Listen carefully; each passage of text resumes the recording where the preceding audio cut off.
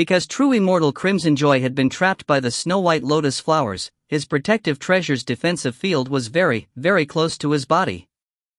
This assassination sword art Ning employed was a type of vibration-based sword art. When he chopped down, a very strange yet incredibly powerful form of energy was transformed into a vibration that not even pure Yang magic treasures could block. The vibration was sent straight into true immortal Crimson Joy's body, and it instantly shattered apart his pure Yang Jindan. From this, one could imagine how powerful Ning's sword attack had been. In truth, someone like true immortal Crimson Joy would have never dared to fight Venomsong's white-faced flood dragon, one of the fiend god armies, or the rain dragon army head-on. Ning was much more powerful than any of the three. How could Crimson Joy possibly resist it? And in truth, Ning was lucky to possess the 9-leaf snow lotus. If it wasn't for the snow lotus binding Crimson Joy, when Ning charged over, Crimson Joy would have fled right away. If Celestial Immortal Black Heaven knew that Ning had used the 9-leaf snow lotus, a treasure which had previously belonged to Black Heaven himself, to cut off the escape path for true immortal Crimson Joy, who Black Heaven had asked to help out, it really would be hard to describe how Celestial Immortal Black Heaven would feel. Seize the momentum. Kill. While he celebrated his victory, Ning didn't hesitate in the slightest as he immediately charged straight towards the closest enemies. There were 3 white-faced flood dragons of the Seamless Gate in that location, as well as a group of Empyrean god golems. They had been assaulting the 5 heaven punishers of the Grand Xia, who per the Xia Emperor's orders were retreating while supporting each other defensively. At this moment, however, everyone had come to a halt. They were all stunned, and the forces of the Grand Xia felt wild joy in their hearts. Not good. Quick, go help out. Go help them. On the Seamless Gate side, true immortal Whitepole and Gatemaster Azure Fox were the first to come back to their senses. They didn't have any time to be astonished at true immortal Crimson Joy's death. They immediately began to give orders. True immortal Whitepole first changed the target of his spell to focus on Ning. The icy solar star that was hovering in the skies behind him began to shoot rays of frozen light towards Ning's charging Heaven Punisher. Whoosh! Whoosh! Whoosh! Cold light flashed in an unending stream. Humph! Ning's Heaven Punisher was bounding barefoot across the land.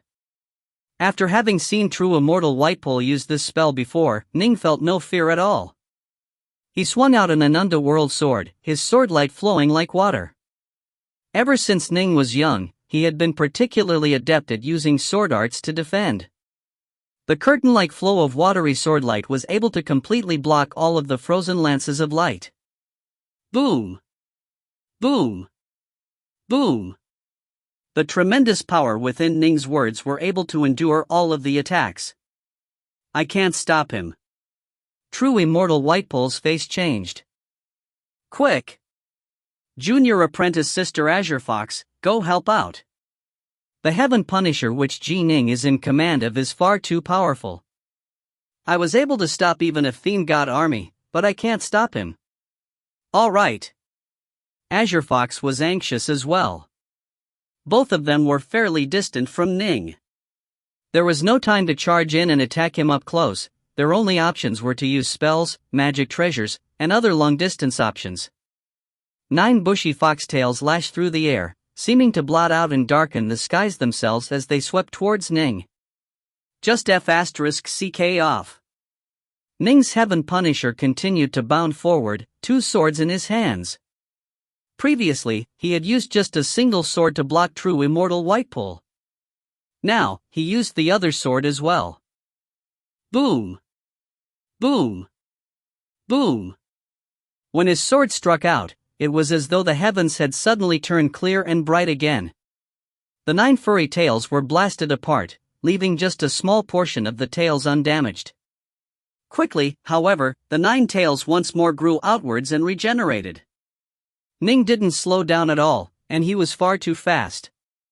The Fiend God armies, the Heaven Punishers, the White-Faced Flood Dragons, the Rain Dragon army, none of them were comparable to Ning's Heaven Punisher in terms of speed.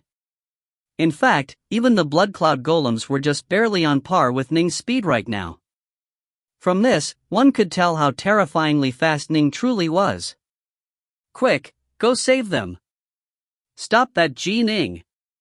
Quick!" True Immortal Whitepole frantically issued the orders. Ning's sudden, explosive increase in power was absolutely capable of changing the outcome of this entire battle. If they weren't able to slow him down and allowed him to just charge forward as he currently was, no army, Empyrean God, or true Immortal was capable of fighting against Ning's Heaven Punisher without assistance. The forces of the Seamless Gate would most likely be destroyed by Ning, one at a time, resulting in a defeat for this entire battle. Thus, they had to focus all of their efforts on stopping him. Whoosh! Swordlight struck out. The 3 white-faced flood dragons were fleeing now, with the 5 Heaven Punishers in hot pursuit, as well as Ning's Heaven Punisher. As Ning's swordlight flew out, the white-faced flood dragon he targeted only had a chance to let out a furious, unwilling roar of defeat. Slash! Ning's longsword chopped straight through the neck of the white-faced flood dragon, sending the head flying.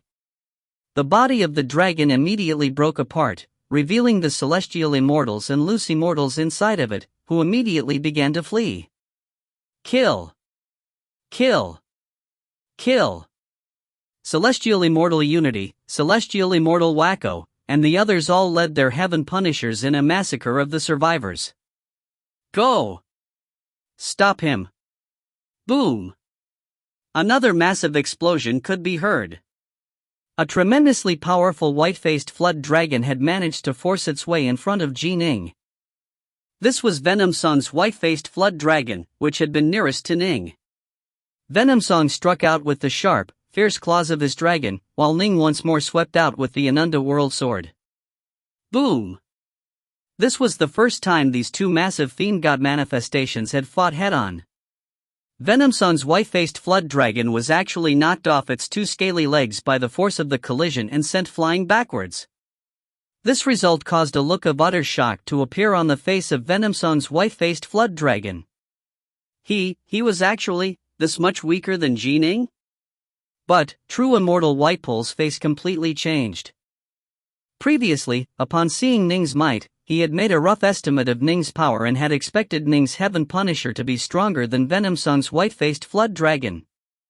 But to actually knock Venomsong's white-faced flood dragon flying like that, this was beyond his expectations. The difference in power was enormous. Slow him down. He had no time to be astonished. True Immortal Whitepole and Gatemaster Azure Fox both focused their spells against Ning, and both their spells were extraordinarily powerful. Ning had to use at least 1 sword at all times to defend against them. With 2 of them joining forces against him, Venomsong's white-faced flood dragon had more than enough time to recover from that blow, then once more charge forward to engage Ning in battle. And so, True Immortal Whitepole, Gatemaster Azure Fox, and Venomsong's white-faced flood dragon all joined forces to just barely stalemate and tie down Ning. Just barely. Ning was still able to charge forward, he was just somewhat slowed down. Retreat! True Immortal Whitepole had an ugly look on his face as he mentally roared the order to his forces. They couldn't allow this fight to continue. They had already lost True Immortal Crimson Joy and a white-faced flood dragon. Ning, all by himself, was able to tie down Whitepole, Azure Fox, and Venomsong. The Seamless Gate no longer had any advantages whatsoever. The Seamless Gate's forces began to retreat. Before this, the Seamless Gate had a significant tactical. After True Immortal Whitepole, Gatemaster Azure Fox, and Venomsong's white-faced flood dragon had joined forces to tie down Ning, their forces were no longer in significant danger, and so they were able to retreat in a very stable, orderly manner. Soon, this sudden, unexpected final battle came to an end. Withdraw our troops. The Xia Emperor's voice rang out as well, once more filled with vigor and willpower. The war for the Grand Xia.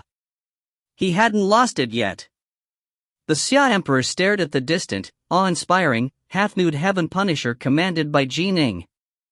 In his heart, he celebrated joyfully, and he even felt a hint of gratitude towards Ning.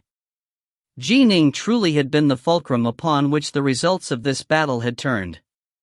Beyond the Three Realms. The seat of awakening for Taofather Crimsonbright. Aside from Taofather Crimsonbright himself, a whole host of Empyrean gods and true immortals were watching the battle scenes depicted within that mirror of light. Good. That's Ning. He just exploded with power. True immortal Crimson Joy just died. He actually died, just like that. Look, he's still charging forward. He's incredibly ferocious, he's just smashing straight through them. The Seamless Gate is panicking now. True Immortal Whitepole and Gatemaster Azure Fox have both used their spells, but they can't stop him. They can't stop him at all. The white-faced flood dragons have started to flee. It's useless. They are too slow. Ning just attacked with his sword, One of them died. Ugh, Venomson's white-faced flood dragon just arrived. This is going to be a bit troublesome. He was just sent flying? The mood had been rather depressed, but now all of the Empyrean gods and true immortals felt their energy levels rising. They were all excited. Some of their homelands and major worlds had already been conquered, after all. Even the ones that weren't conquered yet felt grief upon seeing the Grand Xia fall into such dire straits. If even the Grand Xia had fallen, how could they hope to survive? Most likely, only extremely selfish individuals like Sword Immortal Evergreen, who didn't have any major worlds or territories to worry about, would be completely unconcerned with the results of this battle. How can Ning be this powerful? Can it be that he's become a pure Yang true immortal? He's too strong. His aura is simply. Everyone was sighing in amazement. Who wouldn't hope for a brutal, dominating figure like Ning to appear on their side during a battle? The Xia Emperor's clone just stood there, smiling. Smiling with great happiness. He glanced sideways at the nearby Sword Immortal Evergreen, who had a rather unpleasant look on his face. Evergreen had said quite a few things just now, after all. Fortunately, junior apprentice brother Evergreen, you weren't able to take Ning on as your disciple all those years ago. Otherwise, you really would have delayed his progress, the Xia Emperor sighed emotionally. You? Sword Immortal Evergreen's face sank. He immediately began a retort. He wasn't the sort to easily admit defeat. But suddenly, Taofather Crimsonbright, seated above all of them on his throne, let out a loud, clear laugh. This Ning, good, very good. The words which Sword Immortal Evergreen was just about to spew out became stuck in his throat. He wasn't able to say a single thing. If you find any errors, ads pop up, ads redirect, broken links, non-standard content, etc., please let us know. Report chapter so we can fix it as soon as possible. Book 18, Chapter 25, Requesting Reinforcements. Book 18, Pure Yang, Chapter 25, Requesting Reinforcements. The many Empyrean gods and true immortals below Taofather Crimsonbright looked towards him. Years ago, I once had the chance to take on this Ning as my disciple, but of the three choices that were made available to me, I choose Little Woodpass. Taofather Crimsonbright smiled, seeming to be in an excellent mood. I felt certain that Little Woodpass would have more potential than Ning, but it seems that my vision has grown blurry with age. All of the Empyrean gods and true immortals were speechless. To praise Ning was one thing, after all, he had indeed completely changed the situation in that battle at the Grand Xia. But for the Taofather to say that his vision has grown blurry with age was a bit exaggerated. What sort of a status did a Taofather have? Even if he truly did wish to satirize himself a bit, for him to satirize himself for Ning's sake was quite bizarre. In the end, it was that old friend of mine who had superior vision. Taofather Crimsonbright pointed towards the air, and yet another mirror of light appeared out of nowhere. The images of yet another battle appeared on that mirror, one in which more than 100 Empyrean gods and true immortals were participating in, alongside true dragons, fiend gods, phoenixes, and other mythical beasts.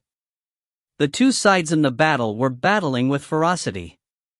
Taofather Crimsonbright said calmly, the final battle between the Winesun Realm and the Seamless Gate has reached the crescendo. Everyone below watched the battle carefully. The Winesun realm was the dozens of major worlds and countless minor worlds ruled over by Taofather Winesun. It was a realm that was not inferior to the Crimson Bright realm at all. The Winesun realm has actually sent nearly 80 Empyrean gods and true immortals into battle. Look, those 18 true immortals have joined together into a 9-songs formation. They must be close to a Taofather in power. They are going quite berserk. Even the Phoenix lineage has descended. This was a great battle, one which was far more vicious than the one the Grand Xia had just engaged in. As the Xia Emperor watched this battle, he suddenly understood everything. Right, as he was feeling misery for the celestial immortals and the loose immortals who had perished under his command, the exalted Taofathers were watching things on a much higher level. During such a violent tempest as this one which had swept the 3 realms, the deaths of celestial immortals and loose immortals simply wouldn't cause too much of a reaction from the Taofathers.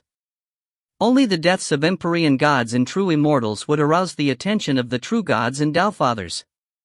In the eyes of the Xia Emperor, his losses had been unsustainably catastrophic. In the eyes of the Taofathers, however, the battle in the Grand Xia had resulted in comparable losses for both the Xia Emperor and the Seamless Gate. Things had yet to reach a truly dire state. This great storm is one which has swept the entire 3 realms. In the end, it will cause many true gods and Taofathers to perish, and to think, I was about to give up so easily? It seems that I've been living a comfortable life for far too long. Just the slightest setback was enough to make me feel despair and a desire to retreat, the Xia Emperor mused to himself. Xiameng. Suddenly, a voice rang out within the Xia Emperor's mind. The Xia Emperor couldn't help but raise his head to look. The speaker was Taofather Crimson Bright. The battle for the Grand Xia has just started, Taofather Crimson Bright sent mentally. The Seamless Gate has only sent a small portion of its forces. The assault is mainly being led by the Gatemaster Azure Fox's Seamless Gate. That is why none of us were in a hurry to intervene. If the Seamless Gate lets it go, then we'll let it go as well. But if they are to summon their forces and attack en masse, then we will assist you. The Xia Emperor instantly grew excited. But of course, if you aren't even able to withstand the limited forces which Azure Fox has brought out from her branch of the Seamless Gate, then you have no one to blame but yourself, Taofather Crimson Bright sent mentally. You can only blame yourself for not working hard enough, for not even being strong enough to force Azure Fox's branch to request reinforcements. Understood. The Xia Emperor nodded. When he thought back. Indeed, he, Xiameng, hadn't been ruthless enough. He hadn't been ruthless enough to his subordinates. He hadn't been willing to let any of his Empyrean gods, true immortals, or heaven punishers to perish. But in a real life and death war, sacrifices sometimes had to be made. The more you tried to ensure that none of your people died, the more likely it was that you would fail. The Seamless Gate, for example, they had essentially sent many of their Blood Cloud Golems into certain death, but the Blood Cloud Golems had been very successful. The deaths of just 8 of those golems had resulted in them slaying a heaven punisher and a fiend god army. This sort of mindset, of going all out even at the risk of your own death, could indeed be astonishingly successful. He hadn't been ruthless enough to himself either. He hadn't been willing to use up a large amount of his own Jindan essence in activating the Grand Xia's World Guard formation a second time, because if he had, his white-robed primal twin wouldn't have been able to recover for a very long period of time. The Seamless Gate needs to engage on multiple battlefronts, fanning the flames of war throughout the entire 3 realms, Taofather Crimson Bright sent mentally. Their forces are limited. Although their intelligence reports provided them with a rough estimate of the power of your Grand Xia and allow them to make some arrangements, they can't waste too much of their power either. If it hadn't been for the fact that 3,000 celestial immortals of the Grand Xia had been seduced into their service, they actually would have been at a disadvantage in manpower compared to you. The highest level members of the Seamless Gate have ordered their subordinates to go all out. You need to go all out as well. Some celestial immortals may die, even Empyrean gods and true immortals may die. So what? This is a tribulation, a true storm. If we can kill 7 or 8 of the Empyrean gods and true immortals of the Seamless Gate in exchange for just losing 4 or 5 of ours, it would be worth it. It would be a great victory. Dao Father Crimson Bright's voice caused the Xia Emperor to feel rather stunned. Killing 1,000 foes while losing 500 allies, this would be considered a tremendous victory. In the midst of a storm, you need to be awakened as to how to behave within it. When the primordial world was destroyed, you were very weak and so did not take part in the battle. You have no idea how terrifying these great storms can be. This is just the beginning, because that old bastard has yet to fully awaken. Dao Father Crimson Bright sent mentally, once that old bastard truly awakens, this storm will reach its crescendo. By then, Empyrean gods and true immortals will be like ants, and a large number of true gods and Dao Fathers will perish. Your disciple erred. The Xia Emperor now completely understood. He had to be ruthless. Ruthless to his subordinates. Ruthless to himself. Only then could he survive this storm. Within the 8 Dragons Cloud City, there was a joyous celebration. The Fiend God armies, Rain Dragon army, and Heaven Punisher armies were all sent back to their quarters. Fellow Daoist Darknorth, it is very rare for me, Floatwater, to admire someone, but I truly admire what you did this day. After the Rain Dragon army was dissolved, a willowy maiden dressed in black armor came flying out from it. She was a pure yang true immortal. Respectful greetings to you, true immortal Floatwater, Ning said. He was still pretending to be a celestial immortal. No need for such courtesy. In fact, in terms of leading and commanding 1,000 celestial immortals and all those loose immortals, you are actually superior to me. True immortal Floatwater gave Ning a close look. To tell the truth, I even suspect that you've already become a pure young true immortal.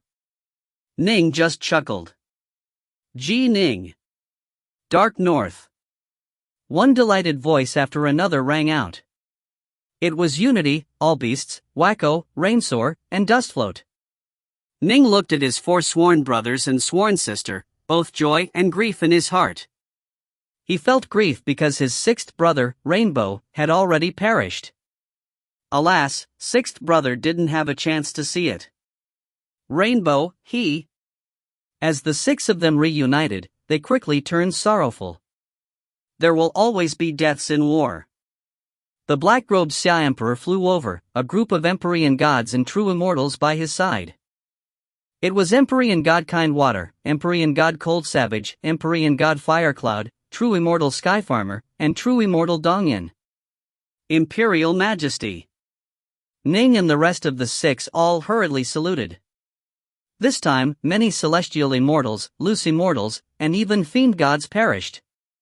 Rainbow was just one of them, the black-robed Xia Emperor said. This is just the start of this great storm. We should all understand that even more of us will die. Ning and the others all understood this point. Subhoodie had spoken to Ning of this as well. These 2 great alliances were both seeking to destroy the other. However, the black-robed Xia Emperor looked at Ning, revealing a smile. Ha, gee Ning, you truly gave me a wonderful surprise. Ha, I had even given an order for us to temporarily withdraw, but who would have thought that you would bring me such a wonderful surprise? You even killed a pure young true immortal. Temporarily withdraw? It most certainly was not.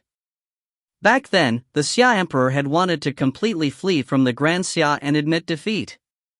Right now, the advantage lies not with the Seamless Gate, it lies with us, the Grand Xia. The Xia Emperor looked at his allies, his laugh loud and clear. Right now, the biggest headache the Seamless Gate has is addressing the question of how to deal with Ji Ning. True Immortal Whitepole, Gatemaster Azure Fox, and Venomsong's white-faced Flood Dragon had to all work together in order to just slightly slow him down. They aren't able to completely tie him down. I imagine that they'd have to send out yet another Empyrean God or True Immortal in command of a white-faced Flood Dragon to accomplish it. Ha ha ha. That would make things much more relaxed for the rest of us. We can slaughter them. The Grand Xia also had the Rain Dragon army, the 2 Fiend God armies, as well as 5 heaven punishers and multiple Empyrean gods and true immortals. The entire atmosphere within the 8 Dragons Cloud City became much more relaxed. Slaying a pure young true immortal was definitely a great success. The Seamless City. The atmosphere here was very gloomy. Crimson Joy died. How could this have happened? The Empyrean gods and true immortals were all gathered within the main palace. Everyone, including true immortal Whitepole and Gate Master Azure Fox, had ugly looks on their faces. Although they had killed a few celestial immortals and loose immortals of the Grand Xia, they had also lost many celestial immortals and loose immortals. Their losses were actually fairly comparable. Most importantly of all, they had lost one of their pure young true immortals. What should we do? The Heaven Punisher under Ning's command suddenly became incredibly powerful. Just now, Whitepole, Azure Fox, and Venom Song's Heaven Punisher had to join forces against him, but he was still able to charge forward. We no longer have enough power to win this war. If this continues, we'll be in danger of actually losing it. As I see it, we need to request reinforcements. Right. Request reinforcements. We don't have enough strength left. The Empyrean gods and true immortals all spoke out in favor. Gate Master Azure Fox, however, had a dark look on her face. She snapped coldly, "Request reinforcements, do you think it will be that easy? The God King has 100 seamless gates which have been assigned to conquer many major worlds. Some of them are now permanently stationed on already conquered major worlds. Every single seamless gate is in desperate need of additional forces, of more power. Who doesn't want reinforcements? But if everyone wants reinforcements, it will be hard for anyone to actually get it." Everyone fell silent for a time. Their alliance's total military power, compared to the Nuwa alliance, was still weaker. Otherwise, they wouldn't have had to use all sorts of enticements and underhanded methods. Fortunately, they had an absolute advantage in terms of intelligence reports. As the saying goes, only when you know your enemy and know yourself can you be the victor in all your battles. In a war, intelligence was tremendously important. It was thanks to their intelligence reports that the Seamless Gate had been able to create so many problems for the Nuwa alliance. In truth, the Seamless Gate's power was already stretched very thin. To request reinforcements? It would be difficult. Last time, the God King had taken out a Dao Fruit of Primordial Chaos for them to deal with the Grand Xia's World Guard formation, but had not given them any additional reinforcements. Azure Fox, things are different now. Ning is a new variable, a major new variable in this equation. Right. Report it to the God King. Ning's display of power had been too great. He had caused the Seamless Gate to sense that if things were to continue, they would probably lose disastrously no matter how hard they fought. Gate Master Azure Fox fell silent. True Immortal Whitepole looked towards her as well. Although he had also taken on the God King as his master, Azure Fox was closer to the God King than Whitepole was, and she was the Gate Master of this Seamless Gate. True Immortal Whitepole was nothing more than the temporary military commander for this campaign against the Grand Xia. Fine. I'll report it to the God King, Azure Fox said heavily. Requesting reinforcements, Azure Fox felt very ashamed for being forced to resort to this. If you find any errors, ads pop-up, ads redirect, broken links, non-standard content, etc., please let us know. Report chapter so we can fix it as soon as possible. Book 18, Chapter 26, The God King's Decision. Book 18, Pure Yang, Chapter 26, The God King's Decision. Within a private room. A single candle had already been lit. A fragrant smoke was drifting about, filling the entire room. Azure Fox was seated in the lotus position, and she slowly closed her eyes, gradually entering the realm of slumber and dreams. Azure Fox appeared within the vast world of darkness. At the center of the world of darkness, a towering figure suddenly appeared atop a towering throne that was at least 30,000 meters tall, a figure that was covered in black robes. You lost? The God King looked downwards calmly, his voice reverberating within the entire world. "Forgive me, God King." Azure Fox immediately fell to her knees. She said hurriedly, "We've already done everything we can, and everything unfolded as we expected, but who would have thought that Ning, who clearly was just a celestial immortal, would become the most powerful force on the side of the Xia Emperor? It is very taxing for us to withstand just his heaven punisher alone. We truly have no other options." The God King just looked at her silently. Azure Fox knelt there, not daring to lift up her head. "I was watching the battle between you and the Grand Xia this entire time," the God King said calmly. "Ning's rate of improvement truly is quite fast, but in addition to that, each of you were cowardly and feared for your lives. Whitepole, in particular, has truly disappointed me. I bestowed a Tao fruit of primordial chaos upon him, but he still wasn't able to gain victory." "Forgive us, God King," Azure Fox said nervously. The God King strummed his throne's armrest with his hand, having fallen silent. Tap. Tap. Tap. The only sound in the entire world was the sound of him tapping against his armrest, and it echoed non-stop within the darkness. Azure Fox didn't dare to make a sound. She knew that the God King was pondering, was deciding. To reinforce them? Or to not reinforce them? 8 Dragons Cloud City.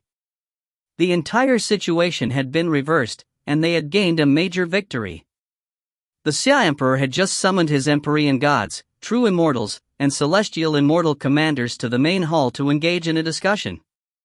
Within the military camp of the Dark North Army. That really felt excellent. I felt so stifled for so long, trapped by those black chains. Immortal Dark North was truly formidable. He actually led us to break those chains apart and kill that so-called true immortal Crimson Joy.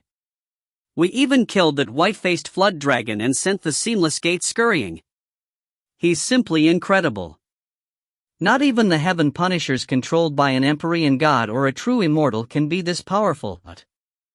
The celestial immortals and the countless loose immortals within the camp all chatted excitedly amongst themselves. The amount of power their heaven punisher had suddenly wielded in the end was incredibly stimulating to them. Rainbow Flame Fairy. Fairy. Upon seeing Yue pass by, all of them were very respectful. They all knew that Yue and Ning were Tao companions, and the bulge in Yue's belly was already quite noticeable. Everyone could tell that she was pregnant. The child within Yue's belly most likely had to be the child of their commander, Immortal Dark North. Naturally, these celestial immortals and loose immortals were extremely careful and respectful of Yue. Yue smiled and nodded towards them, replying with a few pleasantries before turning and entering her residence to prepare some dishes for Ning. A short while later, Ning returned. Senior apprentice sister. Ning entered the room. Yue was carrying a platter of food outside as he entered.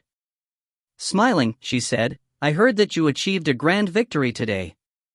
You even killed a true immortal Crimson Joy? You've heard already?" Ning sat down, surprised. "Everyone in the camp is talking about it. How could I not know?" Yue poured some immortal wine for Ning. Ning nodded and smiled. "Right. I was fairly lucky. Without planning on it, I ended up killing true immortal Crimson Joy in one blow. But alas, I was just a step too slow. If I made my breakthrough slightly earlier, our side probably would have lost even fewer forces." When Ning thought of his 6th brother, Celestial Immortal Rainbow, he couldn't help but feel a bit of misery.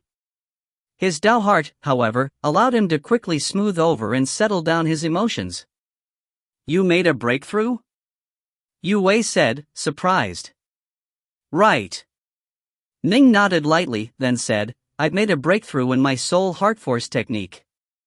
His master, Subhoodie, had instructed him long ago that he was not to casually inform others of his breakthrough to the pure young true immortal level. He was not to tell Yue or Uncle White, who he held complete faith in, about it. If he told a single person, the Seamless Gate would have a chance to find out about it. "You finally made a breakthrough in your soul heart force technique?" Yue Wei said joyfully, wonderful.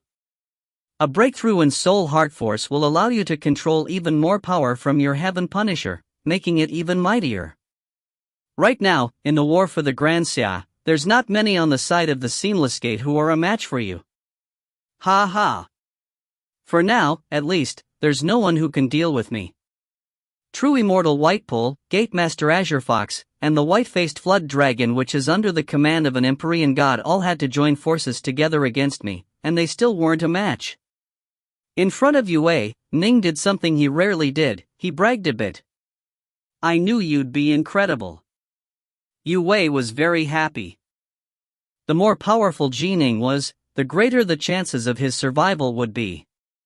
Yue Wei and Ning enjoyed this meal very much.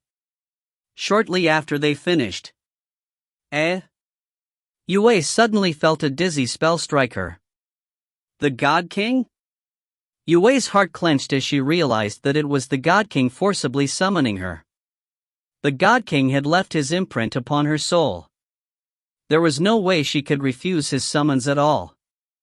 When Azure Fox wanted to reach Yue Wei, she had to wait for Yue Wei to fall asleep first, but the God King could forcibly reach out to her, not needing to wait for her to go sleep. Yue Wei didn't dare to hesitate at all. She immediately said, Junior Apprentice Brother, I'm full. I'm a bit tired, I'm going to take a nap. Go ahead and get some rest, Ning immediately said.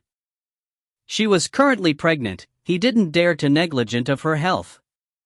Yue Wei moved into a nearby room, lay down on the bed, then shut her eyes. Within a vast world of darkness, Yue Wei appeared out of nowhere, and as soon as she did, she saw that massive royal throne hovering in the middle of the endless darkness, as well as the towering figure of the God King seated upon the throne. She also saw Gatemaster Azure Fox kneeling before the God King. Yue Wei immediately knelt down as well. I prostrate myself before you, God King. Yue Wei, the God King said, the great battle the Grand Xia dynasty just fought against our Seamless Gate, are you aware of it? Yue Wei was somewhat startled. She immediately nodded. I do. The Seamless Gate suffered a major loss, the God King said. The Grand Xia won a great victory. Do you know why the Grand Xia won? Yue Wei hesitated a moment, then said, because of my junior apprentice brother, Ning. She knew very well that the God King had to be aware of all the details regarding the battle. There was no way any of it could be hidden from him. Right. Because of Ning. The God King slowly tapped his fingers against his armrest, a hint of doubt in his voice. How could your Dao companion, Ning, have increased his power by that much? Did he become a pure Yang true immortal? Or is it because he's mastered the heart force techniques which old man Yuan transmitted to him? Your subordinate doesn't know, Yue Wei said respectfully. You don't know? The God King gazed downwards towards her. Yue Wei's heart shook, but she forced herself to remain calm. I believe he must have become a pure young true immortal, the God King said. Yue Wei was surprised. The God King already knew the answer? There is no way you can lie in my presence, the God King said calmly. I've summoned you and asked you simply because I wanted to test you, but in the future, if I ask you for any information regarding the Grand Xia and you dare to hide anything, then I will exile you into the infinity hells. When that happens, there will never be a chance for the child of yourself and Ning to enter this world. Yue Wei's heart shook yet again. This was what she feared the most. The thing she wanted above all else was to survive until her child was born. Forgive me, God King, Yue Wei said hurriedly. The God King just gave her a glance. Whoosh! Yue Wei disappeared into thin air. God King? Azure Fox raised her head to look at the God King with a belly filled with questions. It seems that Ning did not lie to Yue Wei, the God King said slowly. Ning has indeed come up with a soul heart force technique. If he is allowed to grow unimpeded, I'm afraid that the new alliance of the three realms shall soon gain yet another hard-to-deal-with Empyrean god or true immortal. Azure Fox was even more puzzled. Ning told Yue Wei that he made a breakthrough. The God King gave his most devoted of servants an explanation. A breakthrough in a soul heart force technique. However, before this I was concerned that Ning might have been lying. The best judge of whether or not he was lying would be Yue, his Dao companion. She knows him better than any others. If he lied, Yue should be able to detect it. I could sense, however, that Yue also believes that Ning has indeed made a breakthrough in his soul heart force technique. Although Yue hadn't said it, the God King could completely see through all of Yue's thoughts. However, what the God King didn't realize was that Ning hadn't told anyone at all that he had broken through to become a pure young true immortal. Ning had indeed lied to Yue. His heart force was incredibly strong, and so he was able to reveal no flaws at all when lying. In addition, although Yue had some vague guesses in her heart, she still had complete faith in Ning. Ning was the most important person in her life, and so harbored no doubts about his words at all. After speaking with and querying Yue, in the end the God King decided that Ning had to have truly made a breakthrough in heart force. Azure Fox hurriedly said, "That's good. At least he hasn't become a pure yang true immortal yet." Good. The God King gave Azure Fox a sideways glance. You still don't understand what it means for him to have made a soul heart force breakthrough.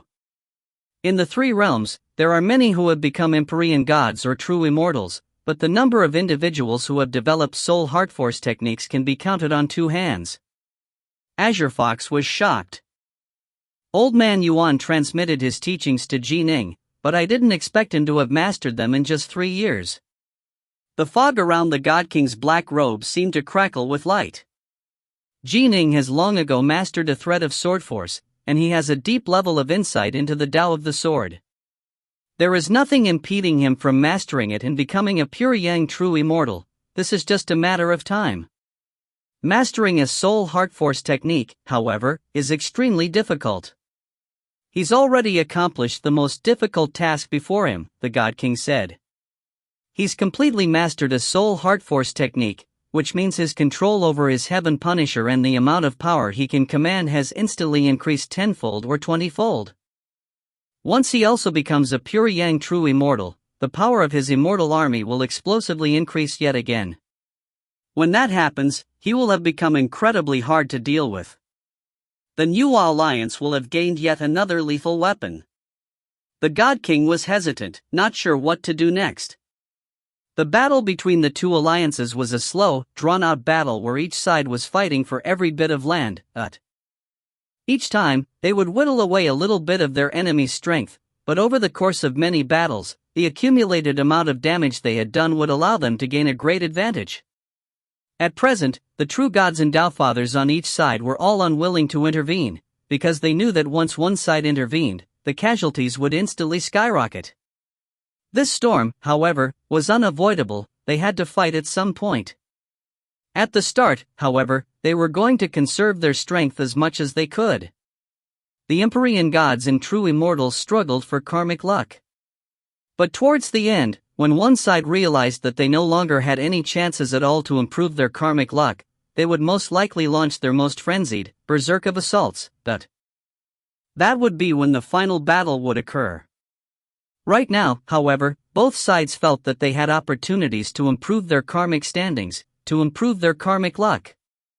If they were able to do so, then heaven and earth would be on their side. And in this battle for karmic luck, some extremely special Empyrean gods or true immortals could be tremendously effective in this regard, such as Lu Dongbin and his 8 immortals of the high caves, or the terrifying divine archers. If Ning was to master a soul heart force technique and become a pure yang true immortal, the army he commanded would be able to become an important variable that had a major influence on the entire war. Time flowed on.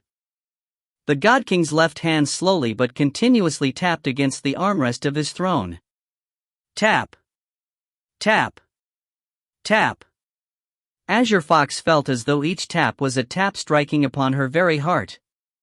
Suddenly, the God King's left arm came to a halt. Azure Fox lifted up her head. She could feel as though the entire world of darkness had just solidified. A flash of lightning seemed to have appeared within the God King's eyes. He said coldly, "Sooner or later, we will need to fight a decisive final battle against Crimsonbright. Then, let this final battle's location be the world of the Grand Xia. Make your preparations. I will summon the power of the fifth world and send them to descend upon the Grand Xia. We'll prepare for a realm war and get rid of Ji Ning at the same time." Realm war? Azure Fox was shocked. Sometimes, the war against a major world would explode beyond one's expectations. The major powers on both sides would constantly reinforce their subordinates, resulting in a massive war which the majority of Empyrean gods and true immortals within that realm would participate in, along with a truly countless number of the realm's celestial immortals and true immortals. This sort of war was known as a realm war. "Hurry up and prepare," the God King ordered. "Yes," Azure Fox said respectfully. She immediately departed from the world of darkness. If you find any errors, ads pop up, ads redirect, broken links, non-standard content, etc., please let us know. Report chapter so we can fix it as soon as possible.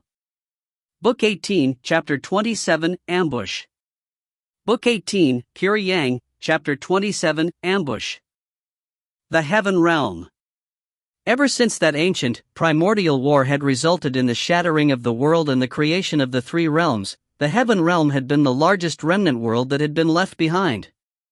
The aura of the Heaven Realm was very similar to that of the aura of the ancient world. In this vast realm, the celestial court merely held partial sway, commanding the eastern reaches.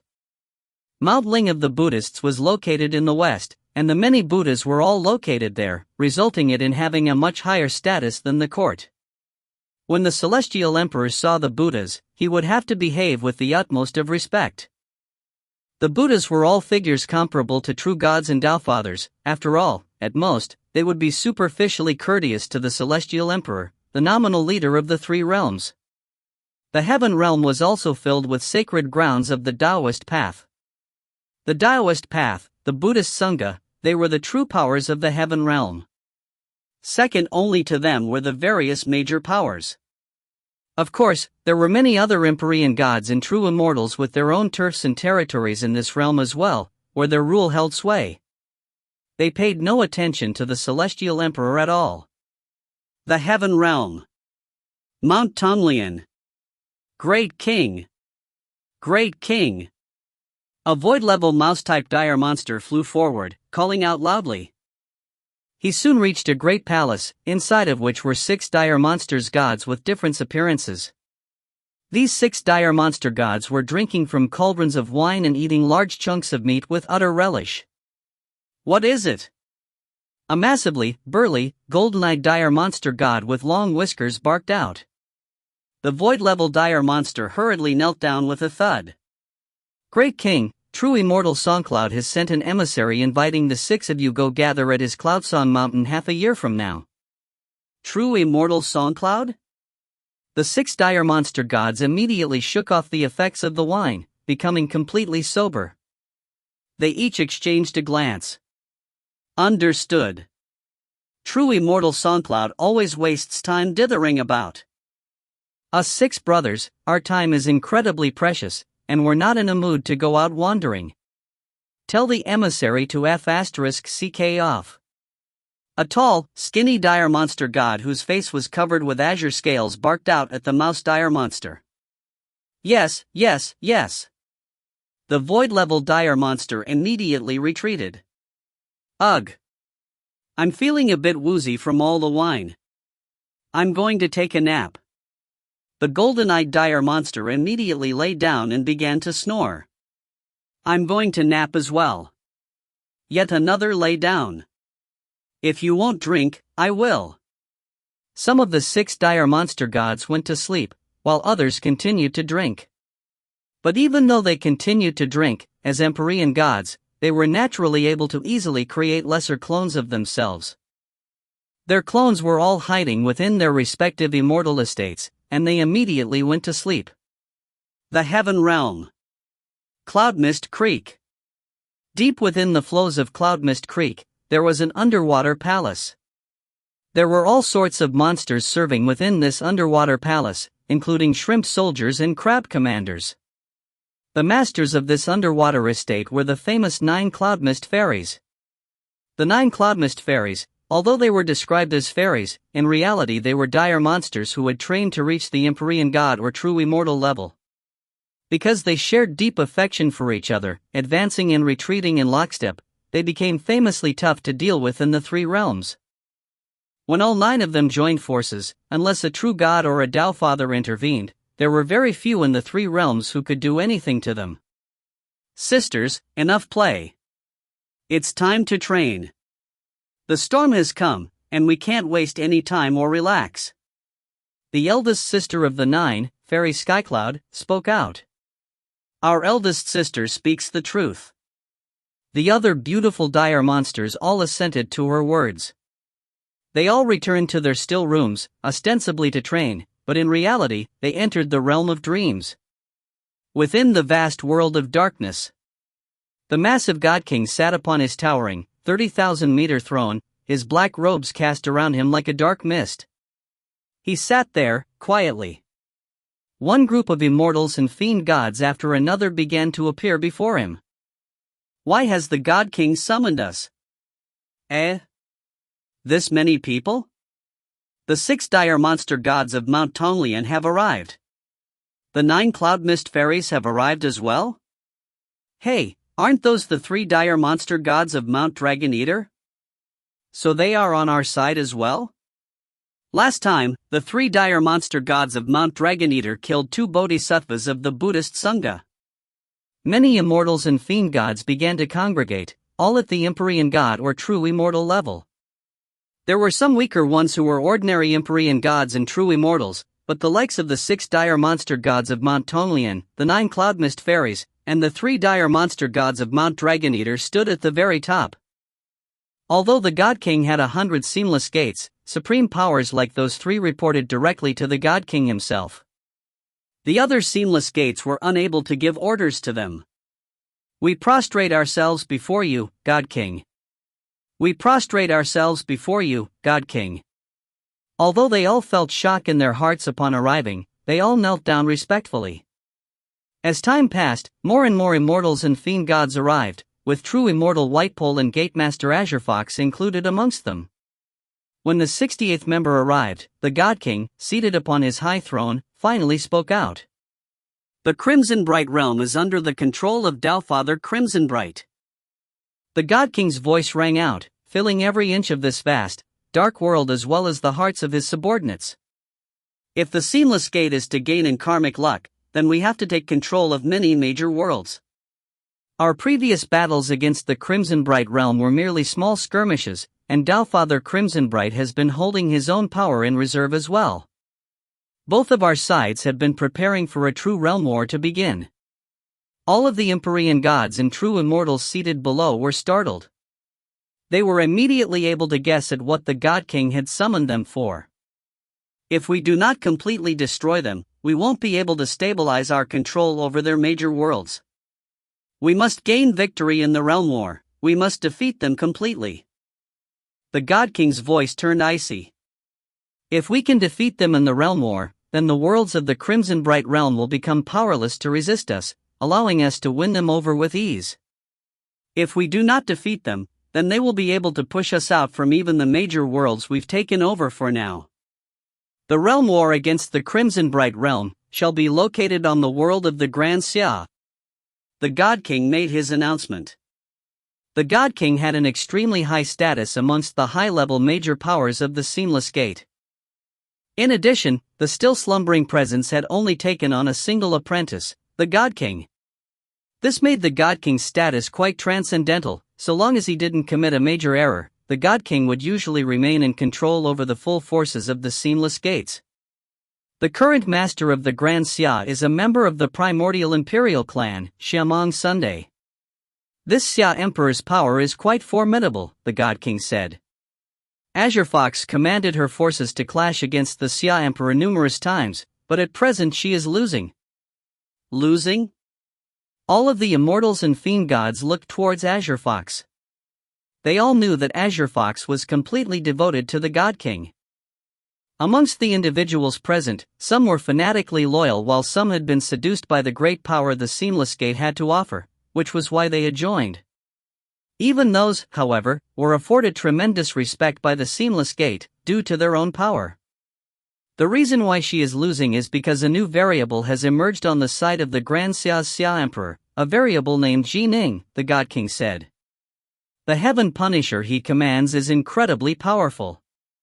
As for exactly how powerful, spend some time chatting with Azure Fox, and you'll all understand. Understood, they all assented. I've summoned you here in such a cautious way because I want you to launch a sneak attack. The God King's eyes flashed with lightning. Sneak attack, dot. Everyone present began to ponder. Right now, the Grand Xia is most likely celebrating their great success. I trust they are planning to completely wipe out Azure Fox's forces, the God King said. After you all assemble at the world of the Grand Xia, stay in hiding, just accompany Azure Fox and the others as they fight. When the time comes, all of you are to appear simultaneously. Wipe out all of the forces of the Xia Emperor. Leave no survivors. Yes. The Immortals and Fiend Gods all grew eager. An ambush? An unexpected surprise. Given their power, they were indeed overwhelmingly more powerful and would indeed be capable of utterly crushing and slaughtering the Xia Emperor's forces. The most important aspect to this ambush is to be careful. No matter what, do not let this information leak out, the God King said solemnly. Some of the major powers within the New Alliance are able to watch the entire three realms. That Subhoodie in particular, he is Ning's master, and is most likely keeping an eye on the war for the Grand Xia. He's also capable of using his dream of the three realms. When he finds out, our ambush will fail. So Ning is Subchui's disciple. All of the Immortals and Fiend Gods were secretly surprised, and they grew even more wary of him. This was because Dao Father Subhoodie was legendary for his ability to teach and train disciples. You have to be careful. For now, gather and remain in the void beyond the three realms, the God King instructed. That way, Subhoodie will not be able to discover you. Then, go into hiding and have the two Jueming Immortals use their proto-cosmic spirit treasure to tear a hole to the void, bringing you straight into Azure Fox's Seamless City. That way, even if Subhoodie discovers the two of you, he'll only think that you are there to provide reinforcements. Everyone below the throne nodded. Indeed. Right now, Azure Fox's Seamless Gate was losing. If she asked the God King for reinforcements, and the God King hadn't decided to initiate a realm war, sending out the two Jueming Immortals as reinforcements was indeed his original plan. Thus, this sort of arrangement made sense and didn't have any visible flaws. Remember, the most important component of this ambush is for it to remain a secret, the God King reminded them once again. Understood, they all acknowledged. All of them were quite eager. They would first wipe out all of the Xia Emperor's forces, including the one named Ning. Then, they would engage in a battle against the army of Daofather Crimsonbright. If they were able to wipe out the Xia Emperor's forces, the realm war would be easier for them to win. The Xia Emperor's forces naturally were completely oblivious that the God King was summoning his forces within the dream world. The Eight Dragons Cloud City. The Xia Emperor was filled with complete confidence right now. He stood in midair as he said in a loud voice, "Everyone, we are extremely close to victory. We need to seize this chance to kill more of the Immortals and Fiend Gods of the Seamless Gate. We are going to expel them from the Grand Xia and make it so that they never again dare to invade. If they choose to fight to the death, then we will wipe them all out. Kill! Kill! Kill!" The countless gathered Immortals and Fiend Gods all roared loudly. Their morale was at an all-time high, and the Xia Emperor was filled with confidence as well. The entirety of Whitepole Commandery was trapped within his formation. Not even greater teleportation would allow anyone to enter this place. The only possibility was if someone forcibly tore a hole through space, but if that was to happen, he would definitely notice. Once he saw any signs that the Seamless Gate was being reinforced, he would ask Father Crimsonbright for help. Father Crimsonbright had promised the Xia Emperor that if the Xia Emperor was able to force the enemy to call for reinforcements, he would definitely help out. Let's head to the Seamless City, the Xia Emperor ordered. Instantly, many grand formations began to take shape within the 8 Dragons Cloud City. One massive, towering heaven punisher after another began to take form, as well as the even more massive Pangu War formations. Although some fiend gods had perished, most were still alive. The 2 remaining Pangu War formations had lent the destroyed one some of their forces, and so they were still able to form 3 of the Pangu War formations. That massively powerful rain dragon swam about in the air above them as well, and the Empyrean god golems were all activated. The most powerful aura of them all, however, belonged to the heaven punisher that wielded 2 massive swords in its hands.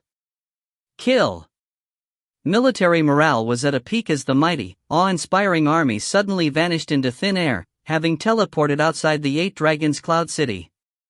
If you find any errors, ads pop up, ads redirect, broken links, non-standard content, etc., please let us know. Report chapter so we can fix it as soon as possible. Book 18, Chapter 28, Father Crimsonbright's Reinforcements. Book 18, Pure Yang, Chapter 28, Father Crimsonbright's Reinforcements. A short while later, Ning and the others returned to the 8 Dragons Cloud City. Back already? Didn't you just go out to fight a short while ago? They were back in the military camp, and Yue was looking towards Ning in surprise.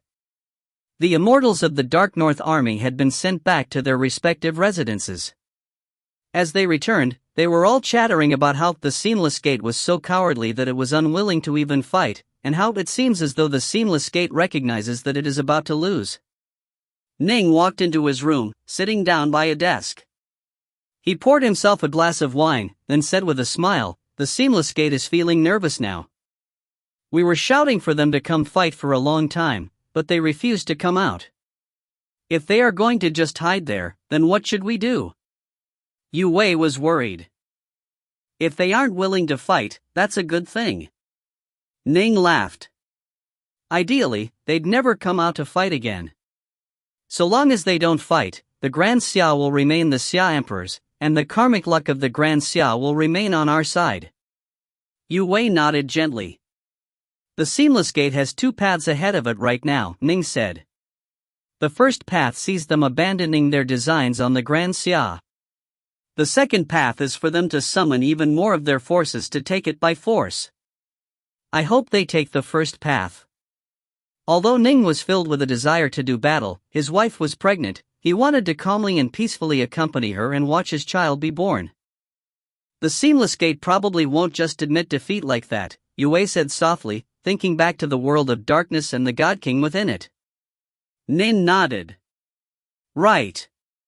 I've only killed true Immortal Crimsonjoy, the Seamless Gate hasn't really been hurt yet. For them to admit defeat right away? The chances of that are very low." Ning reached out to gently stroke Yue's protruding belly.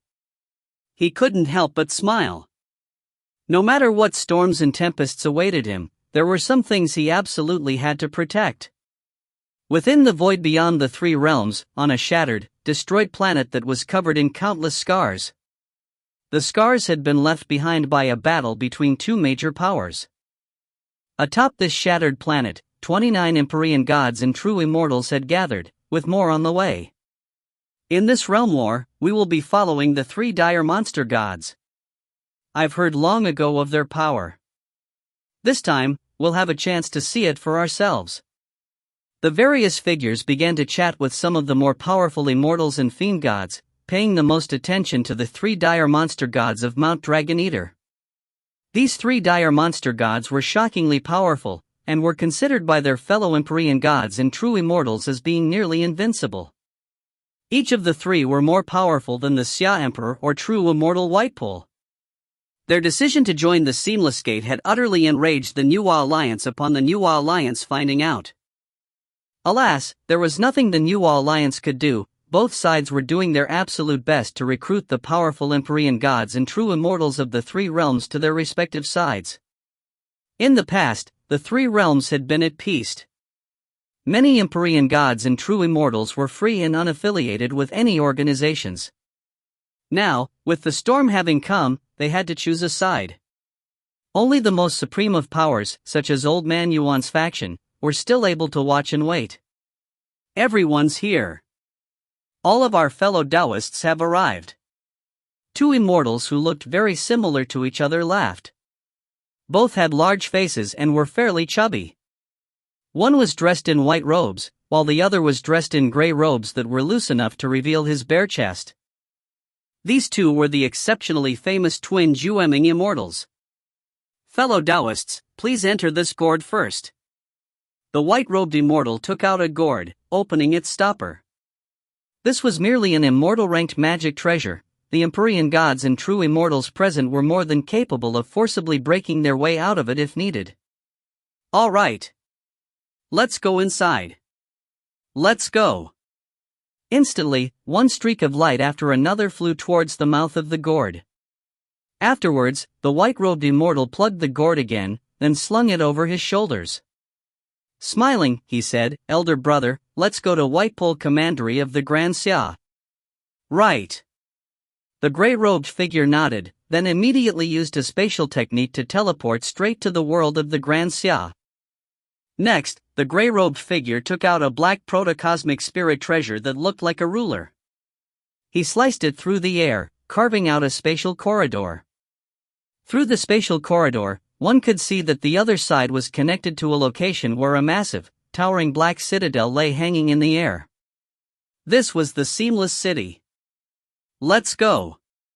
The two Jueming Immortals immediately flew into the corridor. Within White-Pole Commandery, the hovering Seamless City. A spatial tear appeared in the air above the levitating city, and two chubby immortals came out from the spatial tear, flying towards the Seamless City below. Our two fellow Taoists have arrived. Fellow Taoist Ju and fellow Taoist Ming. Gatemaster Azure Fox and true immortal White-Pole all immediately went forward to greet the two, the other Empyrean gods and true immortals right behind them. The likes of the Hallmaster, Empyrean God Beastleaf, and Empyrean God Venomsong all called out in a very familiar manner. So it's the two Jueming Immortals. Now that you two have arrived, fellow Taoists, our side's chances of gaining victory have increased greatly. With your spells by our side, we'll no longer have to fear the Grand Xia. Azure Fox and White-Pole exchanged a few glances with the twin Jueming Immortals. They didn't even send any mental messages. All of them were being extremely cautious, for fear that the New Alliance would find out. If the New Alliance found out, they would lose their chance to ambush their foes. The walls of the Eight Dragons Cloud City. The black-robed Xia Emperor was upon the walls, gazing at the vast wilderness outside and the distant Seamless City as he reflected quietly. Suddenly, space trembled. The Xia Emperor's grand formation had taken complete control over the surrounding million kilometers of space. Upon the twin Jueming Immortals forcibly tearing a path to the Seamless City, the Xia Emperor immediately noticed. The Xia Emperor frowned as he looked towards the spatial tear. Upon seeing the two chubby immortals fly out from the spatial rift, the Xia Emperor immediately understood. The twin Jueming Immortals? It's actually the two of them? The Seamless Gate really views me quite highly. Although these two immortals cannot compare to Ning's Heaven Punisher, their spells are quite formidable. With their spells supporting an army, the Seamless Gate's total combat power will have risen by an entire level. If we continue to fight against them, it's hard to say who would win. The seat of enlightenment of Tao Father Crimsonbright. The Tao Father was seated upon his throne, with dozens of Empyrean gods and true immortals standing before him. They were all staring at the battle scene that was playing out within the round mirror of light in midair. This was the realm war that was occurring within the Winesun realm. Realm wars truly are vicious. This is the third time I've seen a realm war, but I still shudder at what I am seeing. More than 12 of our Empyrean gods and true immortals have died within the Winesun realm. The Seamless Gate has only lost 7. The golems of the Seamless Gate truly are unequaled within the three realms. If they didn't have so many terrifying golems, the Seamless Gate would have lost a go.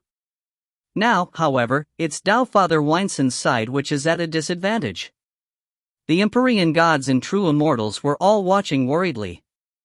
Although this war was going on within the Winesun realm, Doubtfather Winesun and Doubtfather Crimsonbright were in the same alliance, after all. They all hoped that Doubtfather Winson's forces would gain victory. In fact, some of them itched to personally charge into the fray as well.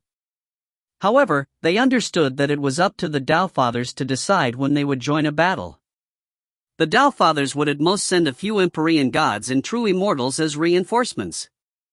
If Doubtfather Crimsonbright sent all their forces, then once a realm war exploded within the Crimsonbright realm, what were they to do? The flames of war had spread across the entire three realms. After all, the Winesun realm was merely one part of it. Miserable. What a miserable sight. All of those who were watching the realm war take place felt their hearts shudder. Almost none of them had ever experienced such a catastrophic, miserable war. Master, the Xia Emperor's clone said respectfully. Doubtfather Crimsonbright looked towards the Xia Emperor. Your disciple just discovered that the Seamless Gates branch in the Grand Xia has just received reinforcements. The twin Jueming Immortals are now with them, the Xia Emperor said. The Empyrean gods and true immortals who had been watching the Winesun realm's realm war all immediately turned their heads. No matter how important that war was, they still cared the most about the events within the Crimsonbright realm. The twin Jueming Immortals? Doubtfather Crimsonbright nodded gently. He pondered a moment, glancing downwards. Who amongst you is willing to go aid the Grand Xia and your fellow disciple, Xiameng, in defeating the Seamless Gate? I am willing. Everyone replied in chorus. In the face of this great tribulation, no one could shirk back at all. Doubtfather Crimsonbright smiled as he looked carefully at his host of Empyrean gods and true immortals. Some had their own major worlds to protect, while others had only sent their clones to this place. Soon, Doubtfather Crimsonbright's gaze turned towards two solitary figures. Snowdance, Evergreen, the two of you shall head to the Grand Xia and assist your senior apprentice brother Xiameng. Yes. Sword Immortal Evergreen and Fairy Snowdance naturally wouldn't dare to disobey, and so they immediately assented to the order. Both of them were solitary figures who were not attached to any worlds. They could be sent to any place where they were needed.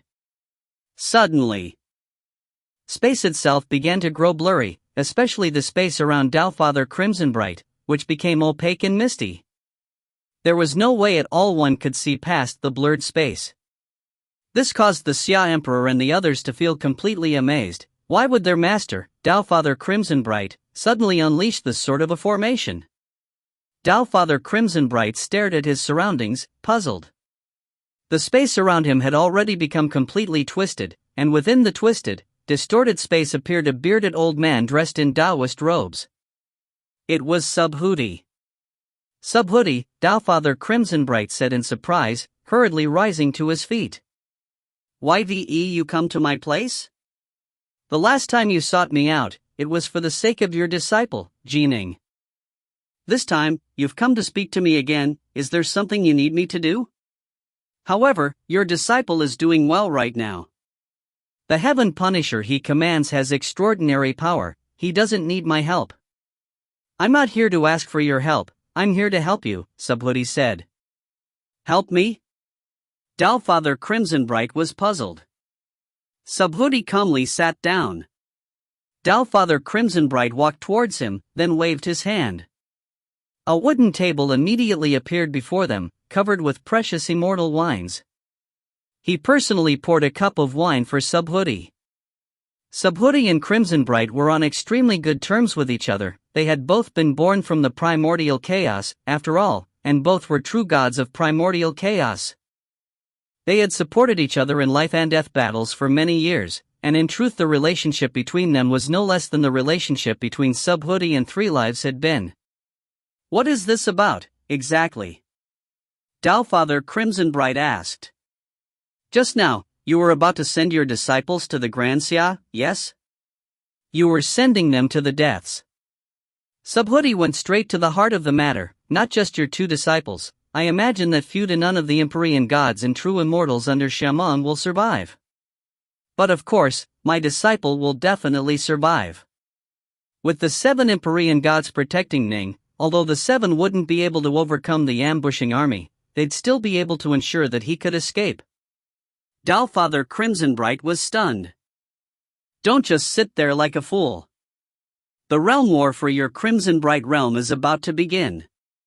All of your disciples and students have to fight for their lives, now. Subhuti let out a sigh, then raised his head and downed a cup of wine. Realm war? Father Crimsonbright shot to his feet, knocking aside his wine cup, splashing wine all over the table.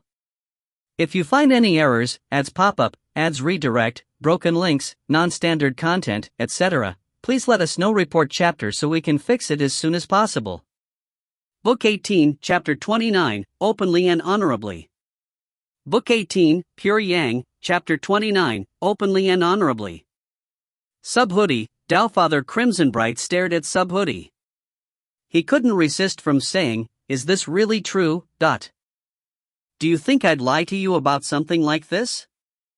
Subhuti sat there, calmly drinking his wine. You shouldn't be so shocked. We've already had multiple realm wars against the Seamless Gate within the 3 realms.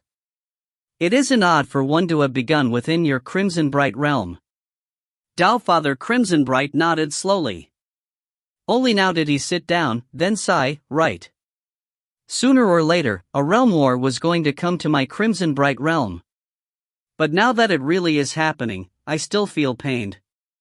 My disciples, my students, they've been by my side for countless ages. They are all like my own children. But now, I'm going to watch them fight within a realm war, watch them die, one by one. Subhuti nodded slowly. He, too, had many disciples. He knew exactly how Crimsonbright felt. They were all born as true gods of primordial chaos, and as such had no actual children. Their cherished disciples were as important to them as actual children were to ordinary mortals. This was amplified by the fact that they would often spend countless ages training and accompanying their disciples, resulting in extremely deep relationships. Perhaps, as major powers, they would have the mental fortitude to watch one of their disciples die without interfering, but when nearly all of their disciples were facing possible death, of course they would truly feel heartache and panic. How many of them were truly willing to suddenly become alone and bereft of all their loved ones?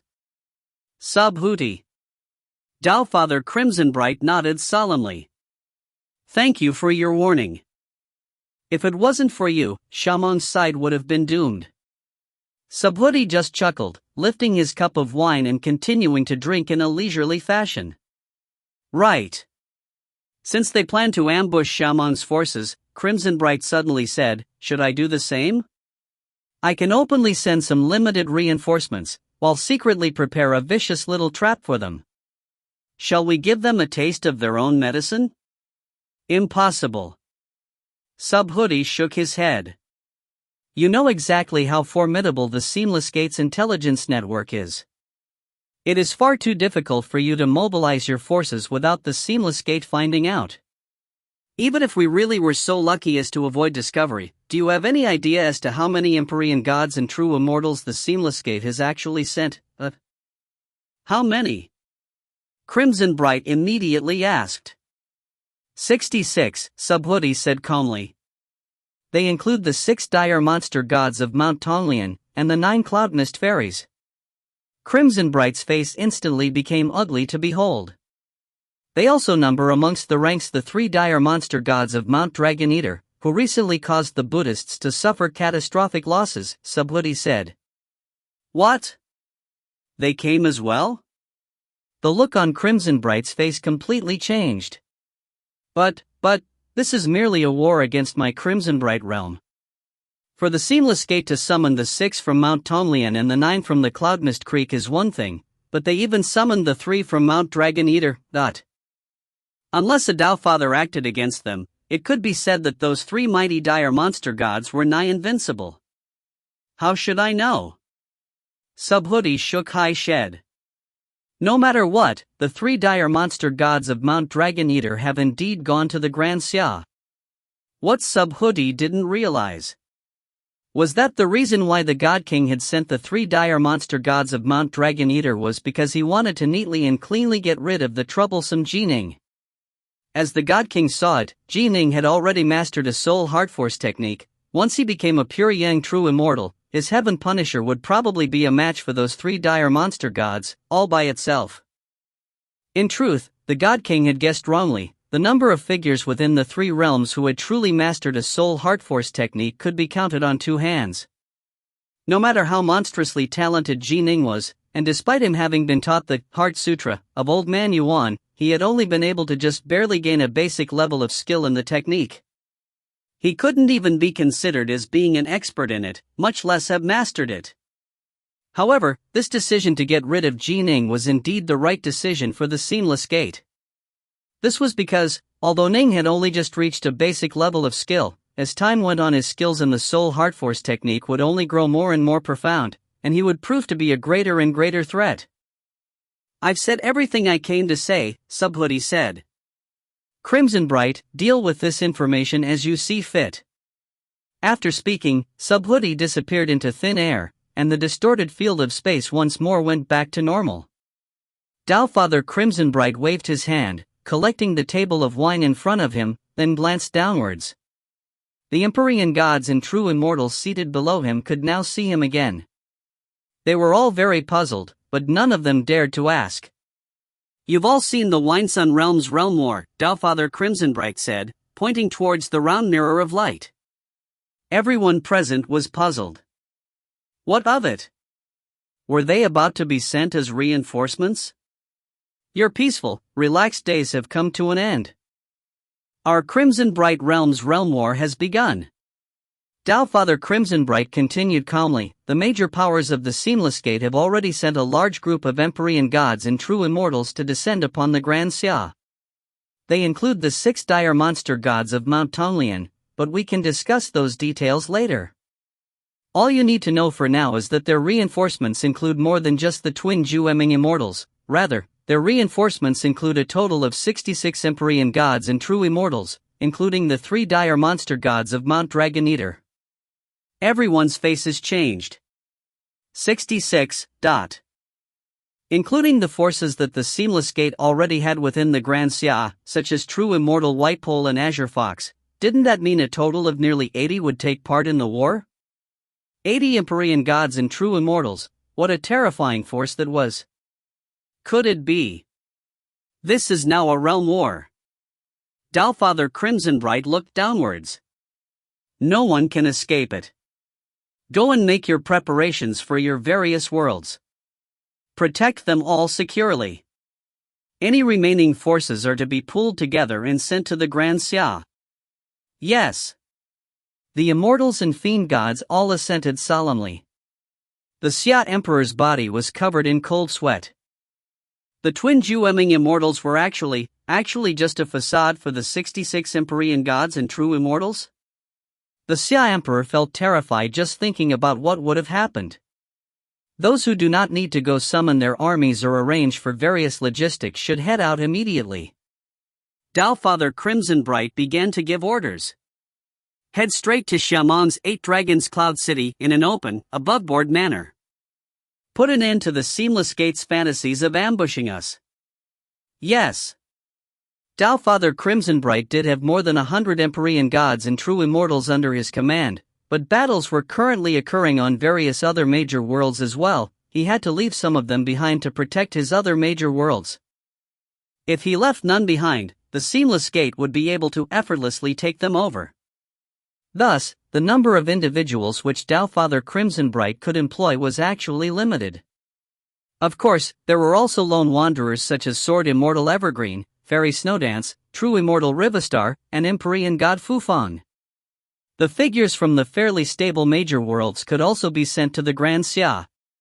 That very day, 26 Empyrean gods and true immortals were sent to the Grand Xia as part of the first wave. The Grand Xia. White Pole Commandery. Outside the seamless city, the black chains continued to rustle as they anchored the city into the void.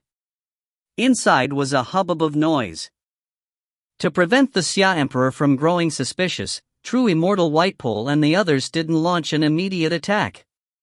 Instead, they had done what they would normally do. They first held a welcoming banquet for the twin Jueming Immortals. The plan was to call out the Xia Emperor's forces after they finished the banquet. If they were too impatient, they wouldn't achieve their desired goals. The more critical things were, the steadier one had to be in handling them. Come, drink. True Immortal Whitepole laughed loudly. Now that the twin Jueming Immortals have arrived, we'll be able to suppress the Xia Emperor's side in terms of supportive spells. The power of our Empyrean God Golems and Blood Cloud Golems will improve greatly, giving us a chance to win. Right. Spells and enchantments can have a huge impact on golems.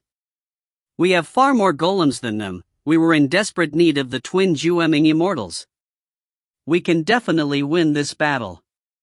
The Empyrean gods and true immortals were laughing and jesting about while drinking. Then, suddenly, all of their faces changed. They could clearly sense the enormous ripples that were being generated through a spatial rift being opened. The spatial rift in question was very close to them, after all. Let's go take a look. True Immortal Whitepole remained quite calm. Wine cup still in hand, he chortled as he rose to his feet.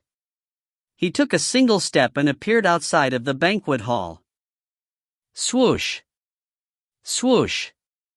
Swoosh! One after another, the experts all left the banquet hall and flew into the air above the seamless city. They stared towards the distance. And in the distance, the 8 dragons Cloud City had appeared. 8 divine dragons were roving around it, giving it an aura that was even mightier than that of the seamless city. A spatial rift had already appeared above it, and one Empyrean god and true immortal after another began to emerge from the rift and fly towards the 8 dragons Cloud City below. These Empyrean gods and true immortals were chatting and jesting with each other, appearing to be quite relaxed. Empyrean gods and true immortals? Those are the Empyrean gods and true immortals under Taofather Crimsonbright. So many. How many have already entered the 8 dragons Cloud City? From the looks of it, there must be at least 20 of them. As to how many will arrive, hard to say. They all had completely different looks on their faces as well.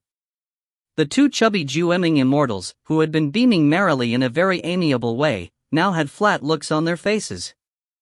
Flames of rage blazed in Azure Fox's eyes as well. As the field marshal, True Immortal Whitepole, who had managed to remain calm up till now, could no longer remain calm. Crack!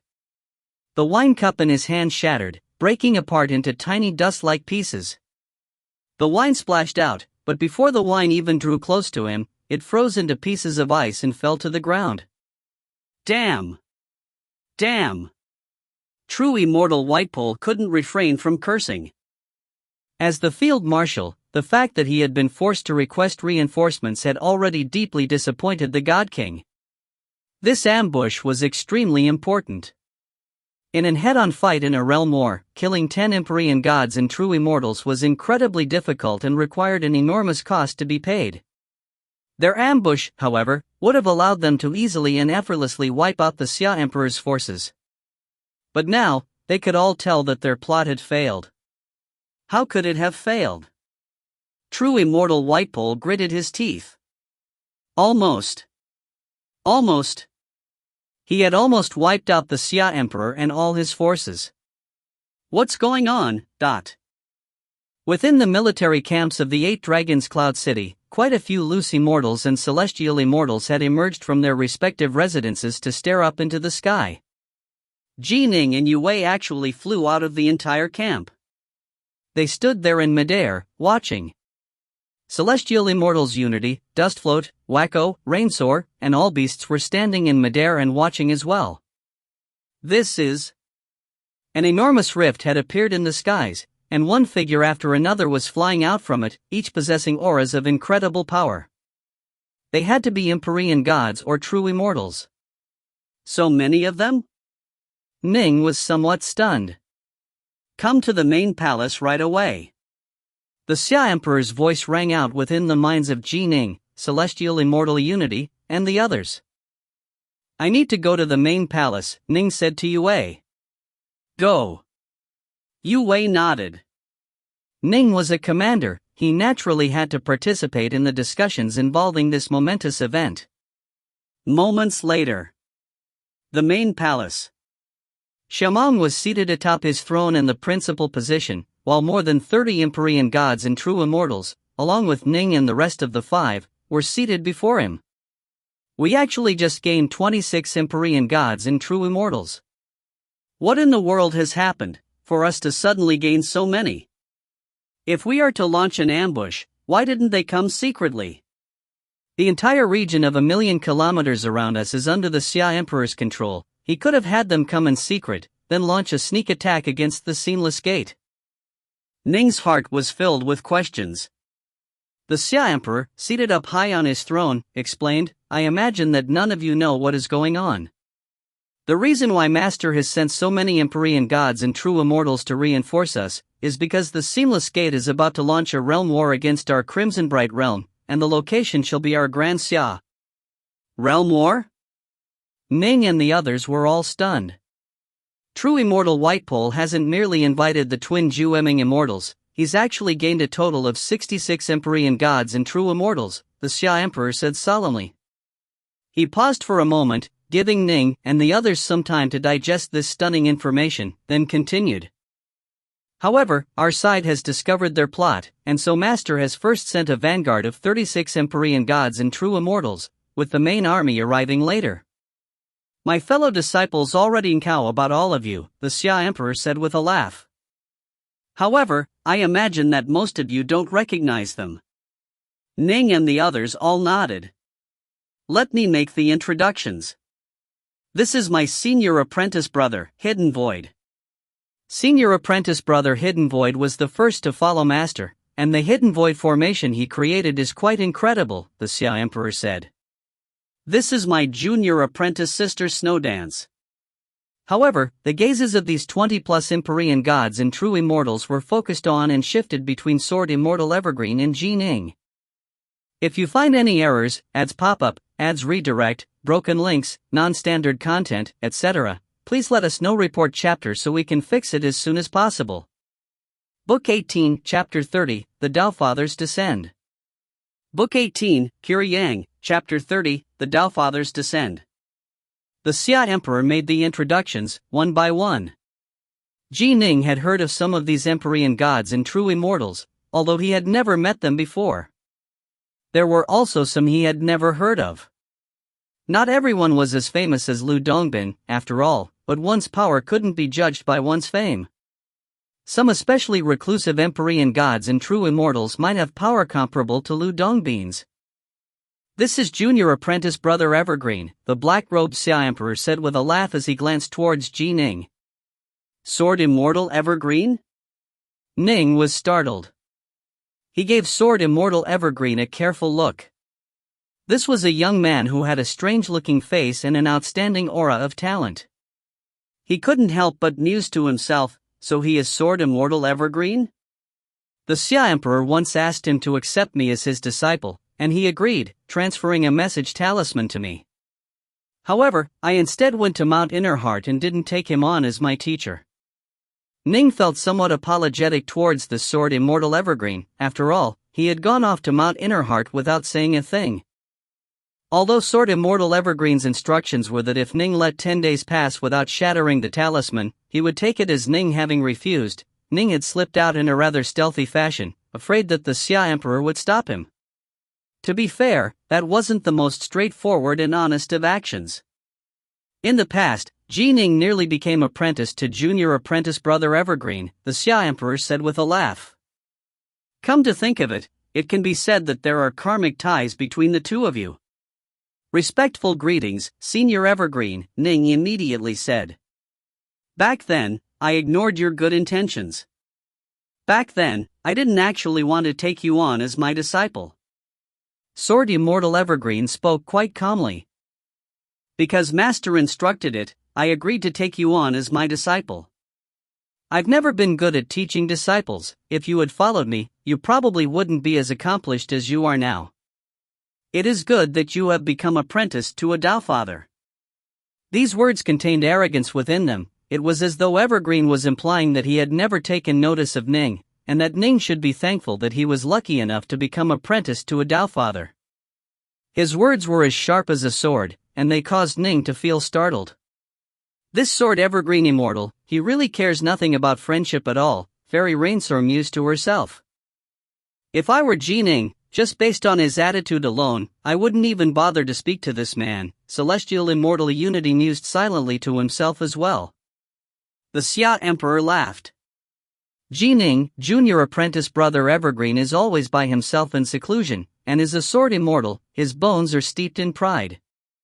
Although his words are often unpleasant to the ear, he doesn't have any ill intentions. Right. My words are indeed unpleasant to hear, I say whatever I wish to say. Sword Immortal Evergreen looked towards Ning as well. Senior, you are a straightforward man. Ning smiled, not saying anything else. There were some people whom you simply couldn't converse peaceably with.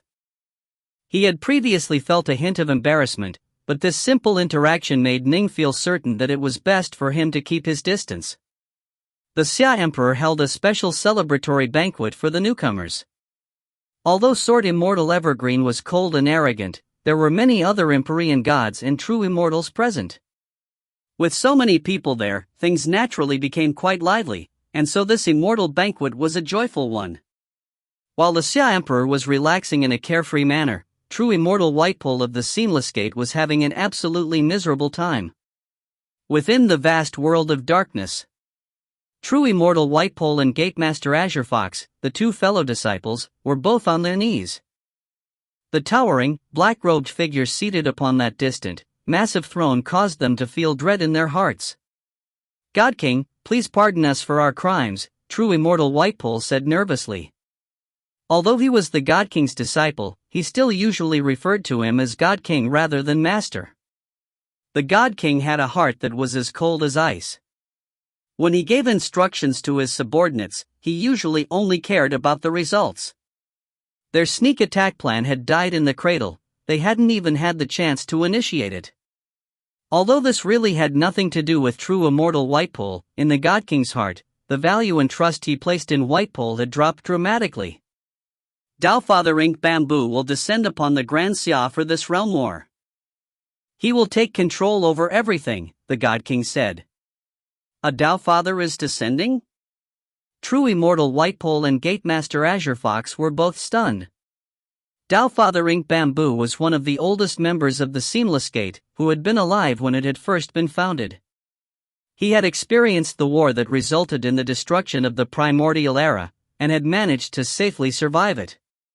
However, since the God King's status was very special due to the fact that he was the sole disciple of that slumbering presence, Tao Father Ink Bamboo was willing to assist the God King. Whitepole, you have deeply disappointed me. There is no way I can possibly let you manage the realm war now, the God King said. Thus, Tao Father Ink Bamboo shall personally manage it. But of course, he won't personally intervene. Once the Tao Fathers begin to personally intervene, it's possible that the end war will suddenly happen, earlier than we intend. If Tao Father Ink Bamboo dared to attack, then the New Alliance's major powers would strike out as well.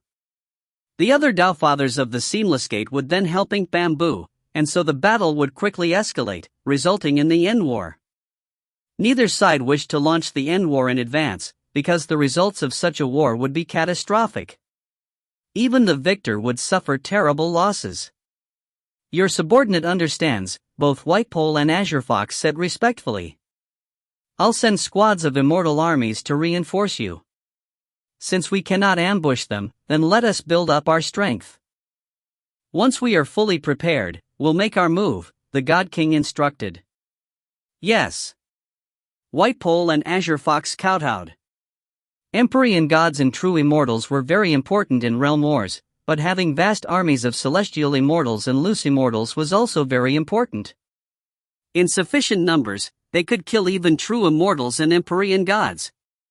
The reason why they had only sent out 66 empyrean gods and true immortals earlier was for the sake of ambushing their foes, thus, they hadn't sent out their armies of loose immortals and celestial immortals. The armies would cause too much of a stir, there was no way to hide such a massive mobilization. Time passed, one day after the other. The 8 dragons Cloud City and the Seamless City both remained there in midair, facing each other. Neither side called out the other for battle. A strange peace had arrived, but this sort of peace caused every immortal and fiend god on both sides to feel as though a terrible storm was pressing towards them. What was coming next was the eruption of a terrifying realm war. Imperial Majesty. Ning was meeting the Xia Emperor by himself. Ning? The Xia Emperor was seated atop his throne, flipping through a few books. Smiling, he said, "Sit." Ning sat down. He couldn't help but ask, "Imperial Majesty, the countless immortals of our 6 heaven punishers are feeling uneasy and nervous. When, exactly, shall we begin our fight against the Seamless Gate? Or shall we have a long-lasting truce? It's best if we can give a clear answer, so as to calm everyone's minds." Fear of the unknown was one of the greatest of fears. "Oh. This is my fault." The Xia Emperor understood. "My clone has been by Master's side at his seat of enlightenment this entire time, helping to make the arrangements for the various armies. I forgot about the many immortals within the 8 dragons Cloud City." Ning looked at the Xia Emperor. "This realm war, the 26 empyrean gods and true immortals that arrived earlier are all people who don't have things tying them down, which was why they were in the first wave. There are others who will be coming as well. Most importantly of all, there are many immortals coming. The number of summoned celestial immortals is in excess of 300,000, the Xia Emperor said. 300,000 celestial immortals? Ning called out in shock. Good heavens! There's nothing to be surprised about. The Grand Xia alone has 10,000 celestial immortals, the Xia Emperor said. Master is in control over dozens of major worlds and countless minor worlds. With so many major worlds embroiled in war, many new celestial immortals have been birthed through their experiences. The Crimson Bright world which Master himself created has a particularly high number of celestial immortals. The total number of celestial immortals under Master's command has to be over 1 million. 1 million celestial immortals? Ning couldn't breathe. However, that's in the past. Even our Grand Xia has seen 3,000 celestial immortals turn traitor, thanks to the blandishments of the Seamless Gate. I imagine that in the entire Crimson Bright realm, at least 100,000 celestial immortals have been induced to join the Seamless Gate. The total number of celestial immortals currently under Master's command is now probably less than 1 million, the Xia Emperor said. Ning agreed. Before the Seamless Gate appeared, the likes of the Young Flame Clan and True Immortal Whitepole were, on the surface at least, subordinate to Taofather Crimson Bright. Once the storm arrived, many lines were drawn. Taofather Crimson Bright's forces had indeed been weakened. Because many other major worlds need to be stabilized as well, it was quite hard for 300,000 celestial immortals to be gathered here, the Xia Emperor said. If we squeezed our resources a bit more, we might be able to summon another 200,000 celestial immortals, but the amount of pressure that would place on the other major worlds of the Crimson Bright realm is too great. Understood. Ning nodded. More than 300,000 celestial immortals, and tens of millions of loose immortals. The Xia Emperor continued, in addition, my elder brother, Taofather Raindragon, has sent some reinforcements as well. Based on what our Taofathers have learned, the Seamless Gate has sent Taofather Ink Bamboo to personally command their forces in this realm war, and so Master will accompany his grand army of 300,000 celestial immortals. He will descend upon the Grand Xia and take personal command of this war. Ning's heart clenched. How terrifying. So this was how a war between immortals was? Both sides would have Taofather commanders and dozens of empyrean gods and true immortals, hundreds of thousands of celestial immortals, and tens of millions of loose immortals. This is a realm war. The Xia Emperor stared at Ning. Both sides are frantically summoning as many soldiers and generals as they can in an attempt to build up as much power as possible before launching the war. Once the war starts, I truly can't even imagine how many immortals are going to die. During this preparatory time period, you need to focus on your training. Ideally, you would become a pure yang true immortal. That way, the immortals under your command will pose a greater threat to the seamless gate. Ning nodded slowly. He did indeed have to start training harder. Although he had already become a pure yang true immortal, he hadn't even reached the expert level in his soul heart force technique. Every day, he had some new insights into the soul heart force technique. Given enough time, his power would continue to increase until the day came for him to reach the level of mastery in it. Upon reaching that level, Ning couldn't even imagine how powerful his Heaven Punisher would be. One thing was certain, by then, the amount of natural energy absorbed by 1,000 celestial immortals and 100,000 loose immortals would definitely be insufficient. He would need more immortals. Calm your mind and enjoy this final period of peace before the Great War erupts anew, the Xia Emperor said, looking at Ning. Once both sides have finished their preparations, I'm not even sure if I will survive that war. If half of the Empyrean gods and true immortals survive, that would be an excellent result. Right. Ning nodded. Ning spent the following days with his wife while diligently training in his soul heart force technique. The full attention of both his true body and his primal twin were focused on the soul heart force technique, because it was this technique that would allow him to reach a high level of power as fast as possible. All the immortals within the 8 Dragons Cloud City knew that these were the final days of peace they would see. The realm war was coming.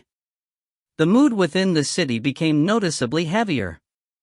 New Empyrean gods and true immortals were constantly descending upon the 8 Dragons Cloud City, until finally, one day. Boom! The entire world of the Grand Xia seemed to shudder. Ning had been seated in the lotus position with his eyes closed, focusing on the soul heart force technique. He immediately charged out and flew into the skies, and right away he saw that in the air above the black seamless city, an utterly enormous spatial corridor had appeared. A tall, skinny man whose unbound hair seemed to gleam with infinite darkness stepped out from the spatial corridor, entering the Grand Xia. He looked rather ordinary, but he radiated a halo of infinite darkness. Behind him appeared an enormous, swaying bamboo stalk that was 30,000 meters tall, causing Ning and the others to feel a sense of oppression. Ning, a pure yang true immortal, still felt a sense of oppression. One could only imagine the nameless dread which celestial immortal unity and the others felt. Tao Father. Ning immediately recognized what this individual had to be. If you find any errors, ads pop up, ads redirect, broken links, non-standard content, etc., please let us know. Report chapter so we can fix it as soon as possible. Book 18, Chapter 31, Military Strength. Book 18, Pure Yang, Chapter 31, Military Strength. Tao Father Ink Bamboo? Upon seeing the titanic, swaying bamboo stalk, Ning instantly guessed at who this was. There were only so many major powers within the 3 realms. If the man hadn't shown off his trademark, Ning wouldn't have been able to tell, but since he did, it became an easy guess. From what he had heard, Tao Father Ink Bamboo was famous for being unkillable. His true body was that of a stalk of inky green bamboo that was filled with boundless vitality. By relying on his special life techniques, he had managed to survive even the great tribulation that had destroyed the primordial era. That must be Tao Father Ink Bamboo. Just looking at him from afar makes my heart quiver. That halo of darkness around him, I can sense that if I touch it, I'll definitely die. This is the first time I've seen a Tao Father. A Tao Father who controls a heavenly Tao. I truly wonder how powerful Tao Fathers really are. The entire 8 Dragons Cloud City was filled with discussions. Loose immortals made up the vast majority of the population within the city. After all, when Tao Father Crimsonbright had summoned his million celestial immortals, the celestial immortals of the Crimsonbright realm had seen him in person, broadening their horizons. The countless loose immortals, however, they truly didn't have a chance to see Tao Fathers in person. This time, however, they saw Tao Father Ink Bamboo. I heard that Tao Father Crimsonbright will descend as well, for the sake of this realm war. I wonder what Tao Father Crimsonbright looks like. Everyone was filled with eagerness. 3 months after Tao Father Ink Bamboo descended upon the Grand Xia, Tao Father Crimsonbright descended as well. On that day, the Xia Emperor had summoned Ning and the others to respectfully await his arrival. Even the solitary, arrogant sword Immortal Evergreen was behaving with complete decorum. Boom! Suddenly, the entire world shook once more. And then, an unbelievably massive chasm appeared within the skies above them, many tens of thousands of meters long. An azure-haired old man strode out from within it. Taking a single step, he entered the 8 Dragons Cloud City. Master! Tao Father! The Xia Emperor was the first to call out respectfully. After he did so, Ning and the others all bowed respectfully. A single glance, that was all it took for Ning to form a deep impression of Tao Father Crimsonbright in his mind. Tao Father Crimsonbright was a very old, very solemn and silent individual. Looking at him was like looking at an ancient tree that had existed for countless ages. Tao Father Crimsonbright swept the host with his eyes, his gaze falling upon Ning. Subhutis always had a strange disposition. He's clearly taught an entire host of students, but he doesn't command them to fight with him, instead letting them remain scattered across the 3 realms. This young apprentice of his, Ning, clearly has tremendous potential, and Subhuti clearly cares about him deeply. And yet, Ning is now following me instead of him.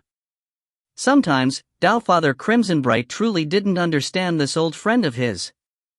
Subhuti had a very strange disposition. Or perhaps it could be said that he was excessively detached. He clearly had a large group of extremely powerful disciples. If he gave the order, Subhuti's many disciples would flock to his banner, immediately resulting in the creation of a force that was as powerful as the 4 ancestors of the river source. If Subhuti truly put all of his resources into building up such a force, it would probably become even more powerful than the forces of the 4 ancestors of the river source. And yet, Subhuti had no intentions of commanding his disciples at all. Tao Father Crimsonbright didn't understand. None of the major powers of the 3 realms understood. The feeling which Subhuti gave many of the major powers of the 3 realms was that of mysteriousness, and so he was acclaimed as the most mysterious Tao Father of the 3 realms. Rumble! After Tao Father Crimsonbright descended under the Grand Xia, the massive chasm in the skies above remained open. A throng of immortals began to flood in through the massive chasm in an awe-inspiring stream. The flood of immortals seemed endless. They flew out from the chasm, then flew straight towards the 8 Dragons Cloud City. One great immortal army after another.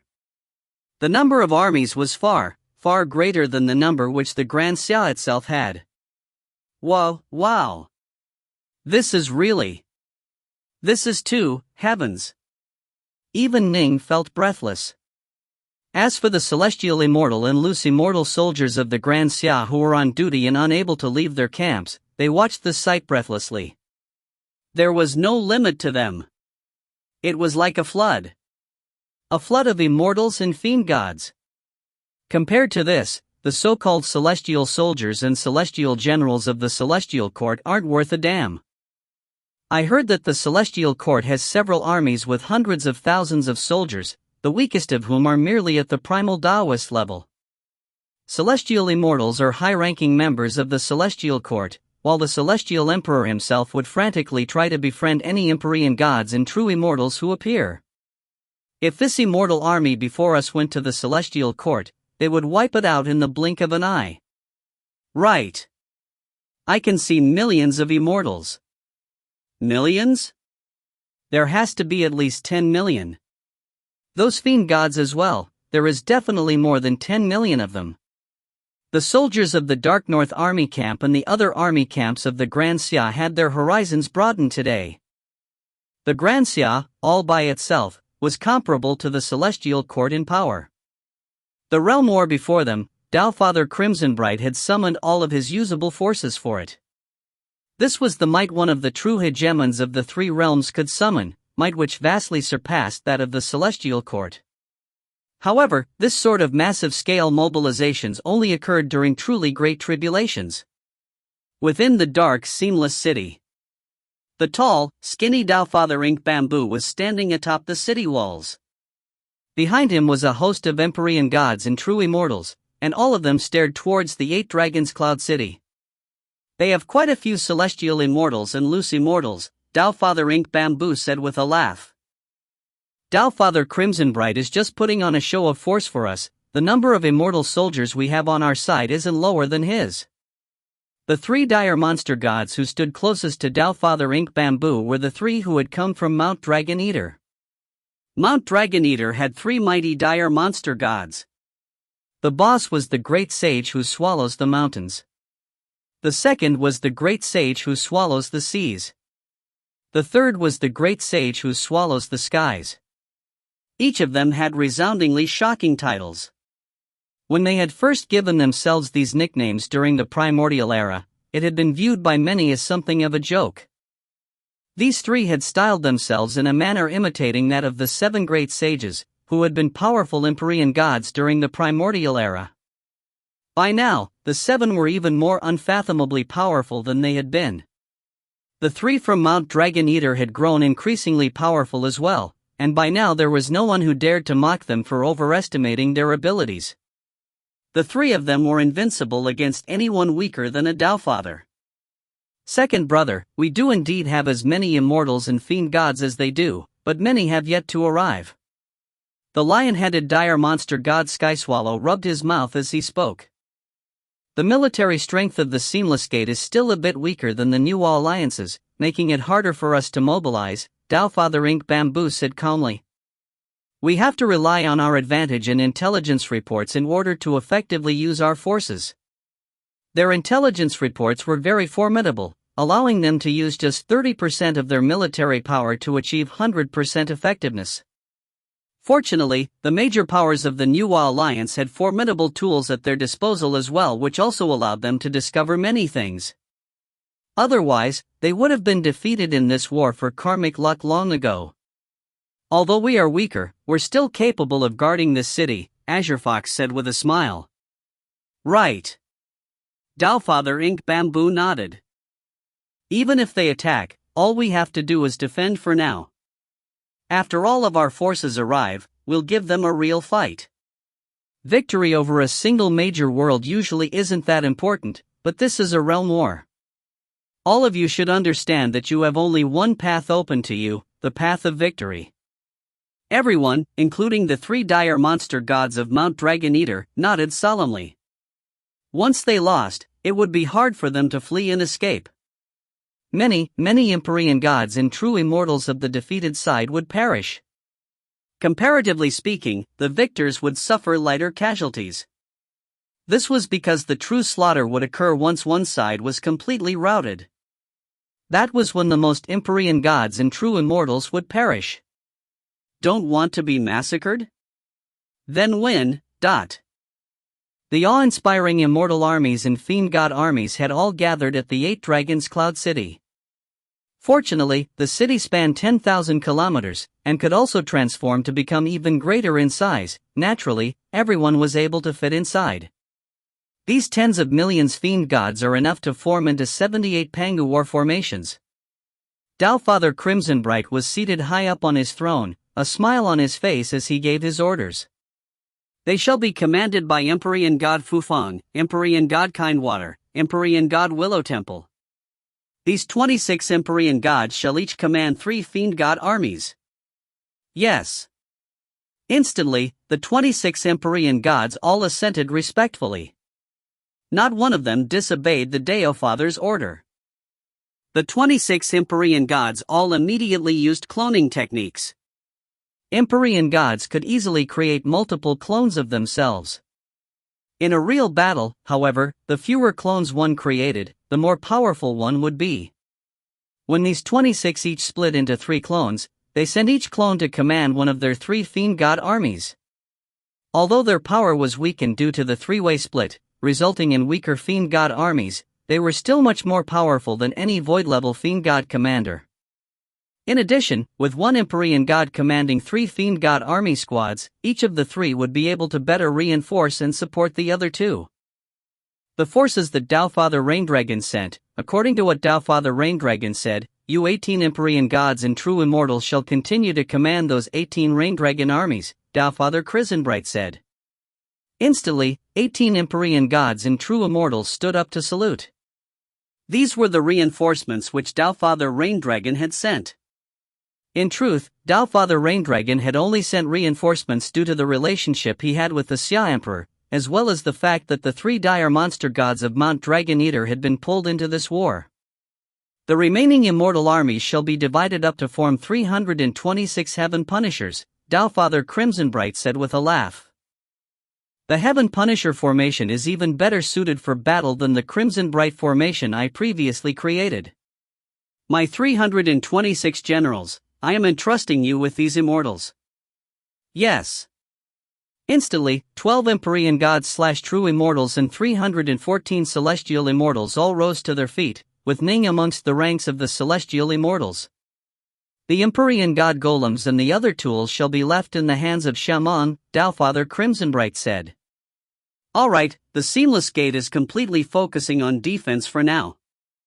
I imagine they will need some time to gather all of their forces. I expect that the Great War will begin within a year. Previous commanders of the Crimsonbright formation need to quickly become familiarized with the Heaven Punisher formation. Now, all of you can leave. Yes. Everyone rose to their feet, then departed. Even the Xia Emperor departed. As soon as he left the main palace, he mentally sent to Ning, Ning, Master gave me a special order. He told me to place an extra 2,000 celestial immortals and 200,000 loose immortals under your command. Ning was puzzled. This way, you'll have a total of 3,000 celestial immortals and 300,000 loose immortals under your command, allowing you to form into an even more powerful Heaven Punisher, the Xia Emperor said. You are perfectly suited for your role as the commander of your Heaven Punisher. Naturally, you need to be given more celestial immortals and loose immortals, but the perfect Heaven Punisher formation involved a commander, 9,000 celestial immortals, and 810,000 loose immortals. Fine. Ning smiled. If the Xia Emperor hadn't raised it, Ning was planning to do so himself. This was because Ning had made some additional improvements in his Soul Heart Force technique during this temporary ceasefire. He was now able to control 100% of the power of a Heaven Punisher formed from merely 1,000 celestial immortals and 100,000 loose immortals. If you find any errors, ads pop up, ads redirect, broken links, non-standard content, etc., please let us know. Report chapter so we can fix it as soon as possible. Book 18, Chapter 32, War Erupts. Book 18, Pure Yang, Chapter 32, War Erupts. I'll send the immortals to your army camp right away. You need to quickly accustomize yourself to commanding 3,000 celestial immortals and 300,000 loose immortals. The power of your Heaven Punisher will increase yet again. Perhaps, at a critical moment in the war, I'll have to rely on you to save my life, the Xia Emperor laughed. However, you have to be careful. The most outstanding tree within a forest is often the first to be felled. You'll most likely suffer attacks from many members of the Seamless Gate. Understood. Ning nodded. Ideally, you should keep some power hidden in reserve. If you suddenly unleash it at a critical moment in a battle, you can have a major impact on the course of the war, the Xia Emperor reminded. Right. Ning smiled and nodded. He hadn't even told his master, Subhuti, that he had become a pure young true immortal. By now, he had already created the 12th stance of the 3-foot sword, a stance which encompassed the entire Tao of the sword. However, he had never before displayed this technique, nor had he spoken to anyone of his improvements in Soul Heart Force. Time flowed onwards. 9 months passed in the blink of an eye. Ning was seated in the lotus position within a private room inside his residence. The pure yang Jindan within his body was swollen with golden light, and its luster had become an even denser color. A series of ripples were currently emanating from his Jindan, ripples caused by the merging of his soul into it. The invisible, untouchable power known as heart force was constantly sending commands to his soul. He was meditating non-stop on the soul heart force technique. When meditating, he would often meet with many puzzling problems. Ning would either ponder them alone, or compare them to the information he had in the Heart Sutra, in the hopes that he might be inspired. There naturally were differences between Ning's technique and Old Man Yuan's technique, but they sprang from the same foundation and had certain similarities. This was of assistance to Ning in terms of speeding up his meditations. Everyone, the seamless gate is prepared for battle. The Xia Emperor's voice rang out by the ears of the Empyrean gods, true immortals, and commanders. The 8 Dragons Cloud City was the protocosmic spirit treasure of the Xia Emperor. He was able to send out these messages with ease. Prepared for battle? Startled, Ning immediately came to a halt. Whoosh! He pushed open the door to his private room, then walked out. Yue gave Ning a puzzled glance. Why have you ended your training so quickly? The war is about to start again, Ning said. Right now? Yue's face completely changed.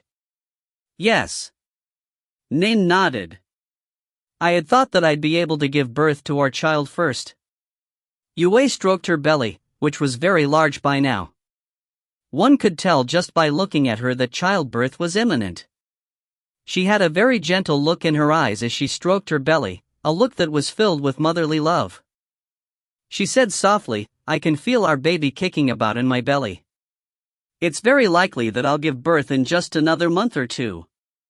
I, too, was hoping that the war would only start after our child was born. Unfortunately, that's not up to me, Ning sighed. You have to take care of yourself. Don't push yourself too hard. We have an absolutely massive immortal army, while you are just one man. Yue looked at Ning. I know. Ning nodded. Forget about him. Even if the 7 Empyrean gods all came out, they would most likely only be able to have a small, localized impact on the realm war. The 300 heaven punishers alone were comparable to 300 Empyrean gods in power. Don't worry about me. I have to go now. Ning immediately turned and walked towards the outside. Yue had a look of worry in her eyes as she watched Ning leave. A realm war. No matter how much faith she had in Ning, she still felt fear in her heart. You have to survive, Yue murmured softly to herself as Ning left. Dark North Army, assemble. Ning's voice rang out, shaking the entire Dark North Army camp. Whoosh! Whoosh! Whoosh! Instantly, the voices of hundreds of thousands of immortals could be heard as they called out their assent and started to join into formation. Of all the formations that were in the airspace of the 8 Dragons Cloud City, the utterly massive Pangu war formations were the most eye-catching. Although there were only 78 fiend god armies, their formations took up more than half of the available space. Next to them was a total of 324 heaven punishers, each one 30,000 meters tall and clad in nothing more than fur loincloths. Around them flew the sinuous rain dragons. There were also many Empyrean god golems as well as some Empyrean gods and true immortals. The seamless gate is no longer focusing exclusively on defense. Ning stood there in midair, staring at the scene outside. The distant battlefield now held ancient, towering god beasts, fiend gods, and many powerful golems. There were also many Empyrean gods and true immortals. They looked small and unremarkable, but they absolutely could not be underestimated. The army outside had already summoned so much natural energy from heaven and earth that the distant skies had turned dim, with dark clouds filling the skies. The Tao Father has arrived. Tao Father. Ning immediately noticed as Tao Father Crimson Bright appeared in the distance. Instantly, the massive armies that were hovering in the air above the 8 Dragons Cloud City became completely silent. Tao Father Crimson Bright swept his gaze past each and every one of them. This, he said calmly, his voice carrying a terrifying desire for battle, is the war between my entire Crimson Bright realm and the Seamless Gate. There is no way to avoid, no way to escape this battle. Our only choice is to face it head-on. If you want to survive, then there is only one path forward, to completely wipe out the Seamless Gate. Either we perish, or the Seamless Gate perishes. Dowfather Crimsonbright now had a terrifying look in his eyes, a look of murder. Even the elderly-looking Dowfather Crimsonbright had a savage side to him, at a time like this. Only those who had experienced that ancient war of the primordial era would truly understand that there really was no way out of a great tribulation like this. Even figures as powerful as the four ancestors of the river source would eventually have to choose an alliance, once the final end war came. Anyone who tried to avoid the war would be assailed and killed by both camps. Neither side would allow any true gods or Dowfathers to stand aloof and potentially mop up the survivors. Two sides. Only one side could survive. Go forth and conquer. Dowfather Crimsonbright finally gave the order. Kill them all. Kill them all. Kill them all. Kill them all. Countless angry roars shook the skies, causing the ground itself to tremble, as though the world was about to burst apart. In the past, these immortals may have been as graceful as the wind and as pure as the clouds. Now, however, they had all become as savage and berserk as demons. In the past, they may have enjoyed limitless lifespans, allowing them to roam about in a leisurely fashion, wandering the three realms and making new friends. In the face of this storm, however, the murderous impulses that lurked deep within the bones of the immortals and fiend gods would be completely unleashed. This was a great war of two opposing paths, of two opposing Daos. For me to live, you had to die. This was more than just a war, it was a struggle for survival. Rumble. The massive armies shot through the skies, flying outside. As for the Seamless Gate's forces, they stood in perfect formation, waiting and watching coldly as the Crimsonbright Realm's forces came forth. The awesome presence of these armies was enough to cause the celestial immortals and loose immortals to quiver in terror. In the end, however, they were nothing more than tiny chess pieces, just parts of a greater formation.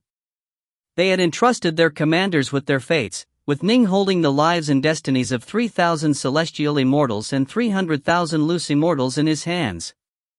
Ning's personal prowess, in turn, made it so that each of his soldiers were extremely respectful towards him. Boom boom boom boom boom boom boom boom boom boom. One heaven punisher after another descended, landing on the ground and causing it to tremble violently.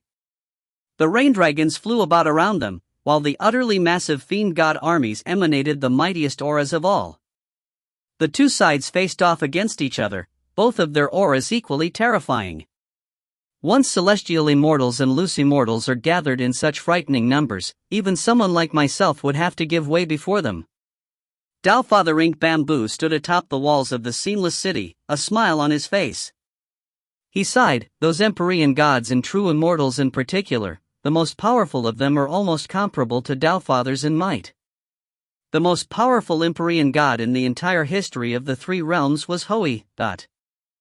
Perhaps there were some other monstrously talented Empyrean gods who were able to give Dowfathers a fight and live to tell the tale, but when Hoi was an Empyrean god, he had actually killed a Dowfather. Of course, Hoi eventually broke through to become a true god himself, at which point his reputation and his power grew to an even more incredible level. He was publicly acknowledged as the #1 divine archer of the three realms, and he came up with the systemized heart force archery technique known as Hoi's archery. This was the one and only heart force technique that was completely systemized, allowing anyone to train in it. The techniques which Ning had come up with, for example, were only suitable for himself to train in. There was no way he could teach it to someone else, no matter how hard he tried. Old Man Yuan, in turn, had simply provided Ning with the sum of his own personal experiences, allowing Ning to benefit from them in coming up with his own ideas. Alas, this great divinity Hoi, who had caused the entire three realms to quiver in terror during the primordial era, had completely vanished. Crimsonbright? Dowfather Ink Bamboo stared into the distance. Dowfather Crimsonbright stood there atop the distant walls of the Eight Dragons Cloud City, staring towards the seamless city. These two Tao Fathers stared at each other from afar. As their gazes met, it was as though a streak of black light had suddenly clashed against a streak of azure light, causing space itself to tremble. "Crimson Bright, long time no see," Tao Father Ink Bamboo said. "Indeed, long time no see. Only, it would be better if you died and I never saw you again," Tao Father Crimson Bright said coldly. Everyone on their side, be it Subhoodie or Crimson Bright, felt nothing more than the utmost of enmity towards the Seamless Gate. This sort of enmity had existed from the earliest of days. This was why Subhoodie, Crimson Bright, and the others were so utterly enraged that Old Man Yuan was just watching without choosing a side. As Subhoodie and the others saw it, he shouldn't have even hesitated to stand with the Nuwa Alliance. "Me? Die? I, Ink Bamboo, specialize in staying alive. During those bygone years, when I followed His Majesty, we nearly wiped you out." Tao Father Ink Bamboo sighed. Alas, in the end, Nuwa actually broke through to Pango's level. Otherwise, you would have been doomed. Now, the storm has risen once again, and this time, you won't be able to escape it. You true gods, you Tao Fathers, all of you will die. None of you will survive. Quite arrogant of you. Back then, the primordial world was shattered, Maiden Nuwa made her breakthrough, the Lord of all living things was slain, and even your king was forced to merge himself into the heavenly Das and transform himself into part of them to survive. Even if he's awakened, so what? He's still merely a part of the heavenly Das, restricted and bound by them at all times, unable to be truly free. Tao Father Crimson Bright laughed coldly. He's no longer the king he once was. His Majesty remains His Majesty. Tao Father Ink Bamboo smirked. Now that the storm has arisen, I trust that you can subconsciously sense the way in which the river of destiny is flowing, and that you understand that there is no way to avoid this storm. His Majesty will move in concert with the Tao of the heavens in aiding our seamless gate in wiping you all out. Wiping us out is the will of the Tao of the heavens? Tao Father Crimson Bright laughed coldly. What a joke. If the Tao of the heavens wished for us to perish, then why engage in a battle for karmic luck? Tao Father Ink Bamboo was startled. He then shook his head, no longer saying anything. In his heart, Tao Father Crimson Bright felt regret. The Seamless Gate was still able to maintain some degree of contact with their ancient king, and so they knew many secrets. Tao Father Crimson Bright wished to suss out some of their secrets, but alas, the Seamless Gate was very cautious, only revealing information which the Nuwa Alliance already knew. One thing was for certain, the Nuwa Alliance was going to fight for every scrap of karmic luck they could. Afterwards, they would wipe out the Seamless Gate in the end war. The ancient, slumbering king of the Seamless Gate was very terrifying, but in the end he was now nothing more than a part of the Tao of the heavens.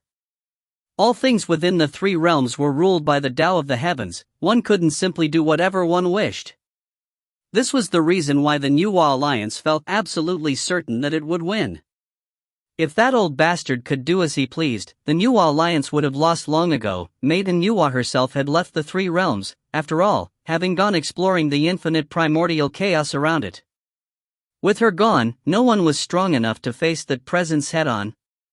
Fight for more karmic luck. Win this war for karmic luck, no matter what the cost. The more karmic luck we have, the more the Tao of the heavens will support us. That old bastard is being restricted by the Tao of the heavens, and so the amount of aid he can provide the Seamless Gate will be lessened as well. Tao Father Crimson Bright swept the vast enemy army with his gaze. These countless immortals and fiend gods were all here for the sake of karmic luck. Only by winning this war could the countless geniuses of the world, such as Ning, be able to survive this great storm, because they had chosen to stand with the Nuwa Alliance. If they lost their karmic luck, and if even the Tao of the heavens stood on the side of the Seamless Gate, it was likely that they would lose the final end war, at which point Ning and the countless immortals and fiend gods would all be wiped out and exterminated. Attack! Tao Father Crimson Bright's voice rang out by the ears of Ning and every single commander. Ning and the others all felt their blood begin to surge and boil. Their eyes instantly turned red with battle lust. Attack! Instantly, the awe-inspiring armies began to charge forward. More than 300 heaven punishers bound forward on bare feet, charging towards their foes. As for the great armies of the Seamless Gate, they too let out an earth-shaking howl, kill! They too charged forward. Fiend gods, terror beasts, awe-inspiringly large armies, the world was filled with them.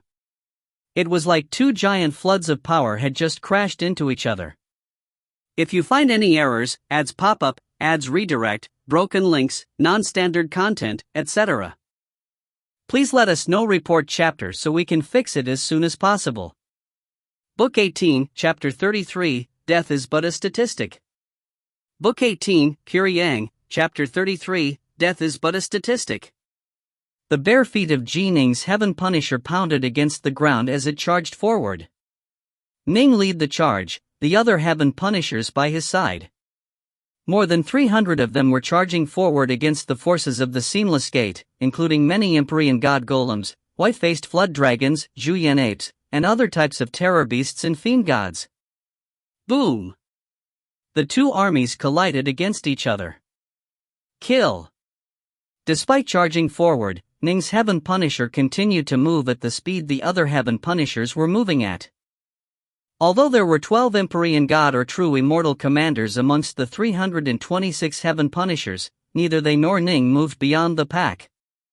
Once the two armies collided, however, Ning and the 12 all exploded with full power, their speed and their strength increasing dramatically. That one is Ning's Heaven Punisher. Careful! The forces of the Seamless Gate were naturally able to recognize Ning, but there was no way for them to avoid him on this vast field of battle. The only choice was to take him on. A Julian ape, completely covered with white fur and with red feet, bellowed and charged forward with a similarly ferocious aura of power, pushing past the other terror beasts and becoming the first to bar Ning's path. If he dares to block me, he must have at least a bit of power behind him. This is most likely a Julian formation commanded by an Empyrean god or a true immortal. This is the first clash in the Realm War, with both sides striking each other head-on. Such a chaotic battle is the perfect chance to render military merits. A savage light flashed through Ning's eyes, and the top-grade pure yang splitter in his hands instantly transformed into an utterly massive shield. The headless Heaven Punisher held the shield in its two mighty arms and continued to smash forward. The burly Julian ape was shocked. How sly of Ning! I am a pure young true immortal with many marvelous spells, in skill and technique. I'm naturally vastly superior to him. Although I've heard that Ning's Heaven Punisher is very powerful, if he was to use sword arts, I trust one could tie him down for at least a short period of time. If I can do that, the other members of the Seamless Gate will have arrived to assist me. But he instead chooses to ram forward with a shield. My only option is to take him head-on. Still, even if we are competing in raw strength, I'm in command of 1,800 celestial immortals and many loose immortals. I don't believe I can't beat him. Julian apes were incomparably savage and strong as well. Roar! The Julian picked up a shield and also charged straight forward towards Ning. The two great figures, each holding a giant shield, rammed straight towards each other, their footsteps causing the earth to tremble. Boom! The two shields collided. What? How can he be so strong? He's even stronger than Azure Fox and White Fox claimed him to be. The Julian ape felt a terrifying, irresistible surge of energy push straight towards him.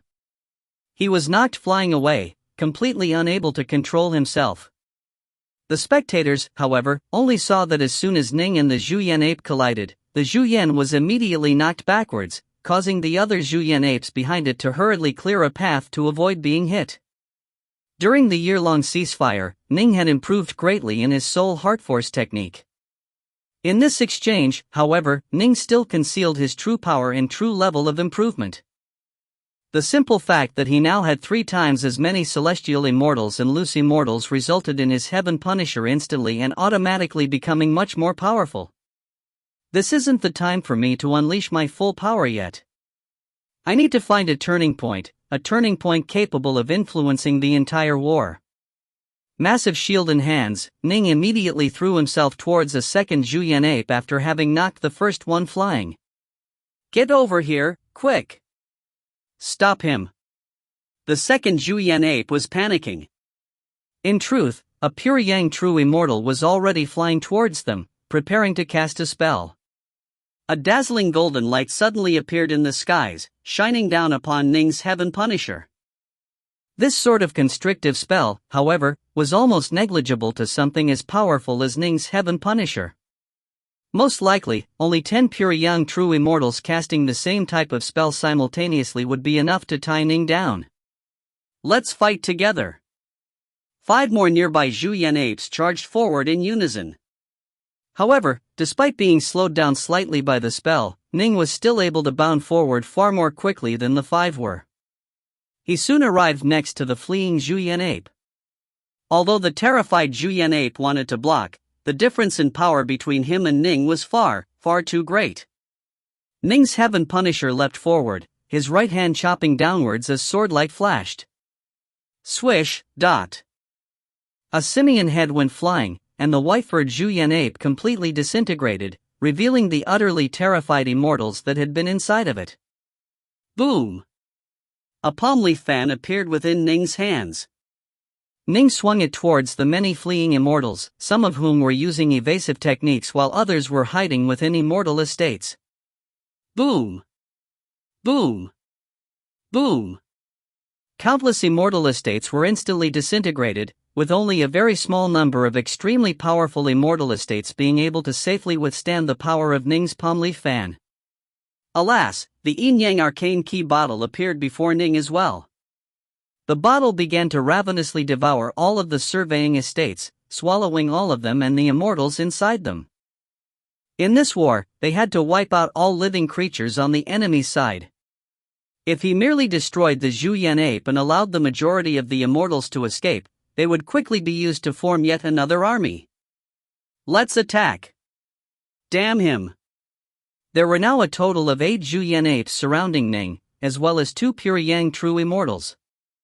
In truth, in a battle like this, both sides would quickly end up in a deadlocked quagmire.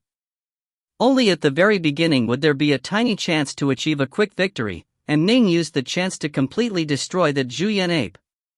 Only a few dozen celestial immortals with exceptionally astonishing evasive techniques had been able to escape. Boom! Boom! Boom! Ning, all by himself, wildly assaulted those 8 Zhuyan apes. Even after having joined forces together, the 8 were still being utterly dominated and outclassed. Fortunately, they had 2 pure Yang true immortals supporting them, allowing them to just barely hold on. Dark North, we're coming! Nice kill, Dark North! Instantly, the Heaven Punishers of Celestial Immortal Unity, Celestial Immortal Dustfloat, and a few others came charging from behind to help Ning. Kill! The white-faced flood dragons of the Seamless Gate were drawing near as well. Soon, Ning's combat region became a fairly densely populated battlefield. Almost a tenth of the full power of each side was concentrated within this region. So that's Ning? The God King seems to pay a great deal of attention to him. The 3 dire monster gods of Mount Dragon Eater were quite accustomed to battlefields. They had already transformed into their true dire monster forms. Of the 3, the eldest brother known as the Great Sage who swallows the mountains was actually a gold-feathered eagle. His wings allowed him to move as fast as a streak of lightning. In terms of speed, this Great Sage who swallows the mountains was the fastest one on this field of battle. The second brother, the Great Sage who swallows the seas, was an ugly dragon that had broken horns and a completely pitch-black body. He swam through the battlefield, his claws striking out with such power that space itself shattered apart. The third brother, the Great Sage who swallows the skies, was a 9-headed lion that was as massive and majestic as a mountain. Every step he took caused the world to shudder with a strange, inexplicable cadence.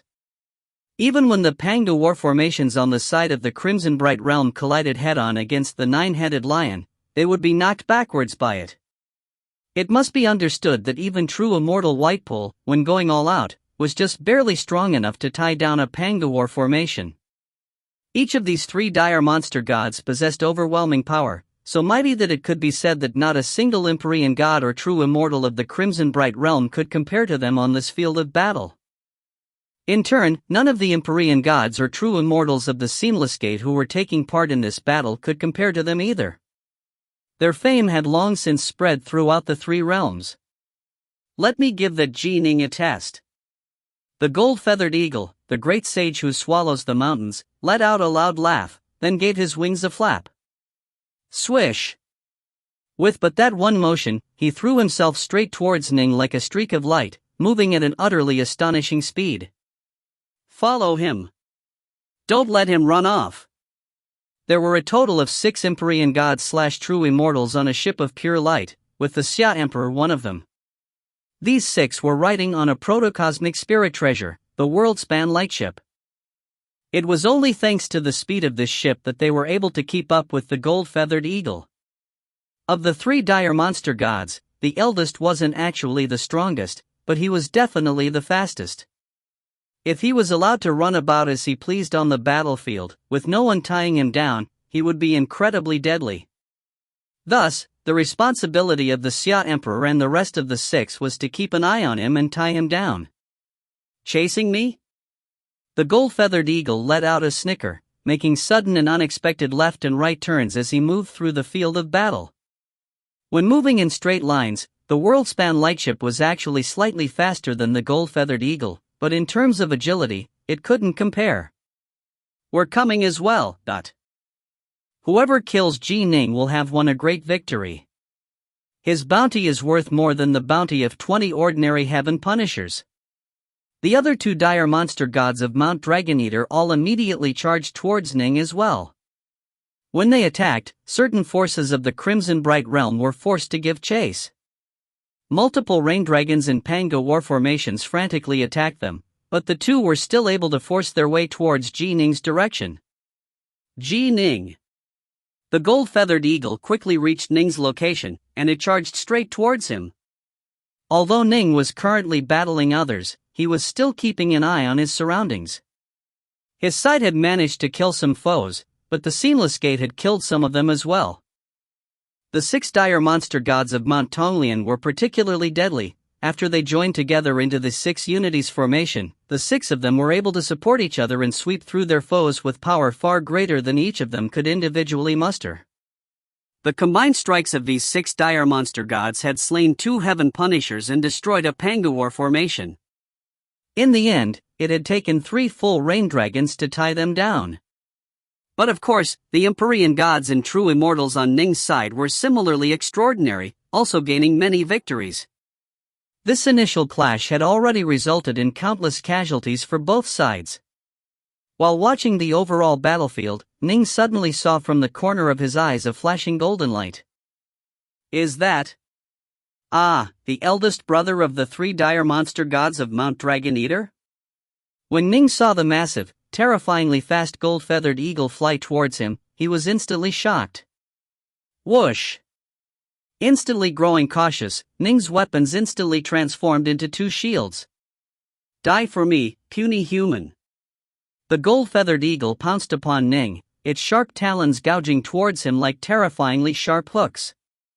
Ning just stood there on the ground, not moving to dodge at all. In the instant that the attacks of the gold-feathered eagle reached him, Ning brandished the shields in his arms. Boom! They struck head-on against the sharp claws of the gold-feathered eagle. Now that he was commanding 3 times as many immortals, his heaven punisher was faster than it had been in the past, especially its arms, which were both dexterous and strong. Given that the shields he was using were quite large, he was able to completely block this strange, profound, terrifying claw attack. Boom! The gold-feathered eagle was actually sent spinning backwards through the skies, only coming to a halt a few moments later. This instantly caused the always arrogant and brash dire monster god, the great sage who swallows the mountains, to feel completely humiliated and enraged. Second brother, third brother, get over here. This Ning guy is tremendously strong. If you find any errors, ads pop up, ads redirect, broken links, non-standard content, etc. Please let us know report chapter so we can fix it as soon as possible. Book 18, Chapter 34, Lying Hidden. Book 18, Pure Yang, Chapter 34, Lying Hidden. Coming. Big brother, let me give him a try. The nine-headed lion was like mobile mountain range, smashing straight through all opposition and pushing aside the panga war formations, rain dragons, and heaven punishers in his path. Although the second brother of the three dire monster gods of Mount Dragon Eater, that ugly dragon with snapped horns, was actually more agile than the other three, it clearly found it rather difficult to traverse the battlefield. It wasn't as fast as the clumsy-looking nine-headed lion. Ning could sense space around him shudder. He glanced sideways, instantly seeing the nine-headed lion charge straight towards him. He couldn't help but feel shocked. Him? The most powerful of the three dire monster gods, the nine-headed lion? Nine-headed lions were god beasts. It was the only one of the three who had a truly exalted bloodline, one which was comparable to that of nine-tailed foxes and five elements peacocks. It was normally quite low-key and unobtrusive, but in actual power it was the strongest of the three. The nine-headed lion was ranked amongst the very top experts in the entire three realms, comparable to the likes of Lu Dongbin. But of course, Lu Dongbin was a key refiner, whereas the nine-headed lion was both a key refiner and a fiend god body refiner, resulting in Lu Dongbin being at an innate disadvantage. I heard that his strength is comparable to Patriarch Lu's. Ning didn't dare to be overconfident. Perfect timing, third brother. The airborne gold-feathered eagle was delighted. The nine-headed lion was bounding across the ground towards Ning, all of the fiend gods and terror beasts of the seamless gate parting before it. Ning held those two shields in his hands, not dodging in the slightest. I want to see how powerful someone who supposedly stands at the very top tier of power amongst Empyrean gods and true immortals is. Ning's heart was filled with a desire to do battle. The nine-headed lion, Empyrean god Redsnow, Patriarch Lu, all of them stood at the very peak of power for Empyrean gods and true immortals. Each of them were very close to true gods and Taofathers in power. However, Ning would never have a chance to test his heaven punisher out in power against Patriarch Lu and Empyrean god Redsnow. Of course, Ning's true body was within the underwater estate, and had sparred with Empyrean god Redsnow before. However, Redsnow, as the leader of the seven Empyrean gods, had been praised by even Subhuti himself as someone who was just a hair's breadth away from the Taofather level of power. When Ning's true body had dueled Redsnow, Ning had lost catastrophically. On this field of battle, however, Ning's primal twin had the power of a pure young true immortal and the power of the Heaven Punisher formation supporting him. Ning absolutely wasn't afraid of giving him a fight. Boom! Boom! Boom! Dot! The ground quivered as the nine-headed lion charged towards Ning, and as Ning leaped forward towards it. A savage light flashed through the eyes of the nine-headed lion. It lowered its heads, a layer of golden light emerging from them and covering its entire body. Ning hunkered downwards, the two shields in his hands as he rammed straight forward. Both sides were fighting head-on against each other. Nine-headed lions were god beasts that were famous for their strength, and this great sage who devours the skies had a particularly deep level of insight into the Tao, making him even more incredible. Ning's strength didn't need to be described. On the battlefield, he had ravaged the many experts of the Seamless Gate. Boom! Dot! The nine-headed lion felt a flood of power sweep through it. There was no skill, no tricks to it, it was a surge of absolutely incredible raw power, causing it to stumble backwards uncontrollably. The nine-headed lion had no time to feel stunned, it hurriedly used an evasive technique, causing the surrounding space to become illusory as it retreated by 1,000 kilometers in a manner that displayed no openings. Such power! Ning felt a strange, powerful vibration transmitted towards him. It wasn't just pure, raw power, it was a type of vibration. The sort of vibration one might feel when an earthquake hit, a vibration that couldn't simply be blocked or deflected. Ning immediately understood. No wonder all of the armies on their side, be it the Panga war formations, the Rain Dragons, or the Heaven Punishers, were knocked backwards. In addition, the nine-headed lion's headlong charge didn't seem to have consumed much power. This was actually a type of profound, high-level technique. Although Ning's Heaven Punisher possessed nigh infinite strength, it still couldn't help but take 3 steps back before the vibrating power dissipated. He really is strong. The distant nine-headed lion laughed loudly, his laughter echoing throughout the battlefield. Come, again. You think I'm afraid of you? Ning's Heaven Punisher once more charged forward. Boom! Boom! Ning and the nine-headed lion clashed repeatedly on the field of battle. Each time, Ning only took 3 steps back. While the nine-headed lion had a profound grasp over the Tao, with each step on the ground seeming to cause the ground to twist and space to distort, the difference in raw power was simply too great. Each time, the nine-headed lion would still be forced to dodge backwards by 1,000 kilometers.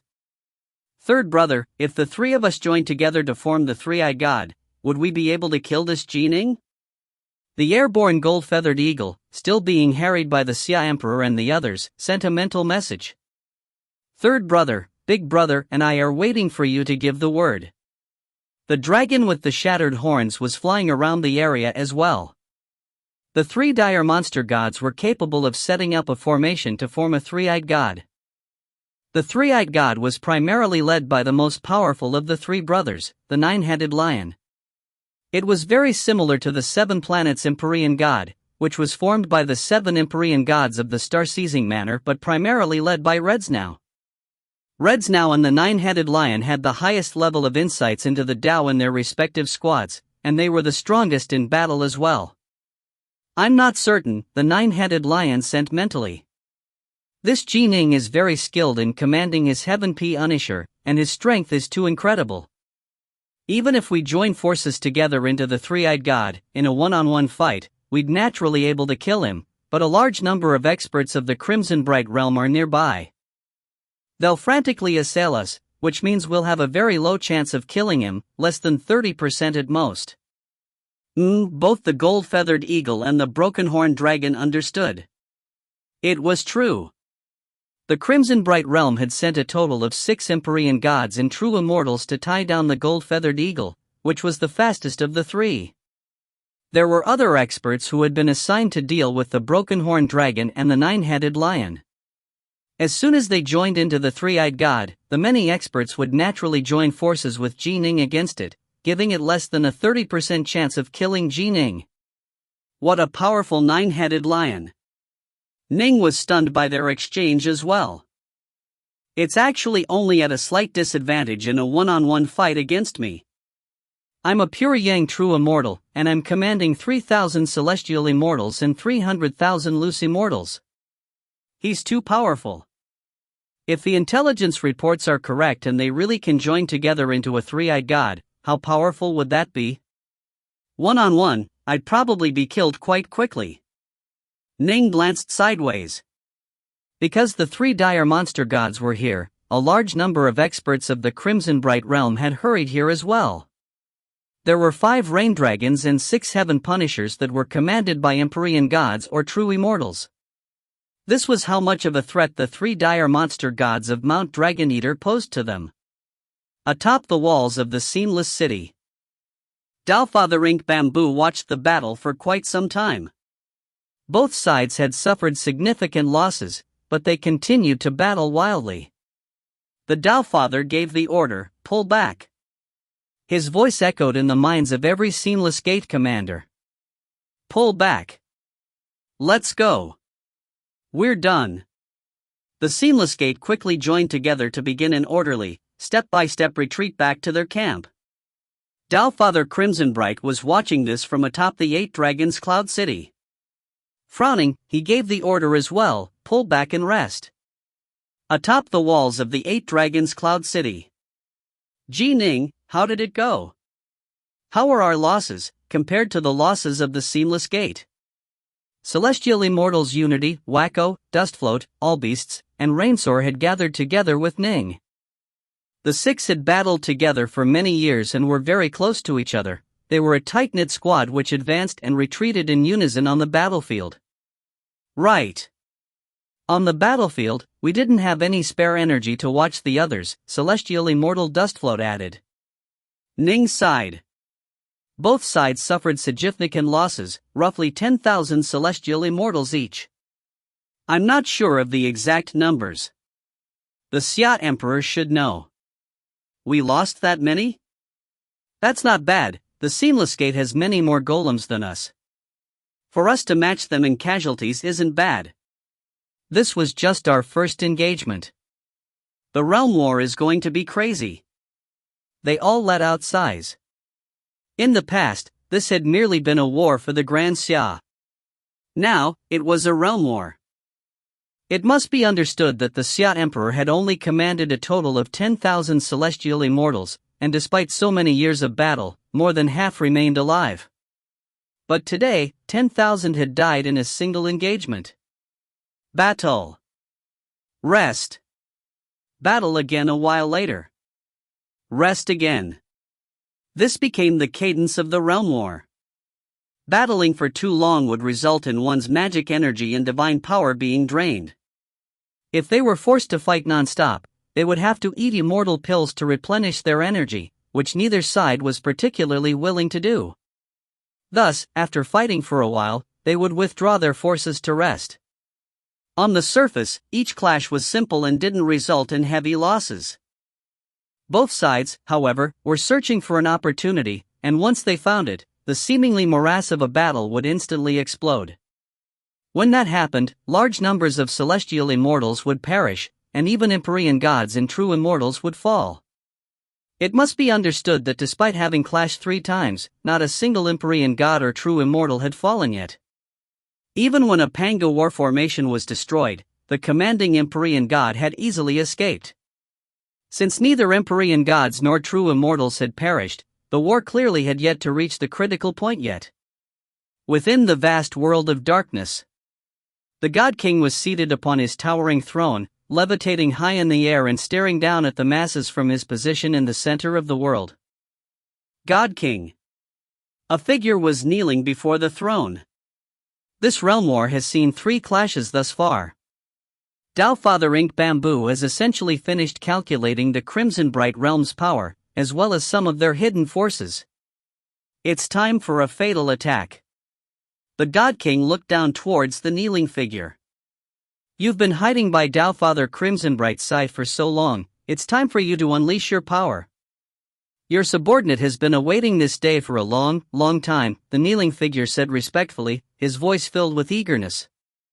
After this battle, your status will have been exposed, and you will no longer be able to remain with the New Wa Alliance. Come straight to the Seamless Gate.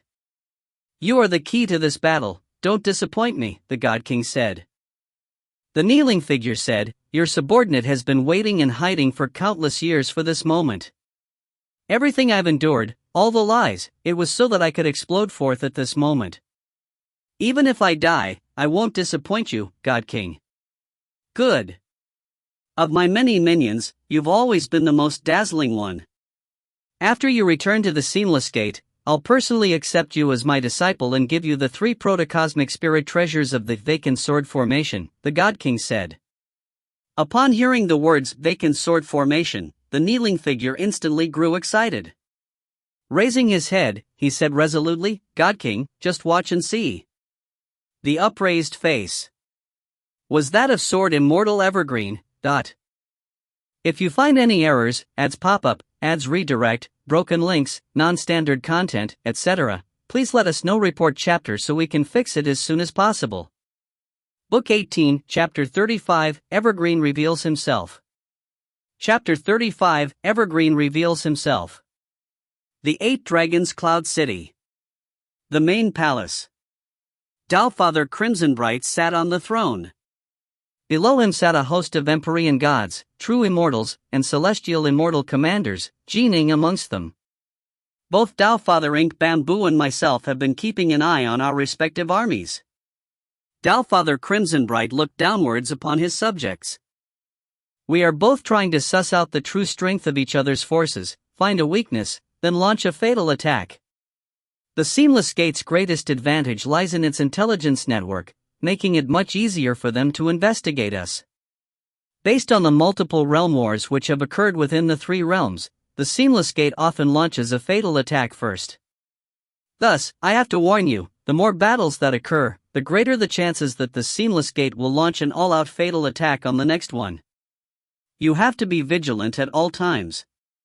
Master. The Xia Emperor said worriedly, to always be vigilant isn't a winning solution. When will we launch our own all-out attack? Father Crimson Bright nodded. I understand what you are saying, of course. However, I can dimly sense that the Seamless Gate has another force that is lying in wait. I have to hold some of my forces in abeyance to deal with it. Otherwise, if we launch our all-out attack, we might end up being tricked and countered by the Seamless Gate, resulting in a great loss. Everyone, Ning included, nodded. There was nothing for it. Whenever there was a significant disparity in intelligence, the only choice was to allow the enemy to strike first. Perhaps one might suffer a bit for it, but they would still be able to deal with the forces they saw. If they revealed all of their trump cards at once in an attack, their fate would be completely up to luck. There's one thing we can be certain of. Father Crimson Bright looked at Ning. Ning. Father, Ning replied respectfully. Father Crimson Bright looked at Ning. You have a talent for commanding heaven punishers.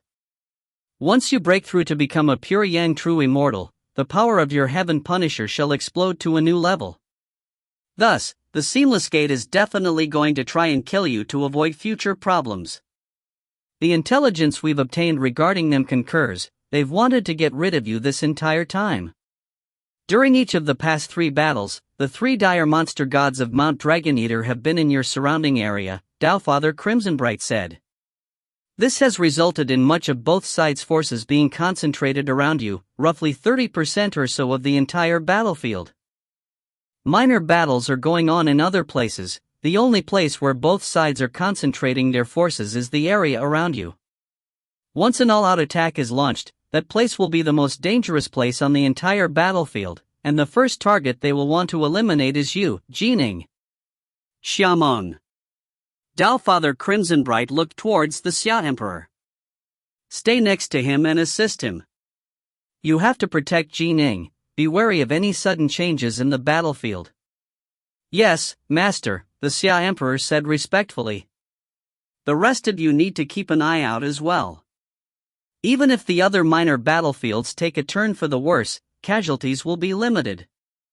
The region around Ning and Xiameng, however, once there are casualties there, the casualties will be heavy, so heavy as to potentially change the entire dynamic.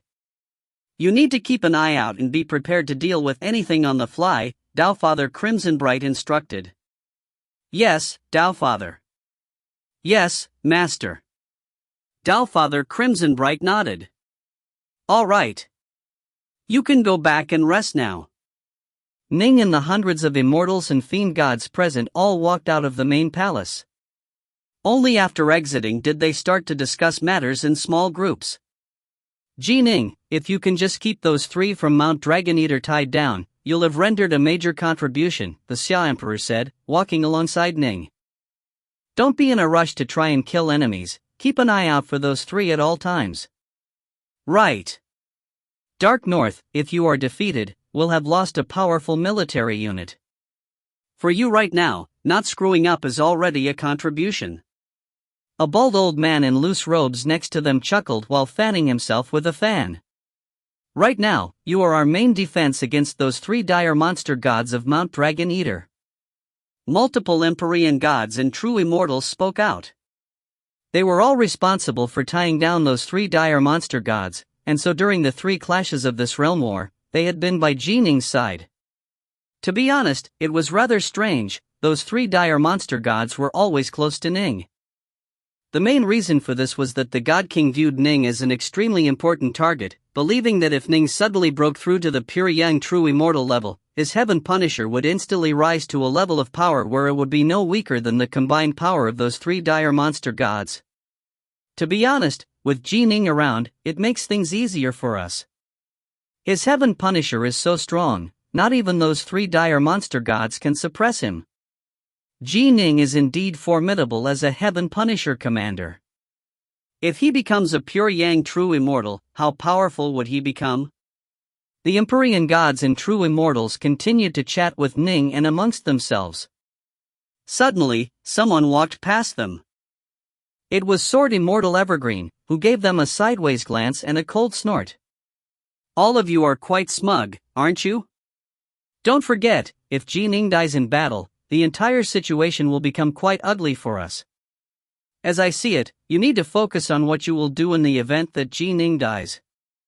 After finishing his words, Sword Immortal Evergreen walked out. Ning frowned upon hearing these words. On the surface, Sword Immortal Evergreen was reminding them to be careful, but he kept on saying Ning dies, Ning dies. Anyone would feel displeased upon hearing someone say such things. Ning, don't mind him. The Xia Emperor glanced at Sword Immortal Evergreen, frowning at him before turning to smile at Ning. That's just how junior apprentice brother Evergreen is. Still, he's not wrong to remind us that we need to be careful. Understood. Ning nodded. Fellow Daoist Dark North.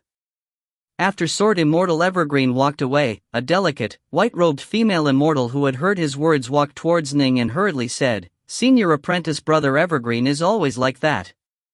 Please don't mind him." Ning smiled. A minor matter, fellow Daoist Snowdance. Fairy Snowdance smiled towards Ning, then followed Sword Immortal Evergreen in leaving. Ning asked the nearby Xia Emperor, "What is the exact relationship between Fairy Snowdance and Sword Immortal Evergreen?" "I often see them together, and even on the field of battle, they are an inseparable duo, but Junior Apprentice Sister Snowdance is devoted to Junior Apprentice Brother Evergreen, but he is excessively solitary and aloof. He's completely unreceptive to her advances. She, however, continues to quietly watch over him. Although the two haven't joined together to become Dao companions, Evergreen is indeed closer to Snowdance than to any of our other fellow disciples. Still, in the end, he always treats her in an icy manner." "Junior Apprentice Sister Snowdance really is blinded," a barbaric-looking man said with a sigh. "Evergreen's simply too sharp. His heart is like a sword, and he acts like a sword in dealing with both people and business. He's let her wait for him for so long, alas. The various Empyrean gods and true immortals chatted amongst themselves for a bit, then all departed. A few days later, the Xia Emperor sent the mental order for his army to assemble. "Be careful. You said it yourself, the Seamless Gate is trying to kill you if at all possible. Our child is soon to be born. I don't want our child to never have the chance to meet you," Yue warned. "Don't worry, Senior Apprentice Sister, the Seamless Gate is far from being able to kill me," Ning said with a laugh. Since the start of the Realm War, before each clash Yue would give Ning many warnings to be careful. "I'm off." Ning smiled, then transformed into a streak of light and flew away. Yue rubbed her stomach, watching as Ning flew away.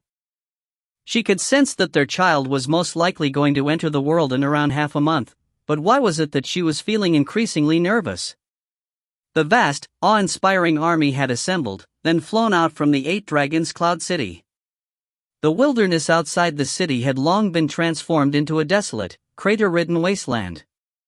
The two opposing armies once more charged against each other, and everything was as it had been in the past. Soldiers against soldiers. Generals against generals. Both sides were now experienced with each other. The heaviest casualties had come in the first clash, while the following clashes had seen much fewer deaths.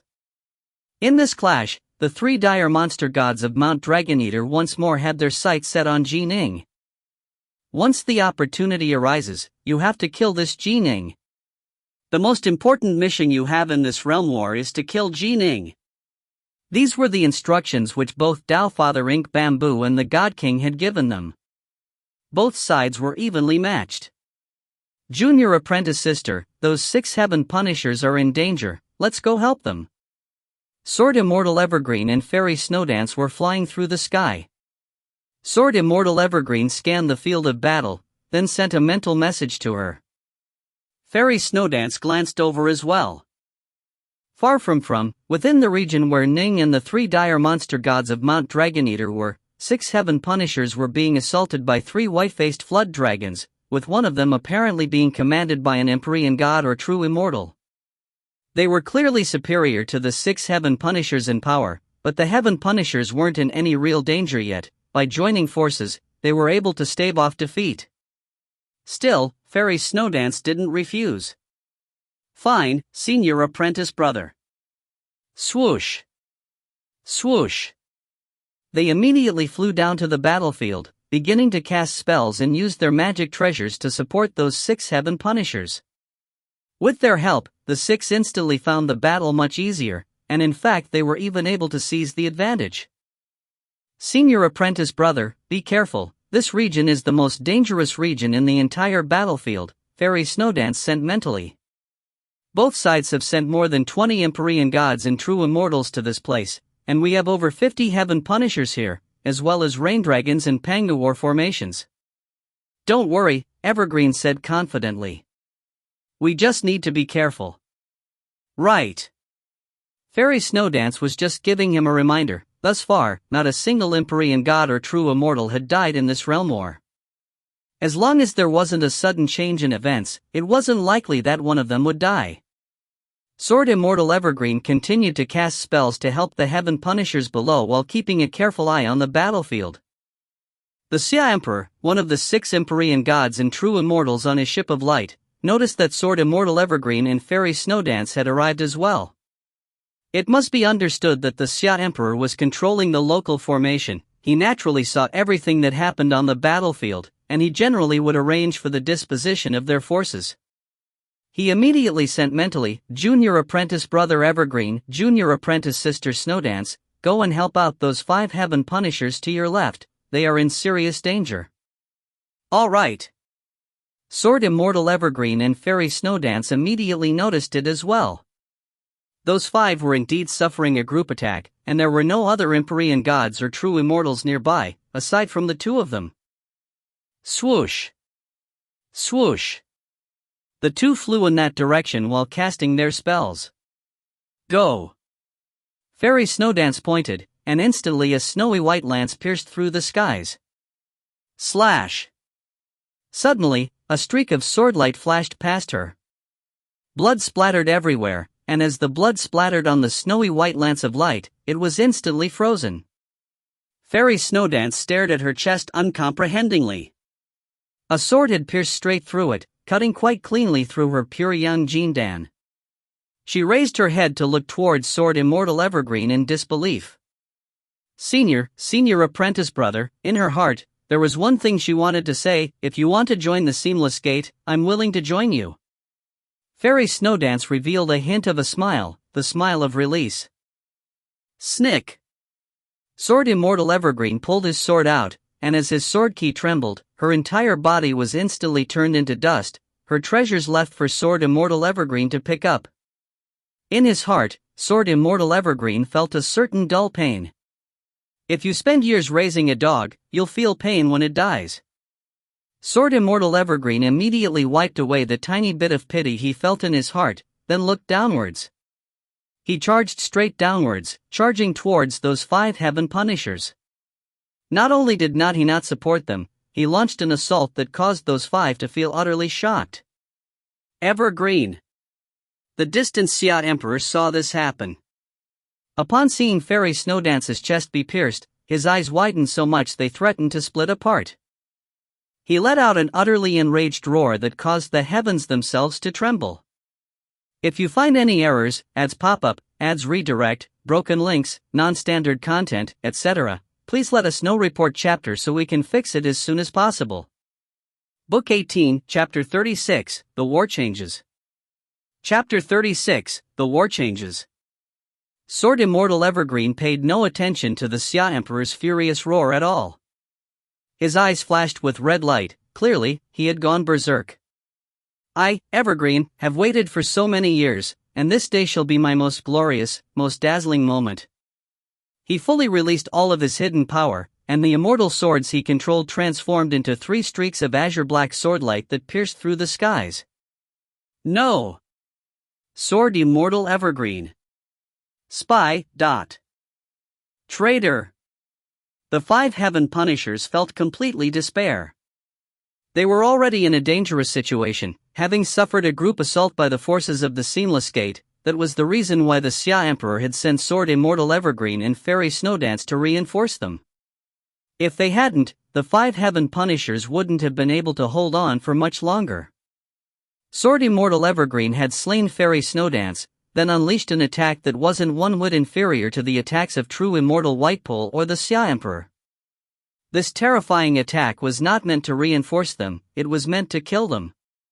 How could the 5 Heaven Punishers possibly resist? Slash. Boom. Swish. Under repeated assaults from Sword Immortal Evergreen, Zhuyan apes, white-faced flood dragons, and Empyrean god golems, the 5 Heaven Punishers instantly were shattered into tiny pieces. The local battlefield, which held 30% of the forces of each side, had just changed dramatically. The walls of the Seamless City.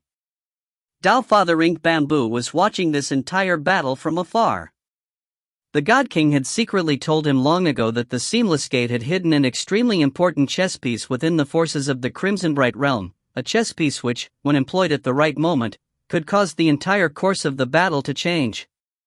As for who that chess piece was, Doubtfather Ink Bamboo didn't know. Only the God King himself knew. Clearly, this was an extremely important secret.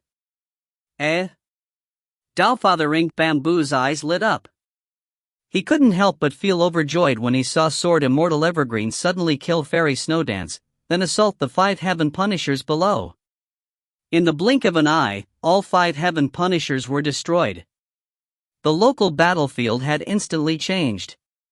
The Crimson Bright Realm had lost 2 pure Yang true Immortals and 5 Heaven Punishers, whereas the Seamless Gate had not only gained the powerful Sword Immortal Evergreen, the forces that had been assaulting the 5 Heaven Punishers were freed up as well.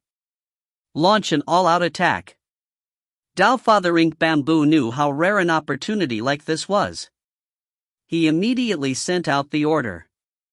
Launch an all-out attack. The Deofather's voice rang out in the minds of every single commander, Empyrean god, and true immortal of the Seamless Gate.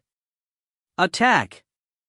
The 9 Cloud Mist Fairies, who had previously been locked into a stalemate, suddenly exploded with power. Attack! The 3 dire monster gods of Mount Dragon Eater, who had been battling separately in the region, all revealed looks of joy. Dire monster god Skyswallower roared loudly, "Assemble into formation!" Instantly, the 3 dire monster gods charged towards each other, joining together into formation.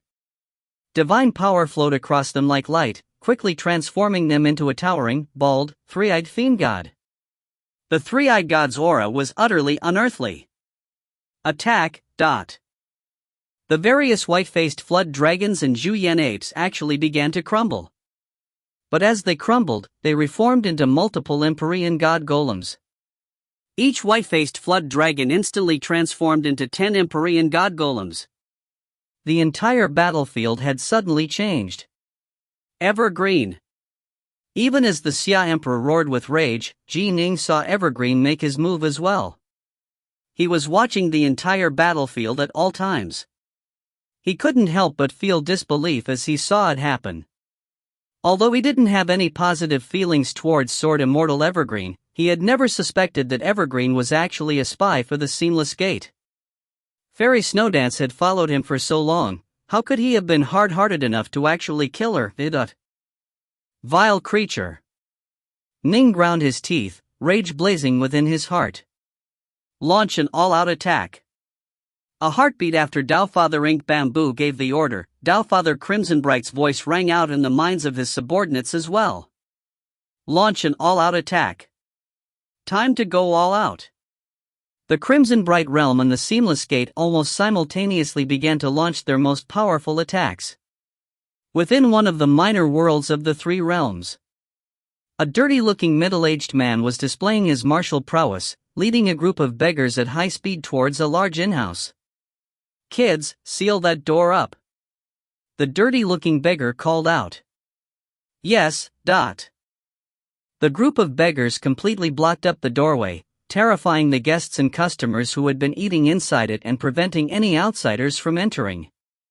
"Honorable sir, if there's something you want, just tell us. Why have you brought so many people to seal off my in-house?" The innkeeper hurriedly came out, bowing and scraping. "If the Beggars clan wishes to block your door, we'll block your door. I've never liked you. Today I've come to eat something," the middle-aged beggar barked. "Got a problem?" No problems at all." The innkeeper felt misery in his heart. He knew exactly how powerful the Beggars clan was within this city. Fortunately, these people were just here to eat. "If you want something to eat, just tell me. Simple." "Gimme." Halfway through his words, the look on the face of the middle-aged beggar changed. This was because, right at this moment, a voice rang out within his mind, "Eastbreak, come to the Grand Xia battlefield right away." When the Realm War had first started, he had been told that he would serve as a lethal weapon for the Crimson Bright Realm. To prevent the Seamless Gate from finding out, the only people who were aware of this were two Dowfathers and the beggar himself. Even the message delivery system was an extremely secretive one. He had been extremely careful, and indeed, the Seamless Gate hadn't discovered him. The beggar raised his head. A black light flashed. Boom! A large rift suddenly appeared in the skies above him. The middle-aged beggar took a single step, soaring into the rift in the skies, and then the massive rift vanished as well. The guests, beggars, and innkeeper were all completely dazed by what they had just seen. Clan leader. The beggars stared stupidly. The person extorting me was actually, the innkeeper was even more dazed. A divinity. A divinity.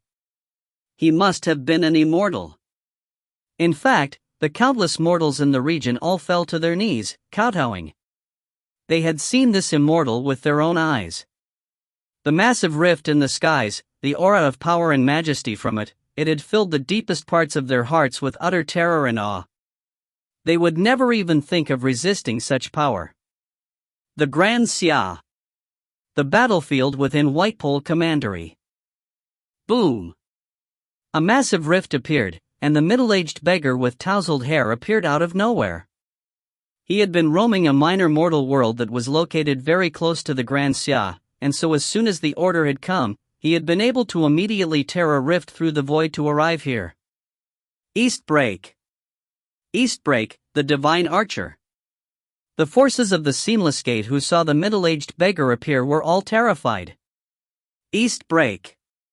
Ever since the great divinity Hoey had vanished, the most powerful divine archers of the three realms had consisted of Eastbreak and his peers.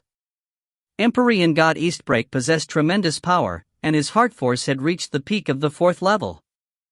His divine arrows, they had more than enough power to cause each and every Empyrean god and true immortal to feel utter terror. So what if Eastbreak has come? We have many allies on the battlefield, 2 or 3 Empyrean gods and true immortals can combine their power to block his arrows. How can a single Eastbreak possibly have an impact on our great army? But just as they were consoling themselves, the divine archer Eastbreak produced a grey fruit in his hands. He swallowed it, then manifested a silvery white great bow as well as a black arrow. He knocked his bow, then drew it, the tip of the arrow covered with a blurry grey energy aura. Chaos Dao Fruit? The power of primordial chaos? Not good. The arrow flashed. It lanced through the skies. Arg. No. 3 white-faced flood dragons were pierced by that black streak of light. The 3 white-faced flood dragons immediately collapsed, revealing the celestial immortals and loose immortals inside. A single arrow had slain 3 of the white-faced flood dragons. Eastbreak pulled back his bow yet again. Madman. He's using both the power of primordial chaos and filling his arrows with heart force.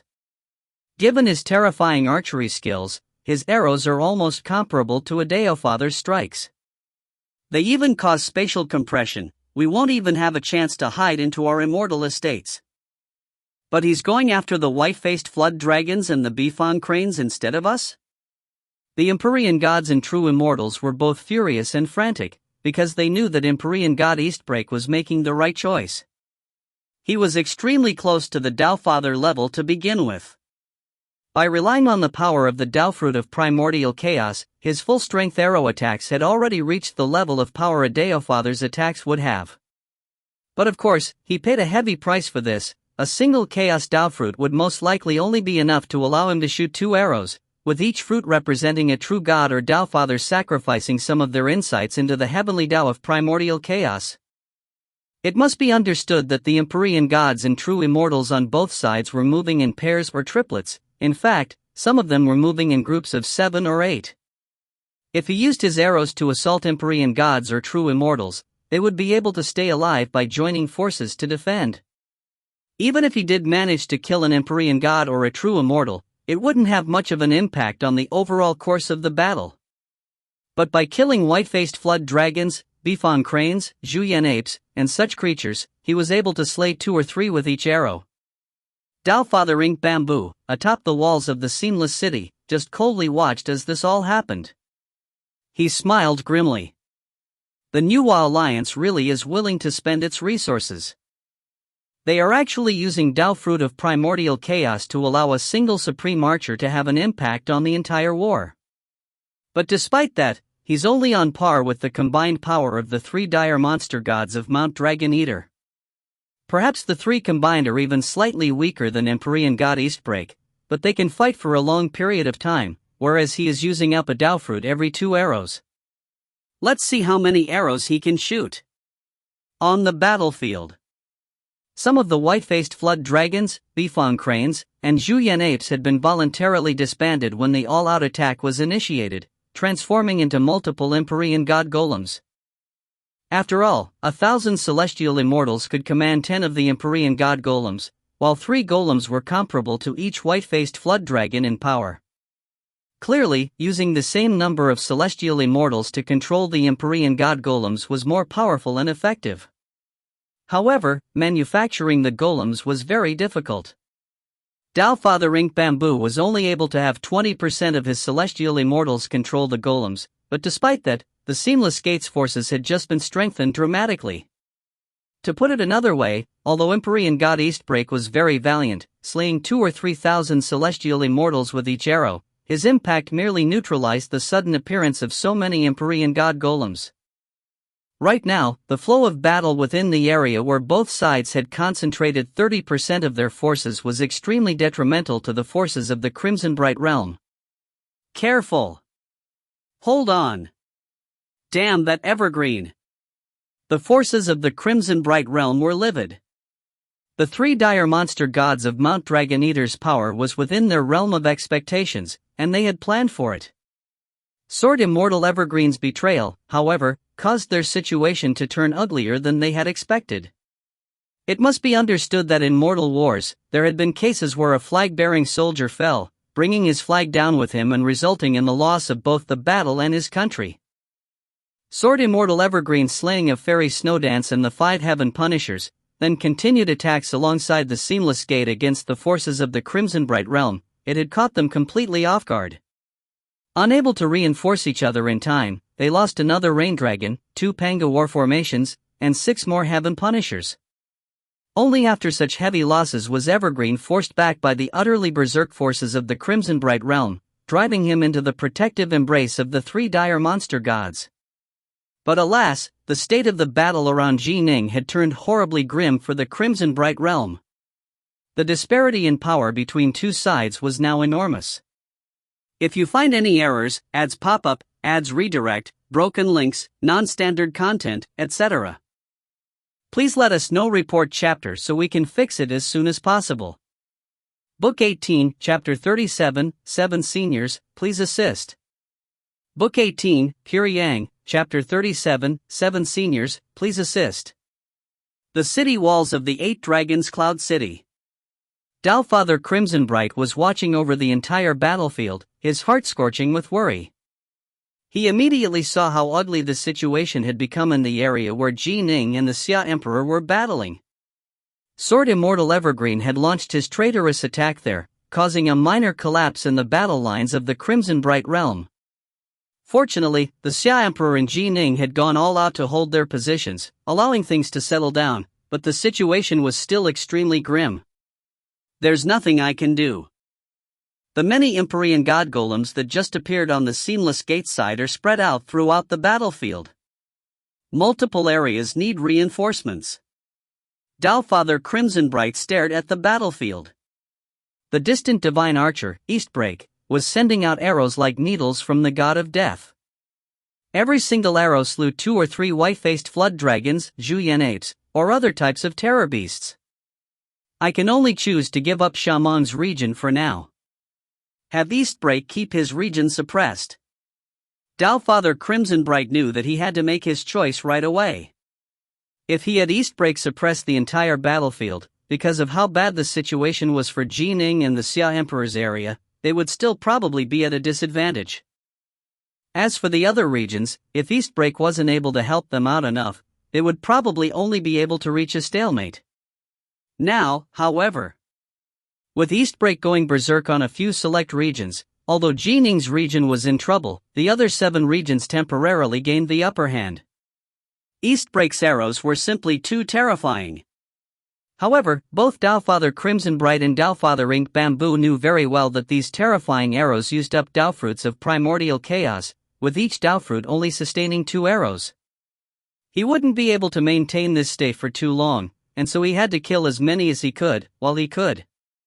Shaman, your region will have to rely on yourselves. Dowfather Crimsonbright hardened his heart. He had experienced the destruction of the primordial world. He knew that sometimes sacrifices had to be made for the sake of the bigger picture. Evergreen. Dowfather Crimsonbright stared at the distant sword Immortal Evergreen, cold light flaring from his eyes, his face completely ashen. Humiliation. He had been catastrophically deceived. He had trusted Sword Immortal Evergreen too much. He hadn't suspected him of being a spy at all. The main reason for this was because Evergreen normally didn't have any friends. In fact, he was an extremely solitary person who focused completely on the Tao. Evergreen had lived in seclusion within that Taoist temple on his minor world for countless years, focusing on the Tao. It might be easy for a person to pretend for a period of time, but to pretend for their entire life. Evergreen, however, was terrifying in this regard. In the past, Dowfather Crimsonbright had rather admired Evergreen for his temperament and his complete dedication to pursuing the Tao. He had believed that of his many disciples, Evergreen had the best chance of becoming a Dowfather. Evergreen is focused on pursuing the Tao, and his heart has no other desires. I definitely wasn't wrong about this. When he killed Snowdance, he showed no mercy or hesitancy at all. He didn't even show the slightest hint of doubt in his eyes. After killing her, he immediately destroyed her corpse. His heart is truly merciless. I wasn't wrong, he is indeed incredibly dangerous. Dowfather Crimsonbright knew very well that such a decisive, merciless person would likely become an astonishing figure in the future. One's level of accomplishments had nothing to do with whether one was virtuous or vile. The stronger one's Tao heart was, the easier it would be for one to travel a long distance on the immortal path. For the most vile of individuals, even when they did vile things, they wouldn't truly believe themselves to be vile. A completely pure Tao heart could be a terrifyingly powerful thing, even if that pureness was evil. Not even demon heart tribulations and other such tribulations would have an effect on it. However, there were very, very few such natural-born devils. Prior to this, Dowfather Crimsonbright hadn't been able to tell that Evergreen was such a person. The battlefield region where Ning and the Xia Emperor were located. Evergreen. Ning was utterly enraged by what he was seeing. All-out attack. The Daofather's order came. The 3 dire monster gods of Mount Dragon Eater temporarily paused their attacks, beginning to join together into a formation. Taking advantage of the lull offered by the 3 dire monster gods pausing, the enraged Ji Ning charged straight towards Sword Immortal Evergreen. F***CK off. Ning swept out with his 2 arms. Boom! Boom! Boom! The Empyrean god golems that had been bothering him were all knocked flying backwards. The difference in power was simply too great. Quick, stop him. Stop him. A bifong crane commanded by an Empyrean god golem flew forward towards him. This particular terror beast looked like an immortal crane. Its body was completely azure, and it was bathed in fiery flames as its blazing wings flapped. It only had a single claw, but this claw was enormous and pitch black. As the bifong crane flew forward, its claw ripped forward towards Ning. As for Ning, he reached out with both arms. Whoosh! He grabbed that giant claw with his hands. The bifong crane suddenly manifested a black wing in front of it, smashing it down towards Ning. Die! Wielding the claw with both hands, Ning smashed the bifong crane towards a white-faced flood dragon in front of him. As for the black wing, Ning just gritted his teeth and endured the blow. In this moment, he unleashed all of the power of his soul heart force technique. By now, he had nearly reached the expert level in the soul heart force technique. The increase in power was quite noticeable. This made it so that he was able to take control over increasingly greater amounts of the flood of natural energy being generated by the Heaven Punisher. His body quickly began even stronger and even more resilient. Boom! Boom! Boom! The black wing slammed against Ning, but it only left behind a small wound. How did his strength the bifong crane was shocked. Boom! The bifong crane was slammed straight down against a white-faced flood dragon, knocking it flying away. Ning kept one hand around the claw of the bifong crane, manifesting an incredibly sharp sword within his other hand. Tightening his grip around the sword, he viciously stabbed it towards bifong crane's body. Slash! Slash! Two lightning-fast sword strikes passed straight through the bifong crane's body, causing it to instantly begin to break apart. Many celestial immortals and loose immortals began to run, with the pure yang true immortal commander the first to flee in terror. Die! Two massive shields appeared within Ning's hands, and he smashed them towards each other, with the fleeing pure yang true immortal caught between them. Boom! When the two shields slammed together, countless loose immortals and celestial immortals perished. The true immortal simultaneously used an evasive technique as well as magic treasures to resist, but Ning had already unleashed his true power. His soul heart force had nearly reached the expert level, and the amount of power he now unleashed was simply astonishing. How could this? The true immortal felt a great power sweep through his magic treasures like a sword sweeping through rotted wood. And then, boom! He was completely disintegrated by the collision of the two massive, mountain-like shields. Kill him. Kill this Ning. Off in the distance, the three dire monster gods of Mount Dragon Eater had already transformed into the three-eyed god. They were stunned and furious.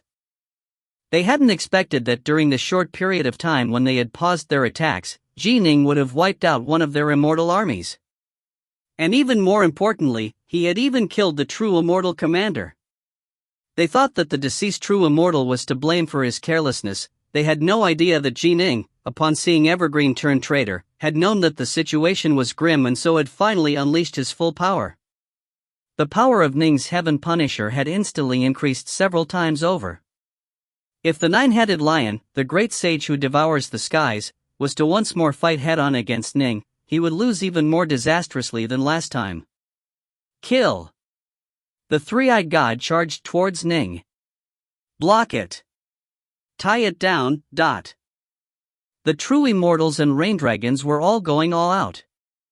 Ning knew that he had no time to continue his slaughter of the fleeing immortals. He immediately turned and charged straight towards the three-eyed god. While charging forward, Ning launched a kick towards a nearby Zhuyan ape. Boom! The Zhuyan ape was not only knocked flying, it also blew apart in midair. Die! Chains, black dragons, golden light, snowflowers, vines, tendrils, strange runes, all sorts of spells and magic treasures landed on the body of the three-eyed god. However, three-eyed god's aura wasn't diminished in the slightest. It completely ignored the spells and magic treasures, focusing only on Ning.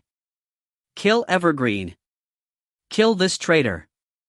Kill him. The other rain dragons and heaven punishers had gone berserk as well. In fact, they ignored their own safety as they launched all-out assaults of their own. Sword Immortal Evergreen had taken advantage of the earlier opening to lead the Seamless Gate army in wiping out a rain dragon, 2 Panga war formations, and 6 heaven punishers. After the situation turned dangerous, he had immediately begun to flee towards the three-eyed god. Although Ning and the others were going all out in their efforts, the three-eyed god simply held too enormous of an advantage. The Seamless Gate had also sent out other Empyrean gods, true immortals, and armies as well. After Sword Immortal Evergreen had caused heavy casualties, more forces of the Seamless Gate had been freed up to assist the three-eyed god. The Seamless Gate is definitely going to win this battle. As Sword Immortal Evergreen flew towards the three-eyed god, he actually said aloud, "You should all join our Seamless Gate. You'll be able to survive if you do. Vile traitor, I swear I'll kill you." The Xia Emperor's eyes were completely bloodshot. Despicable creature. Foul thing. The Empyrean gods and true immortals of the Crimson Bright Realm were all enraged. They had been stabbed in the back at a critical moment by one of their allies. How could they not be angry? And their dearly beloved junior apprentice sister Snowdance had also been killed as well. Boom! Ning's Heaven Punisher, the mightiest one of them all, finally clashed with the three-eyed god for the first time. Bang! Ning had been very cautious, choosing to use shields, but he was still knocked flying backwards.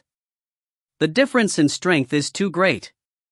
Ning instantly realized this as he flew backwards. The stories were true, the three-eyed god's power has already reached the Taofather level. The three dire monster gods already possessed tremendous, overwhelming power. The three-eyed god they joined together to form had a qualitatively superior level of strength. It had reached the Taofather threshold. Perhaps Eastbreak, by relying on Tao Fruit of Primordial Chaos, was able to unleash arrows that were comparable or even slightly superior in strength, but the three-eyed god still definitely had a Taofather's power. Ning was far from being a match for it. Hurry up and kill Ning. Atop the distant walls of the Seamless City, Taofather Ink Bamboo was sending a mental order to the three dire monster gods. Ignore all else for now, get rid of Ning. Get rid of Ning. The God King's voice rang out within the minds of the three dire monster gods as well. Don't worry. The three-eyed god, filled with a terrifying unearthly aura, was staring at Ning's Heaven Punisher with all three of its eyes, watching as it was sent flying backwards. The three-eyed god bounded forward with large steps, ignoring all spells and magic treasures. Its charge simply couldn't be stopped. Right now, the three-eyed god had only a single goal, to kill Ning. The underwater estate. The calm Empyrean god Reds now. The childlike Empyrean god Primal Fire, whose eyes flashed with savage light. Empyrean god Snow Scorpion. Empyrean god Dove Snake. Empyrean god Ninefangs. Empyrean god Sunblaze. Empyrean god Dark Moon. The 6 of them were watching the battle outside. The giant yellow bear, through his attunement to the scenes happening outside the estate, was revealing images of the battle in midair. They saw the three-eyed god take form. They also saw how Ning's Heaven Punisher was instantly knocked flying by the three-eyed god. Those 3 little brats of Mount Dragon Eater, back then, they were nothing more than jokes. But now, they'd become this powerful? A desire for battle could be seen in Empyrean god Redsnow's eyes. We've disappeared for far, far too long. Naturally, some powerful figures will have emerged, but the 3 realms have nearly forgotten how formidable our star-seizing manor was.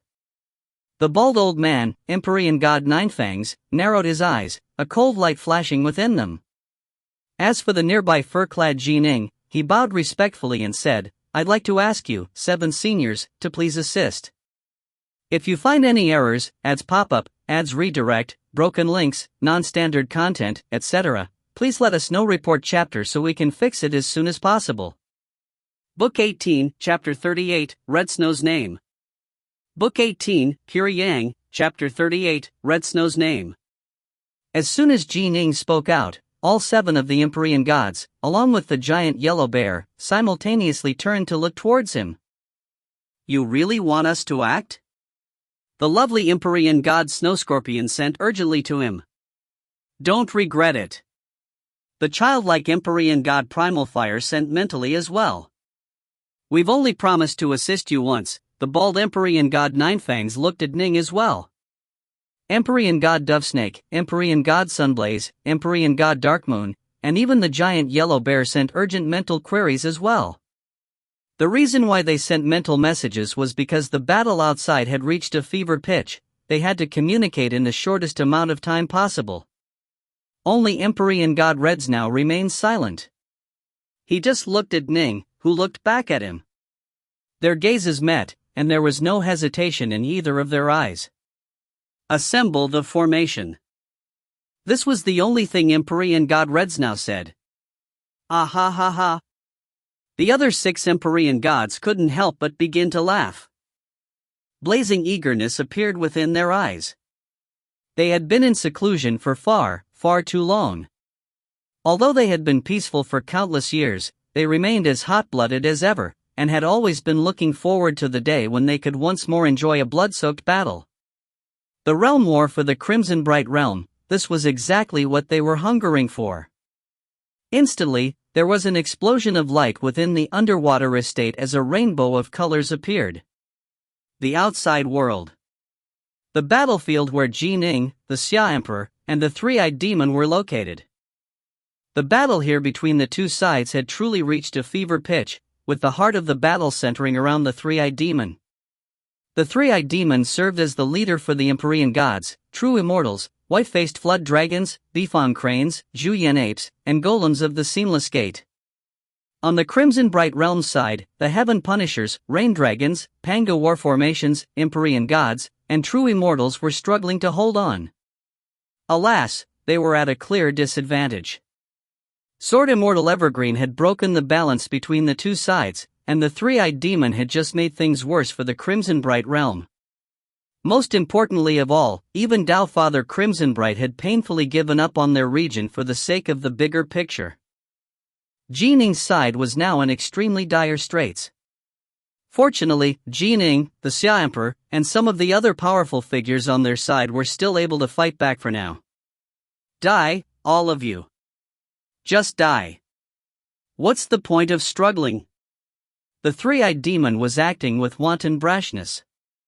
At this moment, the 3-eyed demon was brandishing 2 giant warhammers in his hands, smashing them down in every direction. This was the weapon of choice, because the 3-eyed demon was being commanded by the 9-headed lion, the great sage who swallows the skies, who was especially skilled in using giant warhammers. Whoosh! A rain dragon that was being assaulted by the forces of the Seamless Gate was knocked flying towards the direction of the 3-eyed demon. Seeing this, the 3-eyed demon immediately leapt forward, smashing down the giant warhammer in his hands. No! Watch out! Although the rain dragon tried to dodge, and although the Xia Emperor and the others wanted to assist, it was too late. Boom! A giant warhammer smashed directly on the body of the rain dragon. With a boom, the body blasted apart, revealing the many immortals inside of it, as well as a terrified, silver-haired Empyrean god who immediately began to flee. Fleeing? The incomparably savage 3-eyed giant once more smashed down with his giant warhammer, sending it towards the silver-haired Empyrean god in a vicious blow. Fortunately, the Empyrean god hurriedly split his body in half and began to flee in 2 different directions.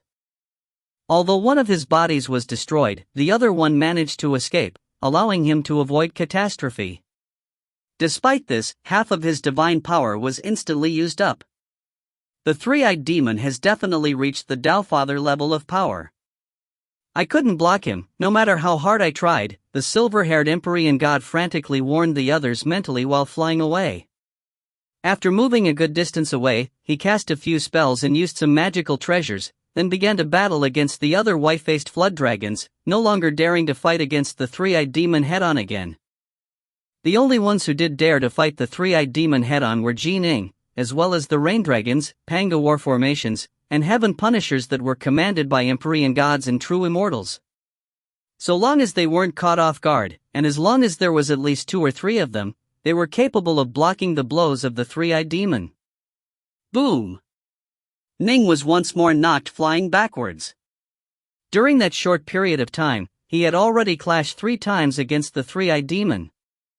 Each time, he had been completely suppressed. If the three-eyed fiend god had been given just an extra breath's worth of time, Ning probably would have been killed. Fortunately, many of his allies were helping him, giving him a chance to recover. They're coming. As Ning flew backwards, a hint of joy actually appeared on his face. Whoosh! Directly behind Ning, a towering Empyrean god appeared out of nowhere, dressed in a rainbow-colored armor and wielding a long spear that was 30,000 meters long. The face of this Empyrean god was fairly handsome. It was the face of Empyrean god Redsnow. An Empyrean god? A fiend god? Where'd he come from? As Ning flew backwards, the terror beasts of the Seamless Gate who had come to try and pin him down were badly shocked. However, moments later, they dismissed the new threat. Who cares which fiend god this is? Just kill him. If he appeared out of nowhere, he had to have come out from a dimensional treasure. He's just here to provide a bit of help. They weren't really to blame for the fact that they couldn't tell how powerful the 7 planets Empyrean god was. Empyrean god Redsnow and the rest of the 7 worked together absolutely perfectly, and they had completely retracted their auras of power. In addition, this type of Empyrean god formation was different from the Heaven Punisher formation. The Heaven Punisher formation drew out the natural energy of heaven and earth, resulting in tremendous power that was hard to control. This type of Empyrean god formation, however, pulled together the divine power of the multiple Empyrean gods who participated in it, using it to form a physical body that, from the surface, looked absolutely identical to a real body. Attack! Kill! Ning's Heaven Punisher is very hard to deal with. Most likely, only the three-eyed demon can kill him. Let's get rid of this new fiend god instead. Right. Get rid of him first. The terror beasts of the Seamless Gate knew very well that in a fight, it was better to sever a single finger than to damage 10. Thus, quite a few combatants of the Seamless Gate chose to temporarily spare Ning, instead focusing their attacks on the 7 planets Empyrean god. The 7 planets Empyrean god stared at them coldly in a manner reminiscent of Empyrean god Redsnow. However, the long spear in its hands swung out in a simple sweeping motion. Whoosh! It completed a full circle around. The 30,000-meter long spear instantly caused snow to begin to drift down in the surrounding area, with time itself beginning to turn chaotic. What's going on? A Zhuyan ape was just about to charge forward, but it suddenly felt an incredibly sick feeling, one generated after suffering from temporal distortion. He felt as though his movements were alternately between speeding up and slowing down dramatically. This sort of temporal distortion made it want to vomit blood. Boom! It felt trapped within a nightmare. Before it could wake up, a long spear smashed directly onto its body. Boom! Its body instantly blew apart. The Immortals within it began to flee in terror, but the drifting flakes of snow instantly froze them solid. Aside from a very small number who managed to hide into their immortal estates, the rest all perished. Boom! Boom! Boom! That simple sweeping motion by the long spear resulted in the destruction of a total of 4 white-faced flood dragons, 2 Zhuyan apes, and 3 Empyrean god golems in the surrounding area. Even the incredibly resilient golems had been completely destroyed. One of the 4 white-faced flood dragons had been commanded by an Empyrean god. White snow drifting about, a long spear, can it be him? The fleeing Empyrean god revealed a look of terror. If it's the 7 planets Empyrean god, I'm finished. He instantly split his body into 7 parts, beginning to flee in multiple directions. Swish swish swish swish swish swish swish. Light reflected off the long spear, creating 7 flowery streaks of spearlight that wiped out all 7 of the clones of the fleeing Empyrean god. If the three-eyed demon could be described as focusing on overwhelming and crushing its foes, then the 7 planets Empyrean god commanded by Redsnow focused on accuracy and precision. His spear arts were simply perfect. The field of temporal distortion only lasted an instant, but to the enemies trapped within, it felt like an eternity. In truth, the fleeing Empyrean god already knew that he was doomed. If he divided into too many bodies, each body would be extremely weak. Most likely, even the snowflakes would be capable of destroying him. However, if he didn't create enough bodies, then he probably wouldn't be able to dodge the spear. Thus, he chose to split into 7 and give it a try, but he failed. And so, he died. Ah ha ha ha. How long has it been? Our 7 planets Empyrean god of the star-seizing manner has once more appeared in the world. Wonderful, wonderful. Darkmoon, it's been a long time since we brothers have fought together like this. Kill, kill, kill. Kill them until their blood flows like a river. Fight until the heavens collapse and the earth caves. Oomph, kill them all. All 7 Empyrean gods were filled with a desire to do battle. While the other 6 Empyrean gods called out in delight, the controller of the 7 planets Empyrean god, Redsnow, sent it charging forward with full power as he displayed the full power of the terrifying spear arts he had spent countless eras perfecting. It must be understood that when the 7 planets Empyrean god had battled against the 3 Queen Mothers, those 3 had created bodies from an enormous amount of energy, with each body having reached the Doubtfather level. When faced with the 7 planets Empyrean god, however, they were still injured. The only issue was that their bodies had no weak spots at all, allowing them to automatically recover from any wounds. Boom! The long spear swept sideways. Slash! It stabbed forward. Bang! It smashed downwards. The long spear moved like a roving dragon. Wherever the 7 planets Empyrean god moved past, it left devastation in its wake. It actually slaughtered its foes even faster than the 3-eyed demon. Clearly, its unfathomable, ghost-like spear arts were even harder to defend against than the overwhelmingly powerful warhammers. Atop the city walls of the Seamless City, Doubtfather Ink Bamboo had a hint of a smile on his face as he watched the entire battlefield. Ink Bamboo, it seems we are going to win. Yes. The stage is already set. Crimson Bright shouldn't have any cards left to play that can change the course of events.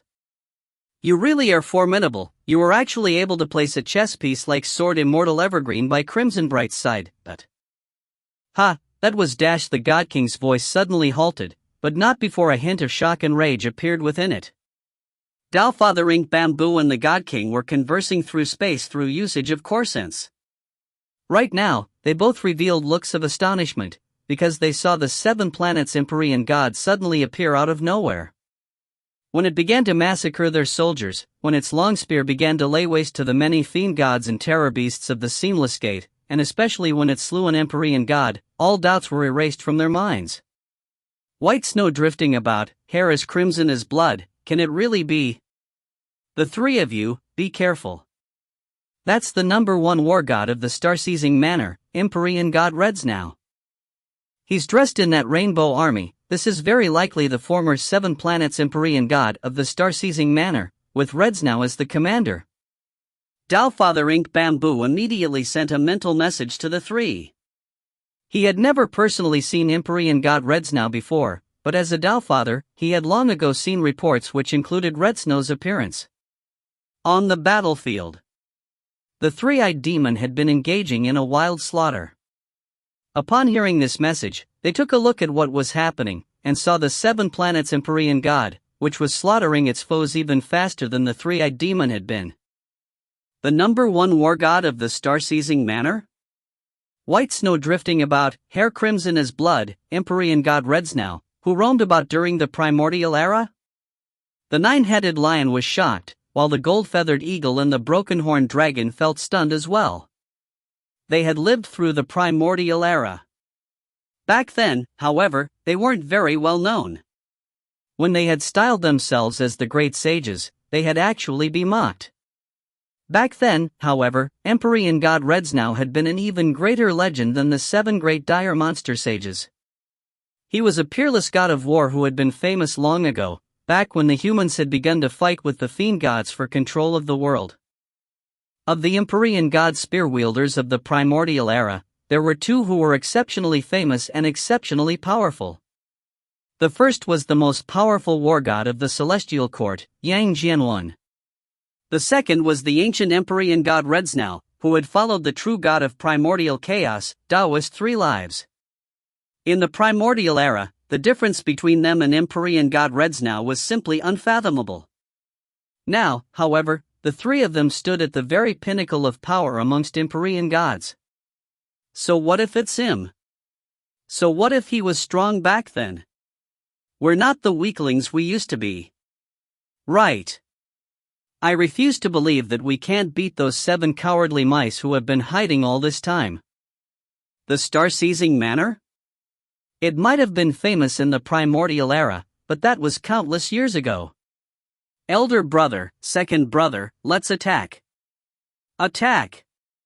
The three-eyed demon didn't show any fear at all as it charged forward. This is... What a powerful Empyrean god! Where did he come from? Is he here to help our Crimson Bright realm? He's too powerful. White snow drifting about, a long spear. Can this be the #1 war god of the star-seizing manor of the primordial era? Is that Redsnau? It's the 7 planets Empyrean god, with Redsnau as the commander. Redsnau. Right, that's Empyrean god Redsnau. The forces of the Crimson Bright realm also noticed this terrifying fiend god, filled with an unearthly, murderous aura and possessed of a power that had reached the Tao Father level. There were quite a few Empyrean gods and true immortals who had been alive during the primordial era, and so they had heard of the legends of Empyrean god Redsnau. Some had even seen him in person. For example, the Xia Emperor himself. However, the 3 dire monster gods of Mount Dragon-Eater possess unstoppable might as well. They stand at the very pinnacle of power amongst Empyrean gods, and the three-eyed demon they've joined together to form has reached the Tao Father level of power. Can the 7 planets Empyrean god which Redsnau is commanding defeat the three-eyed demon? It'll be dangerous. The Crimson Bright Realm's forces were slightly nervous as well. Die! Bellowing loudly, the three-eyed demon charged forward towards the 7 planets Empyrean god with 2 warhammers at the ready, each step causing a minor earthquake. It no longer paid any attention to Ning, its full focus was on the 7 planets Empyrean god before it. The three-eyed demon had only one thought in its mind, to completely wipe out this target. Redsnau? Not but an old bastard who had been hiding like a coward for countless years. Boom! Boom! Boom! The 7 planets Empyrean god charged towards the three-eyed demon as well, sending the long spear in its hands to sweep forward. It was like pushing through tall grass. The fiend gods and terror beasts of the Seamless Gate that were unable to dodge in time all exploded. Not even the armies commanded by Empyrean gods and true immortals dared to move close to the 7 planets Empyrean god. The 2 of them instantly closed the gap. In this moment, almost everyone on the entire battlefield was focused on their location. Even the divine archer Eastbreak, who had only 2 Tao fruits of primordial chaos left due to his frantic arrow storm assault, was focused on this location. Even the Tao Fathers on both sides were watching this fight nervously. The 7 planets Empyrean god, the three-eyed demon, if one of them was defeated, a lethally effective blow would have been dealt to their side. Die! Go die! I'm the strongest, now! The three-eyed demon struck like a giant windmill, hammering down with its 2 mighty warhammers. The warhammers even carried spatial ripples with them, a sensation of absolute massiveness and weight. It felt as though 2 unfathomably large continents were smashing towards the 7 planets Empyrean god. The 7 planets Empyrean god didn't use its marvelous, intricate spear arts. Instead, it took the blow head-on. The 7 planets Empyrean god took a 2-handed grip over the long spear. Focusing its strength around its waist, it suddenly unleashed its full power. Time itself seemed to twist as countless snowflakes suddenly began to manifest atop the long spear, forming an utterly enormous and snow-white silhouette. Boom, dot. A collision that seemed to cause the heavens themselves to collapse. The snow-white longspear silhouette swept sideways against the great warhammer.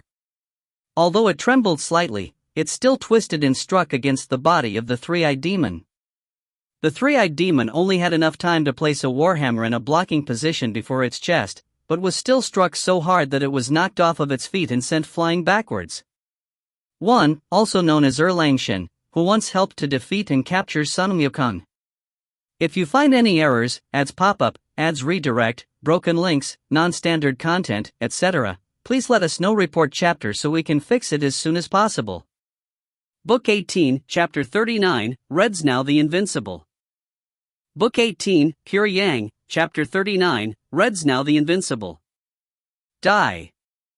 The eyes of the seven planets Empyrean god flashed with cold light as it thrust the long spear in its hands forward. Swoosh! The long spear struck out like lightning, and around it swirled an almost ripple-like pattern of spatial distortions, with the tip of the spear gleaming with light. No one would doubt how astonishing the power was of this spear. The three-eyed demon had just been knocked flying, but it didn't have any time to feel rage or embarrassment. It immediately leapt backwards, causing the space around it to seemingly blur as it used an evasive technique. Its movements were very orderly, and it swept the two warhammers forward to strike at the attacking spear. Third brother, Red Snow's not that special. There's 7 of them but just 3 of us. It only makes sense that their 7 planets Empyrean god is slightly more powerful than our three-eyed demon. Right. We're a bit weaker in terms of the strength of our divine body, but in a real battle, we can still kill them. The golden-feathered eagle and the broken-horned dragon sent mental messages to each other. Don't worry. There are no Empyrean gods who can defeat me. Flames of rage were blazing within the 9-headed lion's heart. He was an extremely proud person. Although he was ranked 3rd amongst the 3 brothers, and although he was normally very low-key, his ambitions were far greater than the ambitions of the other 2. His actions in his youth, his roaming of the primordial world, and even his decision to call himself the great sage who swallows the skies, all of these were due to his tremendous ambition. His greatest desire was to grow more powerful, and he had indeed become incomparably mighty. You were born before me, in fact, you were born when the universe was first established. You are also a follower of a true god of primordial chaos. However, no matter how good your luck was, I can still defeat you. The 9-headed lion had entered a completely berserk state. Today, during this realm war which is being watched by countless Dowfathers, I am going to take your life, Empyrean god Reds Now, and use it to prove how mighty I am. Die, dot. The great warhammers in the three-eyed demon's hands no longer were swung with mere brute force, instead, they began to carry a strange, rippling force with them. The 7 planets Empyrean god remained icily calm as it stabbed forward with its long spear. Clang! Boom! Clash! The sounds of the long spear slamming against the warhammer suddenly became rather odd.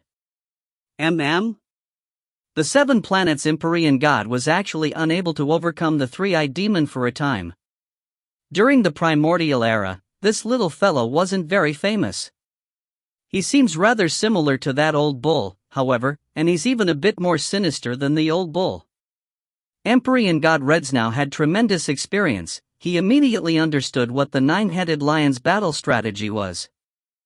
He also immediately understood what the best way to defeat the three-eyed demon was. At the beginning, both the 7 planets Empyrean god and the three-eyed demon had all relied on using tremendous physical power. Now, however, the spear arts of the 7 planets Empyrean god suddenly changed. Whoosh whoosh whoosh. Drifting, unpredictable spearlight began to appear in the air as the long spear seemed to have transformed into an agile serpent, striking about with no apparent pattern. The three-eyed demon swung about its twin warhammers with tremendous force. Although they still contained that strange, powerful rippling attribute, the 7 planets Empyrean god's long spear seemed to be empty and void-like. The ripples of the twin warhammers were completely unable to affect it. What sort of devilish spear art is this? The 9-headed lion was enraged. Calm down, third brother. During the primordial era, Empyrean god Redsnow was especially famous for his fusion of the Grand Tao of Time and the Grand Tao of Snow, which he applied in his battle strategies. Given that he had mastered the Grand Tao of Snow, he must certainly have a high level of insight into the heavenly Tao of Water. Look at his spear arts, they flow like water in an unbreaking stream, surrounding by temporal fluctuations. You need to be steadier, the golden-feathered eagle sent mentally. The eldest brother and the second brother were quite formidable as well, and they had been alive for longer than their third brother had been. They were quite observant as well. I started to use a Shinkuan-based hammer art, so he began to use this devilish spear art. When I slow down and fight more stably, he goes berserk on me. The nine-headed lion was impatient as well.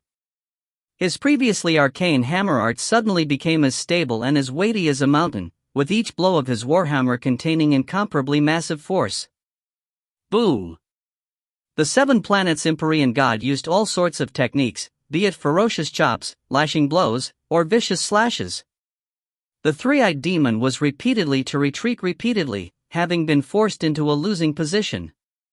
Tao Father, we can't hold this area much longer. The nine-headed lion finally began to grow truly frantic. He truly felt stifled during this battle. Although he possessed tremendous power, his three-eyed demon was innately weaker than the seven planets Empyrean god. His supreme battle technique had been completely suppressed as well. Redsnow's spear arts were simply unfathomably mysterious and profound. Ning continued to fight, wielding an underworld swords that were many thousands of meters long in each hand. Swordlight flashed about him as the fiend gods and terror beast about him fell. Kill. Die. The Xia Emperor and his 5 allies on his ship of light were casting their spells and using their magic treasures as they wildly assaulted the Seamless Gate. The other Rain Dragons, Heaven Punishers, and Pangawar formations were assaulting the Seamless Gate's forces as well. It must be understood that prior to this, all of these forces had been focusing on the three-eyed demon. Now that the seven planets Empyrean god was beating the three-eyed demon backwards, Ning and the others who had been dealing with the demon were suddenly freed up. They could begin to launch unobstructed assaults against the nearby fiend gods, terror beasts, Empyrean gods, and true immortals of the Seamless Gate. All of a sudden, the Crimson Bright Realm held an absolute advantage in this battle region. Evergreen, don't flee. Evergreen, die. The Xia Emperor and the others were still utterly furious. As soon as Sword Immortal Evergreen saw the seven planets Empyrean god emerge, he had a bad feeling. He had immediately begun to flee and only launched spells and magic treasures from a great distance. Whenever the Xia Emperor and the others drew near him, Evergreen would immediately retreat once more. If he retreated any further, he would have left this battlefield region and entered another one. The Xia Emperor and the others understood, killing Evergreen was important, but winning this battle was more important.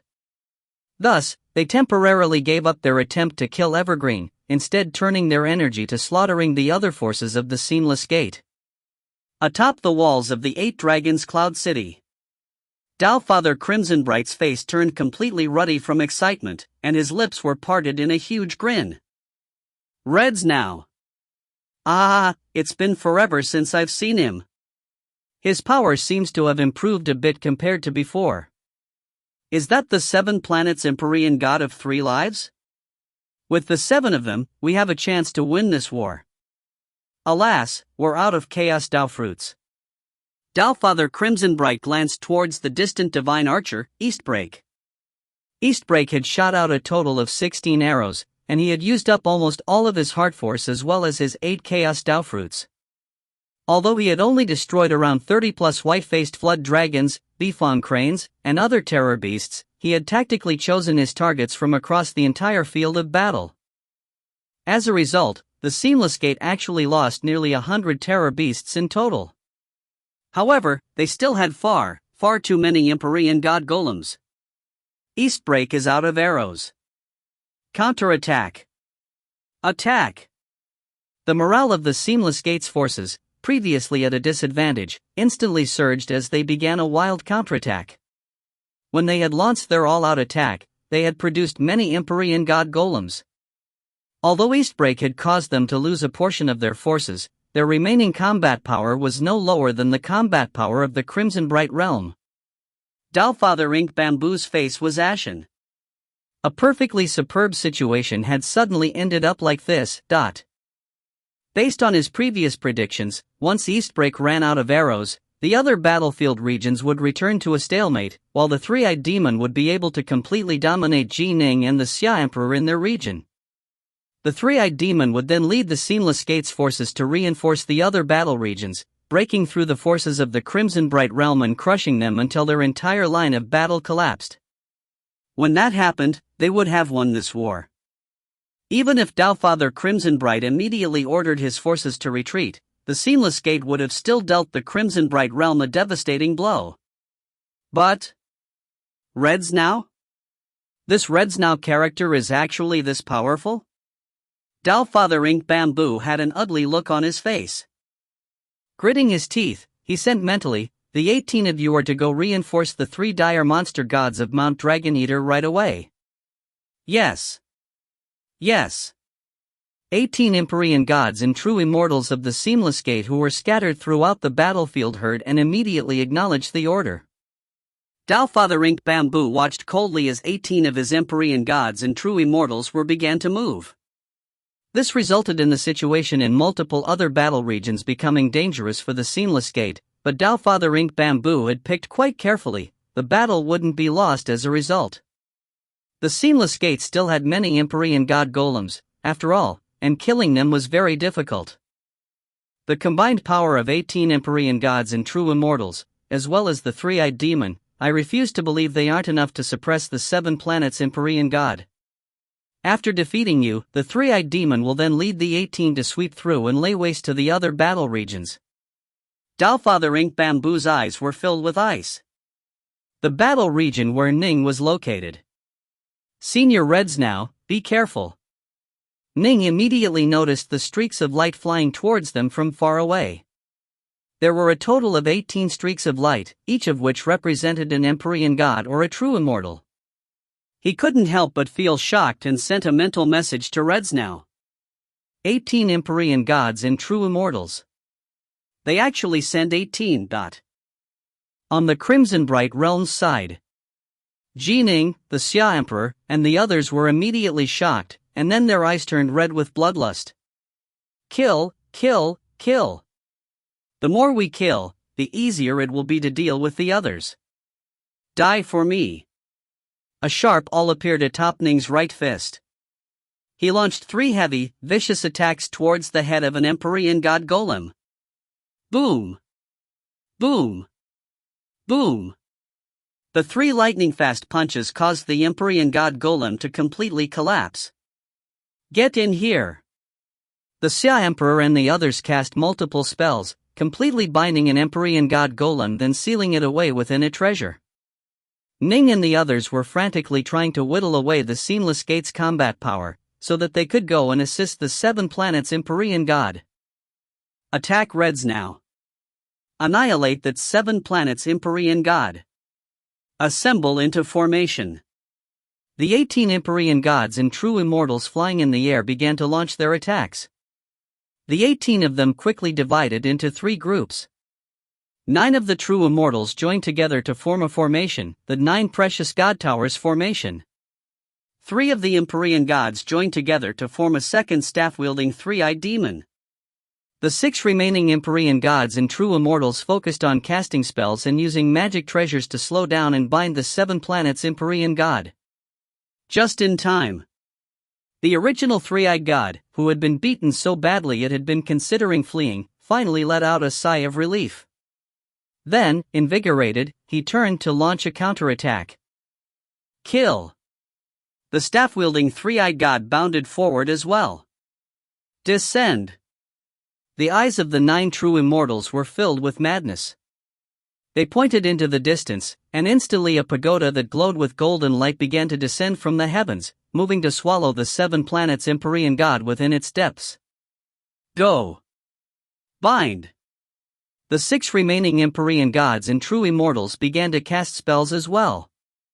Ning and the others wanted to move to assist, but Red Snow's voice suddenly rang out, shaking the entire battlefield. Don't worry about me. Wipe out the other members of the Seamless Gate. His long spear flashed like lightning. Break! Spacetime itself trembled. Boom, dot. The golden pagoda of light that was descending towards the 7 planets Empyrean God was actually pierced apart by a single spear strike. It ignored the binding spells, sending its long spear out in dragon-like strikes that caused spacetime itself to twist. Boom! Boom! The unfathomable long spear seemed to somehow simultaneously strike both of the three-eyed gods at once. The one wielding the long staff was instantly knocked far away, while the one led by the 9-headed lion staggered back multiple steps as well. 18 Empyrean gods and true immortals, combined with the 3 dire monster gods of Mount Dragon Eater, were actually being completely suppressed. What? Doubtfather Ink Bamboo was watching from far away, and his face instantly turned extremely ugly to behold. Good, dot. Formidable. Excellent. All the Crimson Bright Realm's forces, spread throughout the battlefield, began to roar in jubilation. In a completely different world. Mount Inner Heart. Patriarch Subhoodie was seated in the lotus position.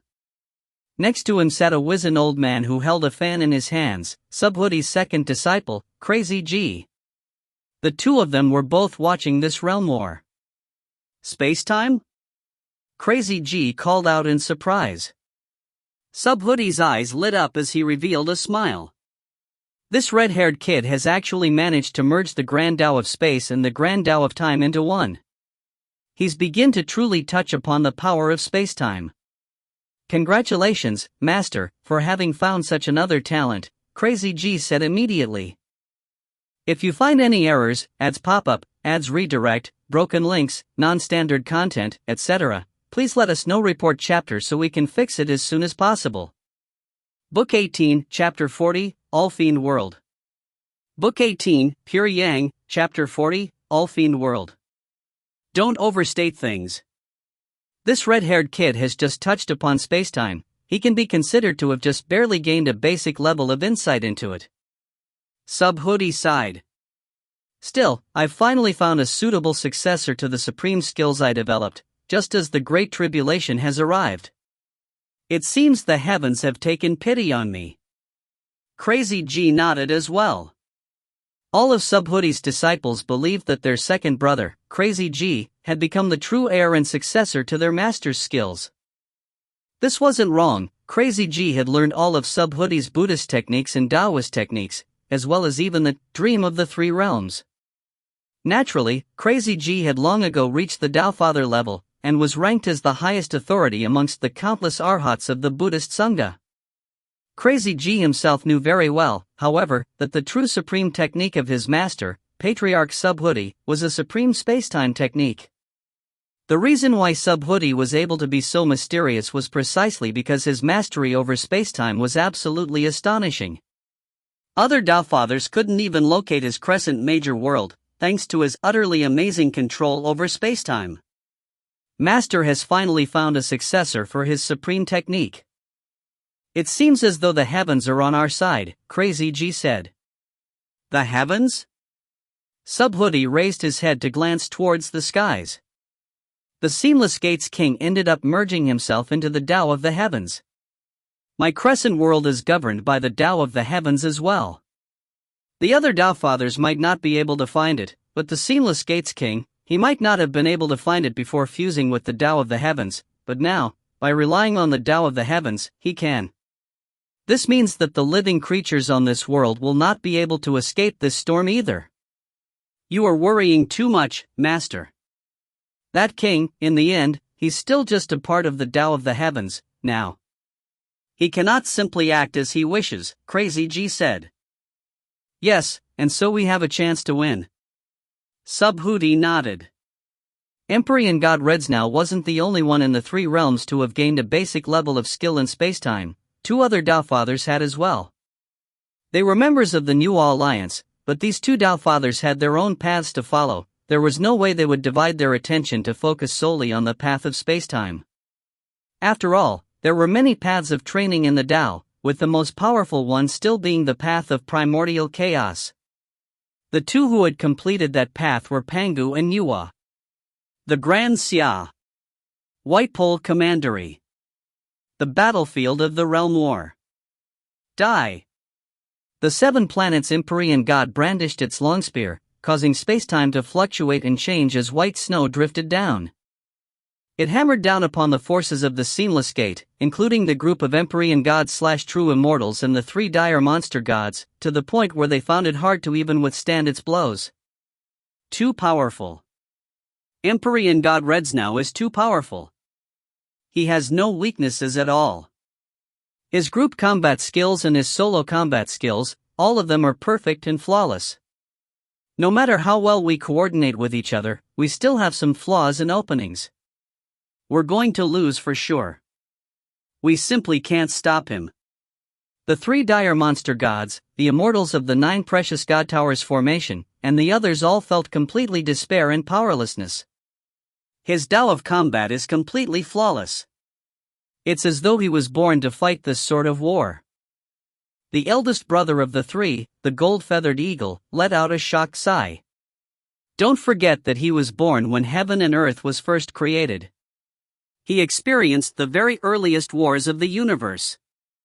Large-scale battles like this, he's been through countless numbers of them, and his battle style was honed, tempered, and perfected countless times through those countless battles. In the end, we simply didn't have the chance to experience that era. We haven't experienced enough of these large-scale battles. Although our third brother is comparable to Empyrean God Redsnow in terms of the Tao, in a real life and death battle, especially one on a battlefield like this, he's still a bit inferior. Now that Empyrean God Redsnow is commanding the 7 planets Empyrean God, the 3-eyed demon which our third brother is commanding is naturally going to be weaker. Third brother, let's retreat. We can't stop him. Right. Let's retreat. Let's reflect on what we've learned, then fight him again in the future. Fine. The 9-headed lion nodded. Let's go. The 3-eyed demon sent a mental message that echoed in the minds of all allies present. Whoosh! Instantly, the many Empyrean gods and true immortals that had been battling the 7 planets Empyrean God immediately began to retreat. Attack! Don't let them escape. Attack! Ning, the Xia Emperor, and the other Empyrean gods, true immortals, heaven punishers, rain dragons, and Pangu war formations instantly began a frenzied pursuit upon seeing this. The most dazzling figure of all was that of the 7 planets Empyrean God. His long spear, it was a life-taking instrument of death. Even the 3-eyed demons had fled rather than face it. Naturally, there was now nothing and no one capable of stopping it at all. Within this battle region, the Seamless Gate's forces quickly began to collapse. The walls of the Seamless City. Father Ink Bamboo was watching over the entire battlefield here. Upon seeing that the 18 Empyrean gods and true immortals he had sent out were still unable to stop the 7 planets Empyrean God, he knew that this battle was over. As he expected, just a short while later, the 3 dire monster gods of Mount Dragon Eater began to lead the others in a frantic retreat. Withdraw. Father Ink Bamboo had a dark look on his face. He said just that single word, his voice echoing throughout the entire battlefield. The forces of the Seamless Gate in every single region on the battlefield were in difficult situations. Upon hearing the order be given, they all let out sighs of relief and began to flee. This Empyrean God Redsnow, Father Ink Bamboo stared at the 7 planets Empyrean God, an ugly look on his face.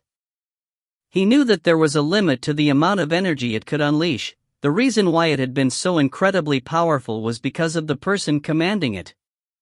The reason why the 3-eyed demon was so powerful as to have reached the Taofather level was because its commander, the 9-headed lion, had an extremely high level of insight into the Tao. The 7 planets Empyrean God was even more powerful, precisely because its commander, Empyrean God Redsnow, was simply far too formidable. Redsnow. In terms of his insights into the Tao, he was actually roughly on par with the NIE-headed lion. He had far too many combat techniques, however, resulting in the 9-headed lion feeling complete despair. Press the attack. Don't let them run off. Kill them. The forces of the Crimson Bright realm immediately began to chase after and slaughter their foes. The Seamless Gate's entire battle line began to collapse as they began to flee.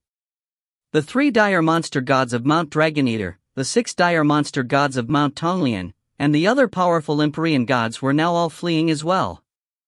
When faced with such an awe-inspiring enemy army, if they let themselves be trapped, they would be doomed. This sort of large-scale disorderly retreat actually resulted in incredibly heavy casualties.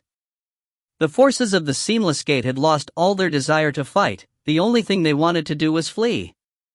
The battle right now was a slaughter. Dowfather Ink Bamboo watched silently, not saying a single thing as he saw it all unfold. He had been forced to give the order to withdraw. If he had tried to insist on continuing this battle, even more of his forces would be wiped out. If he didn't order a retreat right away, he might lose the majority of his forces. The difference in power between the two sides wasn't that great right now. The losses they were sustaining were acceptable, if painful. Dowfather Ink Bamboo looked towards the walls of the 8 Dragons Cloud City, where Dowfather Crimsonbright was. Dowfather Crimsonbright had a smile on his face. A wide smile. Dowfather Ink Bamboo turned and left the city walls. Within the 8 Dragons Cloud City, everyone was cheering in celebration. The countless celestial immortals and loose immortals were incomparably jubilant right now. This had been a simply wonderful battle. That final pursuit in particular, the enemies they managed to catch and trap had all been utterly massacred. The sensation of being able to massacre their foes, it was glorious. Reds now. The countless immortals all looked towards a group of Empyrean gods who were standing in midair. The most dazzling figure was a red-haired Empyrean god, Reds now. All of the immortals and fiend gods present knew that the person who had changed the entire outcome of this battle was Empyrean god Reds now. As a result, they all looked towards him with scorching, excited gazes. He was too strong. He was the most powerful Empyrean god they had ever seen, and the way he had used his spear, it was simply unbelievable. Fellow Taoist Reds now, long time no see, Fellow Taoist Reds now, you saved the day. Reds now, why have you come? Some of those who had met Empyrean god Reds now before, such as the Xia Emperor and a few other Empyrean gods and true immortals, were chatting with him. Prime Light. The Xia Emperor was particularly animated when chatting with the foster son of Taoist Three Lives, Empyrean god Prime Light. They two actually had quite a good relationship in the past. A short time later, the entire 8 Dragons Cloud City began a massive celebratory banquet, with the countless immortals and fiend gods celebrating together. In the main palace, Dowfather Crimsonbright personally feted the Empyrean gods, true immortals, and celestial immortal commanders who had risked their lives in battle. Halfway through the banquet. Reds now. Dowfather Crimsonbright sent a mental message over. Dowfather. Empyrean god Reds now replied mentally as well. Your sudden appearance, why is it that I haven't heard of any Dowfathers arranging you to come here? Dowfather Crimsonbright asked. We promised Ning to help him once, Empyrean god Reds now replied. After having helped him this time, we've finished our assignment. Ah? Dowfather Crimsonbright was surprised that it was Ning who had caused them to come. Immediately afterward, he grew rather worried. He immediately sent over, you are only helping out once? You won't be helping out after this? Empyrean god Reds now nodded gently.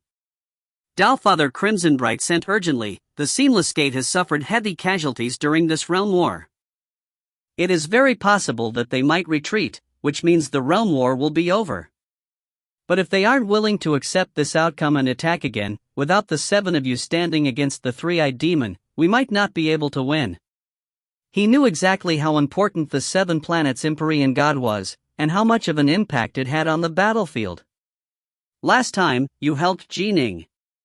This time, help me, Tao Father Crimsonbright sent mentally. I'm not insisting that you join me in battle, but if the Seamless Gate refuses to give up and assaults us once again, I'd like you to assist our Crimsonbright realm. Empyrean God Redsnow hesitated momentarily, then began to confer mentally with the nearby Primelight, Dovesnake, Snow Scorpion, and the others. A Tao Father was asking them to help out. In addition, Tao Father Crimsonbright had indeed been on very good terms with Taoist Three Lives. Ning was participating in this war as well. Soon, they came to an accord. Since you have made the request, Tao Father, the 7 of us shall do as you ask. If the Seamless Gate once more comes in force, we shall continue battle, only stopping once this realm war is completed, Empyrean God Redsnow sent mentally. Tao Father Crimsonbright instantly let out a sigh of relief. Wonderful! These 7 Empyrean gods had been the most elite of generals under Three Lives. It was true that Three Lives' death had resulted in the disbanding of his forces, with quite a few of the Empyrean gods and true immortals of the Starseizing Manor leaving for other pastures. Only Redsnow and the rest of the 7 had been unwilling to leave due to the loyalty and devotion they felt towards Three Lives. They had continued to hide within the Starseizing Manor and waited for their new leader to arise. Each of the 7 were incredibly powerful, and when they joined forces, 20 or 30 ordinary Empyrean gods or true immortals wouldn't necessarily be a match for them. We lost. Tao Father Ink Bamboo knew that there was a limit to how much strength the Seamless Gate could employ. They had reached that limit for the sake of this realm war. It was unlikely that further reinforcements would be made available. Even if there were further reinforcements, it'd be hard to make up for difference in power that now existed. The 7 planets Empyrean God was simply too powerful. The 3 realms. A mysterious major world. This major world was known as the Alfien's world. This was the true headquarters of the many myriad demons' caves. There were 100 Seamless Gates, in turn, there were also 100 myriad demon caves. They were spread out throughout the 3 realms, frantically collecting precious materials and building golems. The reason why the Seamless Gate was so terrifyingly strong was in large part because their skill in the Tao of Constructs was truly unrivaled in the 3 realms. They were able to produce some truly top-tier golems that the New Alliance was completely unable to manufacture. As for how secretive and mysterious the Alfien's world was, not even the commander of the Seamless Gate, the God King, was qualified to interfere with it. The Alfien's world was under the protection of an even more powerful leader of the Seamless Alliance. The entire New Alliance had been frantically attempting to find a core formation diagram for the golems, but alas, they weren't able to find diagrams for even the Empyrean God golems, to say nothing of the truly top-class golems. Rumble. Within a massive, levitating fortress. This fortress had been completely sealed off. Inside the sealed fortress, there was an enormous palace that was 100,000 kilometers in size. Inside the palace, there was a veritable horde of celestial immortals, at least 1 million of them or more. They were as numerous as ants, scattered throughout the palace as they focused on manufacturing various parts. At the highest part of the palace, a massive throne was levitating in the air, with 2 pure yang true immortals standing respectfully before it. Atop the throne sat a wanton, dissolute-looking man. He slouched against the throne, resting his jaw on his right hand while holding a gourd of wine with his left hand. He stared downwards. 1,080,000 celestial immortals. It's been 3 full years, but they still haven't finished this Tao Father Golem? It'll be done soon, Grandmaster Black Heaven, the 2 true immortals said hurriedly. The man seated atop the throne was, amazingly, Celestial Immortal Black Heaven. The 2 true immortals knew that Grandmaster Black Heaven usually lived a relaxed, carefree life. All he did these days was order his disciples and grand disciples around in creating various golems. It was now quite rare for him to personally take control over golem production. He was, after all, the most skilled expert in the Alfien's world in the Tao of Constructs. In fact, even this celestial immortal body of his was actually manufactured through the art of constructs. Not even true gods or Tao fathers could tell that this body of Black Heavens was merely a golem body.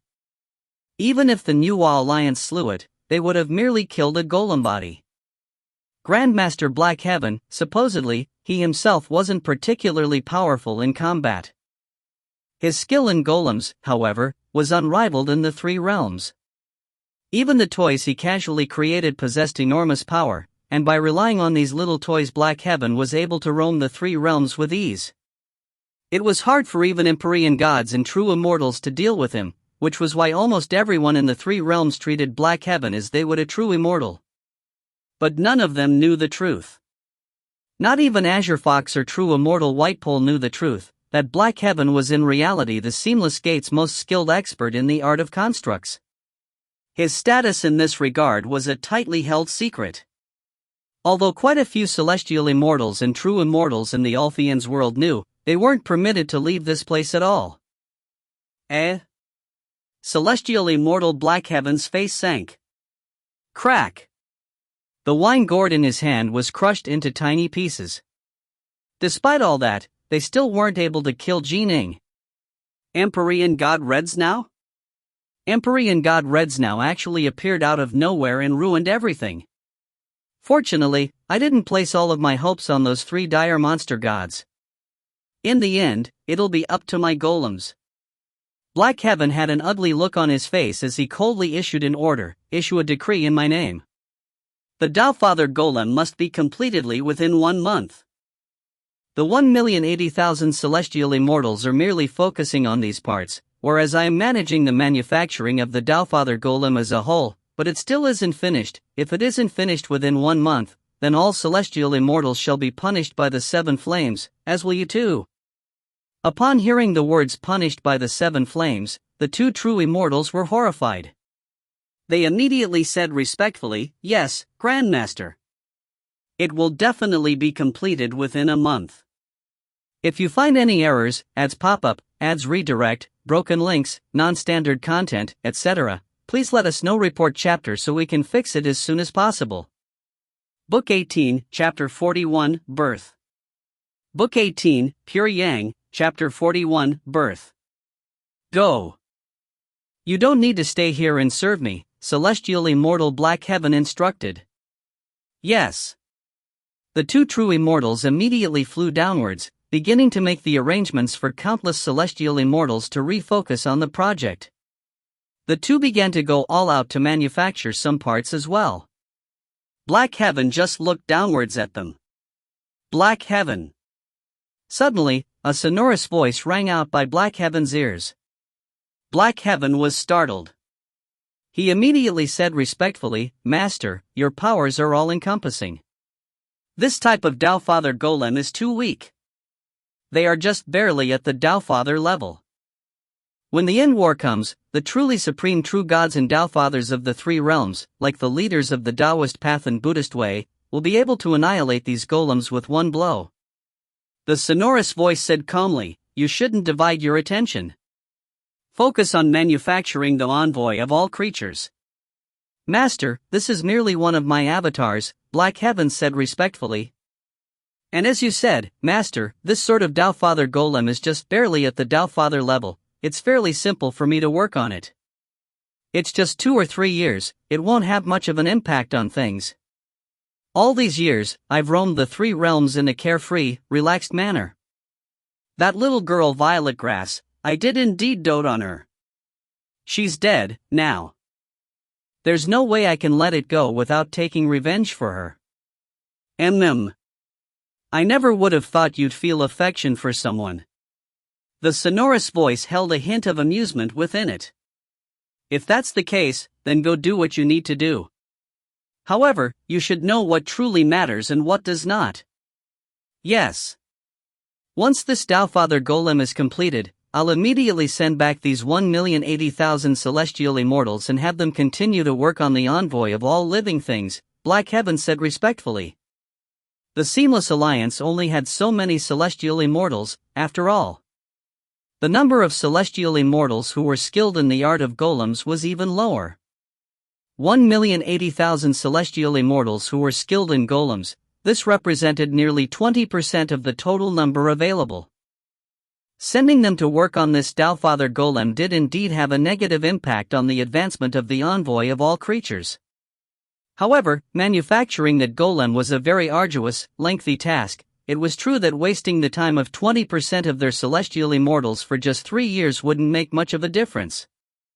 If that wasn't the case, Black Heaven wouldn't have dared to reallocate these celestial immortals.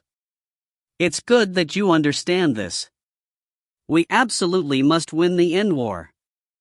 We already lost once, I don't wish to lose a second time, the sonorous voice said. Yes, Black Heaven said respectfully. The presence departed from his mind. Only now did Black Heaven let out a sigh of relief. I have to go see the God King as well. Otherwise, they might foolishly decide to give up that realm war, Black Heaven mused to himself. The vast world of darkness. The God King was seated high up on his towering throne, looking down at the world below him. A figure appeared in the darkness below. It was celestial immortal Black Heaven. God King, Black Heaven said. Grand Master. The black-robed God King had a hint of amusement in his voice. Why have you come to my place, Grand Master? I'd like to ask you, God King, to invite Dowfather Ink Bamboo as well, Black Heaven said. Fine. The God King nodded. Soon, yet another figure appeared within the world of darkness. It was Dowfather Ink Bamboo, who glanced towards Black Heaven and said with surprise, Grandmaster, Dut. Only the most top-tier figures of the Seamless Alliance knew who Black Heaven really was. It was precisely because of his status that they treated Black Heaven as they would an equal, and in fact were quite courteous to him. First of all, Black Heaven's master was, at present, the most powerful figure of the entire Seamless Alliance, the Lord of all Fiends I. In addition, Black Heaven was the most skilled Grandmaster the Seamless Alliance had in the Tao of Constructs. Whether it was his own artistry in golems, or his master being the Lord of all Fiends, Black Heaven had a truly transcendental status. I've created a Dowfather golem, Black Heaven said. Dowfather golem? The God King frowned. Those golems use up many precious materials, but are fairly weak. Didn't the Fiend Lord give up on them? Dowfather Ink Bamboo looked towards Black Heaven in puzzlement as well. These were core members of the Seamless Gate. They knew much about the plans they had to conquer the universe.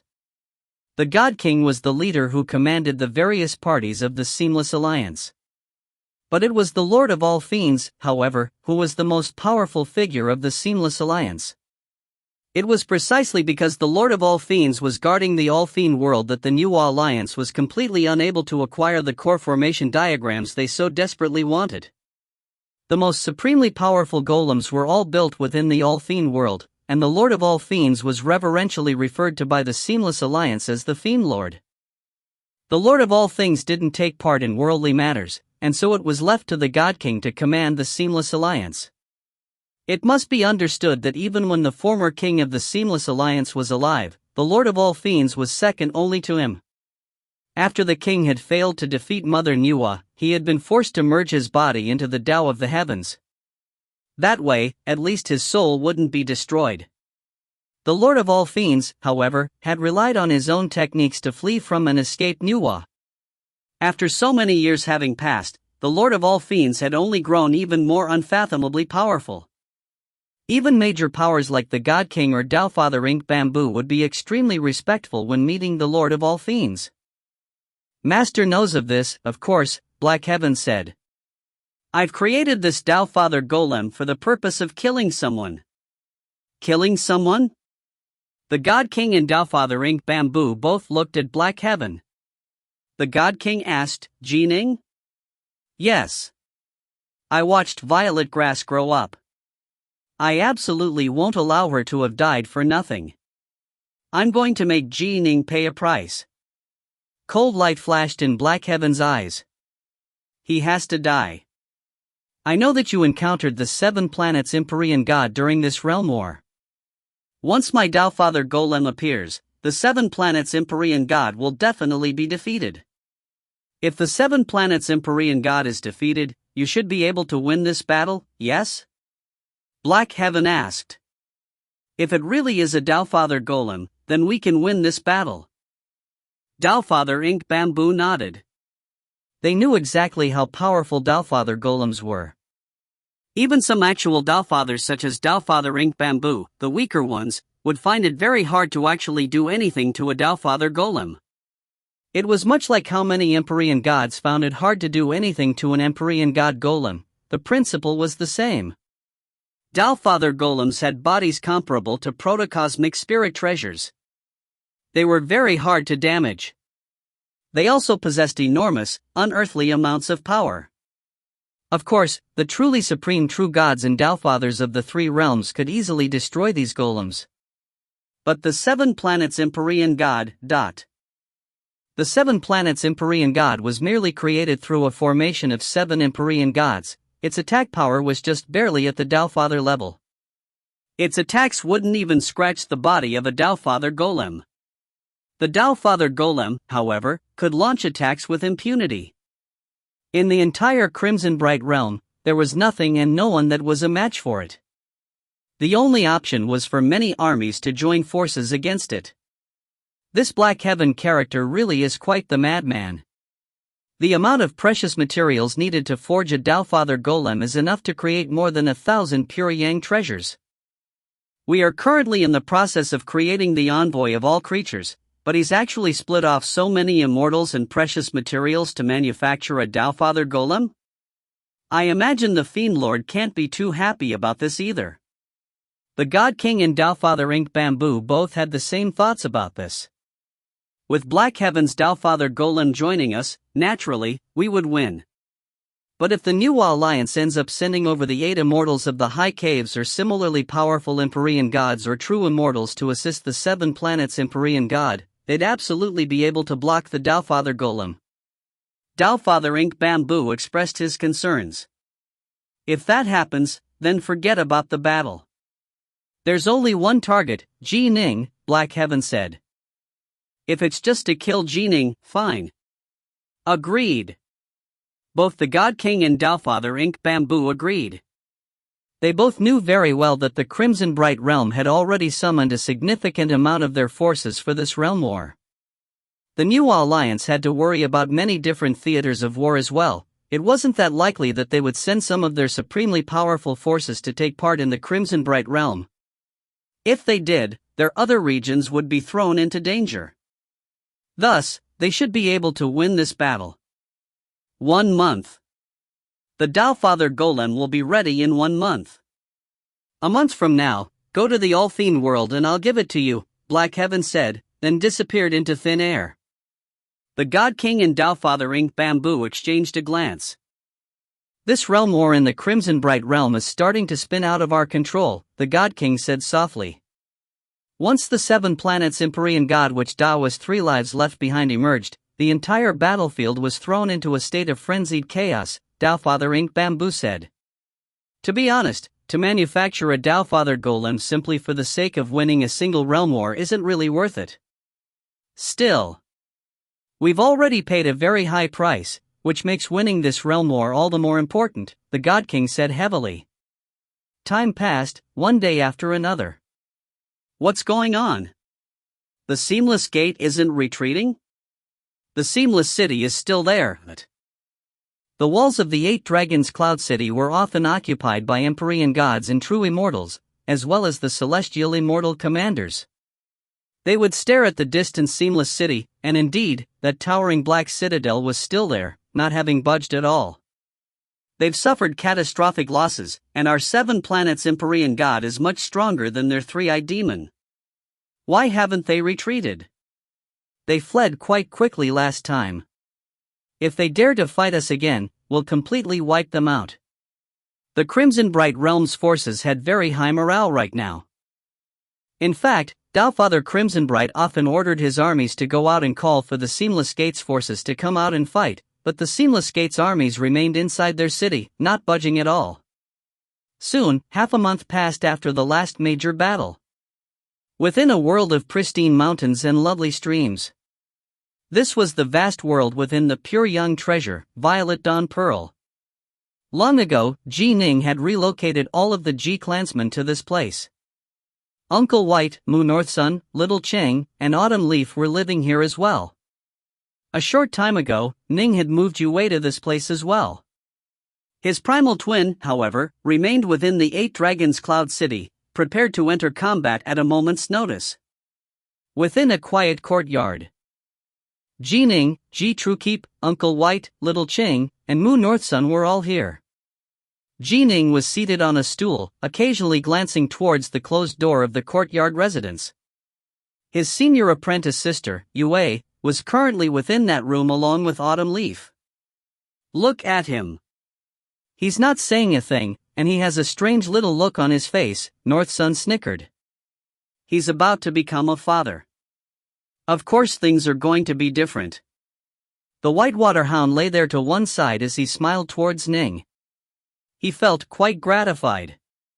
Ning was finally about to become a father. Finally, he would have a child of his own. Ning, son, don't be nervous. Wait patiently. You've been able to wait for several years, it's just a little bit longer, Uncle White said with a laugh.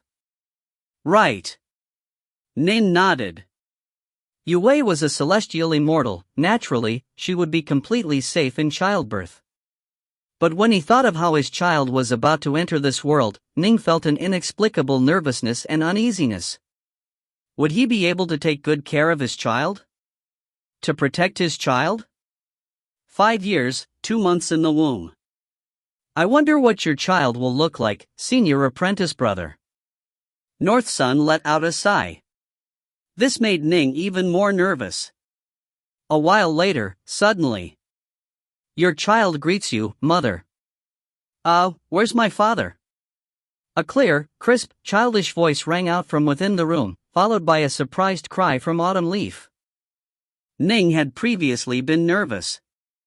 Now, he was simply stunned. 1. This is a different person from the Lord of all creatures mentioned as being deceased just few chapters ago.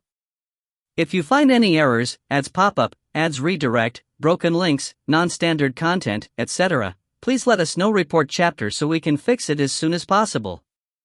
Book 18, Chapter 42, Daughter, Bright Moon. Book 18, Pure Yang, Chapter 42, Daughter, Bright Moon.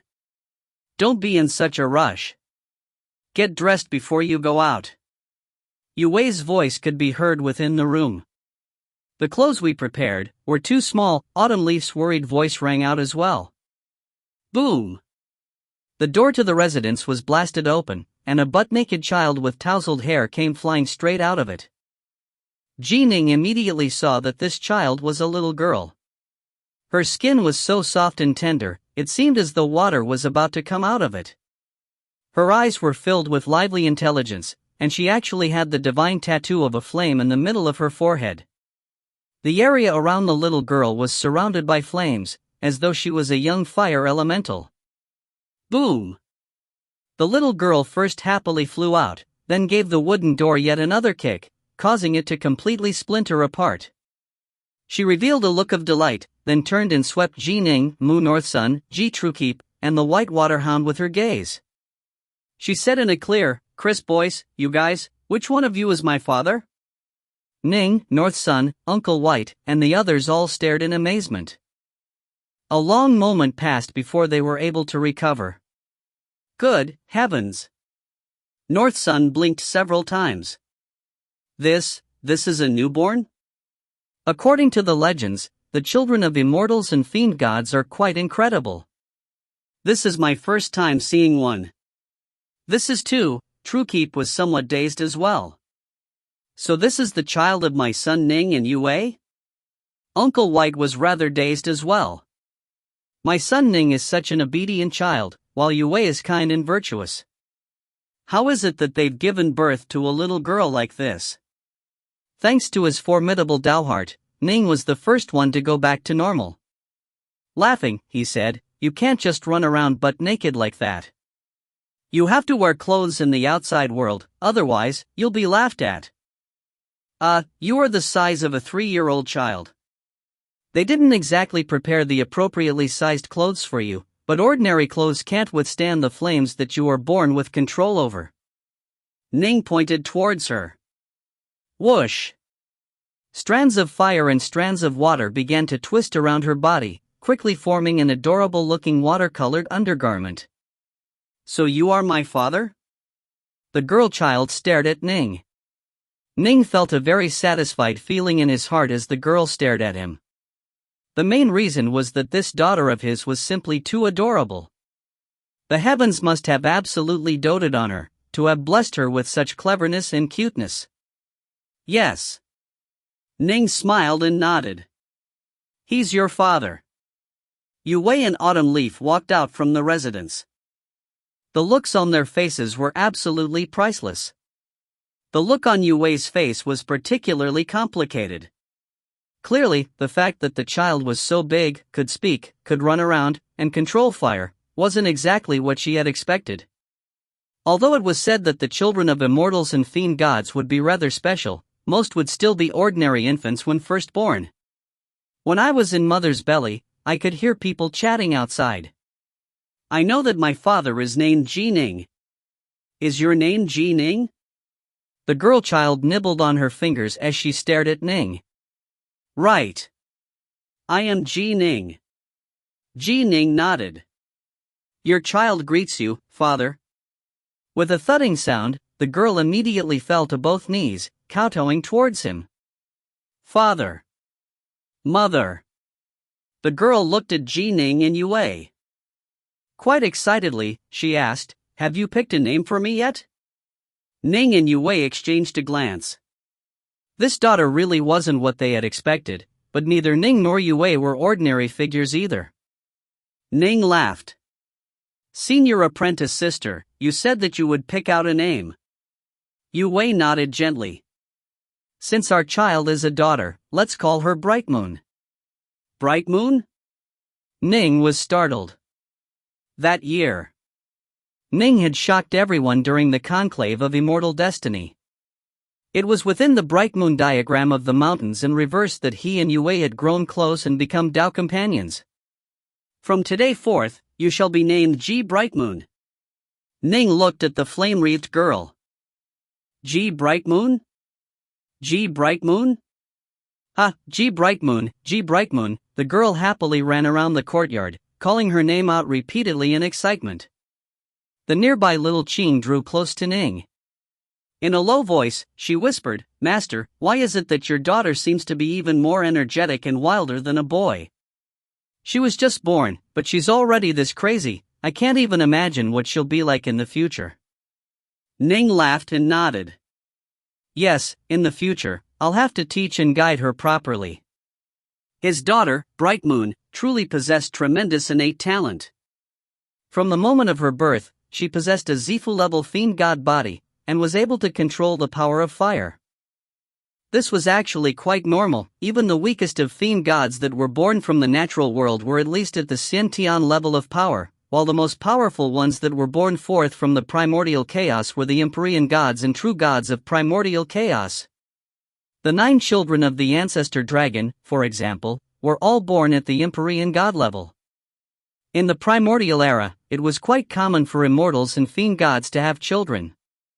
The ancestor of the Young Flame clan, Young Flame Freak, for example, was born from the couple of a Young Flame clan member and a fiend god, which was why he was so ugly. Many god beasts, in turn, were created during the primordial era when powerful fiend gods couple with certain dire monsters. Their monstrous bodies contained fiend god blood in them, and so they were referred to as god beasts. The more pure their bloodline was, the more powerful they would be. Ning and Yue were both humans, and so their child was naturally a human as well. Since Ning's bloodline was a bit weaker, his daughter was merely born with a Zifu-level fiend god body. However, she had no skills as a key refiner at all. In this regard, she would have to train from scratch.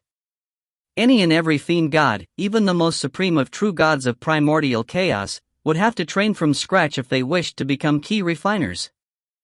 Taofather Crimson Bright, Patriarch Subhoodie, and the other true gods of primordial chaos had to slowly train as key refiners as well, eventually reaching the Taofather of the Great Firmament level. Father, Father! Piggyback, piggyback.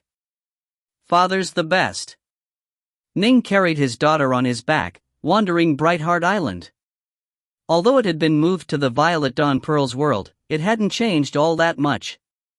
Father, fiend god body refining is so boring. Let's train in Ki instead. Bright Moon, do you want a taste of your mother's crop? Bad father. You are so bad. When facing his adorable daughter, Ning simply couldn't put on a show of being the strict father, no matter how he tried.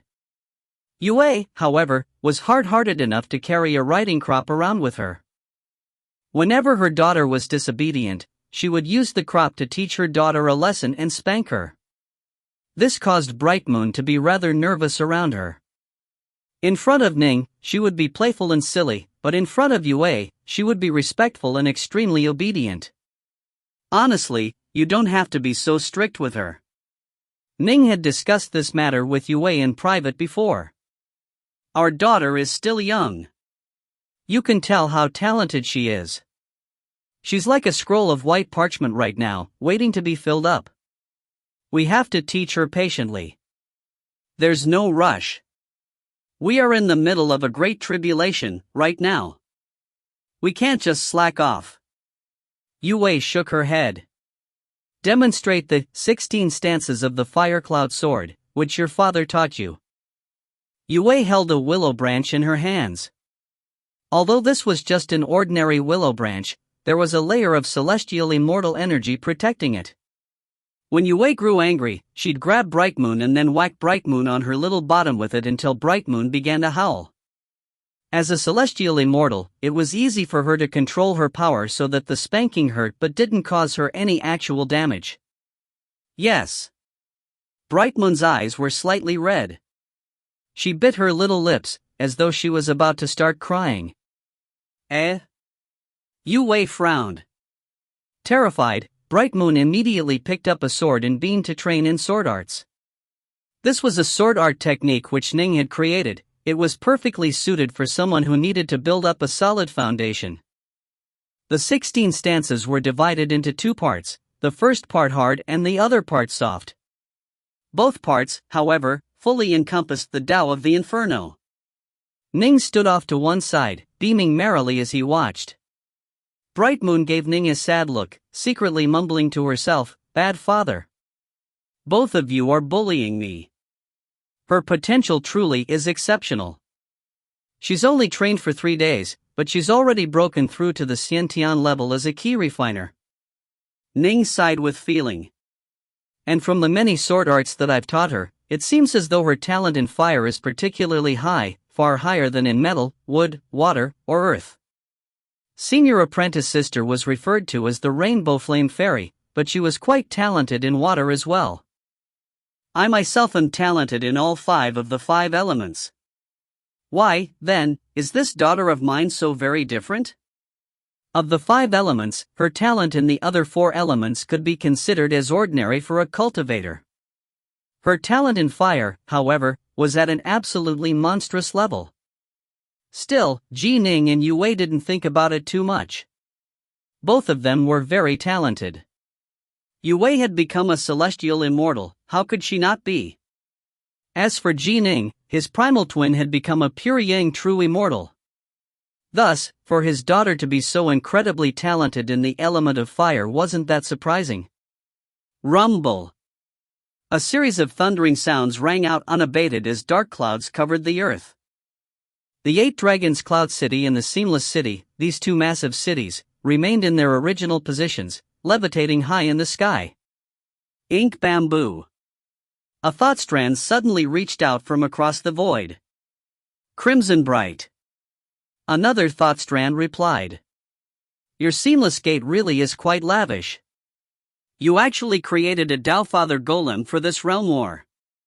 Is it worth it? Even if you win, and even if you take over the entire Crimson Bright realm in the future, we'll still counterattack and take it back. Taofather Crimson Bright's thought strand was filled with absolute furious. Oh? Your new Alliance intelligence reports are quite timely, Taofather Ink Bamboo replied. He had just received the Taofather golem moments ago. Who would have thought that the New Alliance would find out right away? There had been nothing Taofather Inc. Bamboo could do. If it wasn't for the fact that they held absolute advantages over the New Alliance in terms of intelligence and the Tao of constructs, they wouldn't be a match for the New Alliance at all. The New Alliance had controlled the three realms ever since the primordial era, after all. The Taoist path, the Buddhist Sangha, and even the primordial imperial clan, all of them belonged to the New Alliance. In the New Alliance, experts were as common as the clouds, and they had quite a few top-tier major powers as well. The three most powerful emperors of the primordial imperial clan, the two leaders of the Taoist path and the Buddhist Sangha, some true gods who had been born from the primordial chaos. Thus, the New Alliance had formidable tools available to them as well. In terms of intelligence, they were only inferior because they couldn't match the Seamless Gates King, who had become one with the Tao of the heavens itself. However, 1,080,000 celestial immortals had been dispatched to work on the creation of the Taofather Golem, and an enormous amount of resources had been diverted. This was a huge affair, and the New Alliance had learned of it long ago. Although they weren't able to break their way into the All-Fiend world, they had never ceased their infiltration attempts or their surveillance. Ink Bamboo, you should know that although this realm war is important, the struggle for karmic luck has just begun. You are acting rather excessively in your attempts to conquer my Crimson Bright realm. Taofather Crimson Bright was extremely dissatisfied. The three realms were incredibly vast. Up till now, there had only been a few realm war, and the struggle for karmic luck had just started. For them to start using Taofather golems right away meant that if the New Alliance wished to win, they would have to use enormous amounts of resources as well. If this was how the game was going to be played each time, even Taofathers and true gods would feel heartache at the cost. The cost would be utterly ruinous, be more than what either side could endure. The three realms only had so many treasures in them, after all, and the Seamless Gate only had so many manufacturing materials.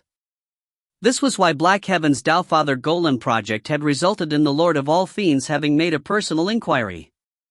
The only reason why the Lord of all Fiends didn't pursue the matter any further was because of Black Heaven's special status. This time, our Seamless Gate is definitely going to win, Taofather Inc. Bamboo said. Since you know we have a Taofather Golem, you should spend some time thinking about how you are going to deal with it. If you find any errors, ads pop up, ads redirect, broken links, non-standard content, etc., please let us know. Report chapter so we can fix it as soon as possible. Book 18, Chapter 43, Sieging the City. Book 18, Pure Yang, Chapter 43, Sieging the City. Within the Seamless City. Taofather. 61 Empyrean gods and true immortals all called out respectfully in unison. As for the others? They had all died in that great clash when the 7 planets Empyrean god had appeared. The Seamless Gate had suffered heavy casualties during that battle. If it hadn't been for Grandmaster Black Heaven intervening, the God King and Taofather Inc. Bamboo probably would have chosen to give up the fight for the Grand Xia. Our losses in this realm war were very heavy. Taofather Inc. Bamboo stared downwards at his forces. However, our Seamless Gate isn't giving up this realm war. Not giving up? The 61 Empyrean gods and true immortals were all surprised. The 3 dire monster gods of Mount Dragon Eater in particular stared intently at Taofather Inc. Bamboo. The 3 of them had truly been beaten so badly by Red Snow's 7 planets Empyrean god that they didn't have any of their usual bravado remaining. Taofather, dare I ask, how are we to deal with the 7 planets Empyrean god?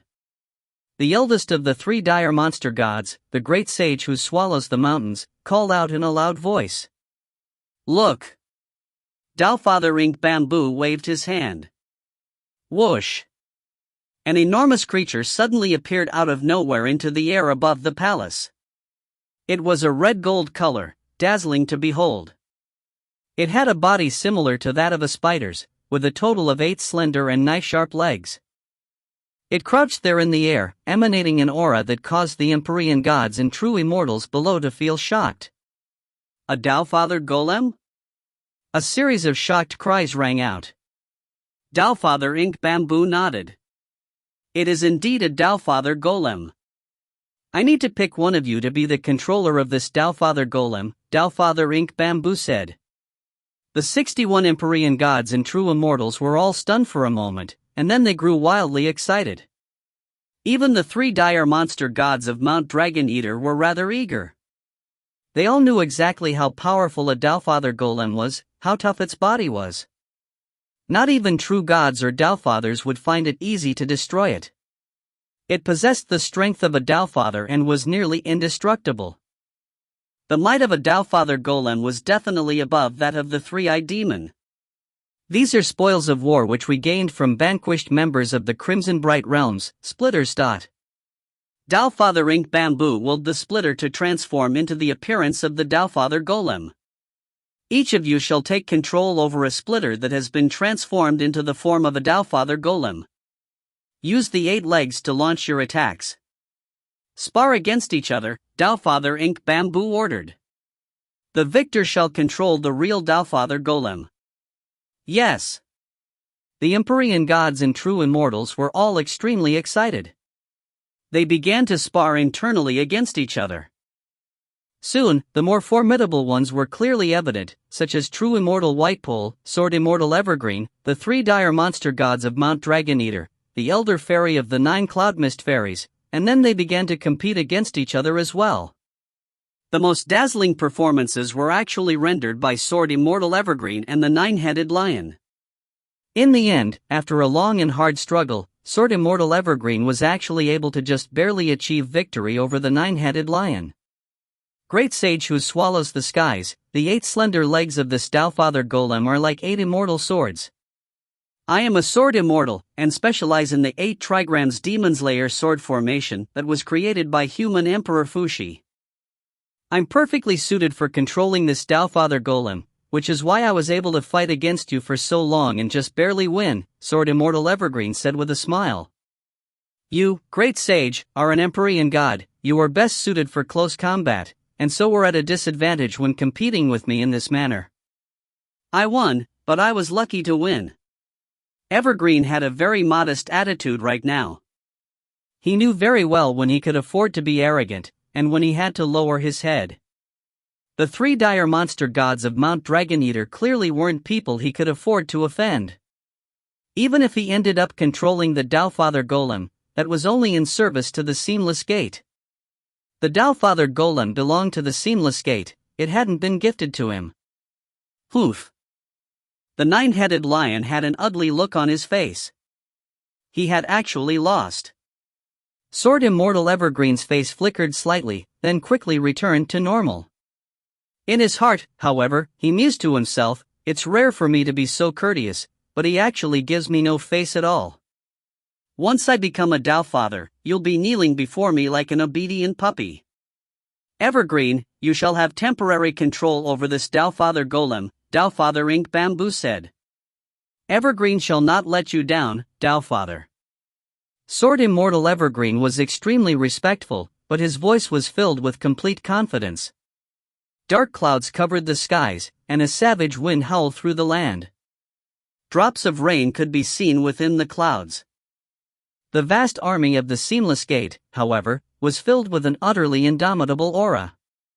The energy of the natural world flooded through them in a tidal wave, causing even the golden crow in the skies to appear distorted. The dark clouds in the skies rammed into each other, causing lightning to crash down chaotically, as though they too were terrified of the immortal army below it. Crimson Bright, come out and fight. The Grand Army was calling for their foes to come out and engage them. They were within just a few thousand kilometers of the 8 Dragons Cloud City, and the sound of their cries filled the heavens themselves. They actually dare to call us out? They didn't dare to come out earlier, but now they do, Humph, it seems as though the Seamless Gate feels that they haven't lost enough men yet. Let's teach them a good lesson. Instantly, the 8 Dragons Cloud City became filled with eager cries. The Empyrean gods, true immortals, and army commanders all flew towards the main palace. Within the main palace, Dowfather Crimson Bright was already seated upon his throne. Ning and the others entered, their eyes filled with an eagerness to do battle, clearly, they wanted to go out and fight right away. You are not to engage. A hint of worry could be seen on Father Crimsonbright's face as he spoke in a low voice. Eh? Everyone was stunned. Not to engage? Dare I ask, Father, why not? Empyrean God Redsnow asked. The Seamless Gate feels a very, very strong desire to take over the Crimsonbright realm. They've actually manufactured a Father Golem for that purpose. Father Crimsonbright shook his head. Sending you out right now is tantamount to sending you to your deaths. Father Golem? Empyrean gods Redsnow, Primelight, Snowscorpion, and the others revealed puzzled looks. The 7 of them had been staying in seclusion on the Starsizer major world for far too long. They knew very little about the outside world. Father Golem? The Xia Emperor and the others, however, cried out in shock. Ning was puzzled as well. He didn't know what this golem was either. You should have already seen Empyrean god golems, Father Crimsonbright said. I trust you are fully aware of how hard they are to deal with. Yes. They've just barely reached the Empyrean god level in terms of power, but they are incredibly tough. It is very hard for ordinary true immortals or Empyrean gods to damage them. Empyrean god Redsnow nodded. Father golems have just barely reached the Father level of power. They possess enormous power, and are also incredibly tough. Even I am unable to destroy one. Father Crimsonbright sighed. There's no way whatsoever for the rest of you to damage it, while it can damage you. Redsnow, we would probably need a second 7 planets Empyrean god of equal power to yours in order to tie down the Father golem. Otherwise, you by yourselves will be completely dominated to the point of not being able to fight back. Everyone present now understood. Their hearts turned icy cold.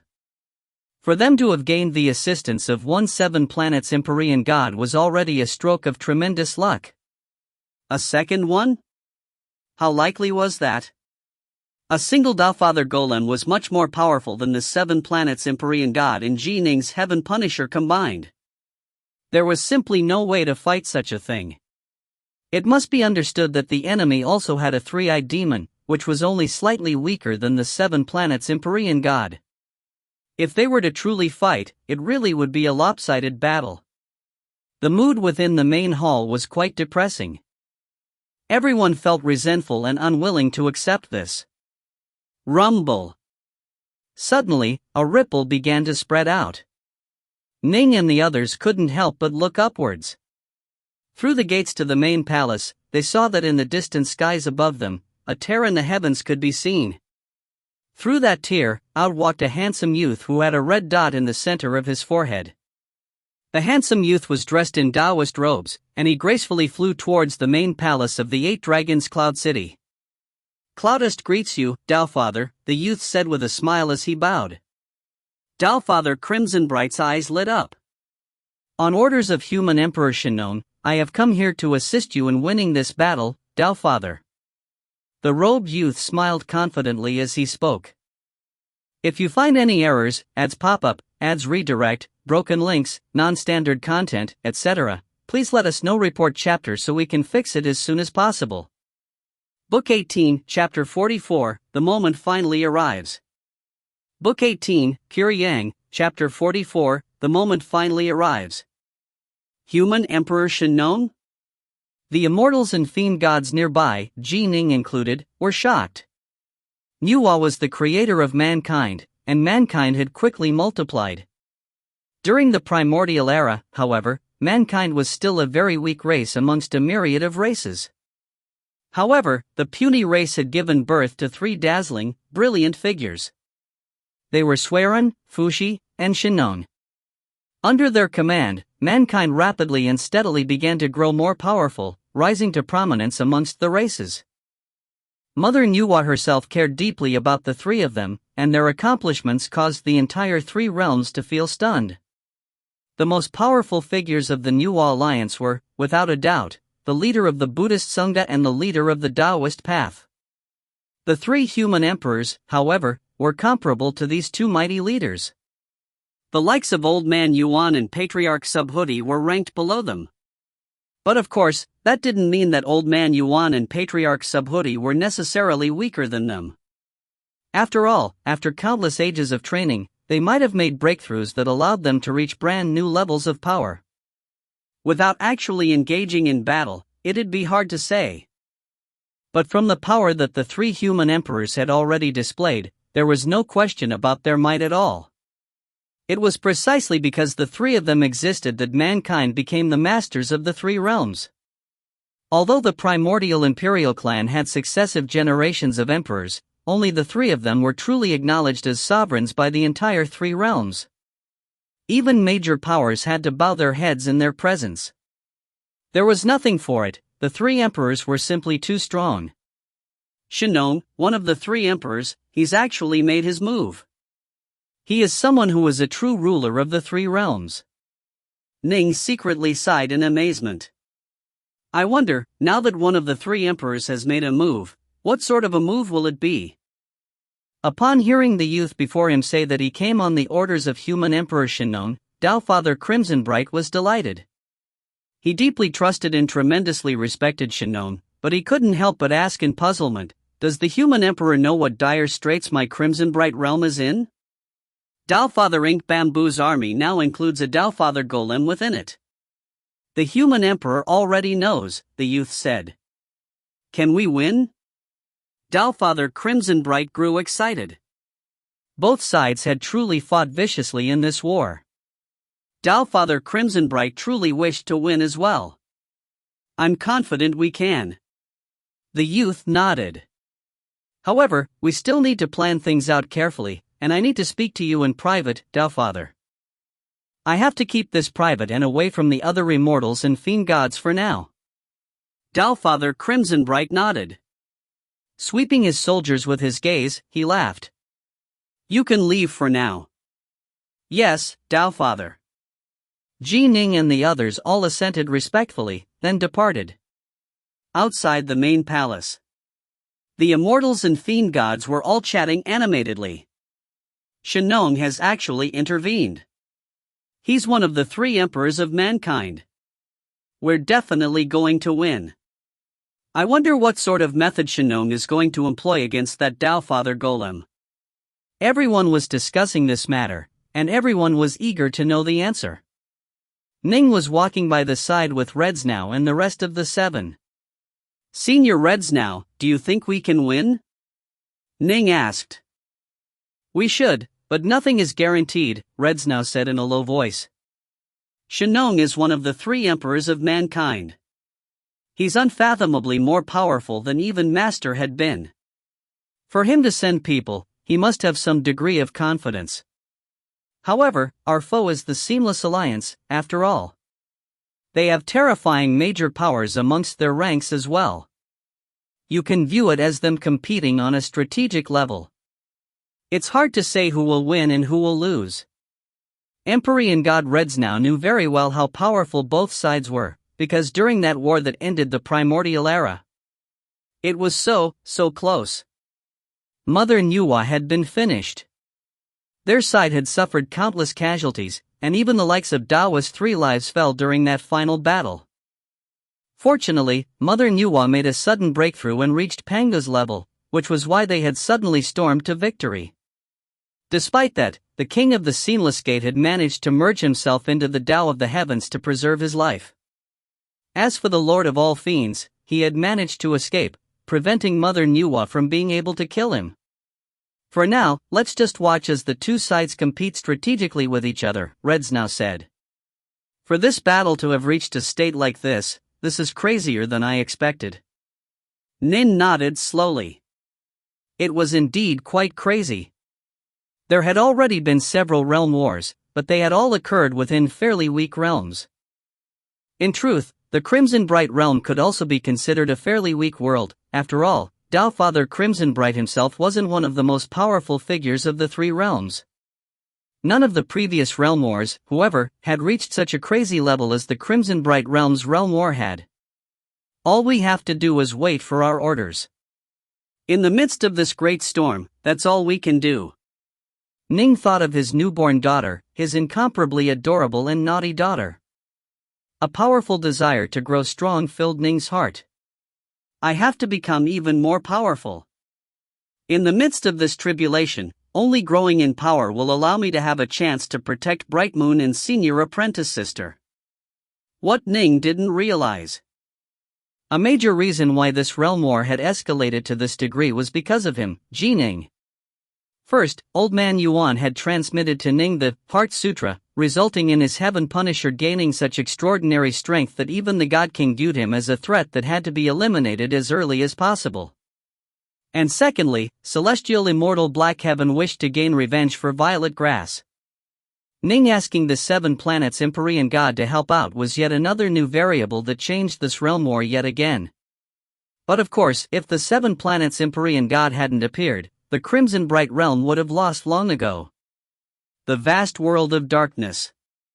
The towering throne levitated in the air at the very center of this world. The God King sat on his throne, his right hand resting on the throne's armrest and gently tapping on it. Tap. Tap. Tap. The sound echoed throughout the entire world. Shenong is intervening as well. Lightning flashed through the black eyes of the God King. It seems our seamless gate has pushed too hard, incurring the wrath of the 3 emperors. They want to use this realm war as an opportunity to frighten and shake the seamless gate. What should I do? What exactly should I do? The God King began to worry. True Immortal Cloudust and Tao Father Crimson Bright, what exactly are they planning?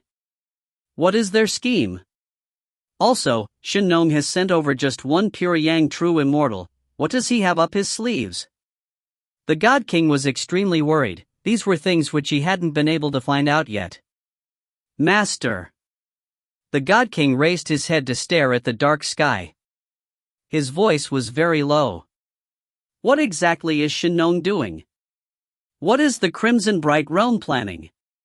Please help me.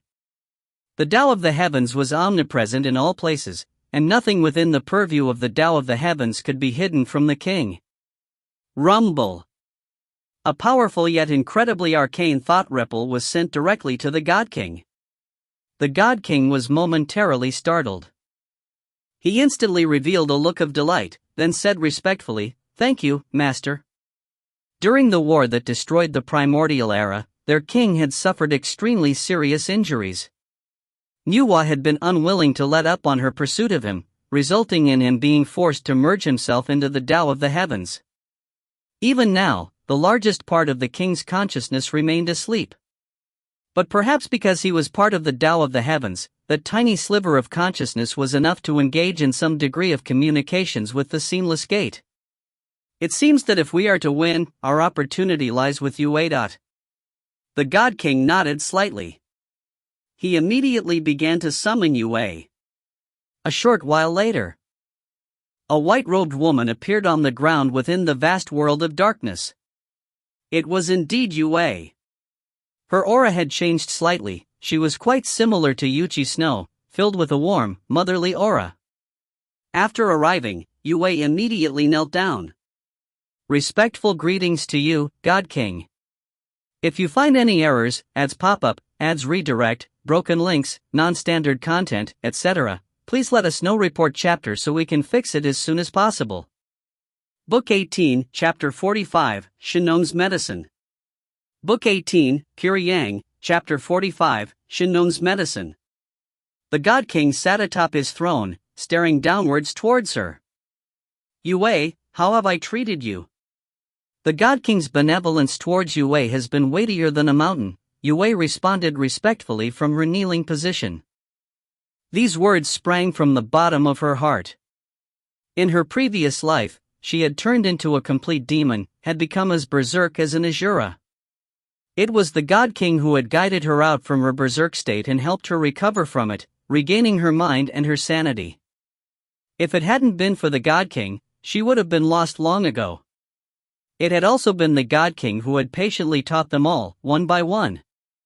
They were all filled with the utmost of veneration towards the God King, and were all willing to die for him. Yue was nothing more than one of countless such individuals. When Yue had become apprenticed to Patriarch Lu, her status amongst the countless spies under the control of the Seamless Gate had instantly skyrocketed. The vast majority of the spies were merely at the Earth Immortal or loose Immortal level, after all. Less than 1 in 10,000 would be at the Celestial Immortal level, much less have a connection to an important figure like Patriarch Lu. And now, Yue was connected to not only Patriarch Lu, but also to Ning. She had become the sole chance the Seamless Gate had at reversing their fortunes during this realm war. "It is now time for you to sacrifice yourself," the God King said. Yue couldn't help but tremble, then she pressed her forehead to the ground and said respectfully, "Please give me your command, God King." Every single spy was waiting for the moment where they would be used. Things weren't so bad for the likes of Sword Immortal Evergreen. Even after being exposed, he could flee back to the Seamless Gate. Yue, however, was merely a celestial immortal. There was no way she could possibly escape at all. And, to the Seamless Gate, even though Yue was a celestial immortal, once her status was exposed she would instantly become much less valuable to them. One of the 3 emperors of mankind, Shinon, has sent true immortal Cloudus to the 8 Dragons Cloud City. The God King began to narrate things to order. Yue listened attentively. In her heart, Ning and her daughter were who mattered most to her, but the God King was very important to her as well. This was partially because of gratitude, but was also because the God King had left behind his imprint upon her soul. The God King was capable of influencing her inner heart without her even knowing about it, causing her to trust him even more and make her feel even more indebted to him for his kindness, to the point where she was willing to give up life itself. Within the Violet Dawn Pearl's world, Ning, Yue, and their daughter Brightmoon were living a blissful life together. Kneel. Ning had a hint of anger on his face. "Oh." His daughter Brightmoon meekly fell to her knees, her little mouth trembling as though she was about to cry. Ning said angrily, "You need to understand the consequences of your actions. Not everyone is an immortal cultivator.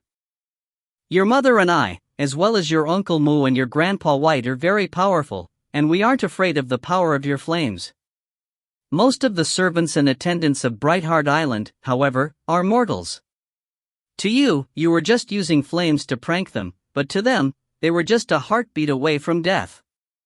If I hadn't noticed in time, you would have burned your maid to death." Brightmoon didn't dare to say a thing.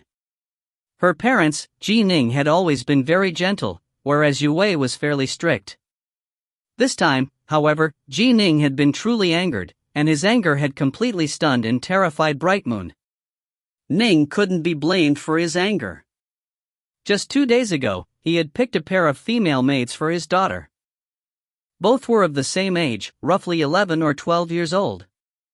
The two had naturally been extremely attentive in taking care of their young mistress, and Brightmoon had liked them very much and had been very happy when playing with them. And then, she started to use her flames to tease and prank the maids, just as she often did with the Whitewater Hound. That maid had instantly been burned beyond recognition. Fortunately, Ning had reacted very quickly, immediately casting spells on her and providing her with a spirit pill, allowing her to make a complete recovery. "I told you how important it was for you to remember that you live in a world of immortal cultivators. I told you that you can be tremendously dangerous to ordinary commoners. Have you forgotten everything I told you?" Ning roared. Brightmoon quavered. "And you are still crying?" Ning growled, "I want you to stay here on your knees today. You are not allowed to rise until I tell you to. Let's go." Ning led Yue away, leaving behind Brightmoon by herself kneeling there pitiably on the ground inside the room. A while later, a giant, snowy whitehound padded past. "Grandpa White!" Brightmoon hurriedly called out. The snowy white hound gave her a glance, then continued to pad forward. After another period of time, an azure-robed woman walked past as well. "Aunt Shang!" Brightmoon immediately called out. The azure-robed woman revealed a resigned look on her face as she continued to walk forward. Are we being too severe to her? Yue Wei said worriedly. If I don't give her some punishment this time, in the future, she'll cause utter chaos, Ning said angrily. He then looked towards Yue Wei with surprise. Laughing, he said, "Senior apprentice sister, usually you are even stricter with her than I am. Why are you so soft-hearted today?" When I see that sad little look on the kid's face, Yue Wei shook her head. Ning said, "She's just acting. She knows very well that whenever she puts that look on her face, we'll feel sorry for her and ease up on her. That's why she's acting this way right now. This time, we really do need to teach her a lesson. She's clearly very talented and innately clever, but she was still born just a short while ago. She's like a blank sheet of paper. She doesn't know the consequences of her actions, doesn't know right from wrong. We have to teach her well." "Yes, we do. It seems as though you are even better suited to teaching her than me," Yue Wei said. "No, senior apprentice sister, you are a better teacher." Ning shook his head. "Mothers are usually more careful and attentive when teaching children." Yue Wei nodded blankly, not responding. "What is it?" Ning could sense that something seemed a bit off. This was his Dao companion, who had been by his side for many years, after all. He could naturally sense that her mood was off. "Oh." Yue Wei seemed to come back to her senses. Shaking her head, she said, "It's nothing. I'm just thinking about the realm war going on outside. Now that my child is born, I'll probably have to take part in the war soon." Ning was startled for a moment, but then he nodded slowly. "Right. All celestial immortals must take part in the war. Prior to this, you were pregnant and temporarily exempted, but now, you'll probably have to participate as well. Still, there's no rush. As long as the Dao Father or the Xia Emperor don't say anything, for you to delay a while is a minor matter." "It's best not to make things difficult for the Xia Emperor," Yue Wei said. "I'll leave behind an incarnation to accompany our daughter. I had best return to the 8 Dragons Cloud City and prepare to join the war." "All right. That works as well. You can stay in my Dark North army." Ning smiled.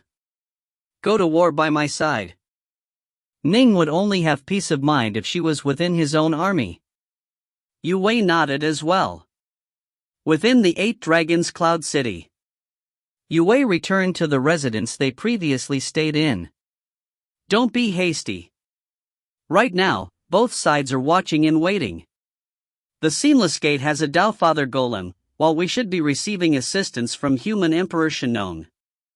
They should be planning things out now. It isn't time for Anatair battle just yet," Ning said. "This next battle will most likely be the final, decisive battle that will decide this realm war," Yue Wei said with a sigh. "Yes. Thus, it's very dangerous. Later on, we'll work together in the Heaven Punisher formation." "You'll be right by my side," Ning said. "If anything unexpected happens, I'll still be able to protect you." Yue Wei looked towards Ning. She could see from Ning's eyes how much he cared about her. This made her emotions only become even more complicated. She felt both warm and miserable. "All right." Yue Wei nodded gently. "Ji Ning, come to my place." Dao Father Crimson Bright's voice rang out by Ning's ears. Ning was startled. "I'm going to go meet with the Dao Father." Ning rose to his feet, then immediately flew outwards. As he left, Yue Wei quietly gazed at his departing figure, as though she didn't want to miss any glimpse of him. Within the main palace. Upon entering, Ning realized to his amazement that the only figures within the entire main palace were Dao Father Crimson Bright and true Immortal Cloudust. "Respectful greetings to you, Dao Father." "Respectful greetings to you, true Immortal," Ning said. "Sit." Dao Father Crimson Bright smiled towards Ning, as did true Immortal Cloudust. Ning sat down. Dao Father Crimson Bright said, "I've invited you here because I have an important mission to give you." "Oh?" Ning immediately began to listen attentively. This time, Cloudest has come on human Emperor Shinnon's orders to bring me 2 treasures. Dowfather Crimsonbright waved his hand, producing 2 jade bottles, one completely black and the other completely white. Both immediately caught Ning's eye. Could it be that the treasures within these 2 bottles were capable of deciding the fate of this realm war? It must be understood that their foes had a Dowfather golem. Were these things even more powerful than Dowfather golems?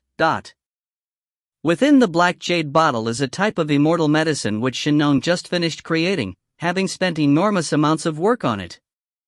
Dowfather Crimsonbright pointed towards the black bottle. If you shatter this black bottle, then the medicine within it will quickly spread out and take effect within a field of 10,000 kilometers. All immortals within the region, including pure Yang true immortals, will find their immortal energy to be completely locked and unusable. 1. What? Ning called out in shock. Even true immortals are affected by this? If they can't use their immortal energy, won't they be like ordinary mortals? Yes. Dowfather Crimsonbright nodded.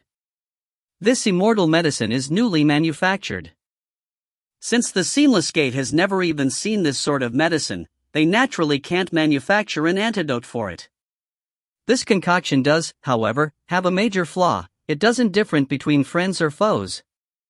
Within 10,000 kilometers, all immortals, friendly or enemy, will be affected by it. Ning nodded. This was normal and common for most poisons. Poison wasn't sentient, after all, it couldn't differentiate between friend or foe. Thus, the white jade bottle has the antidote within it. Dowfather Crimsonbright pointed towards the white jade bottle. When you go back, pour out the medicine into this wine gourd. Dowfather Crimsonbright next produced a calabash gourd. Every single loose immortal only needs a single drop. Celestial immortals need 10, while pure Yang true immortals need 100. The Dark North Army under your command has 3,000 celestial immortals and 300,000 loose immortals. All of them need to drink the medicine. When battle begins, the Seamless Gate will definitely continue to try to kill you. They'll send their armies to surround and assault you. When the time comes, just shatter the black jade tablet, and instantly, all immortals within 10,000 meters will collapse. Since your army will have consumed the medicine in advance, you won't be affected at all, and the only thing you'll have to do is massacre them, Dowfather Crimsonbright said with a smile. Ning was overjoyed upon hearing this. How wonderful! The Seamless Gate currently had an absolute advantage in terms of immortal power, as their many Empyrean god golems were all controlled by celestial immortals. Is it useless against Empyrean gods? Ning asked. The influence on the divine power of Empyrean gods is negligible. Dowfather Crimsonbright nodded. Given the Seamless Gate's intelligence capabilities, I imagine that they will soon know that this thing is in my hands. This concoction of Shinnon's is incredibly valuable. The Emperor of Mankind just recently finished manufacturing it at an extremely high cost. Although we only have a small amount, we have given it to another person as well, in addition to you. Dowfather Crimsonbright laughed. When the time comes, both of your armies are to simultaneously use the medicine. Even though the Seamless Gate knows about it, there's nothing they can do. You are very powerful, and the Seamless Gate has a deep urge to kill you. If they surround and assault you, you'll use Shinnon's concoction. If they don't surround and assault you, break them down and destroy them one by one, Dowfather Crimsonbright said. This is an obvious ploy, but there's nothing they can do about it. Ning's eyes lit up when he heard this. They were definitely going to win. Don't disappoint me. Dowfather Crimsonbright looked towards Ning. Don't worry at all, Dowfather. Ning was filled with confidence. 1. Remember, as noted previously in footnotes, in Chinese mythology, Shinnon the divine farmer is the demigod who taught agriculture and medicine to the Chinese people. If you find any errors, ads pop up, ads redirect, broken links, non-standard content, etc., please let us know. Report chapter so we can fix it as soon as possible. Book 18, Chapter 46, No Regrets. Book 18, Pure Yang, Chapter 46, No Regrets. Ning reverently accepted the black jade bottle, the white jade bottle, and the calabash gourd. You can go now. Father Crimson Bright smiled and nodded. Ning left the main hall, now in an absolutely wonderful mood. He returned to the Dark North Army camp, going back to his own residence. Back so soon? Yue was there to welcome Ning back. Ning just couldn't stop chortling. Bring me some wine. Yue immediately produced a bottle of immortal nectar. Even as she was just beginning to bring out the wine cups and other drinking implements, Ning immediately grabbed the bottle, raised his head up high, then began to guzzle it down happily. He felt a smooth feeling fill his entire body, surging straight to his head. He couldn't help but exclaim, "How wonderful!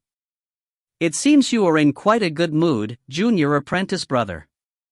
Yue sat down next to him. "How can I not be?" Ning laughed.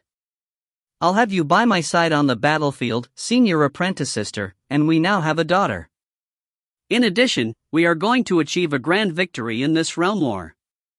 Everything will be just perfect. The heavens are truly kind to me." Yue smiled as well. She reached out with her left hand to take Ning's hand as well. Ning laughed again. "Let me mix up the medicine first." Ning waved his hand, producing the white jade bottle and a gourd. He pulled the stoppers out from the gourd and the jade bottle. The gourd was a magic treasure meant for the express purpose of holding wine. It wasn't that precious, merely an immortal ranked magic treasure.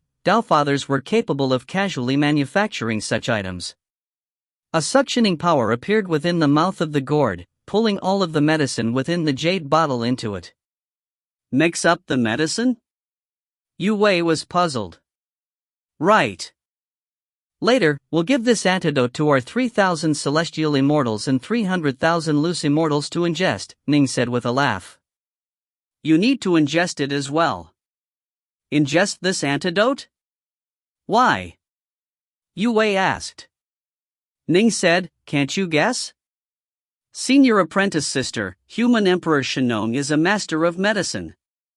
In terms of creating immortal medicines, no one in the entire three realms can compare to him. Once this medicine is released, all immortals within 10,000 kilometers will have their energy completely frozen and unusable. They'll be like ordinary mortals. Tell me, if this is suddenly used on the battlefield, what will happen to the seamless gate? It's that amazing? Yue nodded slowly in amazement. If that happens, the seamless gate will lose disastrously. But junior apprentice brother, the seamless gate supposedly has formidable intelligence networks at their fingers. Can it be that they don't know and aren't prepared? Given their intelligence networks, they probably already know. Ning shook his head.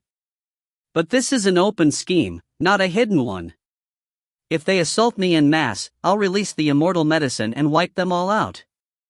If they don't, given the power of my Dark North army, I can break them down one at a time. Yue nodded gently. This truly is an open scheme. They know you have the immortal poison, but without the antidote, there's nothing the seamless gate can do. The human emperor truly is incredible. Ning let out a sigh. He's actually able to manufacturing such an incredible immortal medicine as this. Slosh, slosh. Ning picked up the wine gourd and gave it a good shake, listening to the sound of the wine sloshing around within it. The medicine's been mixed in. Ning smiled as he looked at Yue. Want to be the first one to use it? No rush. Yue said with curiosity, what does this immortal medicine look like? Ning chuckled. The antidote? It was in this white jade bottle, while the poison is in this black jade bottle. Waving his hand, Ning produced the black jade bottle as well. Oh? Yue reached out for it. Let me take a look. Ning was startled. For a brief moment, he wanted to refuse, but it was just a brief moment and a brief thought. He didn't actually refuse or stop her. Careful with it, senior apprentice sister, Ning instructed. Of course. Yue held the black jade bottle in her hands. Within the world of the Violet Dawn Pearl, Yue's incarnation was here, alongside Bright Moon. Mother. Her daughter, Bright Moon, continued to kneel there. She stared wide-eyed at Yue. I know I was wrong. Can you plead with Father on my behalf? Ask him not to be angry with me. I really know I was wrong. Yue's incarnation walked over to her daughter's side, kneeling down next to her and gently embracing her. Bright Moon was startled, and then she happily inhaled deeply, smelling of her mother's scent. Mother, you smell so nice. Bright Moon loves it. Bright Moon. Ha! You need to be a good girl. In the future, don't make your father angry, understood? Oh. I really know that I made a mistake this time. I know you are a good girl, Bright Moon. The best girl. Yue's incarnation held Bright Moon in her arms. Suddenly, her tears began to fall. I'm sorry. I'm so sorry. Yue's incarnation held Bright Moon in her arms, while the confused Bright Moon raised her head to look at her mother puzzledly. Yue just looked back at her, as though wanting to firmly engrave the memory of her daughter into her heart. And then she dissipated like a mist. Mother? Bright Moon hurriedly called out. The world of the Grand Xia. White Pole Commandery. Within the 8 Dragons Cloud City, hovering in midair. Ning's residence. Yue's slender, pale fingers held the black jade bottle as she looked towards Ning. She still remembered the first time she had met this junior apprentice brother of hers. It was back when Ning had first entered the Black-White College. During the Dao debates at the Black-White College, Ning had repeatedly overcome all challengers in an absolutely dazzling fashion, causing Yue to become intrigued. She thus personally challenged Ning to a duel. Perhaps, even as far as back then, she had subconsciously wanted to leave Ning with an impression of her. That trip to the Witch River Immortal estate, she had watched as Ning and Nine Lotus had parted ways, watched as Ning had left all by himself. In the bright moon diagram of the mountains and rivers, she had experienced life and death by his side. She had protected him, and he had protected her. Their hearts had grown closer, and when she suddenly was faced with life-threatening danger, he had finally charged forward and taken her into his arms. Faced with his embrace, she could no longer hold back. Even though she was a member of the Seamless Alliance, she swore an oath to herself to never, ever hurt him. Later on, she had returned from her tutelage under Patriarch Lu, and Ning had come back as well. Finally, they were together. Be it her past life or her present life, these days were the happiest days she had ever experienced. They had viewed flowers together, watched the moon together, and their two hearts were like one. She would stroke her belly, watching as her junior apprentice brother practiced with the sword.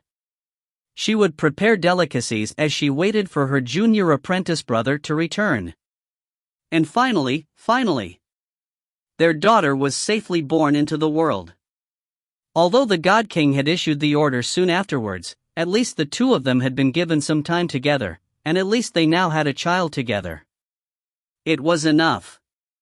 These happy days had been the most blissful, joyful days she had ever experienced, in this life or the previous one.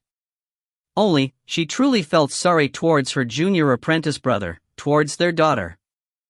Thousands of thoughts, countless emotions, they all flashed through her mind. Right at this moment, within the Violet Dawn Pearl's world, Yue's incarnation was tightly holding her daughter in her arms as tears began to cascade from her eyes. Crack! The slender, white, dainty fingers shattered the black jade bottle. Ning had been in a superb mood. The sound of the shattering jade bottle was like an explosion that rang out against his very soul. He stared at the already shattered black jade bottle in disbelief. How could? Hush! Silently and soundlessly, Shinnon's medicine that had been contained within the black jade bottle began to immediately spread outwards in every direction. Ning and Yue were the first to be affected by it. The immortal energy within their bodies was instantly congealed, giving them no way to activate it at all. What just happened? This. Heavens! Almost instantly, all of the loose immortals and celestial immortals within the Dark North Army camp felt their bodies turn soft. Their immortal energy became completely unusable, and the light, airy feeling of grace they usually felt was gone as well. They were like completely ordinary mortals. Shinnong's medicine quickly began to spread out in every direction. It spread out to cover an area of 10,000 kilometers, and in truth, the entire 8 Dragons Cloud City was only 10,000 kilometers in size. Shit! A furious roar rang out, echoing throughout the entire 8 Dragons Cloud City. This was Doubtfather Crimsonbright's voice. Instantly, a surge of powerful energy swept out and encompassed the city, immediately curtailing the spread of Shinnong's medicine and causing it to remain where it was. However, although Doubtfather Crimsonbright had reacted quite quickly, a terrifying number of celestial immortals and loose immortals had been afflicted. The poison had spread far, far beyond the confines of the Dark North Army camp. Ning just stared disbelievingly at his senior apprentice sister. His soul was shaking. His heart was trembling. His Dao heart was strong, but no matter how strong it was, Ning was still thrust into a state of terror and absolute disbelief. Not even the most terrifying of demon heart tribulations would have been capable of throwing Ning into a state of despair like he currently felt. When the black jade bottle had been shattered, Ning had instantly realized, but his realization only caused him utter terror. Yue looked at Ji Ning. Ji Ning looked at Yue. Their gazes met in midair. This moment. It became a moment eternal, a memory eternal. Ning could sense the endless love and affection contained within his senior apprentice sister's eyes, could sense how absolutely unwilling she was to part from him. He could sense that her love for him in this moment was so deep, it was etched into her very bones, into her very soul. He could also sense something else in her gaze. Regret. I'm sorry. Yue said these words softly. She just looked at Ning, as though she wanted to completely memorize his appearance and imprint it into the deepest parts of her soul. Whoosh! The wind blows, the sand flies. Yue's immediately body began to break apart and collapse, as though it was being transformed into tiny granules of sand. It was like a tiny flame being extinguished. In the instant that she had shattered the black jade bottle, she had unhesitatingly chosen to end her life as well. Her celestial immortal Jindan had already completely collapsed. It was like a wind blew past, and she was like smoke being blown away by the wind, completely vanishing from the world. Ning reached out with his hands, wanting to catch something, but there was nothing to catch. He stood there stupidly, arms stretched out. His inability to use his immortal energy? The fact that the destruction of Shinnong's medicine would influence the entire realm war. The fact that they might lose this realm war? None of these thoughts entered Ning's mind at all. He just stared blankly at the spot where his senior apprentice sister had been sitting. Just now, a moment ago, she had been sitting there. She had prepared immortal wine for him, had smiled merrily at him, just as she had always done whenever he had returned from those many battles. But it was all gone now. There was no one seated on that chair. It was empty, as though Yue had never been there, had never existed. Her soul's gone? It's all gone. Ning mumbled to himself, gone, she's gone, gone forever. Why is it? Why did it have to be like this? Father and mother are gone. Now, she's gone as well. Ning just sat there woodenly. It was though he had lost his soul. He just stared blankly at the place where she had sat. Just moments ago, she had sat there. She had smiled at him, a smile that had made Ning feel so warm, so blissful. Boom! A figure appeared out of nowhere. It was the utterly enraged Doubtfather Crimsonbright. Ning, however, just continued to sit there, staring at the place where she had sat. staring at the place where she had been. If you find any errors, ads pop up, ads redirect, broken links, non-standard content, etc., please let us know. Report chapter so we can fix it as soon as possible. Book 18, Chapter 47, Shinong and Subhuti. Book 18, Pure Yang, Chapter 47, Shinong and Subhuti.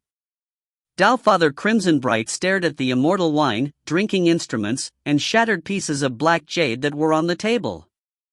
He then looked towards the numb, unmoving Ning. The look in Ning's eyes caused Tao Father Crimson Bright to shake his head. Ugh! He flourished his sleeves and left. Master! Just as Tao Father Crimson Bright was leaving the room, the Xia Emperor came in. The 8 Dragons Cloud City was the Xia Emperor's treasure. Thus, he was the second to find out about what had happened. Master! The Xia Emperor called out repeatedly. We lost, we lost. Tao Father Crimson Bright shook his head inside. Our Crimson Bright realm has already suffered heavy casualties during this realm war. I had thought that with human Emperor Shinong's help, we would be able to win, but who would have thought that Ning's Dao companion, Yue, a disciple of Lu Dongbin, was actually a spy for the Seamless Gate as well? All our plans have come to nothing. Don't we have another bottle of Shinong's medicine? The Xia Emperor asked frantically. It's useless. Tao Father Crimson Bright sighed. Those Empyrean God Golems of the Seamless Gate require 100 celestial immortals, but the Tao Father Golem only requires a single pure Yang true immortal. This is because the core formation diagrams of the Tao Father Golem can be powered by Essence Chaos Tones. The power of the Essence Chaos Tones can be converted directly into the power of Primordial Chaos, giving the Tao Father Golem endless amounts of power. The Tao Father Golem, however, is protected by layers of defenses.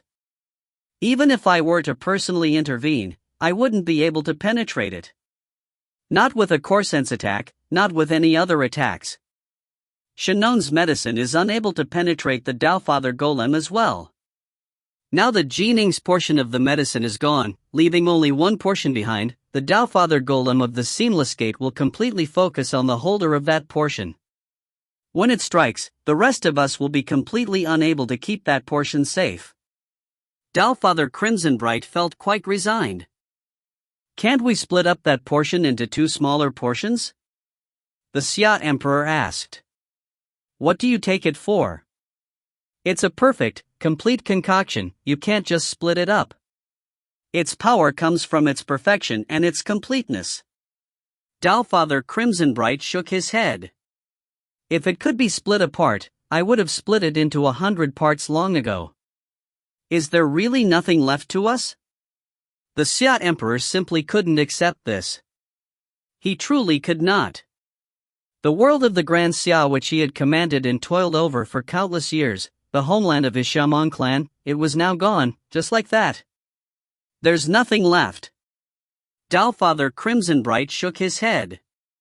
Our only choice is to seek out human Emperor Shinong once more and see if he has any ideas. However, the human Emperor has already done much for us. Alas! The antidote is with Ning. Go and spread it out to the others. Rescue the pure young true immortals and celestial immortals first. Yes. The Xia Emperor nodded, then hurriedly said, Master, don't take your anger out on Ning. I saw him through the door just now. He's completely dazed by this blow. His Dao companion was actually a spy that had been inserted by the Seamless Gate. This has been a tremendous mental blow to him. His most beloved Dao companion was a spy, an enemy, the Xia Emperor sighed. Of course I won't take it out on him. Yue was a spy, but Ning is one of our warriors. Tao Father Crimson Bright turned his head to stare through the doorway as well, looking at Ning. I hope that this won't do too much lasting damage to him. Snowdance was killed by the person she loved. While Ning didn't die, I imagine the amount of pain he feels right now isn't much less than the amount which Snowdance felt.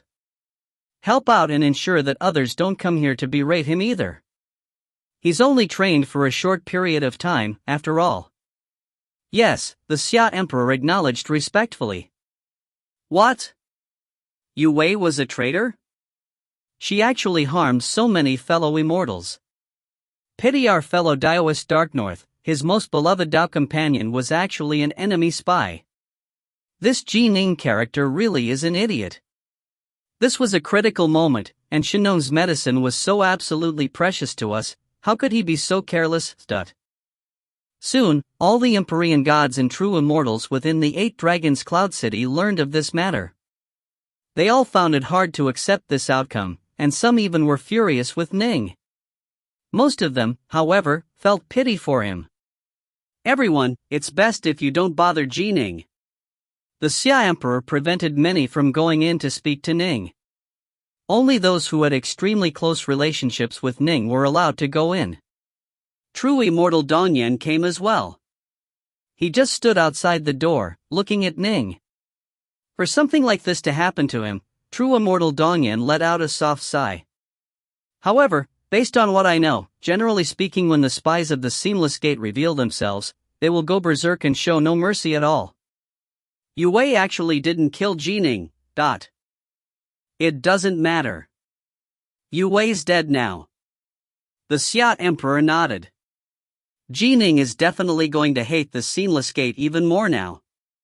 The Seamless Gate, they truly are willing to make use of anything and anyone. They truly will stoop to nothing at all. They all deserve to die.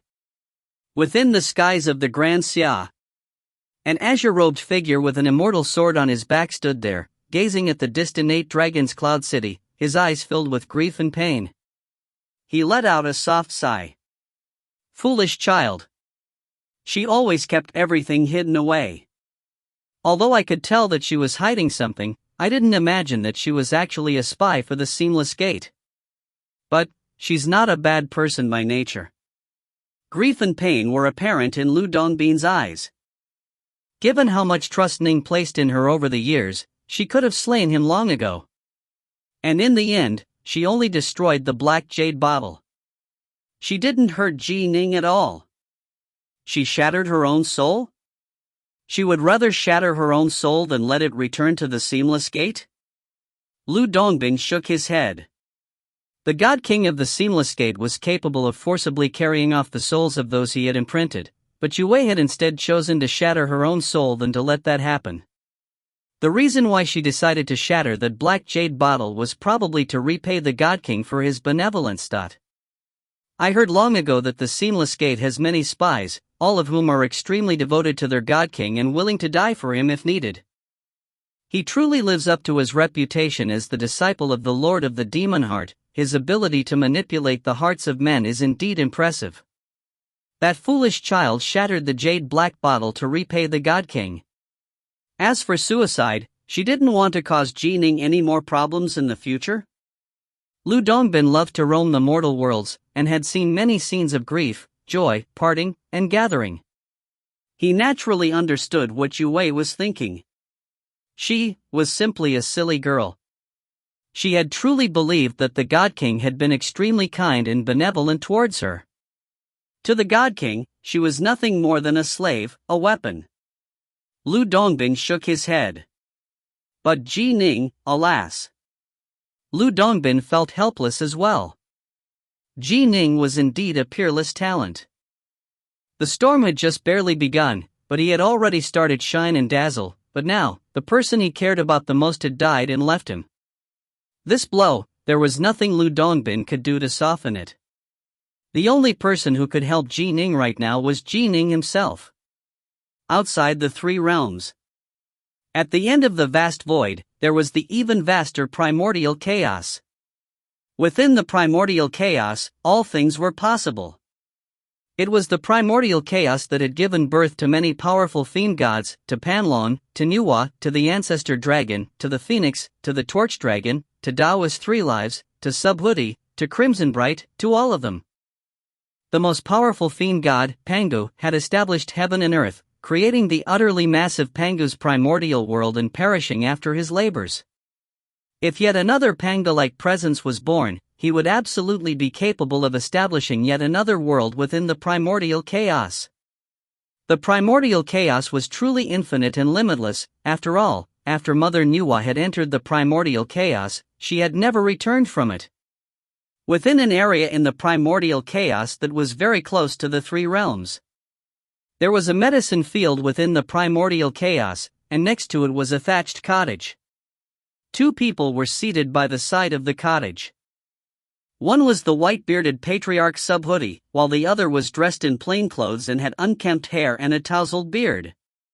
He looked like an old farmer, but his eyes contained eternity within them, an ancientness that brought peace to the hearts of those who saw him. He was one of the three emperors of mankind. Ning. Of the three emperors, Swerin was the most ancient, while Fushi was always dressed in his 8 trigram robes. Both had extraordinary appearances. Only Ning dressed very simply, as though he was not but an old farmer toiling away in his fields. This event is most likely going to cast a shadow over your disciple's heart. Ning personally poured Subhuti a cup of tea. The tea bubbled and hissed, but it emanated a soothing, intoxicating fragrance. The Seamless Gate's subterfuge abilities are indeed unparalleled. There's no way to investigate them at all. Subhuti shook his head. I've been thinking carefully about Yue's past life and present life. I think it must be due to the fact that she suffered too much in her past life. She transformed into a demon and massacred countless people. In the midst of her massacres, she was probably influenced by Demon Heart. She was naturally guided towards their side, and in the end became a chess piece for their God King. Yes. Ning nodded. Now that they knew for a fact that Yue was a spy, it wasn't too hard for them to spot the reason as to why she had joined the Seamless Gate. However, if they didn't already know this, there was no way to find out. There were far too many immortal cultivators who descended into madness and slaughter, after all. Some might have become truly filled with bloodlust and the desire to kill, while others had been driven crazy by the 3 calamities and 9 tribulations. There was no way to tell on the surface, no way at all. This time, Crimson Bright is going to lose. Ning shook his head. I just finished creating those 2 portions of immortal medicine.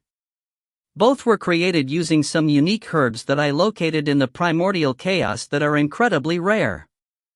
I can grow more of those herbs in my farm, but even if I change the flow of time to make them grow faster, I'll still need at least another century before I can finish another batch. But if Crimson Bright loses, he'll naturally lead his army away from the Grand Xia. This disciple of yours, what are you planning to do about him? Ning asked. Neither side had reached the point of entering a truly life and death struggle against the other yet.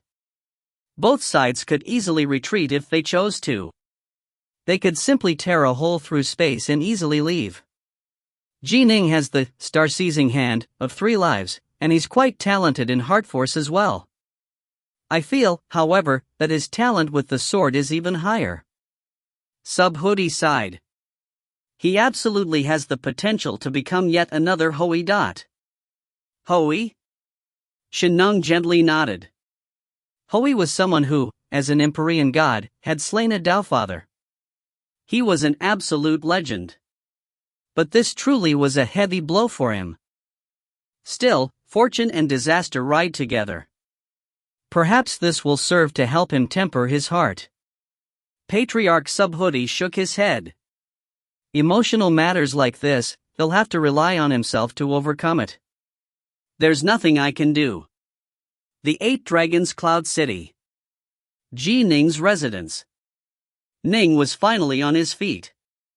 He began to collect the table, the immortal wine, and the drinking utensils in an extremely careful manner. He even picked up all the shattered pieces of black jade. Ning. 8th brother. Celestial Immortals Unity, Allbeasts, Wacko, and the others had all arrived. Don't let yourself hurt too much. Celestial Immortal Allbeasts patted Ning on the shoulder and said, something like this is completely unpredictable. Since Yue was a spy, then you should just forget about her, 8th brother. Don't let this misery and unhappiness fester away in your heart. Forget her, celestial immortal Wacko exhorted softly as well. When Thousand Needles died, I felt so much pain that I wanted to die, but what can you do? We have to look forward, move forward. Forget her. It'll make things easier for you. Ning raised his head to look at Wacko. His voice was slightly hoarse. Seventh brother, have you been able to forget her? If you find any errors, ads pop up, ads redirect, broken links, non-standard content, etc., please let us know. Report chapter so we can fix it as soon as possible. Book 18, Chapter 48, Ning and the God King. Book 18, Pure Yang, Chapter 48, Ning and the God King. Wacko was stunned. For a moment, he couldn't say a word. All of you can go back now. Let me be by myself for a while, Ning said, then began to walk towards a nearby private room. This was the private room which Yue had designed for him back when they had first arrived here. Celestial Immortals, all beasts, Rainsor, Unity, and the others all watched as Ning walked away, then exchanged glances with each other.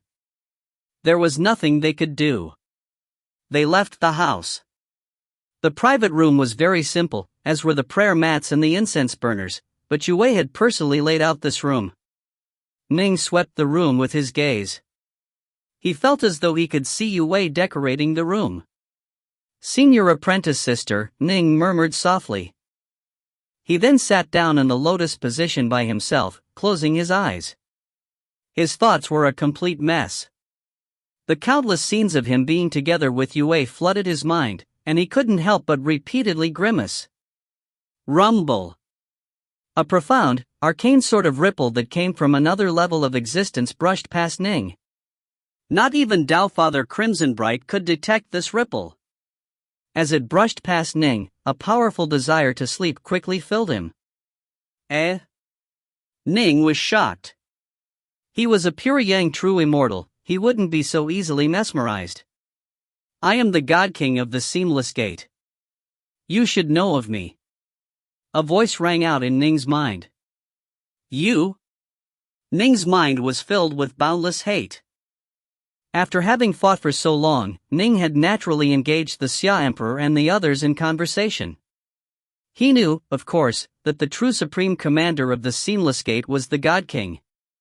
The Nuwa Alliance had learned long ago that the God King was able to control the world of dreams, was capable of meeting others in their dreams.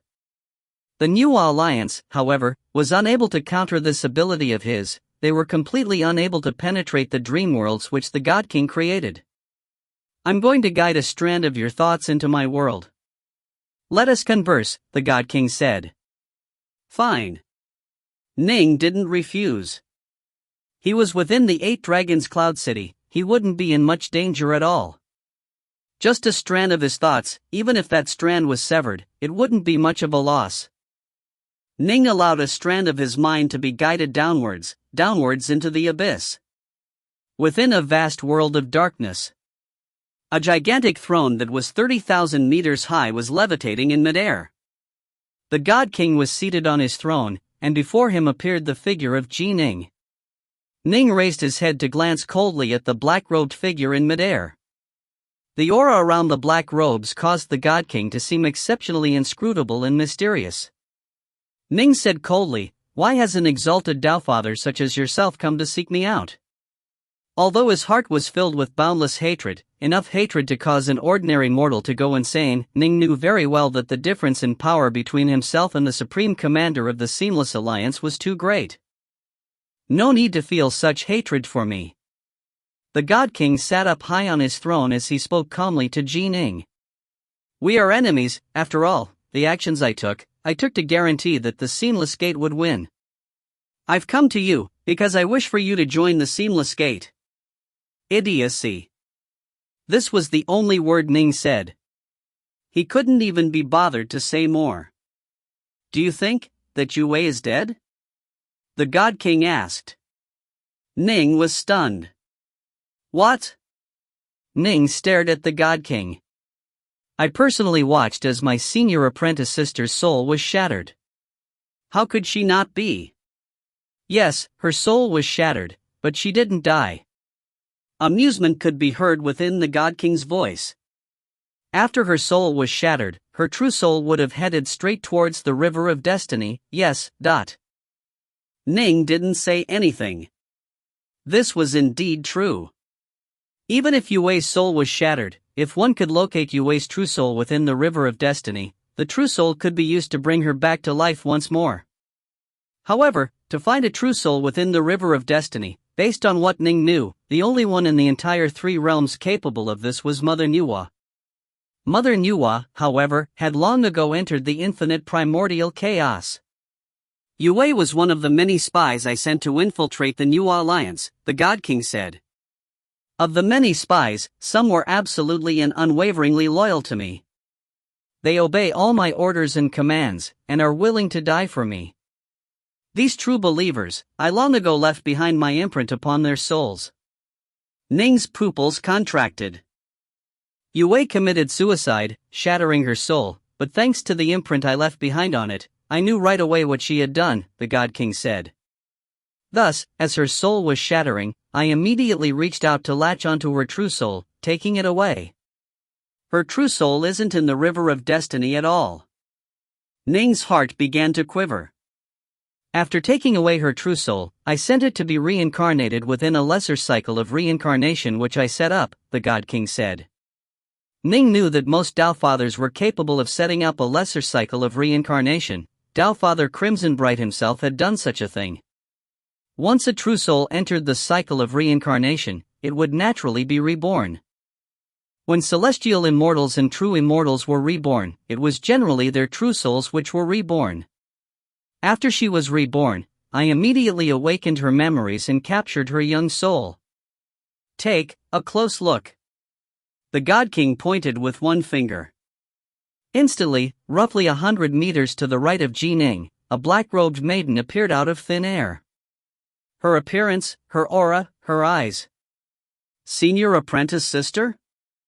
Ning couldn't believe it, but he knew it to be true. Some things could be imitated, but the look in one's eyes could not. Ji Ning, she cannot hear you or see you. Just stand there and watch, the God King's voice rang out. Respectful greetings to you, God King. Yue had a somewhat stunned look her face as she fell to her knees. Yue, did you think that if you committed suicide, your soul would be destroyed? The God King's voice held a hint of wrath within it.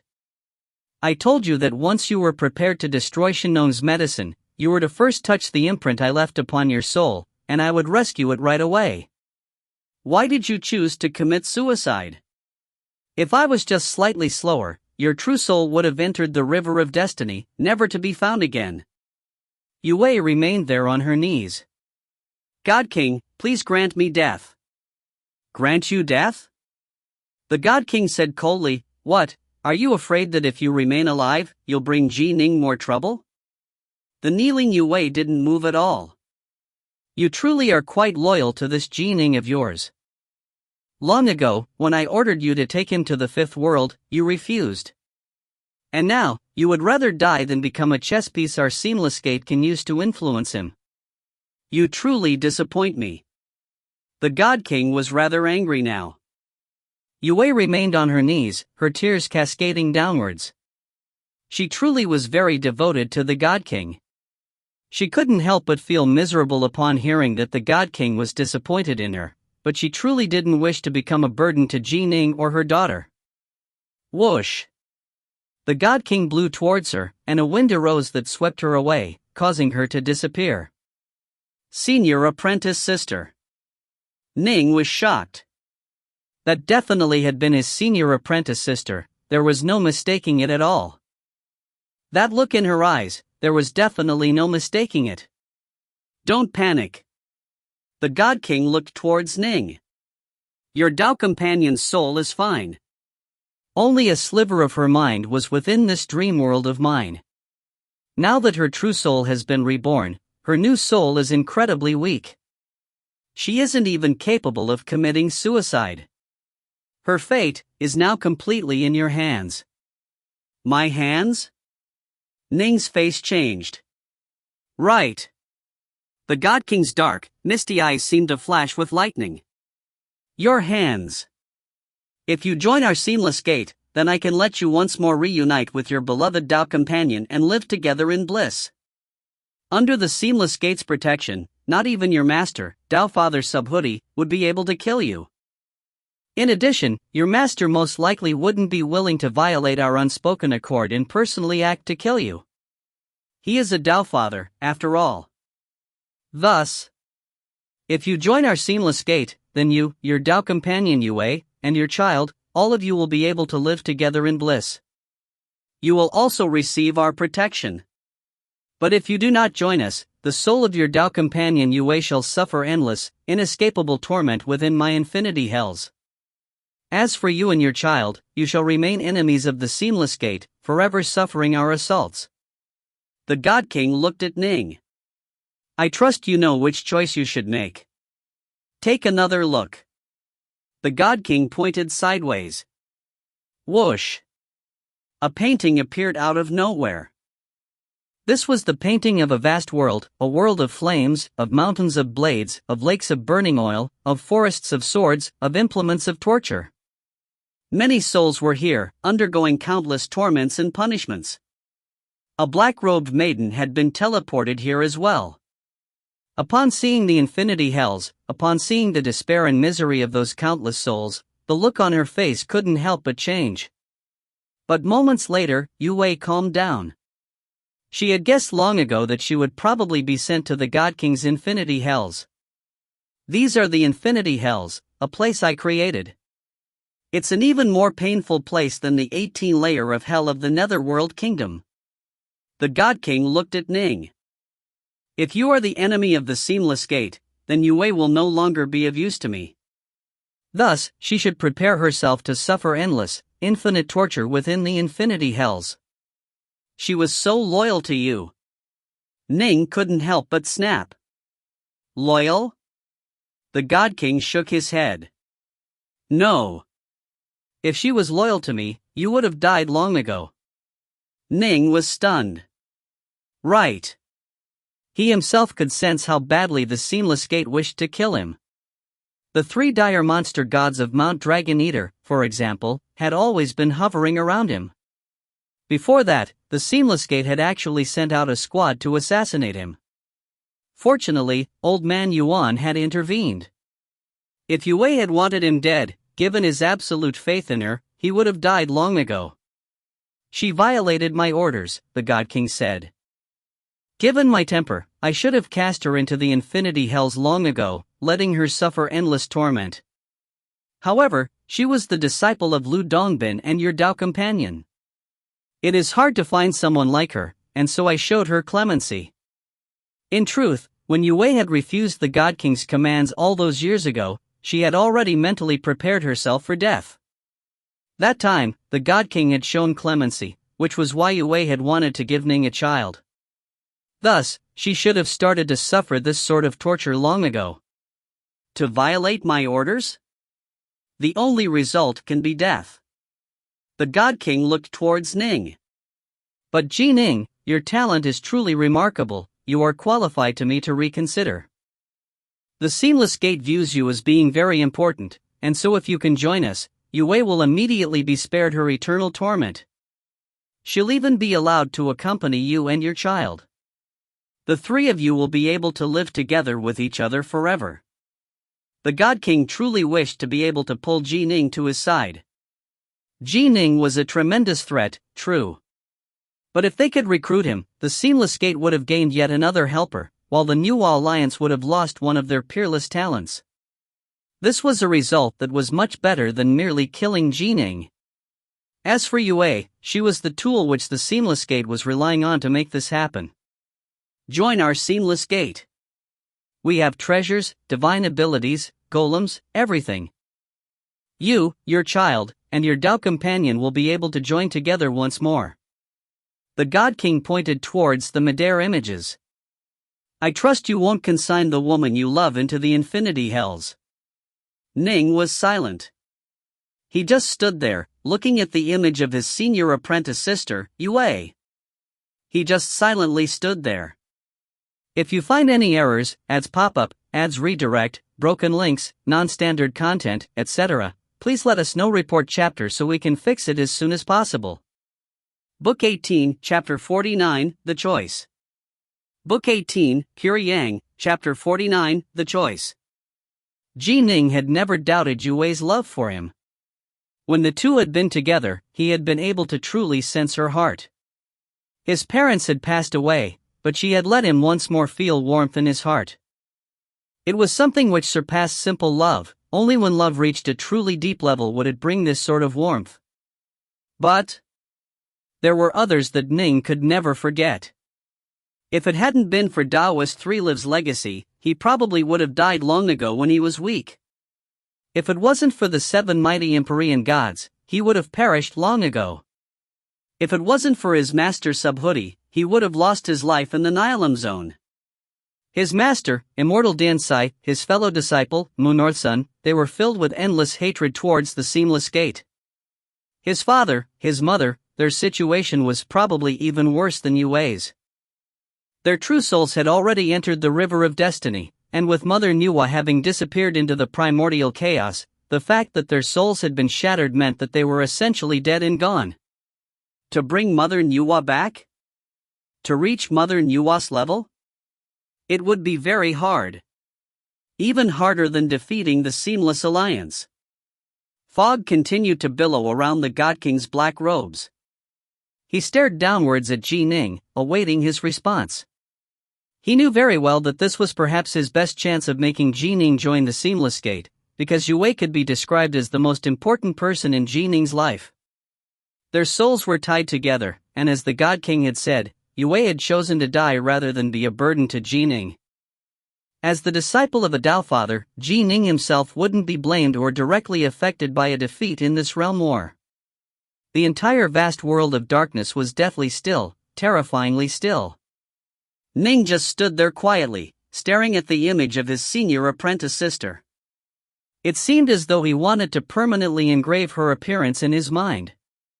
"Make your choice," the God King said. "Don't try to deceive me. You won't be able to." Ning trembled. He was silent for a moment. Then, Ning broke his silence and said in a soft voice, "Let me look at her for a bit longer." The God King was instantly enraged. Even the fog that was billowing around the black robes and the massive throne began to roil about. Visible crackles of lightning could be seen within the fog, utterly dazzling to behold. The God King forced down his rage, then growled, "You have decided to remain enemies with my Seamless Gate? Your most beloved Tao companion is about to be exiled into the infinity hells. You have the power to keep her safe and let her be by your side and your child's side, but you are now choosing to send her into hell, never to be reborn." The God King's every word stabbed like knives against Ning's heart. "The choice is yours." The entire vast world of darkness was shaking. Clearly, the God King was almost unable to repress his anger. Deep, boundless pain could be seen within Ning's eyes, but he just stood there and quietly stared at his senior apprentice sister. Suddenly, Ning turned, looked at the God King, then with a thudding sound respectfully fell to his knees. The God King was instantly delighted. He even left his vast throne and walked downwards towards Ning. Ji Ning, this is a wise decision you have just," but Ning suddenly spoke out, interrupting the God King's words. "God King, you are an exalted Tao Father." Ning remained on his knees. "I know that my senior apprentice sister experienced great hardship in her past life, and I imagine you must have been benevolent towards her. In turn, she was completely loyal to you, going so far as to destroy Shinnong's medicine. It can be said that she rendered a major contribution to the Seamless Gate. I'd like to ask you, God King, not to bicker with a poor little girl like her. I wouldn't dare beg that you send my senior apprentice sister back to my side, God King. All I hope is that she can live a simple, peaceful life. If you can do this, I will be endlessly grateful." The kneeling Ji Ning's voice was filled with supplication. The God King had already left his throne and landed on the ground. He was momentarily stunned, and then he grew even further enraged. He roared furiously, Ning. You will be grateful? Poor little girl? This is a war. You only have two options. If you refuse me, then she will definitely be sent to suffer endless torment. Go! Send you away to her justly deserved torments for all eternity. Let her never be reborn. The God King's furious roar rang out, reverberating within the infinity hells. Yes. Instantly, two black-robed envoys took hold of Yue and sent her to a fiery abyss. Ning continued to kneel there. God King. Ning looked towards the God King. You only have two options. Stand by my side, or be my enemy. The entire world of darkness was filled with wrath and fury. Ning rose to his feet, quietly staring at the painting and at the images of his senior apprentice sister suffering fiery torment within it. And then, Ning turned around. Whoosh! He vanished from this dream world. Damn! The God King roared with fury, causing the entire world of darkness to shake. Damn! Your lover will suffer torment, and you will soon die as well.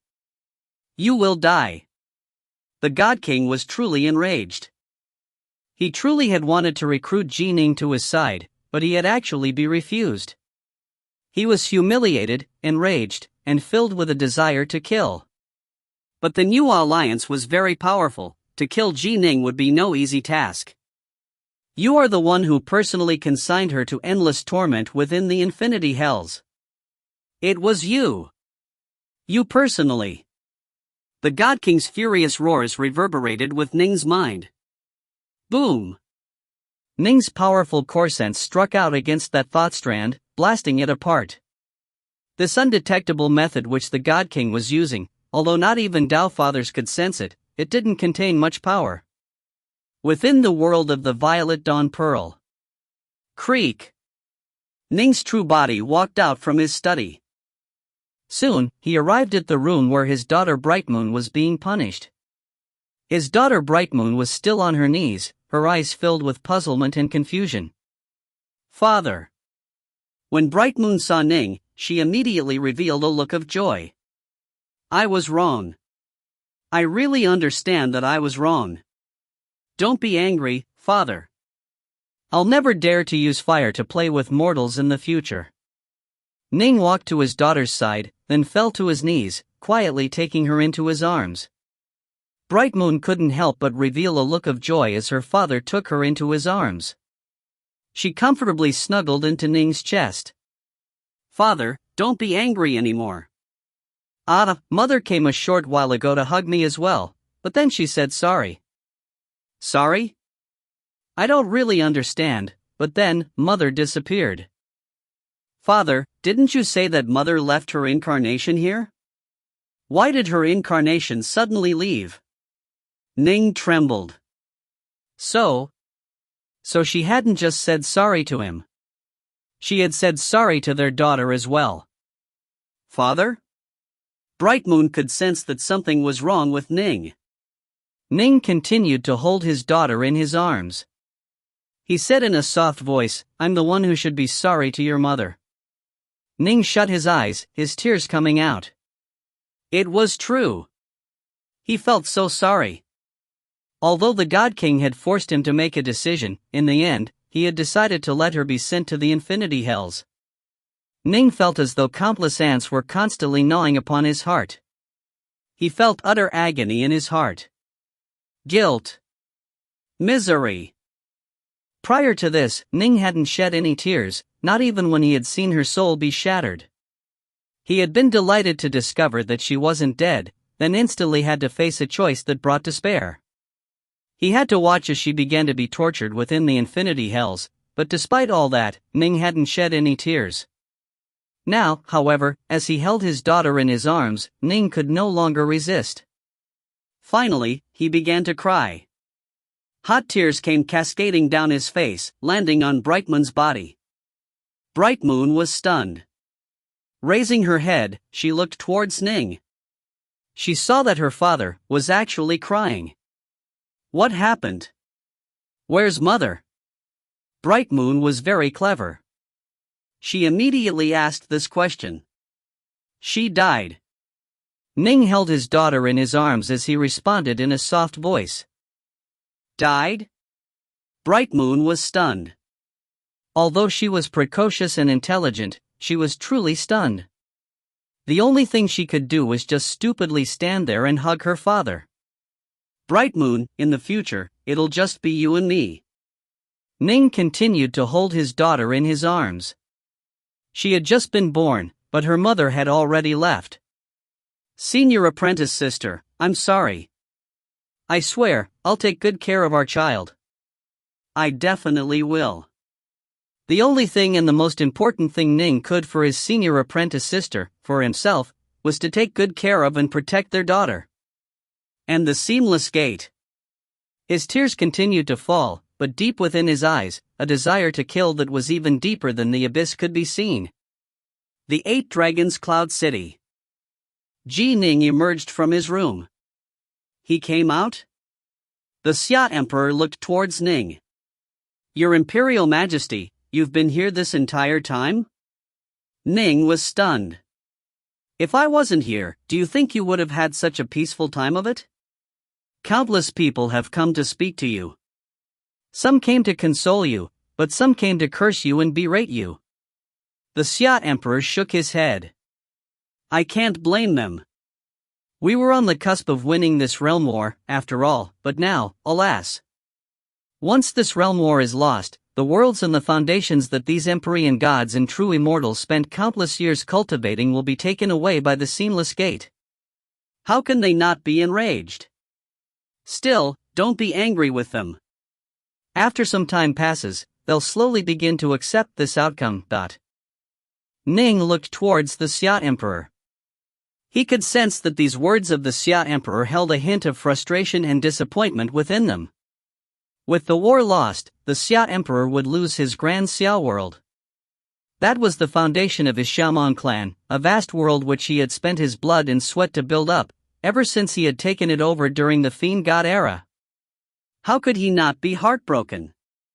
But the Xia Emperor didn't blame Ning. Instead, he had stayed outside and prevented many people from coming in, ensuring that Ning wouldn't be disturbed. Ning knew very well that the fact that they had snatched defeat from the jaws of victory would be very difficult for many of the Empyrean gods and true immortals to accept.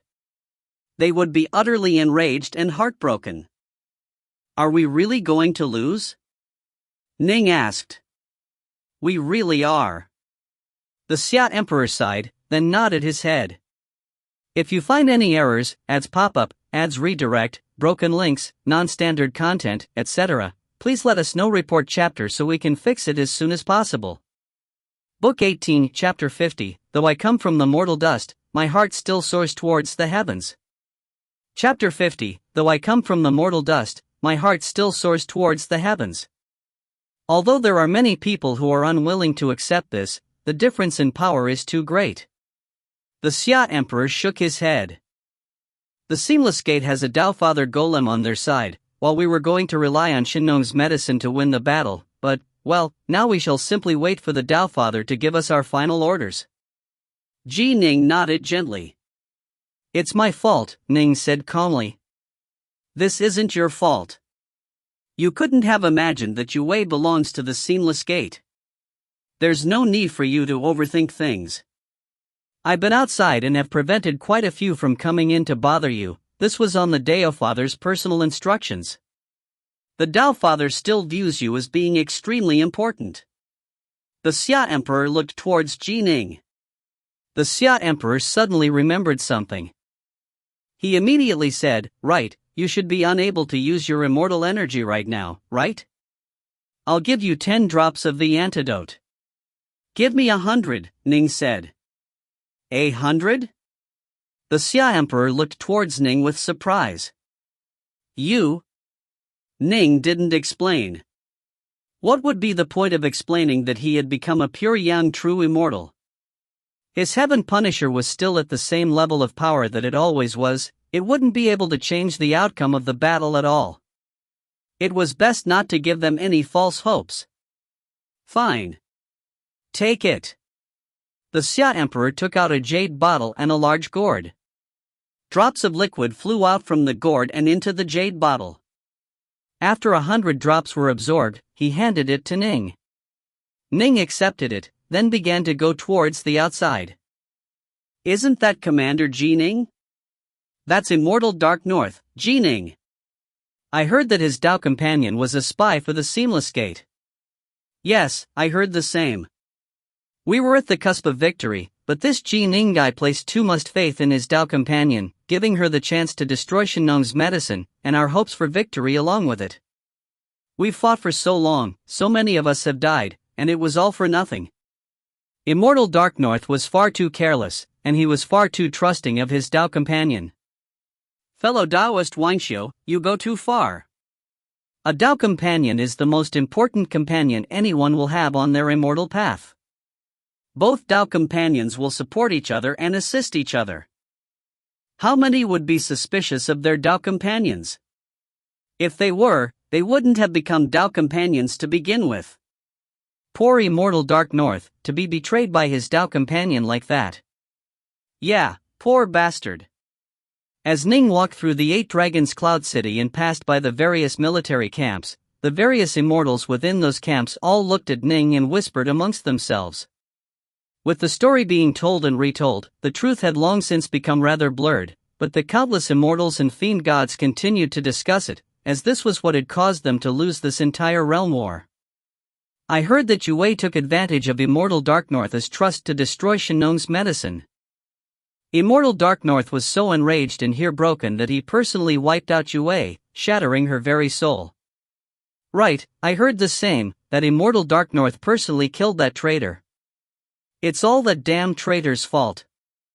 As Ning continued to walk through the city, his ears began to twitch and a hint of grief appeared in his eyes. He knew that once the story began to spread, this would become a popular version. He hadn't killed his senior apprentice sister, she had shattered her own soul, because she no longer wanted to be under the control of the Seamless Gate. But now, she was suffering endless torment and torture within the infinity hells. Although it was the God King who was doing this, it was true that Ning had decided to leave her there. After walking for a long time, Ning arrived at the city walls of the 8 Dragons Cloud City. He sat down atop the city walls, all by his lonesome as he quietly stared at the utterly devastated battlefield beyond the walls. He also saw the vast, dark citadel of the Seamless City, hovering in the sky in the distance. The Seamless City. The 8 Dragons Cloud City. They continued to face each other. Clearly, this great war hadn't truly ended yet. Ning? As soon as true Immortal Donyan walked out from his palace, he could see that solitary figure seated atop the city walls. He could sense how withered, how haggard Ning was right now. He didn't have the boundless vitality that he had in the past. In the past, Ning always had a smile on his face, and his eyes were always bright. Right now, however, Ning was like a mountain glacier that had been built up over thousands of years, filled with an infinitely cold and desolate aura. Ning is man of deep emotions, and he cares deeply about love. Someone else walked to Dongyan's side. It was true Immortal Cloudust, who let out a sigh. This word, love, it is absolutely ravaging. Yes. True Immortal Dongyan nodded. To be betrayed by his most beloved Dao companion, a blow like this, ugh, there's nothing we can do to help him. Right, fellow Daoist Cloudust, is there any chance left for our Crimson Bright realm to win? True Immortal Cloudust was the follower of human Emperor Shenong. He should have access to detailed intelligence. True Immortal Cloudust shook his head. There's almost no hope. Given the current state of the battle, the only chance we have is if we summon some of the most famous and powerful Empyrean gods and true immortals of the 3 realms. But these figures are needed everywhere, either to cow certain enemies or to deal with major threats. If we send them here, it'll have an impact on our force disposition across the entire 3 realms. In the end, the Crimson Bright realm is just one of the weaker realms, after all. It is a bit weak, but we've been fighting for years and have suffered countless casualties. True Immortal Dongyan didn't want to accept this. All of the Empyrean gods and true immortals of the Crimson Bright Realm naturally felt strong ties towards their homeland. Nobody wanted for their homeland to be occupied by the Seamless Gate. For now, just wait. The Tao Father has already gone to speak with the human emperor.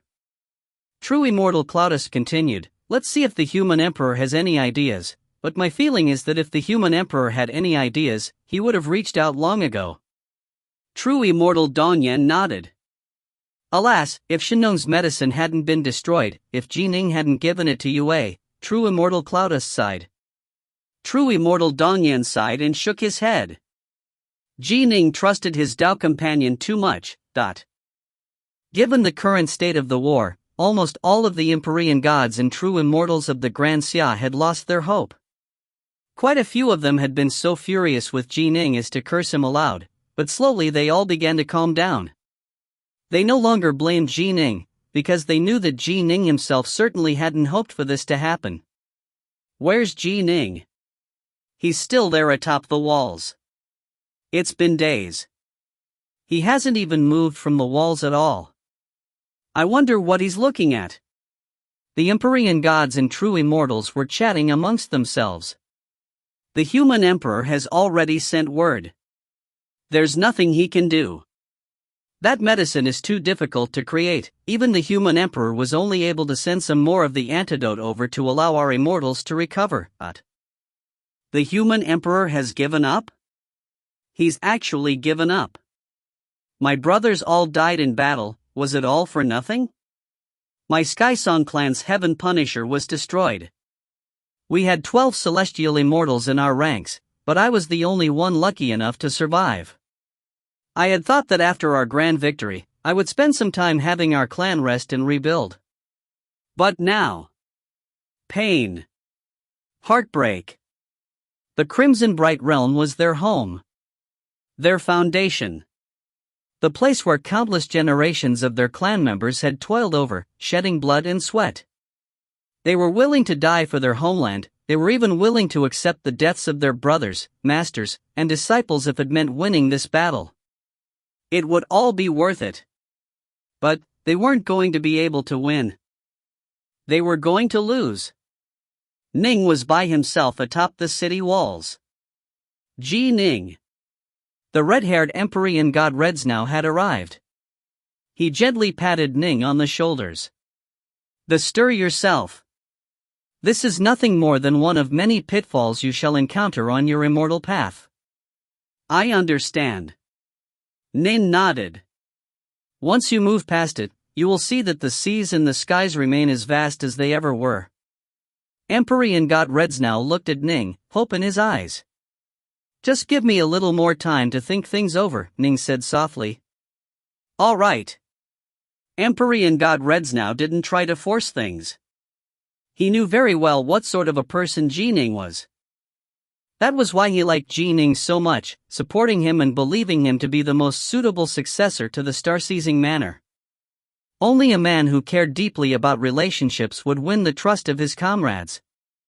Selfish individuals like Sword Immortal Evergreen, how many would truly be willing to trust and befriend him? However, people who cared deeply about relationships would also be deeply wounded by them. In fact, even some of the major powers of the three realms had been deeply wounded in their relationships, and despite the passage of countless eras, they remained unable to truly heal from those wounds. Empyrean god Redsnow left. Move past it? Ning murmured to himself, how can I move past it? Ning had felt tremendous despair when he saw Yue die. But now that he knew that Yue wasn't dead, he was momentarily overjoyed, then forced to make a choice.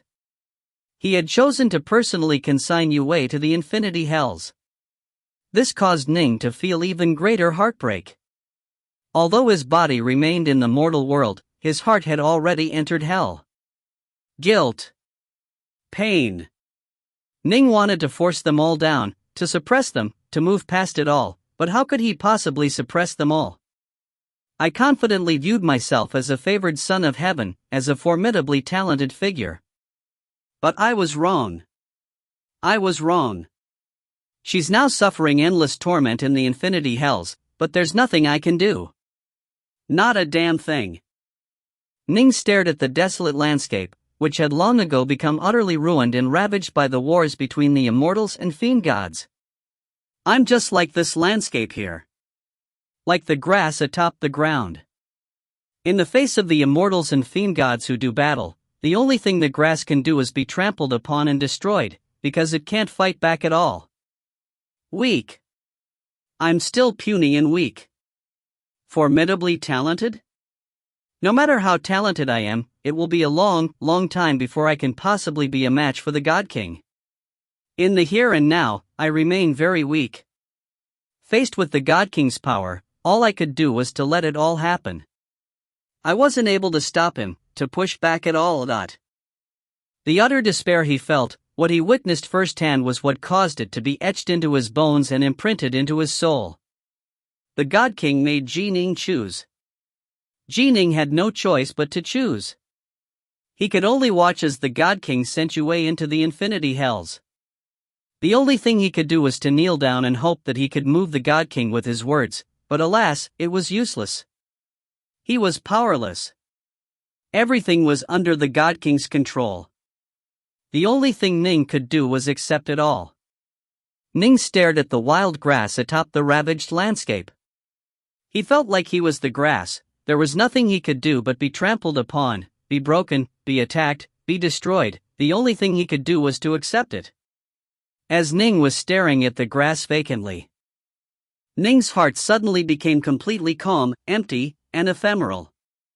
The countless strands of grass, the dust, it seemed to spread into Ning's very heart, and Ning's heart itself was expanding as well to accommodate them.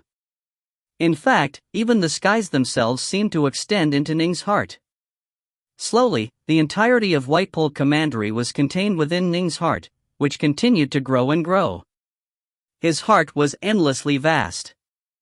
As vast as heaven and earth, all of which was contained within his heart. Ning's heart had reached out to encompass all 3,600 commanderies. In fact, it reached out to cover even the vast and massive seas. The entire world of the Grand Xia, protected by the planar membrane, was like a giant oval spheroid, and the entire vast spheroid had already become one with Ning's heart. In fact, his heart was still trying to continue to expand, to stretch out to the vast, vacant void itself. It was a powerful, innate desire of his heart. Ning sat there atop the city walls. He said softly to himself, "Though I come from the mortal dust, my heart still soars towards the heavens." If you find any errors, ads pop up, ads redirect, broken links, non-standard content, etc., please let us know. Report chapter so we can fix it as soon as possible. Book 18, Chapter 51, Heart Force, Stage 4. Chapter 51, Heart Force, Stage 4. Ning wiped the tears from his eyes. He understood that these were tears of joy, an uncontrollable joy that had come out upon his heart, becoming one with heaven and earth. So, in the past, I was wrong, ridiculously wrong. No wonder the truly supreme divine archers of the three realms are all so low-key. Ning finally understood the true nature of the fourth stage of Heart Force, mortal dust. It was like the grass upon the desolate battlefield. It had to struggle to emerge from the dirt and grow up. It fought for every ray of sunshine, every drop of rain, because it wanted to grow higher and higher. It might be very low-key and unremarkable, but not even the most exalted major powers of the three realms could stop the will and the heart of the grass. The heart was infinite and unlimited. Even a beggar could have the heart and ambitions of an emperor. The power of the heart was invisible and formless, but it was incomparably marvelous. Even mortals who had sufficiently powerful hearts and wills could create miracles. They would become heroes. As for immortal cultivators, the number in the three realms who were able to reach the fourth stage of Heart Force, mortal dust, was incredibly low. The number who managed to reach this fourth stage when at the Empyrean God or true immortal level could be counted on one hand. Even amongst the exalted true gods and Tao Fathers, the fourth stage essentially represented an absolute limit. Only one person had ever broken past this limit, Hui.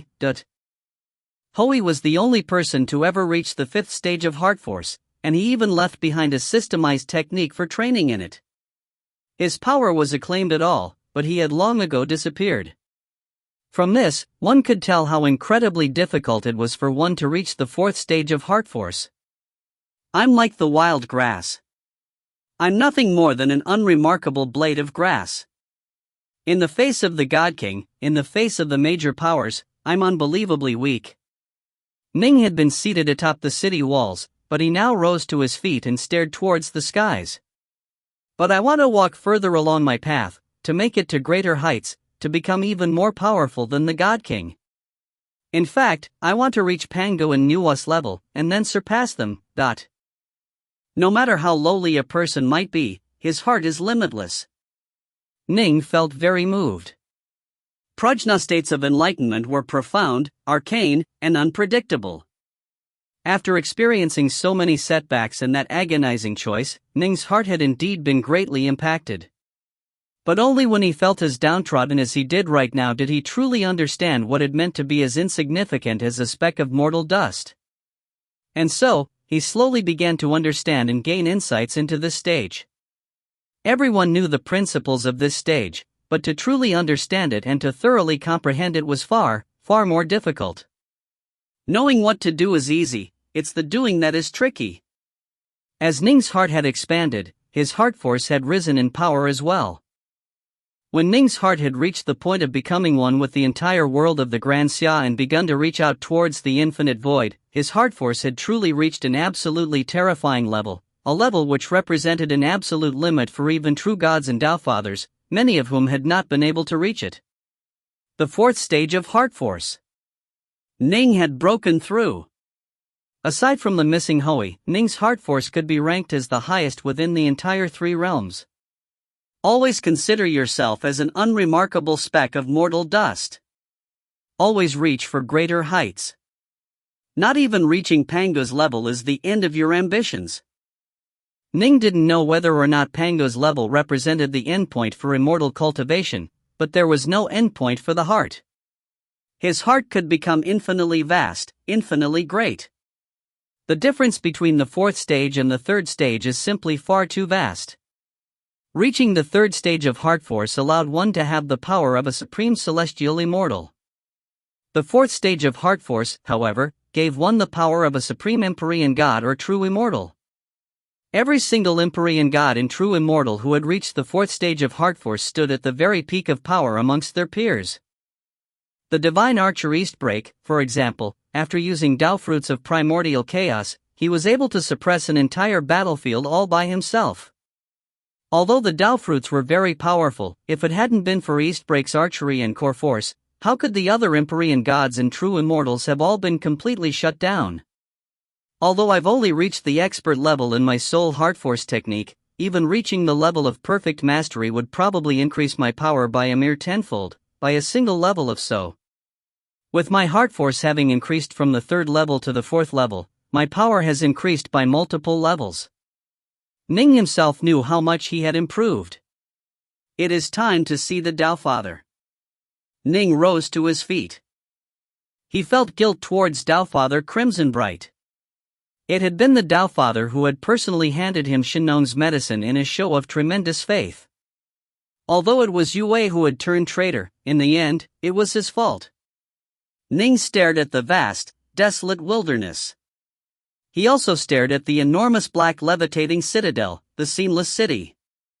He quietly murmured to himself, "This battle isn't over yet."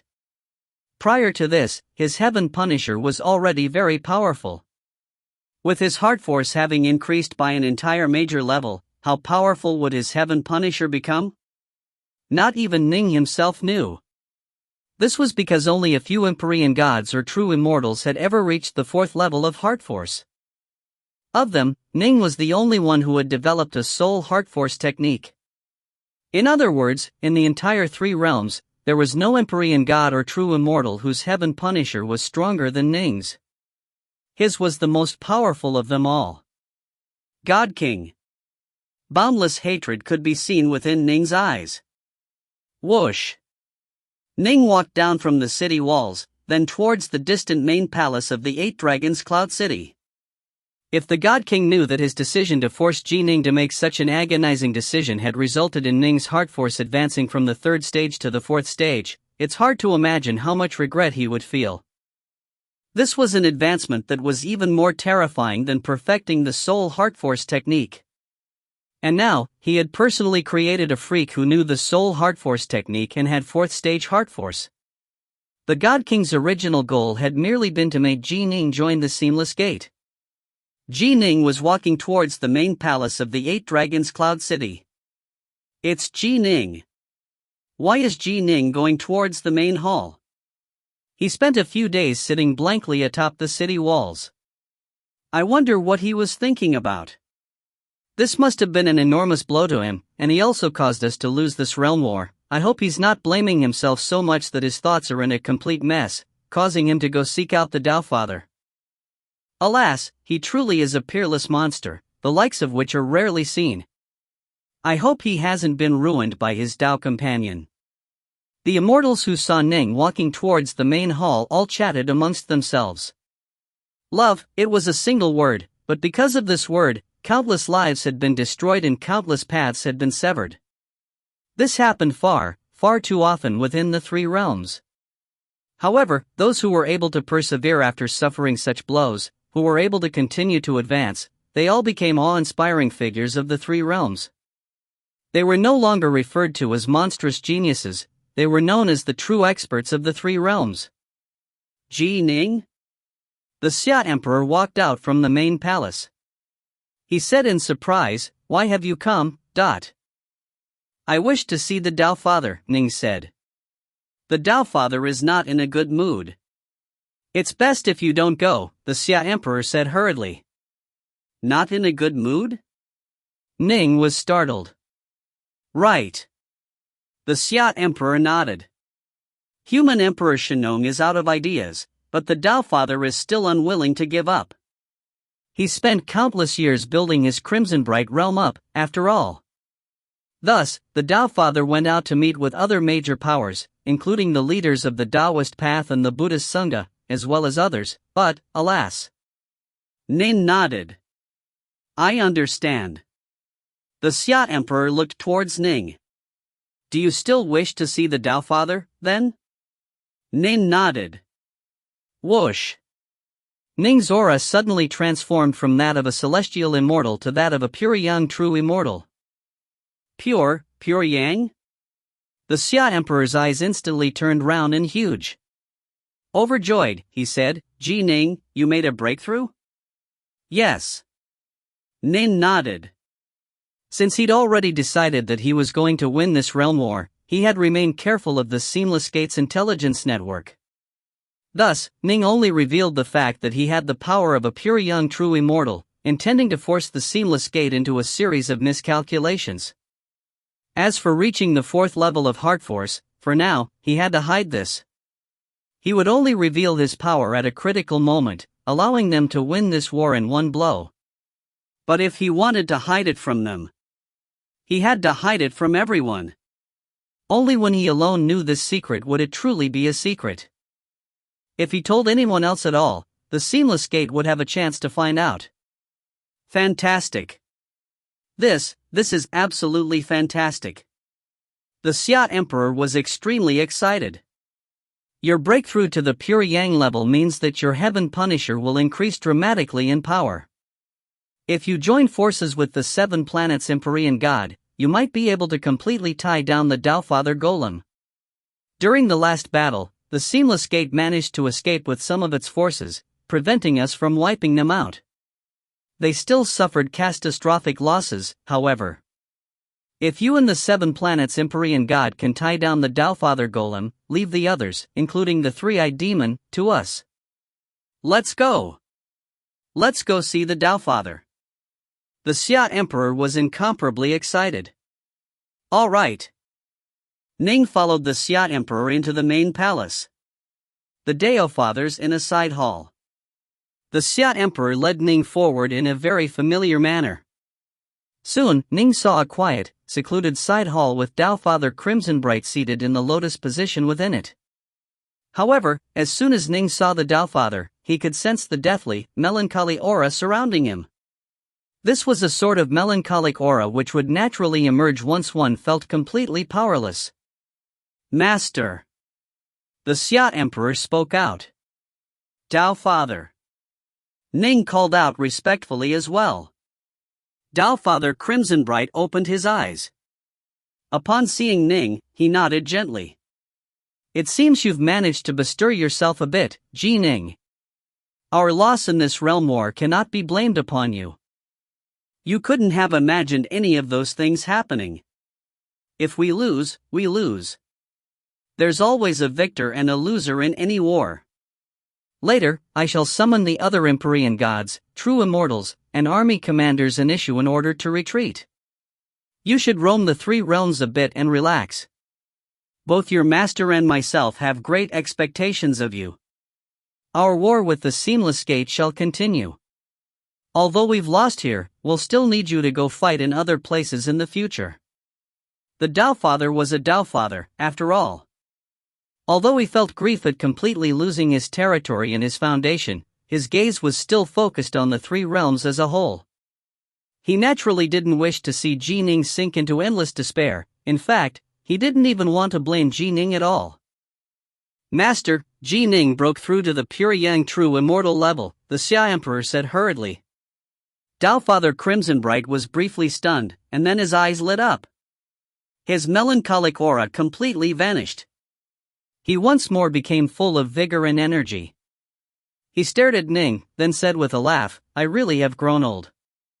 I was so dispirited by this realm war that I'd become as blind as a bat. I didn't realize you made a breakthrough, even though you were standing right in front of me. Pure Yang true immortal, you've broke through to become a pure Yang true immortal, then doesn't that mean your Heaven Punisher shall dramatically increase in power? If you join forces with the 7 planets Empyrean God commanded by Reds now, you should be able to tie down the Dao Father Golem, right? Dao Father, please give me 9,000 celestial immortals and 810,000 loose immortals so that I may create a maximum power Heaven Punisher, Ning said respectfully. Superb. Upon seeing how confident Ji Ning was, Dao Father Crimson Bright couldn't help but call out the word superb. Ji Ning had previously already commanded 3,000 celestial immortals. All they had to do now was merge 6 more Heaven Punisher armies into his army. 6 ordinary Heaven Punishers wouldn't make much of a difference in the grand scheme of things. I'll give the orders right away. Prepare for a final battle against the Seamless Gate. Dao Father Crimson Bright's eyes gleamed with light. His aura filled the heavens, and his voice boomed forth. If you find any errors, ads pop up, ads redirect, broken links, non-standard content, etc., please let us know. Report chapter so we can fix it as soon as possible. Book 18, Chapter 52, The Confident Evergreen. Chapter 52, The Confident Evergreen.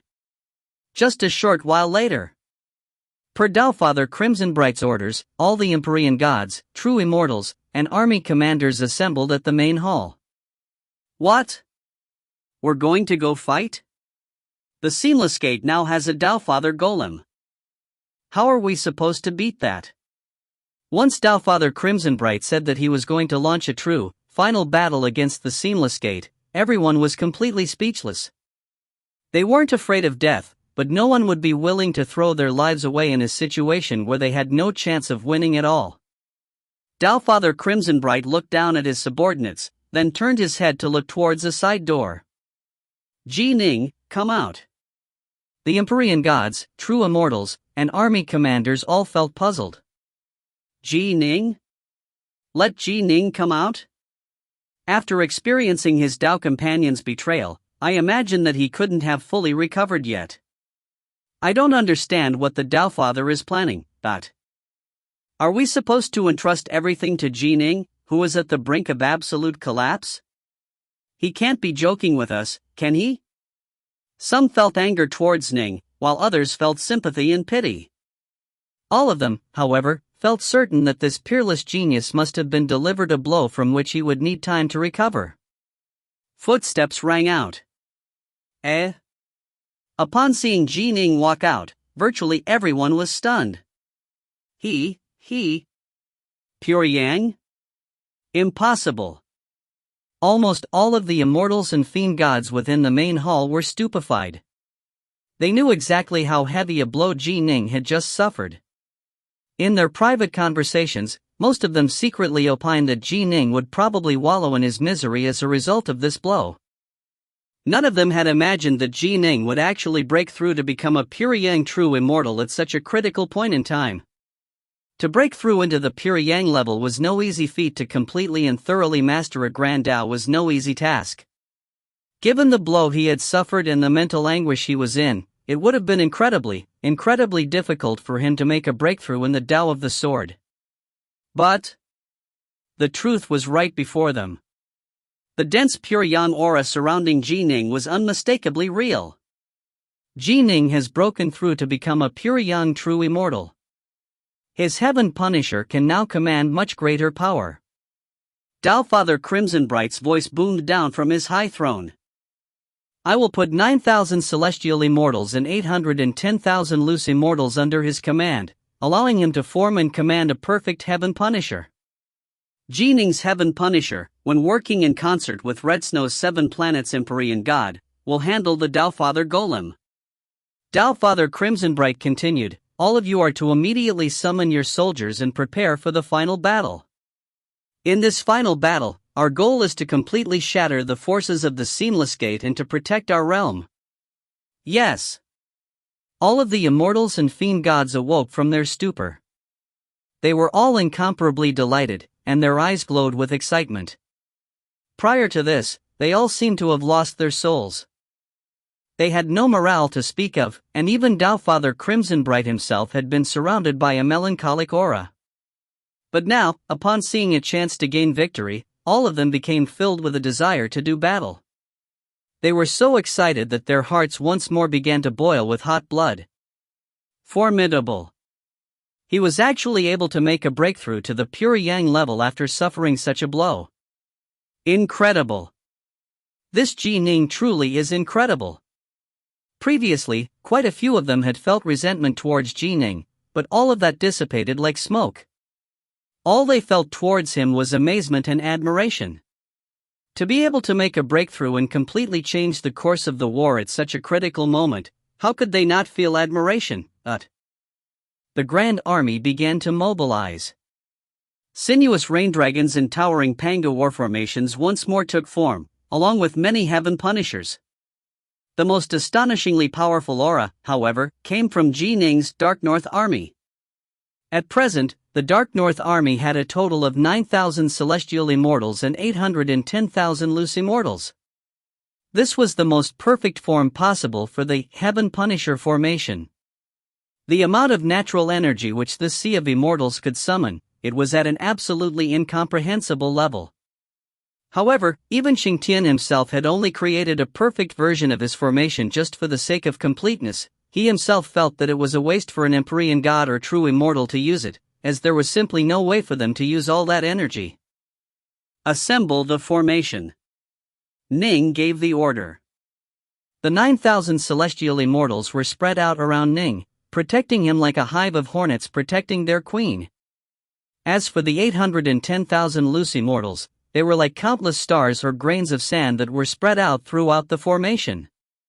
As the incomparably marvelous formation began to be activated, an absolutely shocking whirlpool of energy was formed around the 8 Dragons Cloud City. This was the very first time the Crimsonbright realm had truly, completely unleashed the full power of a Heaven Punisher.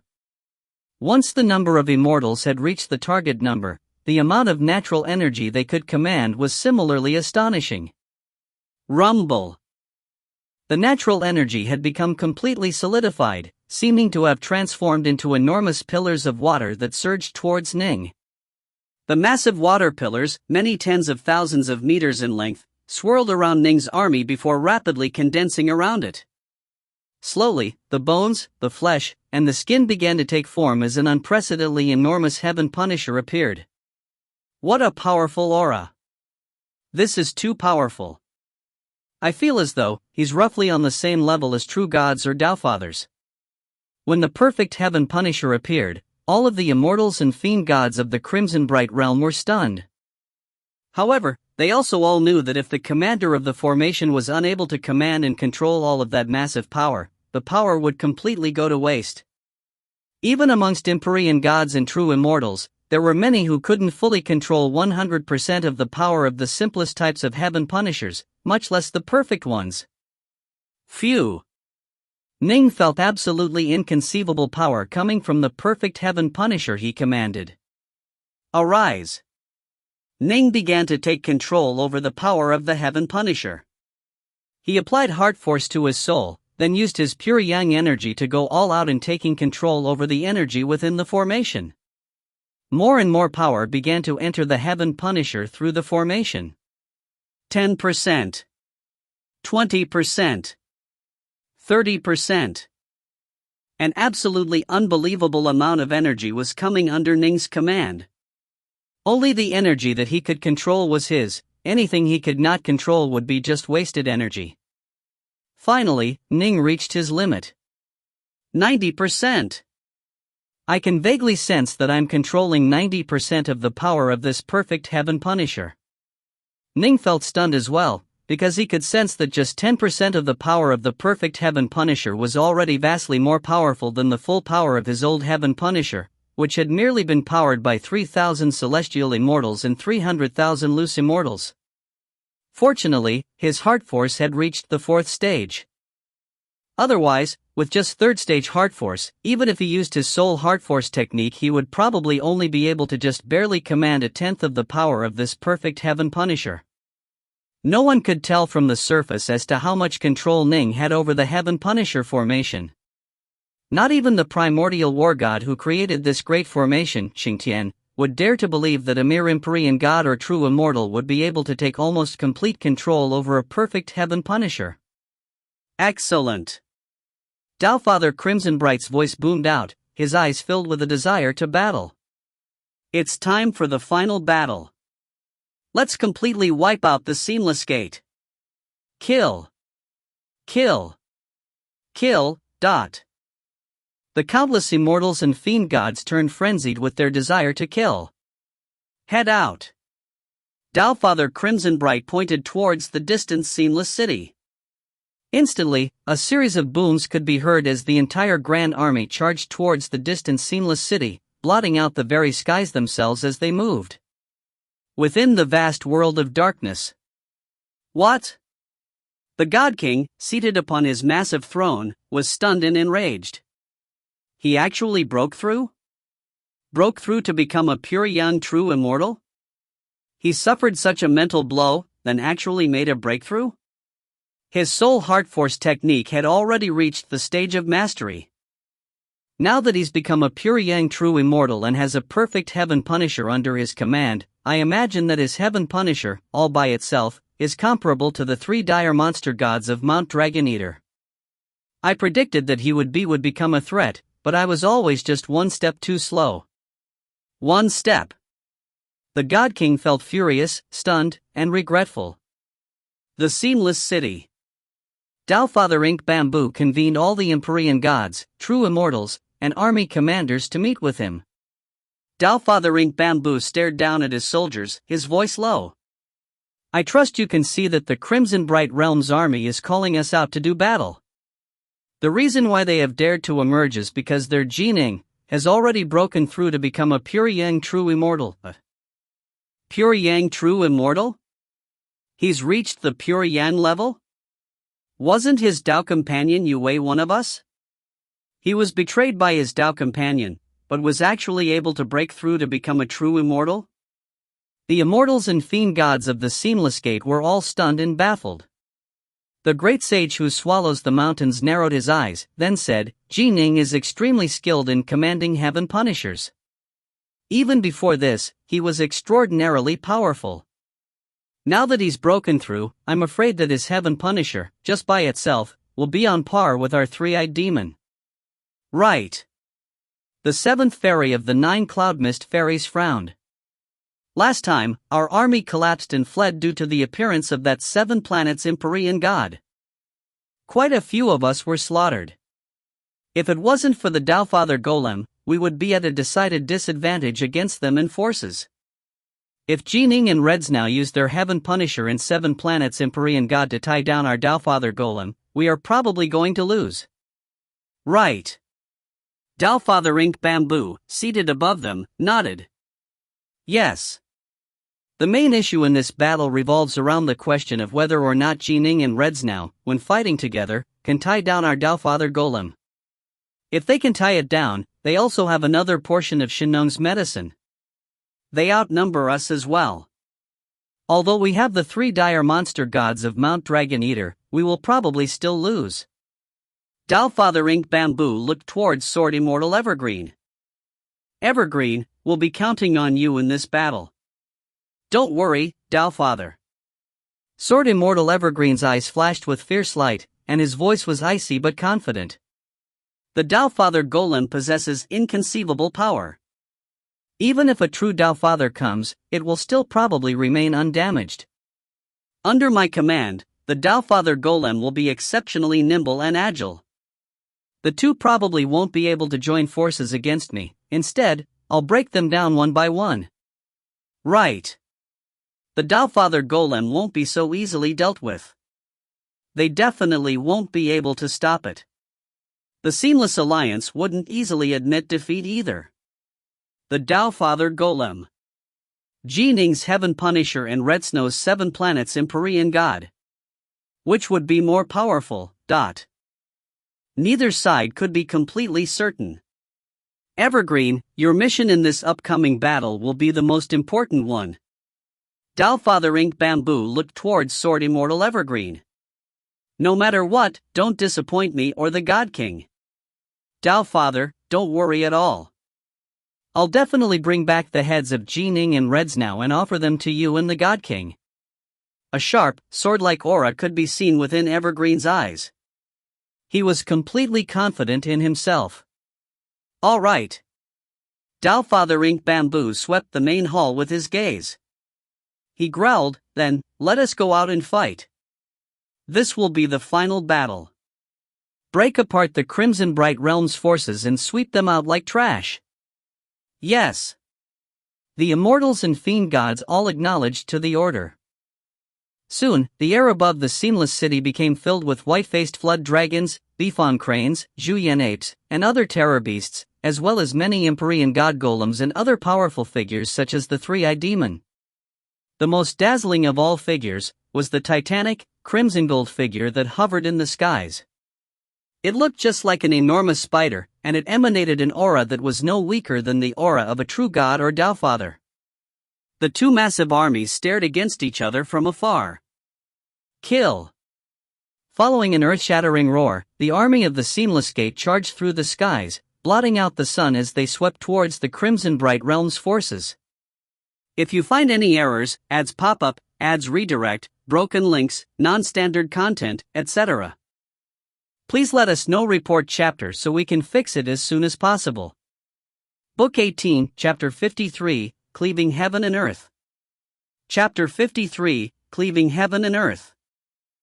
Sword Immortal Evergreen could sense that he had become one with the Dowfather Golem, and the tremendous power which the Dowfather Golem contained. The aura of that perfect Heaven Punisher is quite strong as well. It lives up to its reputation as a grand formation formed from 900 celestial immortals and 810,000 loose immortals. The aura alone is no weaker than the aura of my Dowfather Golem. Sword Immortal Evergreen, however, wasn't worried in the slightest. In fact, he was rather disdainful. It's all show and no substance. What's the use of just having an aura of power? Although it is very strong, taking control over all that power is harder than ascending to the heavens.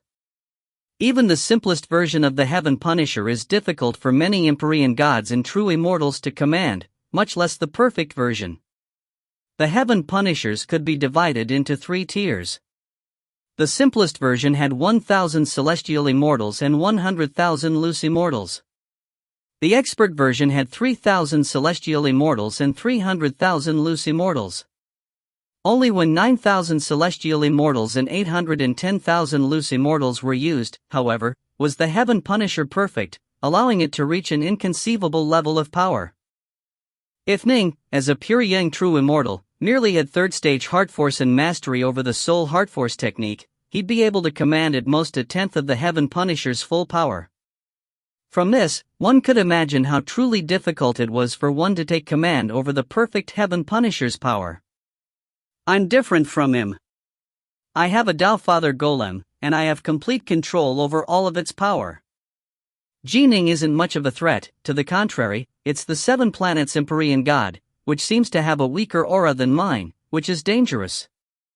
It is formed from 7 Empyrean gods, and Reds now has complete control over all of its power as well.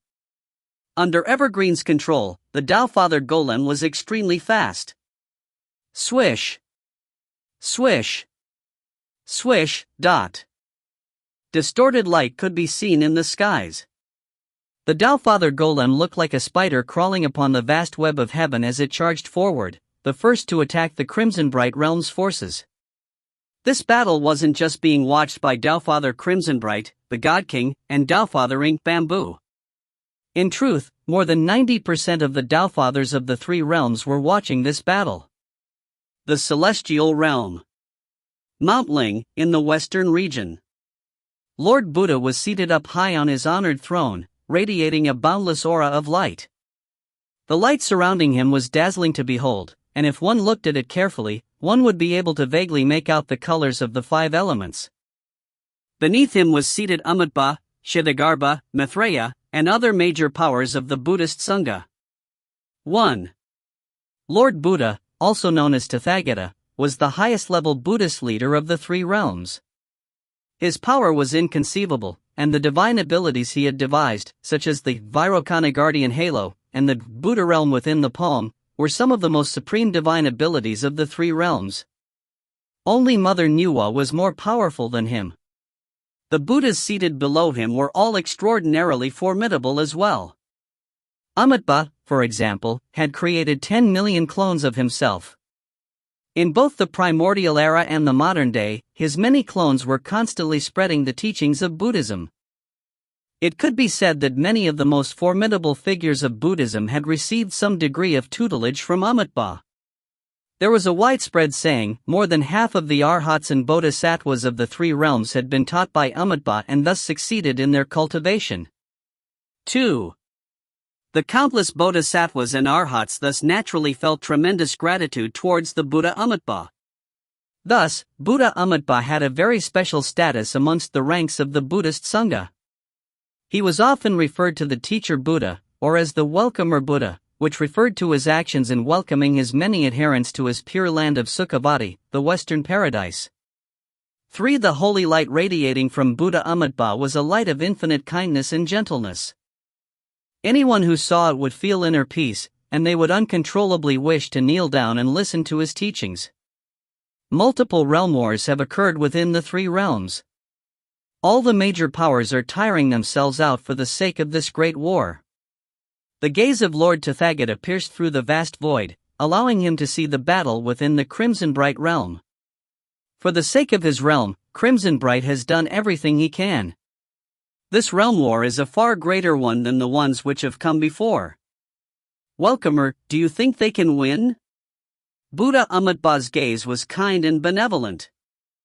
Clasping his hands together, he said, the key issue in this battle revolves around the battle between the Tao Father Golem, which shall battle Ning's Heaven Punisher and Red Snow's 7 planets Empyrean God. The other major Buddhist powers were watching as well. It was only natural that they cared. It was a minor matter for a celestial emperor to be changed, but a realm war would have a major impact on karmic luck. The 2 sides were currently engaged in a war for karmic luck, with the end war only coming once both sides were convinced that no further gains could be made. That was when all of the major Buddhist powers would have to go all out as well. I wonder how many of us shall be at Mount Ling, after the great storm passes. Lord Tathagata stared downwards, sighing to himself. He could never forget how much blood had been shed when the primordial era was brought to an end. Even he had very nearly perished before the might of the Lord of all creatures. Fortunately, by relying on his golden nirmana body, he was able to survive and keep the Lord of all creatures tied down. That had been a calamitous war. The majority of the Buddhas of the Buddhist Sangha had died in battle. Fortunately, Mother Nuwa had made a breakthrough in the end, allowing for a reversal in the war. The Celestial Realm. The Tao Palace, in the eastern regions. Taoist Three Purities was seated high up upon his throne. Unlike Lord Buddha, Taoist Three Purities had a much more reserved aura. And yet, when one looked at Taoist Three Purities, one would occasionally feel as though one was seeing a terrifying illusion of the destruction of the entire three realms. Beneath him were seated the major powers of the Taoist path.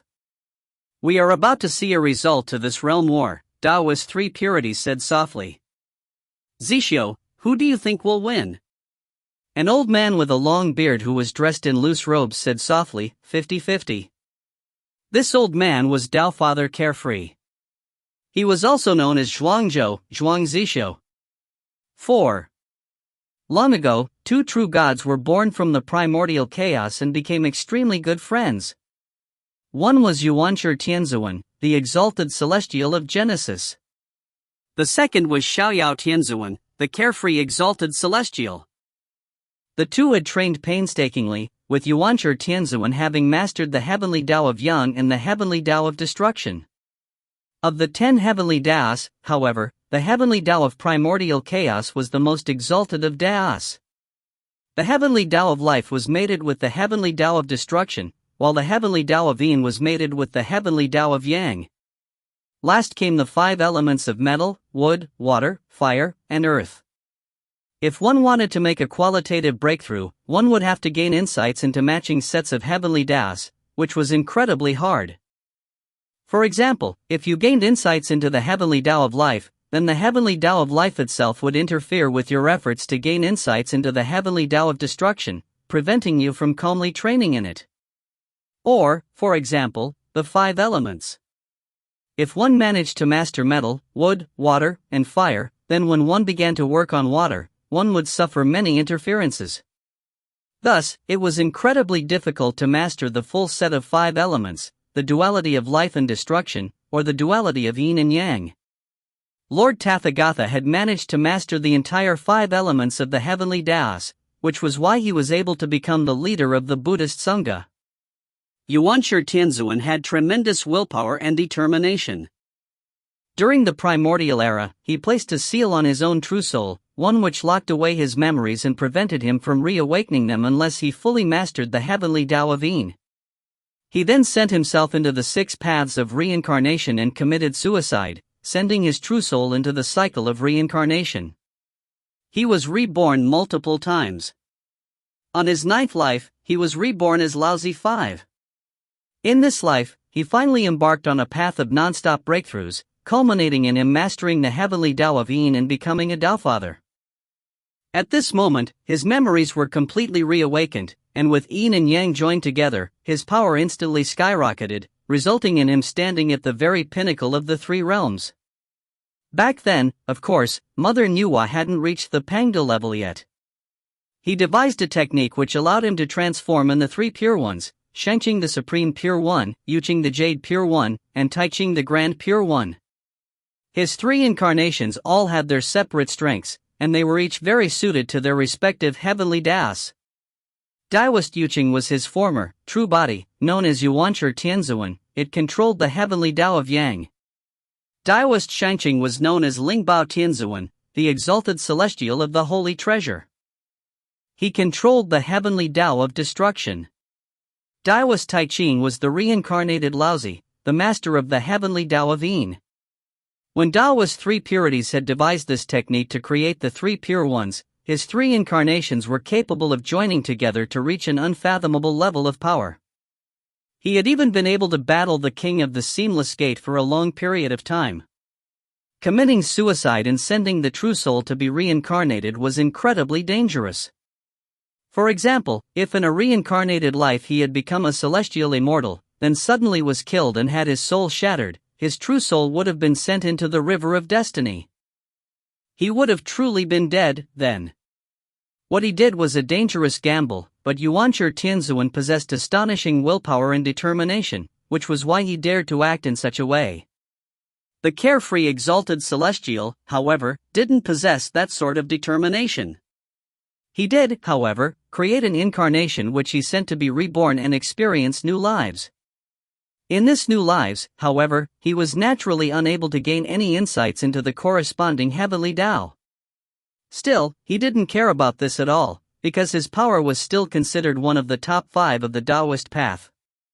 Lu Dongbin had taken on 2 true teachers.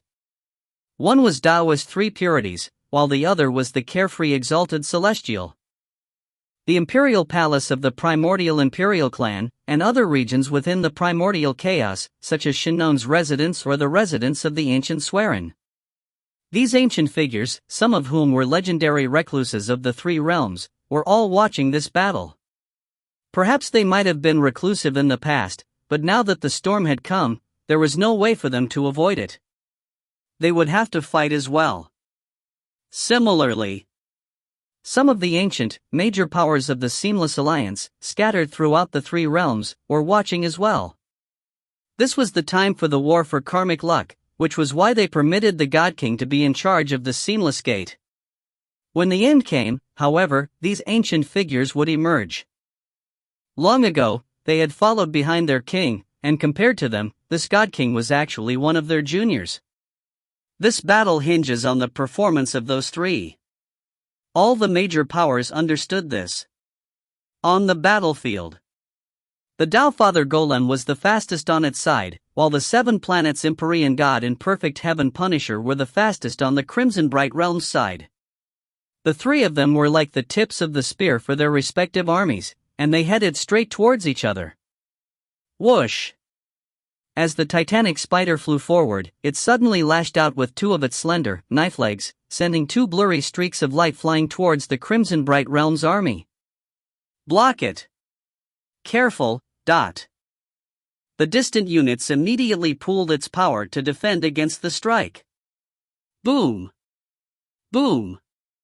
Boom! Although 3 Heaven Punishers and a Rain Dragon joined forces to block the strike, one of the Heaven Punishers was completely shattered.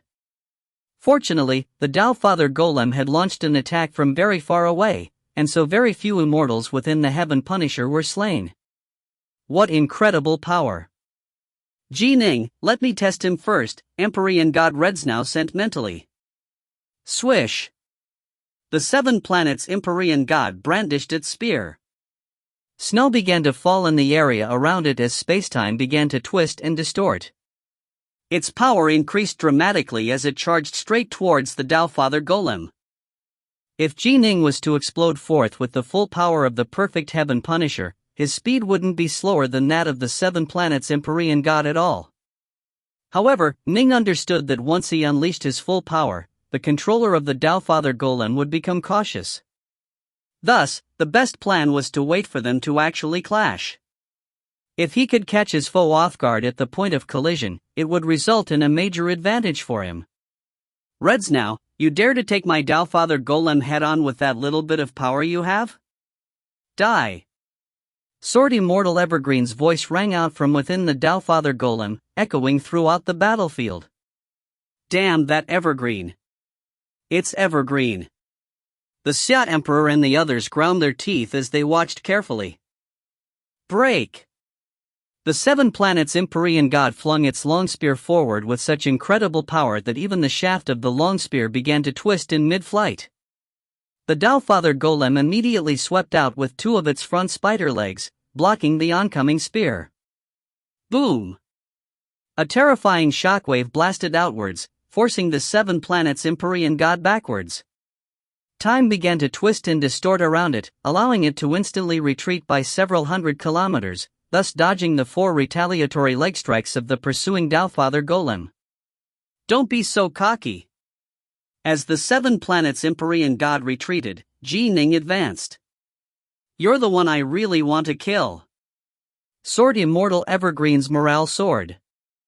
He had been able to easily beat back even the 7 planets Empyrean God. Was he going to be worried about Ning's Heaven Punisher? Yes, the Perfect Heaven Punisher had an incredible aura, but how much power would Ning actually control? Ning's Heaven Punisher ran forward on its bare feet, wielding a pair of enormous Anunda World Swords in its hands. Chop! An Anunda World Sword was raised high into the air in a stance reminiscent of Pangu splitting apart heaven and earth to establish the universe. It chopped straight downwards. This was a stance which Ning had created after he thoroughly mastered the Grand Tao of the sword, the 12th stance of the 3-foot sword. However, because he had been hiding his status as a pure Yang true immortal in the past, he had never used this technique before. Now, it was finally time for him to unleash it. 3-foot sword, 12th stance, cleaving heaven and earth. With this stance, the entire 3-foot sword was finally perfected. These 12 stances covered the entirety of the Grand Tao of the sword, from the basics to full mastery of it. The reason why Ning had chosen such a mighty name, cleaving heaven and earth, was because he had been in an excellent mood and because his heart force had been at the dominating ruler stage. F***ck off. Sword Immortal Evergreen's Taofather Golem laughed wickedly, once more using its 2 front spider legs to block with the intention of sending Ning flying back as well. Boom! The longsword slammed down upon the 2 spider legs. Don't take it head on. Careful. Although this took time to describe, it actually all happened as fast as lightning. Just after the 7 planets Empyrean God retreated, Ning's swords came chopping down. This greatly shocked Empyrean God Redsnow and the others.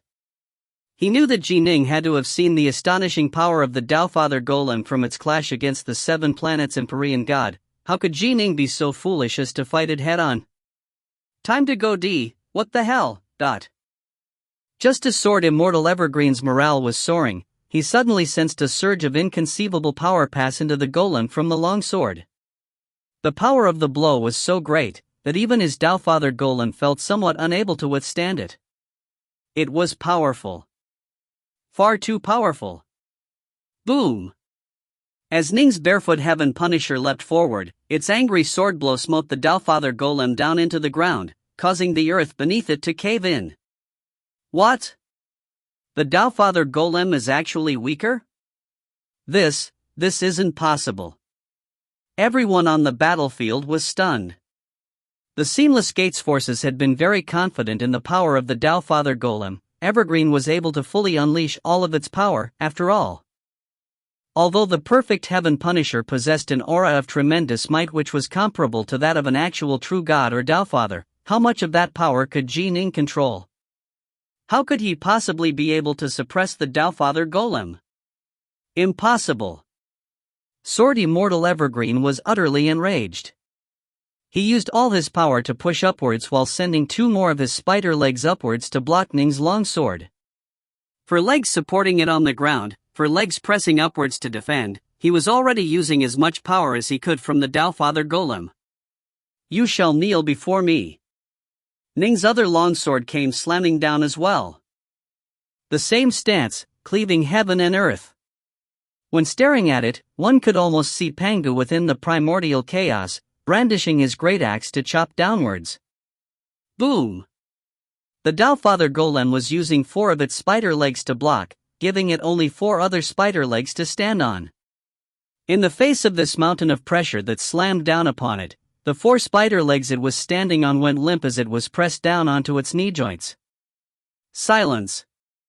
The 2 armies had been charging towards each other, but had yet to actually join battle. Both instantly fell completely silent.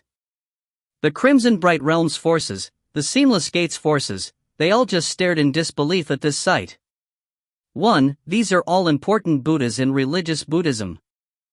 Lord Buddha usually refers to Siddhartha/Sakyamuni, the historical Buddha. Amitabha is the main Buddha of the extremely popular Pure Lands sect of Buddhism. Kshitigarbha is the Bodhisattva of hell beings, as he swore an oath to free everyone who was tormented in hell. Maitreya is the future Buddha who will come to earth in the future, the successor to Siddhartha/Sakyamuni. 2. In terms of enlightenment, in religious Buddhism, it basically goes Arhat Bodhisattva Buddha. 3. One of the most important beliefs in the Pure Land sect of Buddhism is that if you call out Amitabha's name at least 10 times in your life, he will guarantee that you will be reborn into Sukhavati, a pure land he created of pure bliss. 4. Zhuangzhou is an actual historical figure from the 4th century BC who wrote one of the most important philosophical Taoist books, the Zhuangzi. 5. Also known as Lao Tzu, Laozi is the historical author of Tao Te Ching and the historical founder of Taoism, much like how Shakyamuni/Siddhartha is credited as the founder of Buddhism. If you find any errors, ads pop up, ads redirect, broken links, non-standard content, etc., please let us know. Report chapter so we can fix it as soon as possible. Book 18, Chapter 54, Release. Chapter 54, Release. The utterly indomitable Taofather Golem had actually been suppressed in power by a heaven punisher. Those two swords had struck down as if they possessed the power to cleave apart heaven and earth. The Taofather Golem was completely unable to endure their power, resulting it in being knocked into a kneeling crouch. How can this be? Just him by himself? Sword Immortal Evergreen's heart was filled with both rage and panic. How can I possibly be unable to overcome Ning? I should be able to beat him and Reds now combined. How can I possibly be defeated by him alone? Sword Immortal Evergreen had already made many boasts before the Taofather and his fellow Immortals, and his victory was necessary and critical for the entire realm war to be won. If he was to lose, how could he face the Seamless Gate afterwards? He had already betrayed the Nuwa Alliance. He needed to have a firm footing within the Seamless Alliance now. This battle was incredibly important to him. You imbecile! Why are you competing with him in strength? Since he has incredible power, hurry up and use your speed and agility. Taofather Ink Bamboo's mental voice carried urgency and panic within it as well. Quick, quick, quick! The two armies have already begun to fight against each other. You have to win. If you lose, our army will lose all of its morale and collapse. Yes, Taofather. I was merely testing his strength, just now, Sword Immortal Evergreen immediately responded. Swish! Swish! Swish!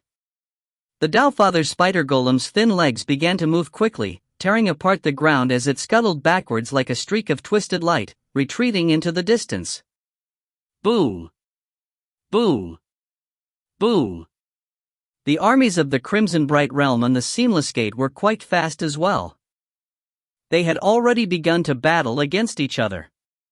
The soldiers of each side started to slaughter each other, and many immortals and fiend gods began to perish. The Seamless Gate had suffered catastrophic losses last time. Although the three dire monster gods of Mount Dragon Eater led their allies, they were still at a marked disadvantage.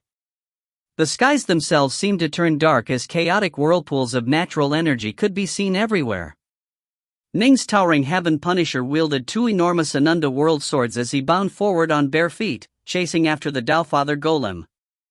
Hurry up and get rid of that Heaven Punisher and the 7 planets Empyrean God, Taofather Ink Bamboo sent frantically. Kill them as fast as you can. If you let them tie you down, we're going to lose. Yes, Taofather. Sword Immortal Evergreen ground his teeth, madness visible within his eyes. He's very strong, I can't fight against him head-on.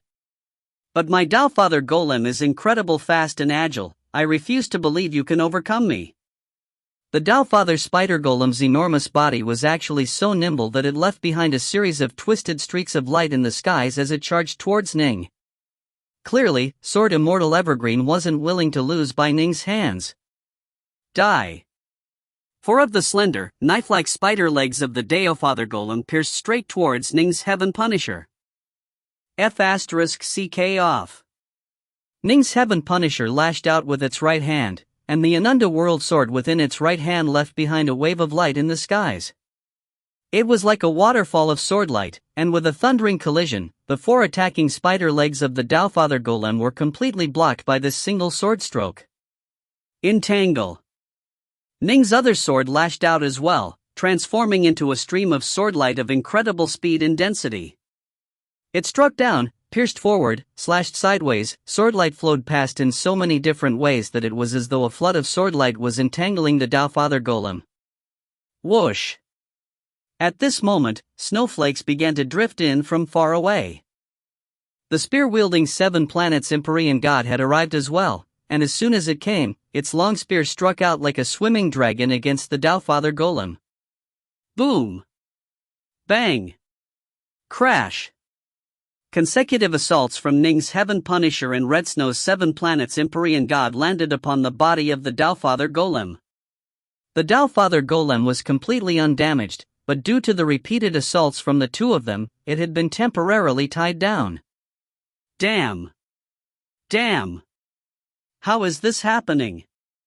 Sword Immortal Evergreen was truly growing frantic. Senior Reds now, leave this Doubtfather Golem to me. Hurry up and help our army destroy the Seamless Gates forces as fast as possible, Ning sent mentally. Ning, are you sure you can handle it? Empyrean God Reds now sent mentally. I'm sure, Ning replied. All right. Empyrean God Reds now trusted Ning. He knew Ning very well, after all, and understood his temperament. In addition, it was true that while the Seamless Gates forces were at a disadvantage on the battlefield, the Seamless Gates simply had far too many of those Empyrean God Golems. Killing them was far more difficult than killing the other Immortals and Fiend Gods and Terror Beasts. The counterattacks led by the Seamless Gates' three-eyed demon were also quite savage. If the fight continued like this, even if they ended up winning, they'd suffer heavy losses. Swoosh!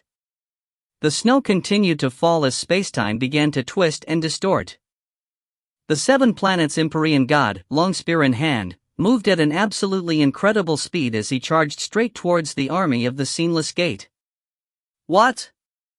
The 7 planets Empyrean God is attacking. Not good. Stop him, quick. We're in trouble now. The Seamless Gates army instantly began to panic. They knew exactly how terrifying this 7 planets Empyrean God was. During the last battle, the 3 dire monster gods of Mount Dragon-Eater and multiple other Empyrean gods and true Immortals had to join forces against it, but were still unable to defeat it. Doubtfather Ink Bamboo was watching from atop the distant city walls of the levitating Seamless City. His face instantly changed, and he roared mentally, "Evergreen, quick! The 7 planets Empyrean God has already left your region and is charging towards the main army. My army is completely unable to defend against it.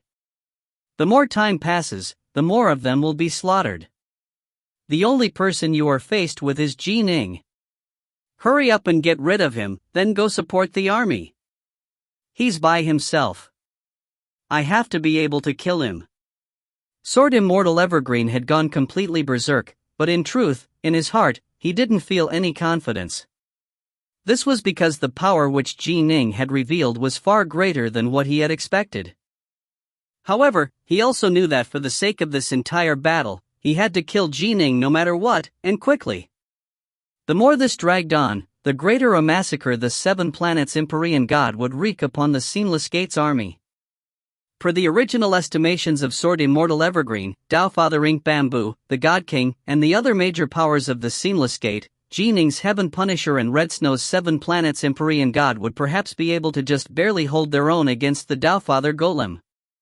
If the 7 planets Empyrean God was to attack the army, then Ning would be quickly killed, allowing the Doubtfather Golem to then fight the 7 planets Empyrean God by itself and kill it.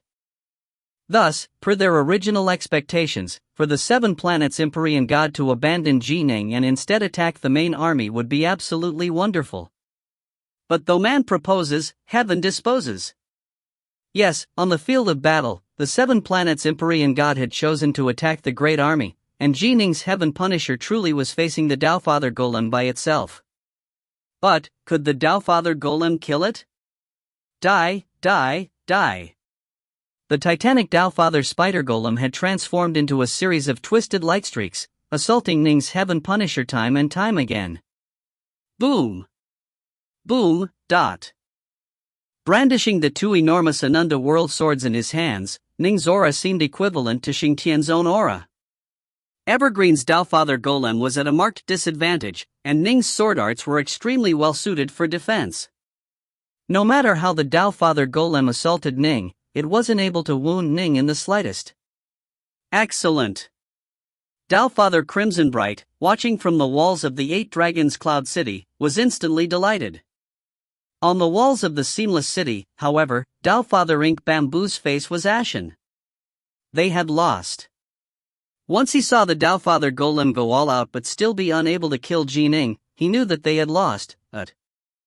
In truth, if the 7 planets Empyrean God and Ning's Heaven Punisher were able to block the Dowfather Golem, then the Seamless Gate would lose, much less Ning being able to do it by himself. Since you can't kill him, forget about him. A deep, low voice boomed out within Sword Immortal Evergreen's mind. The God King. Sword Immortal Evergreen was shocked. He understood that upon seeing that this war was about to be lost, the God King was no longer able to remain calm. The God King was now personally giving orders. Hurry up and charge towards the Crimson Bright Realm's army. If you attack them, you'll at least be able to buy some time for our army to retreat. The God King was suppressing his anger as he gave the orders. Attack with all your power. Do everything you can. The more immortals and fiend gods you can tie down, the more of our forces will be able to retreat safely. Yes. Sword Immortal Evergreen acknowledged the order. The enormous Dowfather Spider Golem turned and immediately began to leave, intending to charge towards the Crimson Bright Realm's army. You want to leave? Ning ran forward, his tremendous power granting him incredible speed. Perhaps his Heaven Punisher was a bit weaker in terms of agility, but in terms of running speed alone he wasn't slower than the Dowfather Golem at all. He was in control of 90% of the power of this perfect Heaven Punisher. In terms of strength, he was noticeably and significantly stronger than the Dowfather Golem. In terms of speed, he wasn't any weaker than the Dowfather Golem either. Whoosh! Ning took 8 giant steps forward, then launched a blow of swordlight towards the retreating Dowfather Golem. What? Sword Immortal Evergreen was absolutely shocked. He hurriedly shot forward like a streak of twisted light, seeking to dodge, but the massive Heaven Punisher, clad only in a fur loincloth, took yet another great leap forward. It caught up with just a step and once more launched a swordlight assault of incredible power. Ah, the Dowfather Golem has been completely tied down. It can't even slow down our army's assaults. Kill them all. Dowfather Crimsonbright was absolutely beside himself with joy. Kill them all. The Xia Emperor and the others finally let loose all of the repressed anger they had felt. The Rain Dragons, the massive Panga War formations, and the countless Heaven Punishers, they began a wild slaughter of the enemy forces. Some of the Empyrean God Golems were suppressed so thoroughly that they were even sucked away into magic treasures. The 7 planets Empyrean God in particular, its long spear was an absolute slaughterer. Slash! Slash! Slash! Fresh blood flew everywhere. Countless immortals and fiends perished. A massacre, led by the 7 planets Empyrean God. It was an absolute massacre. The Seamless Gate's forces began to show signs of collapse. Nobody could stop the 7 planets Empyrean God. The only one that could, the Dowfather Golem, had been tied down by the inconceivably powerful perfect Heaven Punisher of Ning. How could this have happened? How? Sword Immortal Evergreen, the commander of the Dowfather Golem, was now completely dazed and stunned. He was supposed to become the most dazzling figure to take part in this final battle, but instead, this had turned into an unexpected nightmare. Right. A nightmare. This terrifying Heaven Punisher in front of him, it was merely a Heaven Punisher, merely a formation composed of some celestial immortals and loose immortals. How could it possibly be able to tie down his incomparably powerful Dowfather Golem, which had been created from incredibly precious materials? How can he be so powerful? The 3 realms hold several formations like the Heaven Punisher formation or the white-faced Flood Dragon formation. Why is it that the one Ning is commanding is so powerful? It should have been my chance to dominate the battlefield, my chance to massacre them. Sword Immortal Evergreen was truly panicking now. He couldn't even imagine how he was supposed to face the other members of the Seamless Gate. As for Ning, he remained completely focused on shutting down the Dowfather Golem, making it so that it was able to advance only at a very slow speed. There was no way he would be able to make it to the Crimson Bright Realm's forces. The Crimson Bright Realm's forces were thus able to utterly massacre their foes. Ning, stay your hand. Stay your hand. The God King's voice rang out in Ning's mind. God King? Ning replied calmly, this is war. Boom! Ning launched yet another sword blow, once more forcing the Dowfather spider golem to its knees. Stay your hand immediately. Otherwise, don't blame me if I kill your Dao companion, Yue. I'll let her truly perish. The God King went straight to threatening Ning. Ning's eyes remained as cold as ice. If you want to kill her, then kill her. The God King was instantly stunned. She's suffering endless torment within your infinity hells. If you kill her, it'll be a form of release for her. Ning's reply was very calm, but it filled the God King's heart with utter ice. If you find any errors, ads pop up, ads redirect, broken links, non-standard content, etc., please let us know. Report chapter so we can fix it as soon as possible. Book 18, Chapter 55, Curtain Call. Book 18, Pure Yang, Chapter 55, Curtain Call. Let us withdraw. The God King sent mentally to Dowfather Ink Bamboo. A straight withdrawal? Without the Dowfather Golem protecting them, their losses will be catastrophic. The majority will probably die.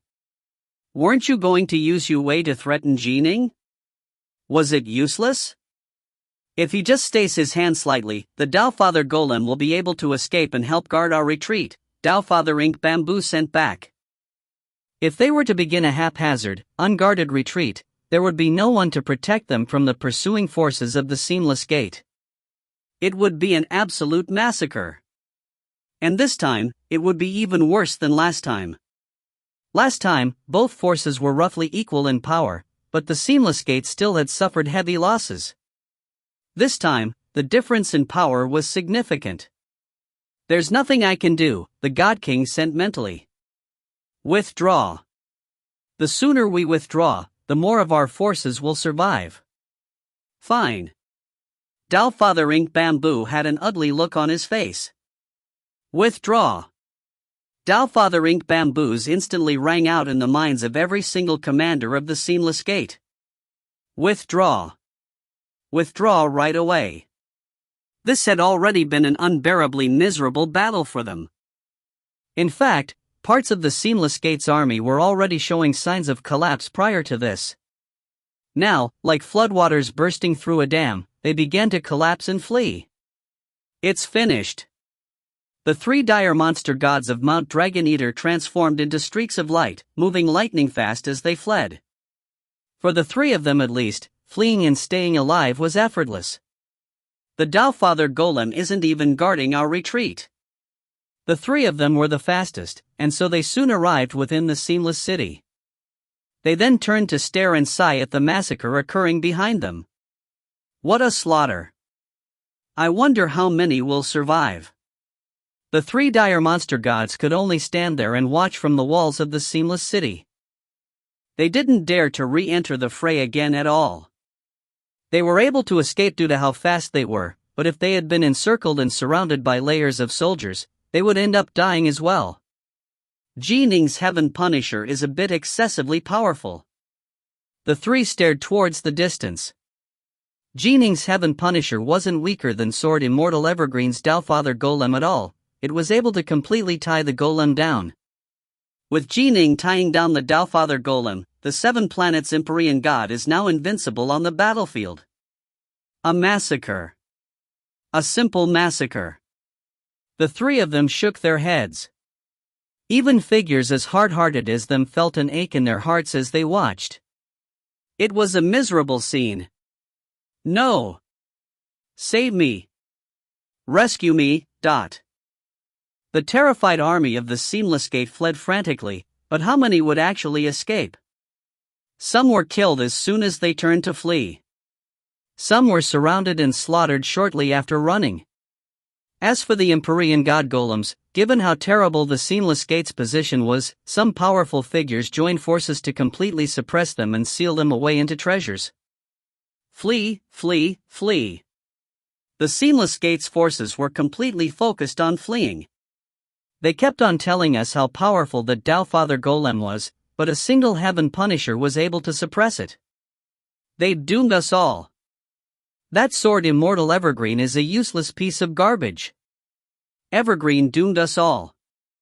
The slaughtered Empyrean gods and true immortals were filled with towering amounts of resentment. In the face of such an overwhelming disparity of power, even they were being slaughtered, with only a few managing to escape. Most were surrounded and killed. The Crimson Bright Realm's army was actively focusing on them, after all. The Celestial Realm. Mount Ling, in the western regions. Lord Buddha sat upon his throne, gazing through the void and watching the battle within the Grand Xia. Victory! Lord Buddha revealed a smile. This Ning truly is formidable, and Subhuti truly is incredible in teaching disciples. Bai nodded as well. The rate at which this Ning is improving isn't the slightest bit slower than the rate at which that monkey improved at. 1. That monkey is different from him. The monkey was born from the 5-colored rainbow stone which Mother Nuwa used to repair the heavens. It absorbed and distilled the essence of heaven and earth, and so after taking on Subhuti as his master, he quickly became an Empyrean god. It is hard, however, for someone's natural disposition to be changed. We suppressed him and tempered him for many years before he slowly gained enlightenment. After going into seclusion for a long period of time, he finally managed to truly evolve and reach the true god level. Lord Buddha nodded. The primordial era had given birth to some awe-inspiringly famous monsters, such as Erlangshan, also known as Yangjia, or Sunmukong of Flower Fruit Mountain. Although they were born in the early primordial era rather than when the universe was first established, they still possessed astonishing levels of talent. After experiencing the destruction of the primordial era, quite a few had reached the true god or Tao Father level. But of course, the vast majority of those monstrous talents hadn't been able to make a breakthrough. There were only so many major powers within the 3 realms, after all. The Celestial Realm. The Tao Palace, in the eastern regions. This Ning, from the looks of it, his heart force has reached the 4th stage. Taoist 3 purities nodded in approval. Yes. If his heart force hadn't reached the 4th stage, there's no way his Heaven Punisher could be this powerful. He truly is formidable. His heart force has reached the 4th stage, and he's also learned a soul heart force technique. Amongst Empyrean gods and true immortals, Ning truly is number 1 when it comes to commanding formations like the Heaven Punisher formation. The major powers seated below Taoist 3 purities all nodded as well. Prior to this, they might have believed that Ning had only reached the 3rd stage of heart force, but upon watching this battle, well, none of the major powers were fools. No matter how formidable a 3rd stage heart force cultivator was, he wouldn't be this formidable. The 4th stage, however. With it, Ning could already be considered one of the most supreme pure yang true immortals. Even if he didn't have many other immortals supporting him in formation, he was comparable to the other supreme divine archers in strength. With the other immortals supporting him, and with his soul heart force technique, he definitely had the power of a Tao Father or a true god. The primordial chaos. Outside a thatched cottage. Shenong and Patriarch Subhuti were also watching the battle for the Grand Xia through the void. Subhuti, you've produced an excellent disciple. Our side has gained yet another formidable general. Shenong laughed while praising Subhuti. A teacher can show the way, but cultivation relies on oneself. It can only be said that I helped to guide him to his current accomplishments. But for him to reach the 4th stage of heart force in such a short period of time, I truly did not expect this. I always thought that his talent in sword arts was superior to his talent in heart force, Subhuti said. That's why I was actually hoping that he would spend more of his time and efforts on the sword. After all, when sword force is trained to a sufficiently high level, it is no weaker than heart force. All that can be said is that this disciple of yours has tremendous potential in both sword force and heart force, Ning said with a laugh. As the many major powers of the new alliance were all celebrating their side having gained yet another powerful general, the Seamless Alliance's major powers were filled with frustration and resentment. They had lost this realm war. In addition, the new alliance had gained a valiant general in the form of Ning. Ning, all by himself, was probably an even greater threat than the three dire monster gods of Mount Dragon Eater. Most likely, only the truly supreme Empyrean gods and true immortals of the Seamless Gate, the ones who were protecting the Seamless Gate's most important worlds within the three realms, would be a match for him. Empyrean gods or true immortals who were absolutely superior to Ning? There were none. But of course, there had been some in the past. The most powerful Empyrean god in history, Hui, one-on-one, at the Empyrean god level, he had slain a Taofather. The current Ning, even while leading 1,000,000 immortals, would find it difficult to survive a battle against an actual true god or Taofather. Thus, he was still far from having reached the level of the legendary Hui. However, in the current three realms, no monster like Hui existed. They actually lost. Even with a Taofather golem, they actually lost. The All-Fiend world. Celestial Immortal Black Heaven was watching the battle for the Grand Xiaobi displayed within a mirror in front of him. My Taofather golem wasn't able to defeat Ning? He's only trained for 100 years or so. Celestial Immortal Black Heaven was enraged. Imbecile. Idiot. Garbage. He gritted his teeth. That sword Immortal Evergreen, he's a useless piece of garbage. Although he's skilled in sword arts, he's only reached the second stage of sword force. If he had reached the fourth stage of sword force, how could he fail to kill Ning? Ning's only trained for a few years, but he's actually reached the fourth stage of heart force. What should I do? What can I do? Black Heaven was filled with frustration as he suddenly realized, killing Ning would be far more difficult than he had anticipated. No matter what, I can't let Sword Immortal Evergreen take control over my Taofather golem again. He's just a useless piece of garbage. The enraged Celestial Immortal Black Heaven took out all his frustrations upon Sword Immortal Evergreen. The Taofather golem continued to focus on fleeing. Although Ning continuously moved to stop it, resulting in it moving a bit slower, in the end it was still able to escape into the Seamless City. This Taofather golem was truly unbreakable. After all, there was no way for Ning to damage it at all. Victory! Victory! Victory! Earth-shaking cries of victory echoed throughout the entire battlefield. Countless immortals and fiend gods were roaring together, and an endless flood of immortal blood had bathed the land, staining it in indelible red.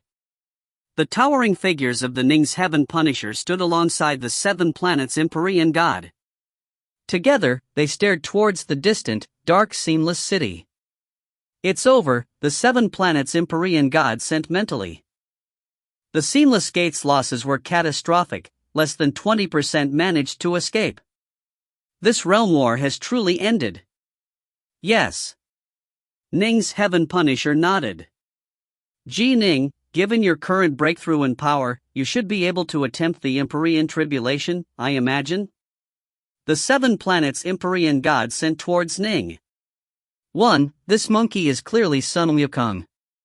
If you find any errors, ads pop up, ads redirect, broken links, non-standard content, etc., please let us know. Report chapter so we can fix it as soon as possible. Book 18, Chapter 56, Departure. Book 18, Pure Yang, Chapter 56, Departure. Yes. Once the realm war ends, I shall prepare for my Empyrean Tribulation, Ning sent back. His original plan had been to wait until his soul heart force technique had been perfected before attempting the tribulation, as that would give him a better chance. However, things never happened quite according to plan. His heart force had advanced from the third level to the fourth level. This was a qualitative change. The stronger his heart force, the greater his chances were of overcoming the demon heart tribulation of the Empyrean tribulation. By this point, there was no point in delaying any further. If my guess is correct, you haven't merely become a pure yen true immortal, you made a breakthrough in heart force as well, the 7 planets Empyrean God sent. Yes. Ning admitted to it. When he unleashed his full power and tied down a Doubtfather golem with just his Heaven Punisher, he knew that any of the truly experienced experts of the 3 realms would most likely be able to guess at what had happened. For the sake of achieving victory in the realm war, and for the sake of wiping out as much of the Seamless Gate's forces as he could, Ning didn't mind revealing his true power. The only thing that mattered was making sure that the outcome of his reveal was worth it. And now, this was an outcome that was completely worth it. So many of the Seamless Gate have died. The 7 planets Empyrean God stood next to him, staring at the rivers of immortal and fiend god blood that stained the vast wilderness. Countless corpses and magic treasures littered the ground. He couldn't help but let out a sigh. Not enough, Ning replied calmly. He watched as the armies of the Crimson Bright Realm tidied up the battlefield, collecting the many spoils of war. When their foes had fled, the Crimson Bright Realm's forces had naturally been completely focused on pursuing them, hoping to make their victory even more overwhelming. They hadn't had a chance to pick up the magic treasures that had been left behind by the slaughtered Immortals. Withdraw. After a long period of time, Doubtfather Crimsonbright's voice rang out, echoing throughout the battlefield. Ah ha ha ha. Time to go back. Let's go back. That was excellent. Filled with laughter and joy, the forces of the Crimson Bright Realm rejoiced as the entire army escorted Ning's Heaven Punisher and the 7 planets Empyrean God back to the 8 Dragons Cloud City. While the Crimson Bright Realm's forces were jubilant, the Seamless City was filled with a deathly silence. The aura here was both heavy and incredibly oppressive. Too many of them had died. Alas. This really was. All 3 of the dire monster gods of Mount Dragoneater were perfectly fine, but 4 of the 6 dire monster gods of Mount Tonlian had been slain. As for the 9 Cloudmist fairies, only the youngest 9th fairy had survived, the other 8 had all died. Even true immortal Whitepole, Empyrean God Three Sons, Empyrean God Beastleave, the Cave Master of the Myriad Demons Cave, and the Hallmaster of Bloodcloud Hall had perished on the battlefield.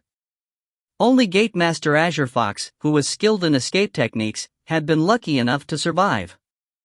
Including Sword Immortal Evergreen, the total number of surviving Empyrean gods and true immortals on their side was merely 11. Disastrous. Disastrous. The few lucky survivors felt only 2 emotions, joy for having survived, and grief for their losses. The main hall of the Seamless City. The surviving Empyrean gods and true immortals were all gathered here. All of them were silent. Doubtfather Ink Bamboo stared downwards towards them. His gaze lingered on Sword Immortal Evergreen for a moment, a cold light flashing through his eyes, before he said in a calm voice, "We have lost this realm war."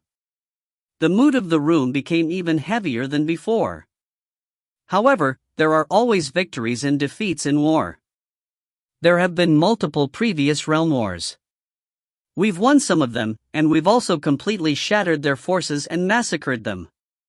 Doubtfather Ink Bamboo continued calmly, this was merely one war in one of the many areas of the 3 realms. Since you all survived, you all have your own special abilities. In the future, our Seamless Gate shall continue to battle against the New Alliance. We'll need you to continue to go to war for us. Yes. Sword Immortal Evergreen was the first to assent to this, and he did so hurriedly. The other Empyrean gods and true immortals assented as well, and as they did, they couldn't help but glance sideways in a disdainful manner towards him. Evergreen. Doubtfather Ink Bamboo looked towards Sword Immortal Evergreen. He said coldly, "This time, you have truly disappointed me. Forget about defeating both Ning and Reds now, Ning by himself was enough to stun you." Sweat appeared on Sword Immortal Evergreen's forehead. He understood that their losses in this realm war had been utterly catastrophic. He naturally had to shoulder blame for it. He immediately fell to his knees, then said respectfully, "Evergreen disappointed you, Doubtfather. Ning's power truly was far beyond my expectations, which is why I ended up in such dire straits. Don't worry, Doubtfather, Evergreen shall definitely work hard to gain further insights and grow in strength, so as to be able to better unleash the power of the Doubtfather Golem. Next time, I shall definitely slay Ning." "No need." Doubtfather Ink Bamboo shook his head. "The major powers have already issued an order. You are no longer required to control the Doubtfather Golem." Sword Immortal Evergreen's face instantly turned white. His control over the Doubtfather Golem gave him a status which was slightly higher than that of even the 3 dire monster gods of Mount Dragon Eater. Without it, he was much weaker than them. In addition, if he had the Doubtfather Golem with him throughout this great storm, his chances of survival would be thousands of times greater. After all, unless a Doubtfather personally intervened, it was almost impossible to kill him when he was hiding within the Doubtfather Golem. Thus, Sword Immortal Evergreen cared tremendously about this Doubtfather Golem. Ever since he had been assigned it, he had made up his mind to keep perpetual control over it. Sword Immortal Evergreen was unwilling to just give up. He said frantically, "Doubtfather, I simply didn't have enough time.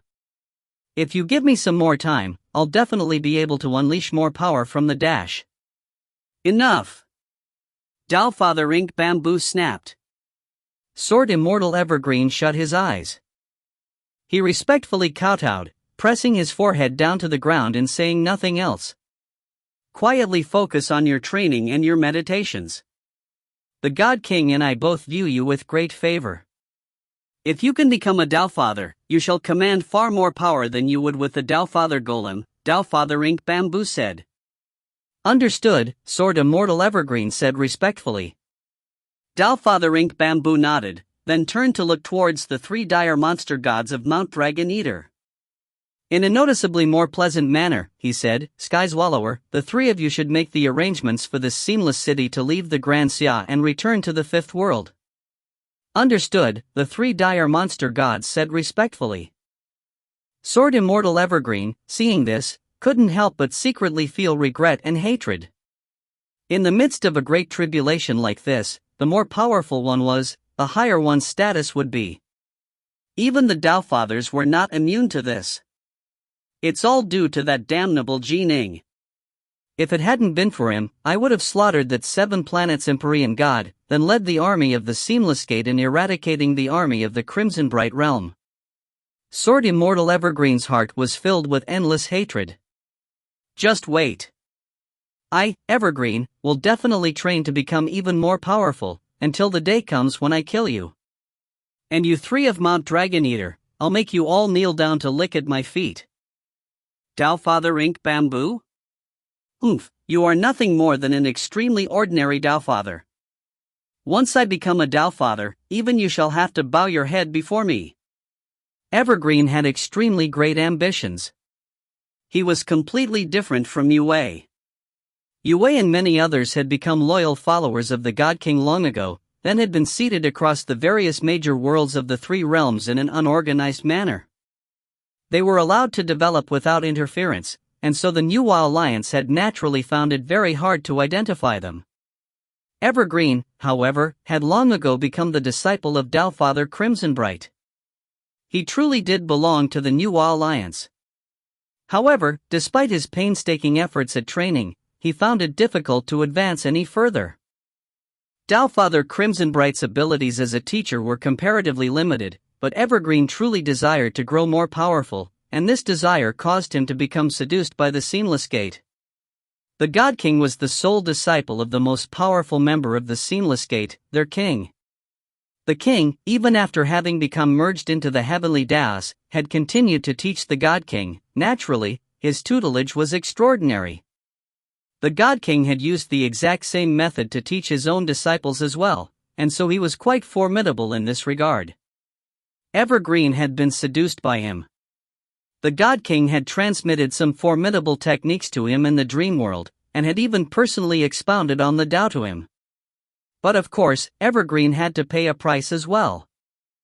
The price was to leave the New Alliance and join the Seamless Gate. New Alliance? Who gives a damn about alliances? My personal power is what really matters. Evergreen hadn't even hesitated before immediately joining the God King. His focus on the Tao truly was quite frenzied. Even Tao Father Crimsonbright had noticed how single-minded he was in pursuing the Tao. Tao Father Crimsonbright had even believed that Evergreen was his subordinate with the highest chance of becoming a Tao Father. But what Crimsonbright didn't understand, Evergreen's ambitions were simply too wild and untamed. He had an almost fanatical, demon-like obsession towards advancing in the Tao, and it was this obsession which led to him joining the Seamless Gate. As far as Evergreen was concerned, neither the New Alliance nor the Seamless Gate mattered. He himself was the only person that mattered. His heart was filled with an extremely strong desire that one day he would become like Mother Nuwa, the most powerful figure of the three realms. By then, the New Alliance and the Seamless Gate will be like nothing more than dog's shit before me. I, and I alone, shall reign supreme. However, Sword Immortal Evergreen kept his great ambitions hidden within his heart because they were simply too wild. Still, he continued to pursue them, never questioning or abandoning them. An enormous rift appeared within the skies, and the now miniaturized Seamless City flew straight into the giant rift, disappearing from the world. They left. Ning was alone atop the walls of the Eight Dragons Cloud City. Turning his head, he looked towards the lively Crimsonbright camps. Because of their great victory, the tens of millions of immortals and fiend gods within the city were all celebrating. Ning. A figure walked towards him from afar. It was the black-robed Xia Emperor. Imperial Majesty, Ning replied. You can just call me Shamong, the Xia Emperor said with a smile. In terms of status and influence, you aren't much lower than me. I might be thick-skinned enough to accept you addressing me as Imperial Majesty, but the other Empyrean gods and true immortals will undoubtedly curse me as being shameless. Nin nodded gently. Everyone is very happy. The war is over. They've survived, and they've killed countless immortals and fiend gods of the Seamless Gate. You should go celebrate with them, the Xia Emperor said. No need. Ning gently shook his head. The Xia Emperor didn't try to persuade him. He could sense that ever since Yue's betrayal, Ning's temperament and personality had changed. The Xia Emperor understood that her betrayal truly had been a huge blow to Ning. Right. With the realm war over, the soldiers shall begin to return to their respective major worlds. The immortals of our Grand Xia shall return with me to the imperial capital, the Xia Emperor said. All of our immortals and fiend gods shall remain in the imperial capital. That way, they can easily join together to fight against the Seamless Gate as needed. I imagine that after Azure Fox's Seamless Gate suffered such heavy losses, they probably won't be able to infiltrate us that easily again. What about you? Come to the imperial capital with us, the Xia Emperor said. Of course he wanted Ning to be in the imperial capital. The seven planets Empyrean god moved in lockstep with Ning, which meant that Ning represented a combat force consisting of a perfect heaven punisher and the seven planets Empyrean god. This was equivalent to nearly half the total combat power of the entire Crimsonbright realm. No, I need to undergo my Empyrean tribulation. Ning shook his head. Other places are not going to be safe. The Seamless Gate will undoubtedly attempt to disrupt my tribulation, no matter where I go. The only place for me is my master's place. Undergo the Empyrean tribulation? The Xia Emperor laughed and said, yes, it is indeed time for it. The Xia Emperor was in quite the celebratory mood. He felt quite fortunate that he had chosen to treat Ning so kindly all this time, especially in the dispute between him and the Young Flame clan. He had stood by Ning's side the entire time, and had even personally intervened to rescue Ning. These were all debts of gratitude that Ning owed him. They were in the midst of a deadly storm. If he was to ask Ning to help at a critical moment, how could Ning possibly just watch with hands folded behind his back?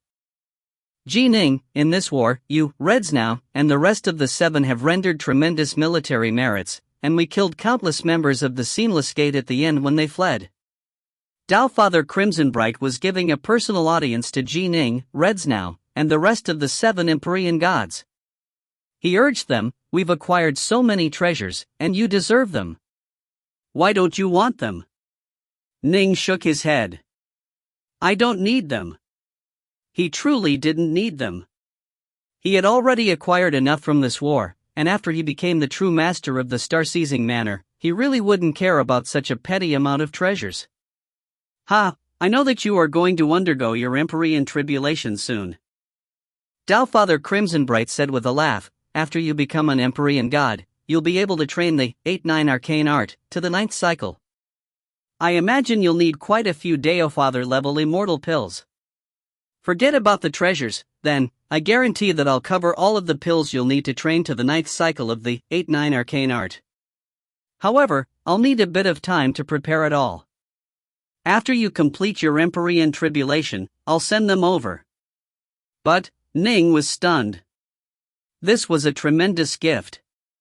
Although they had gained many treasures from this war, the value of all of them combined probably still wouldn't be enough for him to train to the 9th cycle of the 8-9 arcane art.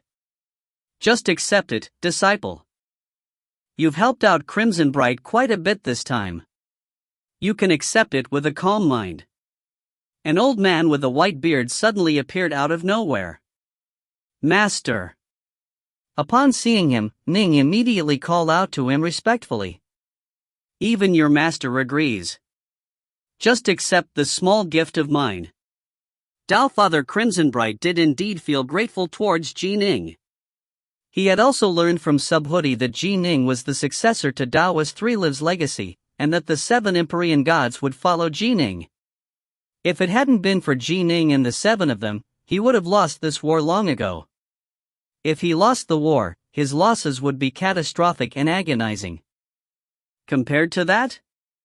Although some great firmament immortal pills were precious and rare, as a true god who had been born from the primordial chaos itself, he was still capable of giving them to Ning. All right. Ning no longer refused. You've finished your arrangements, I imagine. Subhoodie looked towards Ning. If you have, then come back with me to Mount Innerheart and prepare for the Empyrean tribulation. I've made all my arrangements. I can leave at any moment, Ning said respectfully. He had already bid farewell to his master, Immortal Diensai, and had also bid farewell to his dear friends such as Unity and All Beasts. Immortal Diensai, Unity, All Beasts, Wacko, they cared deeply about Ning and didn't want him to leave, but they understood that the safest place for his tribulation would be Mount Innerheart. That was a place which even other Tao Fathers would find difficult to enter. Ning didn't have the authority to invite Unity and the others to Mount Innerheart. His only choice was to bid them farewell. Immortal Diensai and the others all followed the Xia Emperor back to the imperial capital, where they would be stationed. It wouldn't be too hard to meet with them in the future. Since you've completed your preparations, let us go. Crimsonbright, hurry up and prepare those great firmament immortal pills. Once you've collected them, just let me know and I'll come pick them up. As Subhoodie spoke, he waved his hand. Whoosh! A dark gray spatial whirlpool suddenly appeared within the palace. Subhoodie led Ning and the 7 Empyrean gods straight into the spatial whirlpool.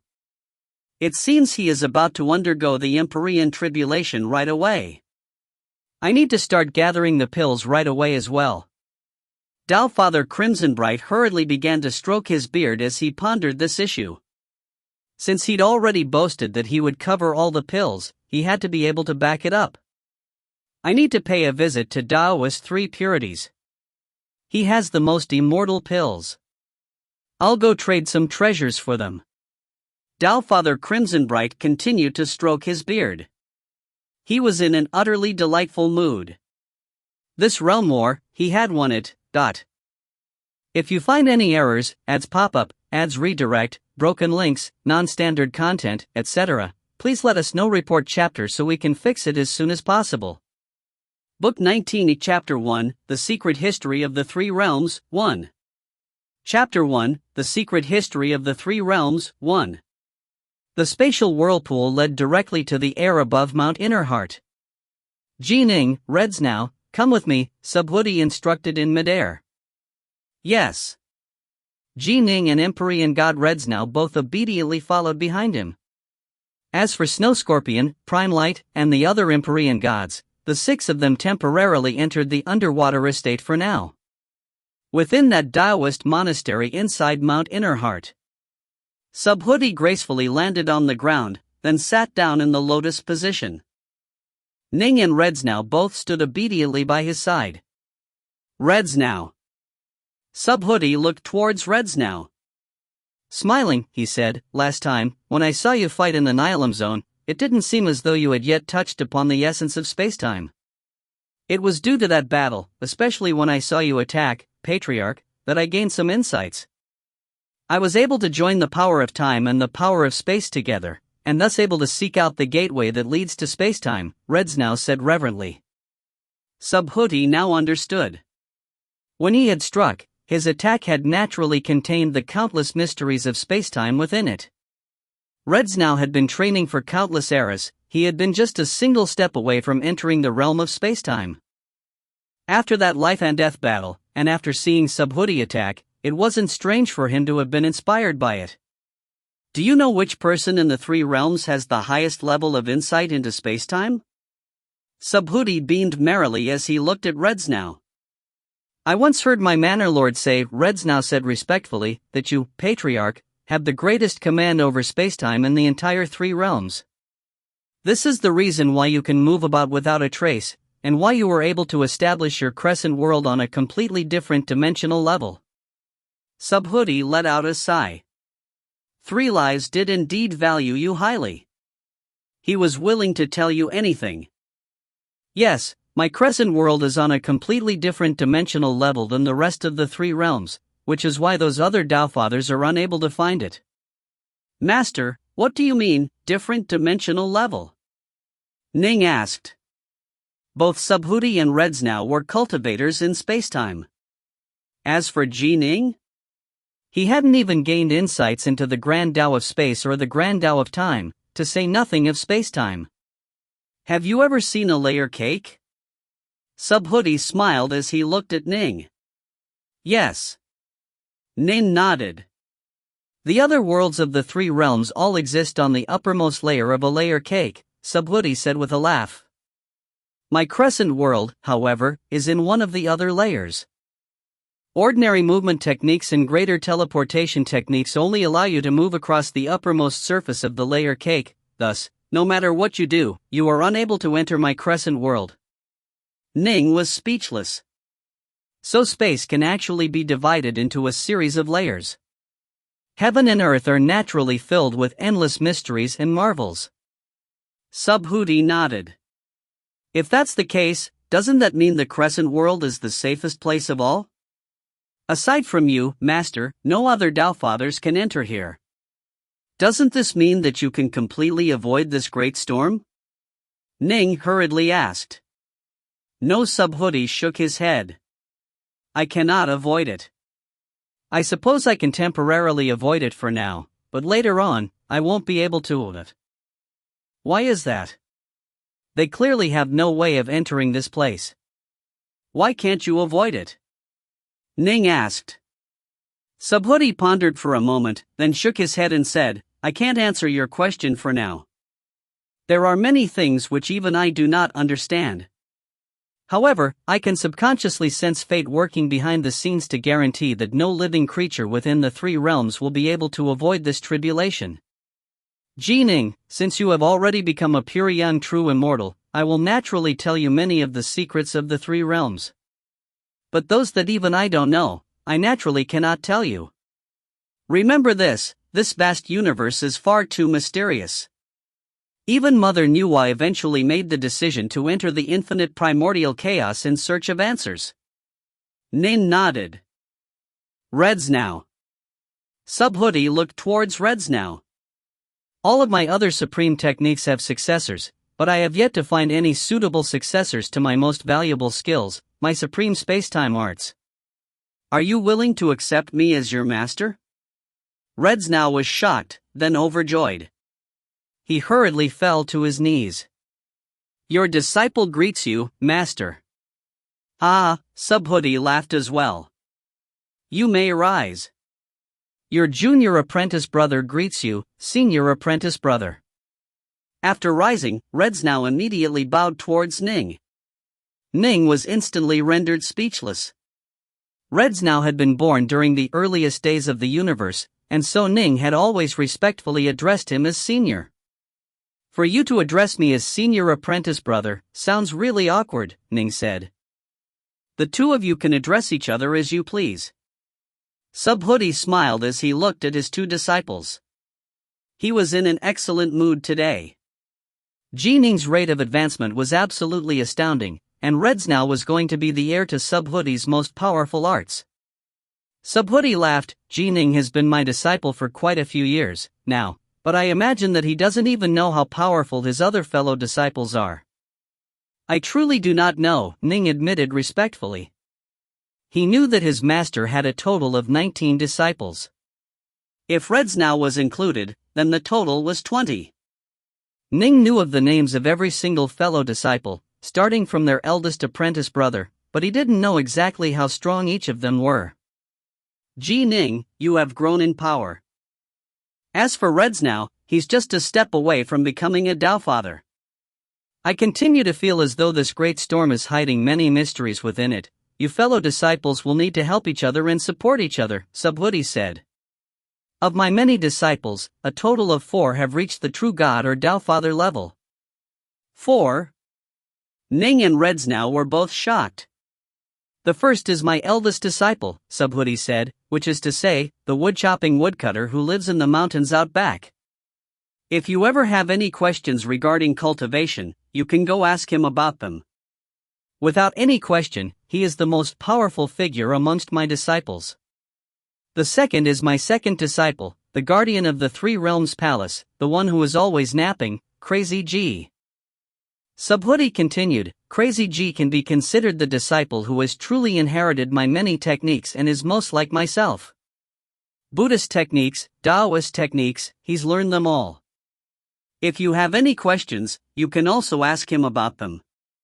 The third is my sixth disciple, the one who created and is the master of the flower fruit mountain world, Sun Wukong, Subhoodie said. He once was provided guidance by Mother Nuwa, and he is extremely skilled in combat. The final one is my 12th disciple, Black Tiger. He loves to roam about the 3 realms. He has not established a major world of his own, has few subordinates, and is the weakest of the 4, but he's still at the true God/Taofather level. He has such a lazy, slothful disposition that I only accepted him as my disciple due to ties of karmic destiny that existed between us, but who would have thought that he'd reached the Taofather level as well? Subhoodie introduced all 4 Taofathers under his tutelage in one breath. Ning was shocked. Black Tiger? 12th apprentice brother Black Tiger referred to himself as Great King Black Tiger.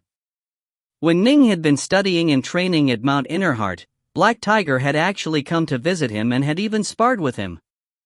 Ning had never imagined or had any inkling at all as to how powerful this man really was. The feeling that Black Tiger had given him was that he wasn't even as powerful as Silvermoon. Who would have thought that was all just to show that he was at the true God/Taofather level? The other disciples, including Ning, are all at the Empyrean God/True Immortal level, Subhoodie said. The two of you must not be lazy.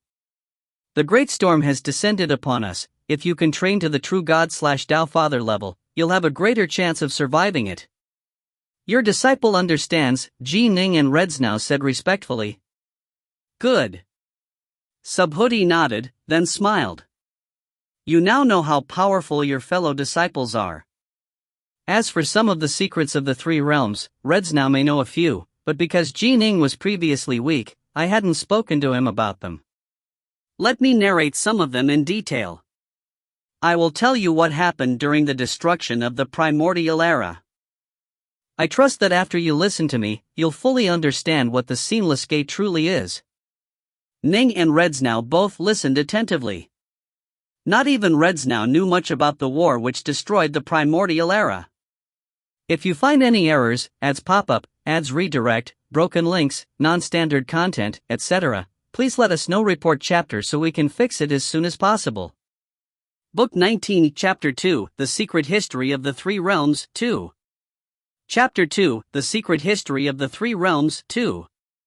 A reminiscent look was in Subhoodie's eyes. He said softly, "Let us start the tale from the dawn of the primordial chaos.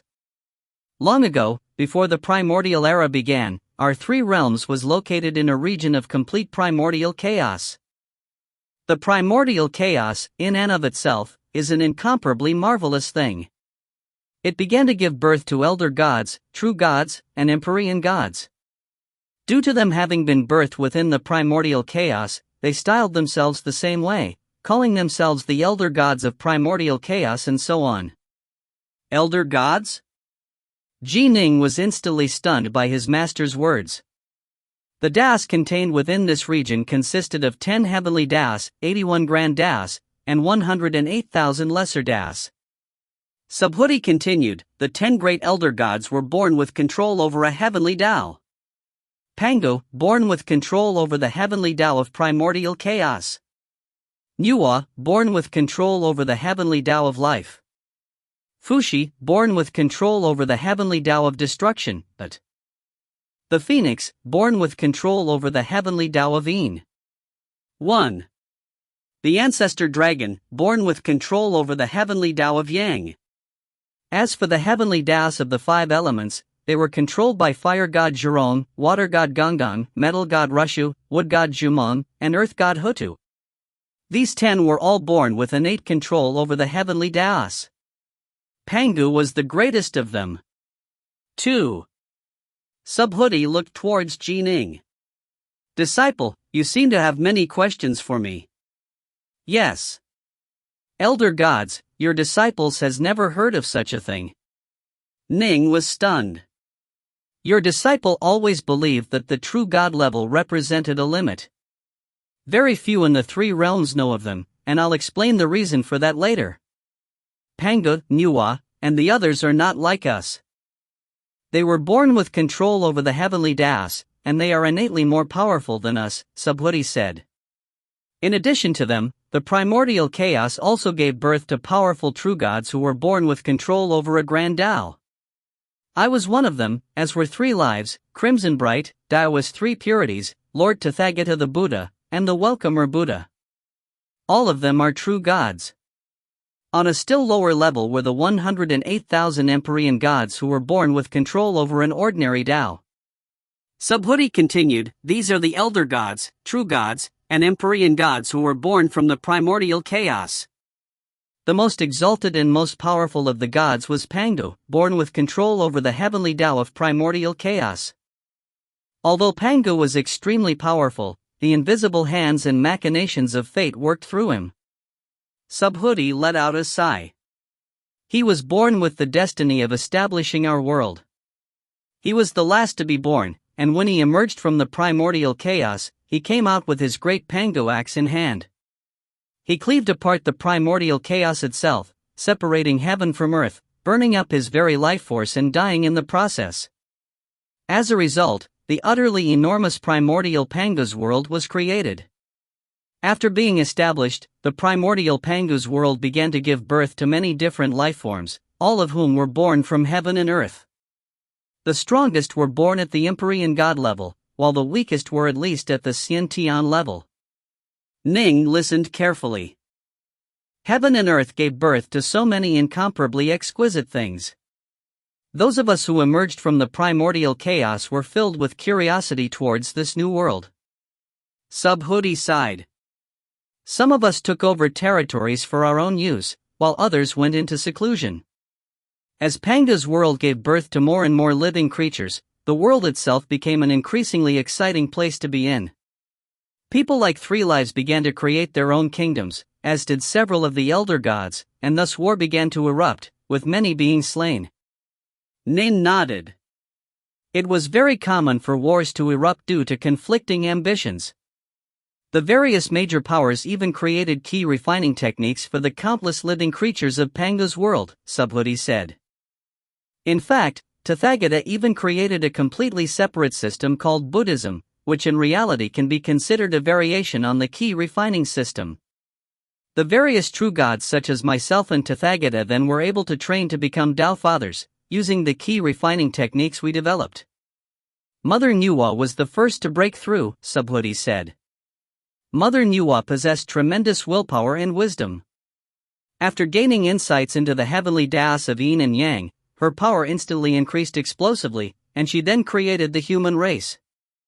Only then did all the major powers of the primordial era understand that one's power could increase to a higher level once one comprehended a set of heavenly Taos.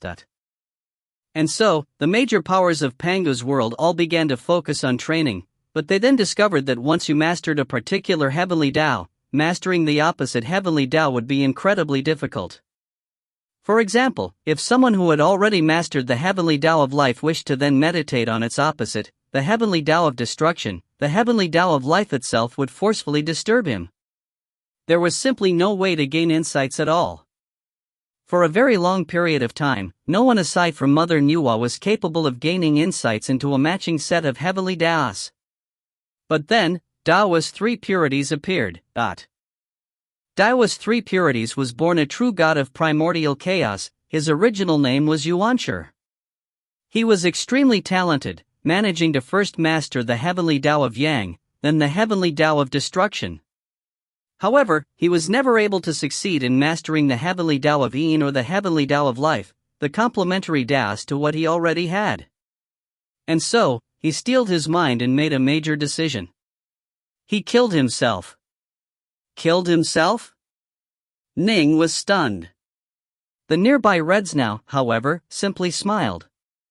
Although this was a secret, Redsnow had been born when Panga's world had been created, and had followed Taoist three lives for many years. He knew many things, including this story. Taoist three purities set down a seal upon his own true soul, a seal that would lock away his former memories unless he mastered either the heavenly Tao of Yin or the heavenly Tao of life, Subhuti said. And then, Taoist three purities entered the paths of reincarnation, then killed himself. Because he died within the paths of reincarnation, his true soul was naturally sent straight into the cycle of reincarnation. This was a huge gamble. If Taoist three purities' soul was shattered in his next life, then his true soul would be sent to the river of destiny. He would be finished, Subhuti said. Nin nodded. To seal away one's memories unless one mastered either the heavenly Tao of Yin or the heavenly Tao of life. In other words, unless he became a Tao Father once more, there would be no way for him to reawaken his memories from the past. But how incredibly difficult would it have to be for one to become a Tao Father once more, without any past memories at all? Even though one might be incredibly talented due to the quality of one's true soul, the path of cultivation was an incredibly dangerous one. Once one was killed and one's soul was shattered, everything would be over. He failed numerous times. He was reincarnated a total of 9 times, Subhuti said. Of his 9 reincarnations, 6 of them were as ordinary mortals who didn't even embark on the path of cultivation. Thus, upon dying he was naturally sent to be reincarnated once more. In 2 other lives, he died at the Zifu level and was once more sent to be reincarnated. Finally, during his 9th life, he was reborn as a member of the primordial human clan, Laozi. In this life, he was an absolutely dazzling figure. He advanced at an absolutely breakneck pace, and because his memories of his past life were unable to disturb him, he was able to train all the way to become a Tao Father through mastering the heavenly Tao of Yin. Only then were his former memories awakened, and both the heavenly Taos of Yin and Yang were now under his control. His power instantly exploded. He then devised the 3 Pure Ones technique, becoming so powerful that even Mother Nuwa might not have been a match for him at that point in time. He essentially became the #1 leader of the entire primordial era. Because Yuanshi had devised the 3 Pure Ones technique, he gave himself the title Taoist 3 Purities. He then established the Taoist path, passing down many Taoist techniques and becoming the leader of the Taoist path. Ning was stunned by what he heard. Because his memories were masked during the reincarnation process, he was able to gain insights into a complementary heavenly Tao without being impacted by his original heavenly Tao. But this was a gamble.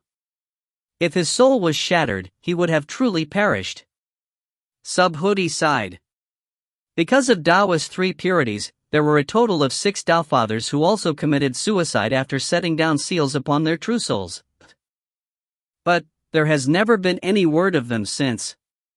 From the primordial era to the modern day, there has never been any traces of them, Subhuti said. Perhaps they have died, or perhaps they are continuing to pass through the endless cycle of reincarnation. Ning sighed to himself. Non-stop reincarnation?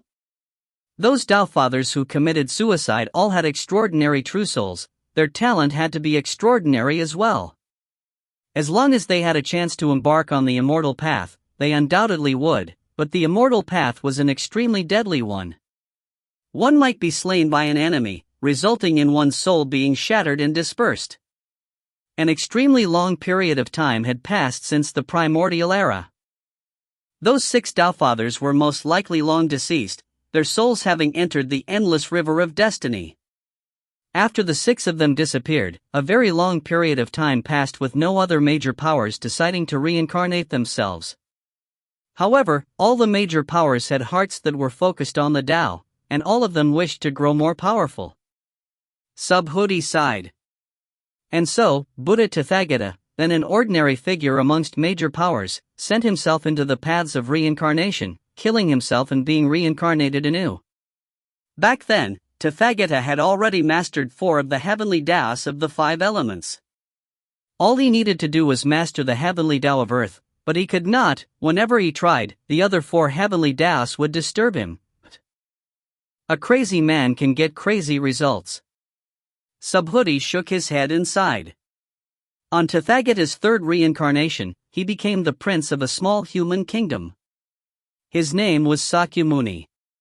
He was naturally a brilliant, dazzling figure, and in the end, he mastered the heavenly Tao of earth and became a Tao Father.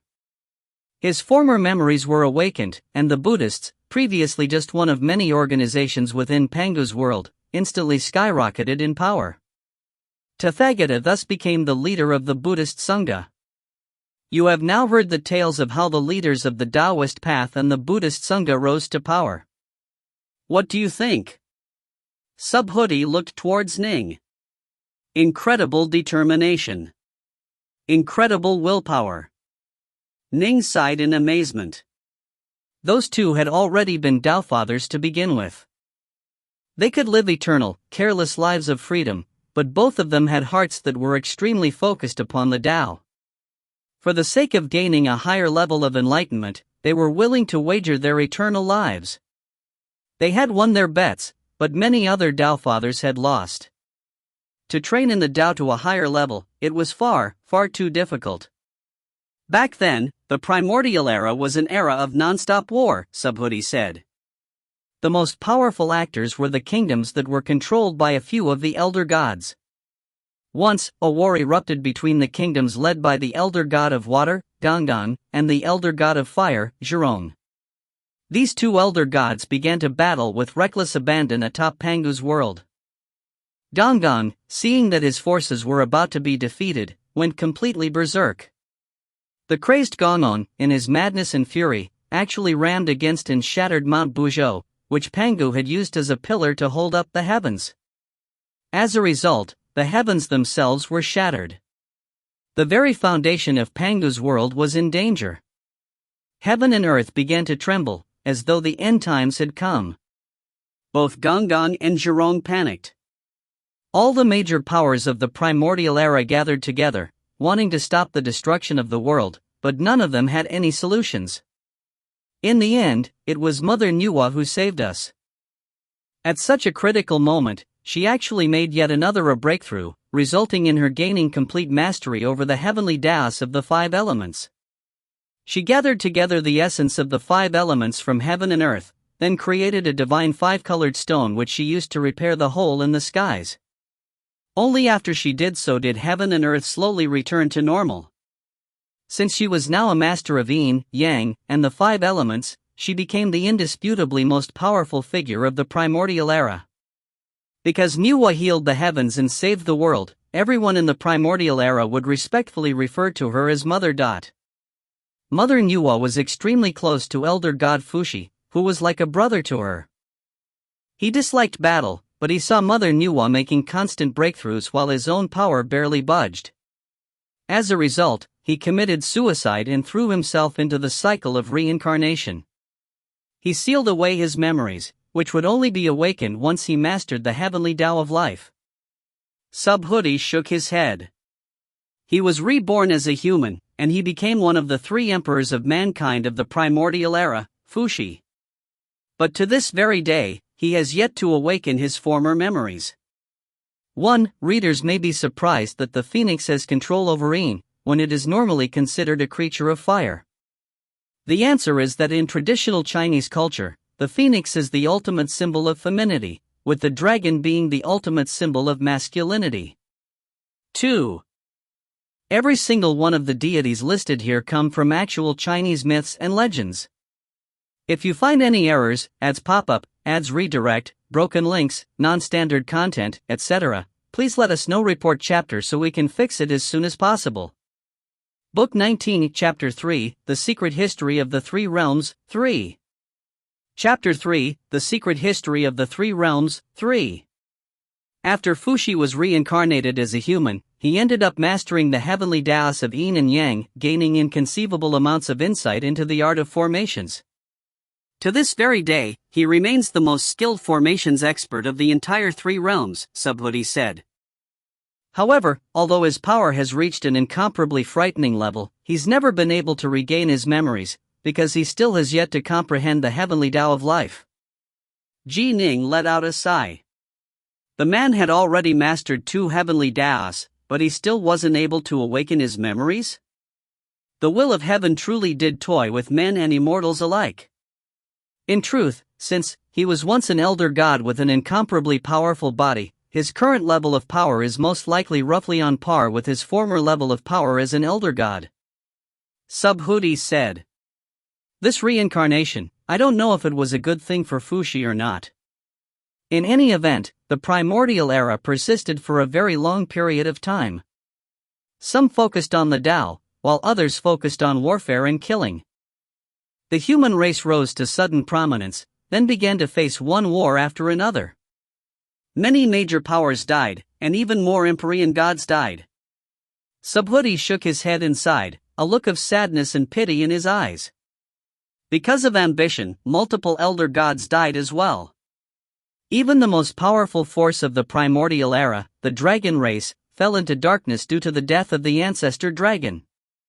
The ancestor dragon is dead? Ning cried out in shock. The ancestor dragon was one of the 10 great elder gods. From what his master was saying, elder gods all had incomparably mighty bodies and were similar to the human emperors and the leaders of Buddhism and Taoism in power. Not just the ancestor dragon. The elder god of metal, Rushu, was killed in battle as well. Subhuti shook his head. That's the nature of war, and when there are no outside threats, internal wars will become particularly vicious. Internal wars? Ning was startled. Master, are you saying internal wars? The nearby Empyrean god Redsnow, who had been listening quietly this entire time, was startled as well.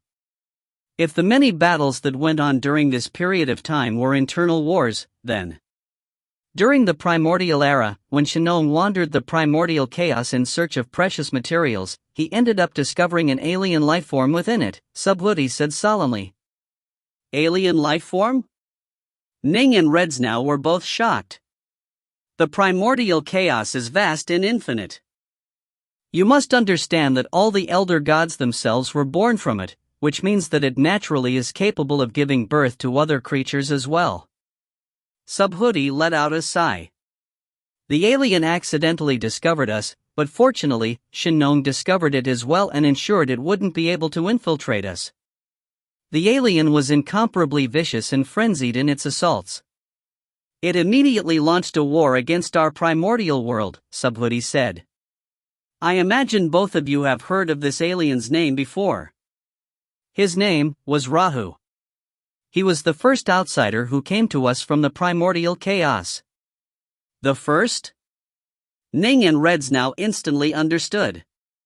Most likely, more outsiders had come from the primordial chaos as well. Rahu was absolutely berserk. He boasted to us, I, Rahu, have roamed the primordial chaos for eons. Do you think I will fear the puny denizens of a backwaters chaos world? Subhuti shook his head. We instantly understood that there had to be other powerful creatures living within the primordial chaos as well. Rahu was just one of them. Rahu didn't really get a full picture of our world's power before launching a war against us. Thus, even though he was completely berserk, he was still defeated. Back then, with but the wave of his hand, Rahu was able to manifest a vast, massive army. He himself was a bit more powerful than even the likes of the human emperors or the Buddhist and Taoist leaders. Only Mother Nuwa was a match for him. However, we managed to win through sheer numbers, grinding him down and killing him, Subhuti said. After Rahu died, we used his shattered body as ingredients for forging many treasures. Your Rahu Bao, Ning, was one of those treasures. Although most of them were initially just top-grade pure yang treasures when first created, more than 90% have evolved to become protocosmic spirit treasures by now. Rahu's arrival caused the entire primordial world to be shocked into wakefulness. We thought to ourselves, so, aside from us, there actually are other living creatures within the primordial chaos as well, some of whom possess tremendous power. Thus, the primordial era began to stabilize. The many frenzied wars began to come to an end, and in fact we began to feel regret for what we did. So many major powers had been killed in our internal wars, all for the sake of foolish ambition. Because the human race had their 3 emperors of mankind, and because the various other races no longer wished to engage in internal squabbling, mankind ended up becoming the leader of the races. Time flowed on, and countless eras went by. Finally, yet another storm arrived. Subhuti said solemnly, countless major powers, including both Mother Nuwa and myself, sensed an incomparably powerful force drawing close to our primordial world. Thus, we went into the primordial chaos, moving towards that force to investigate it.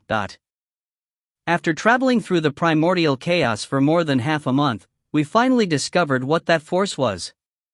A hint of grief and pain could be seen in Subhuti's eyes. Ning and Reds now both continued to listen carefully. It was an absolutely massive, ellipsoid world, a chaos world that was almost the same as our Panga's world. Subhuti said heavily. What? A chaos world, just like Pangu's world? Ning and Reds now both called out in shock.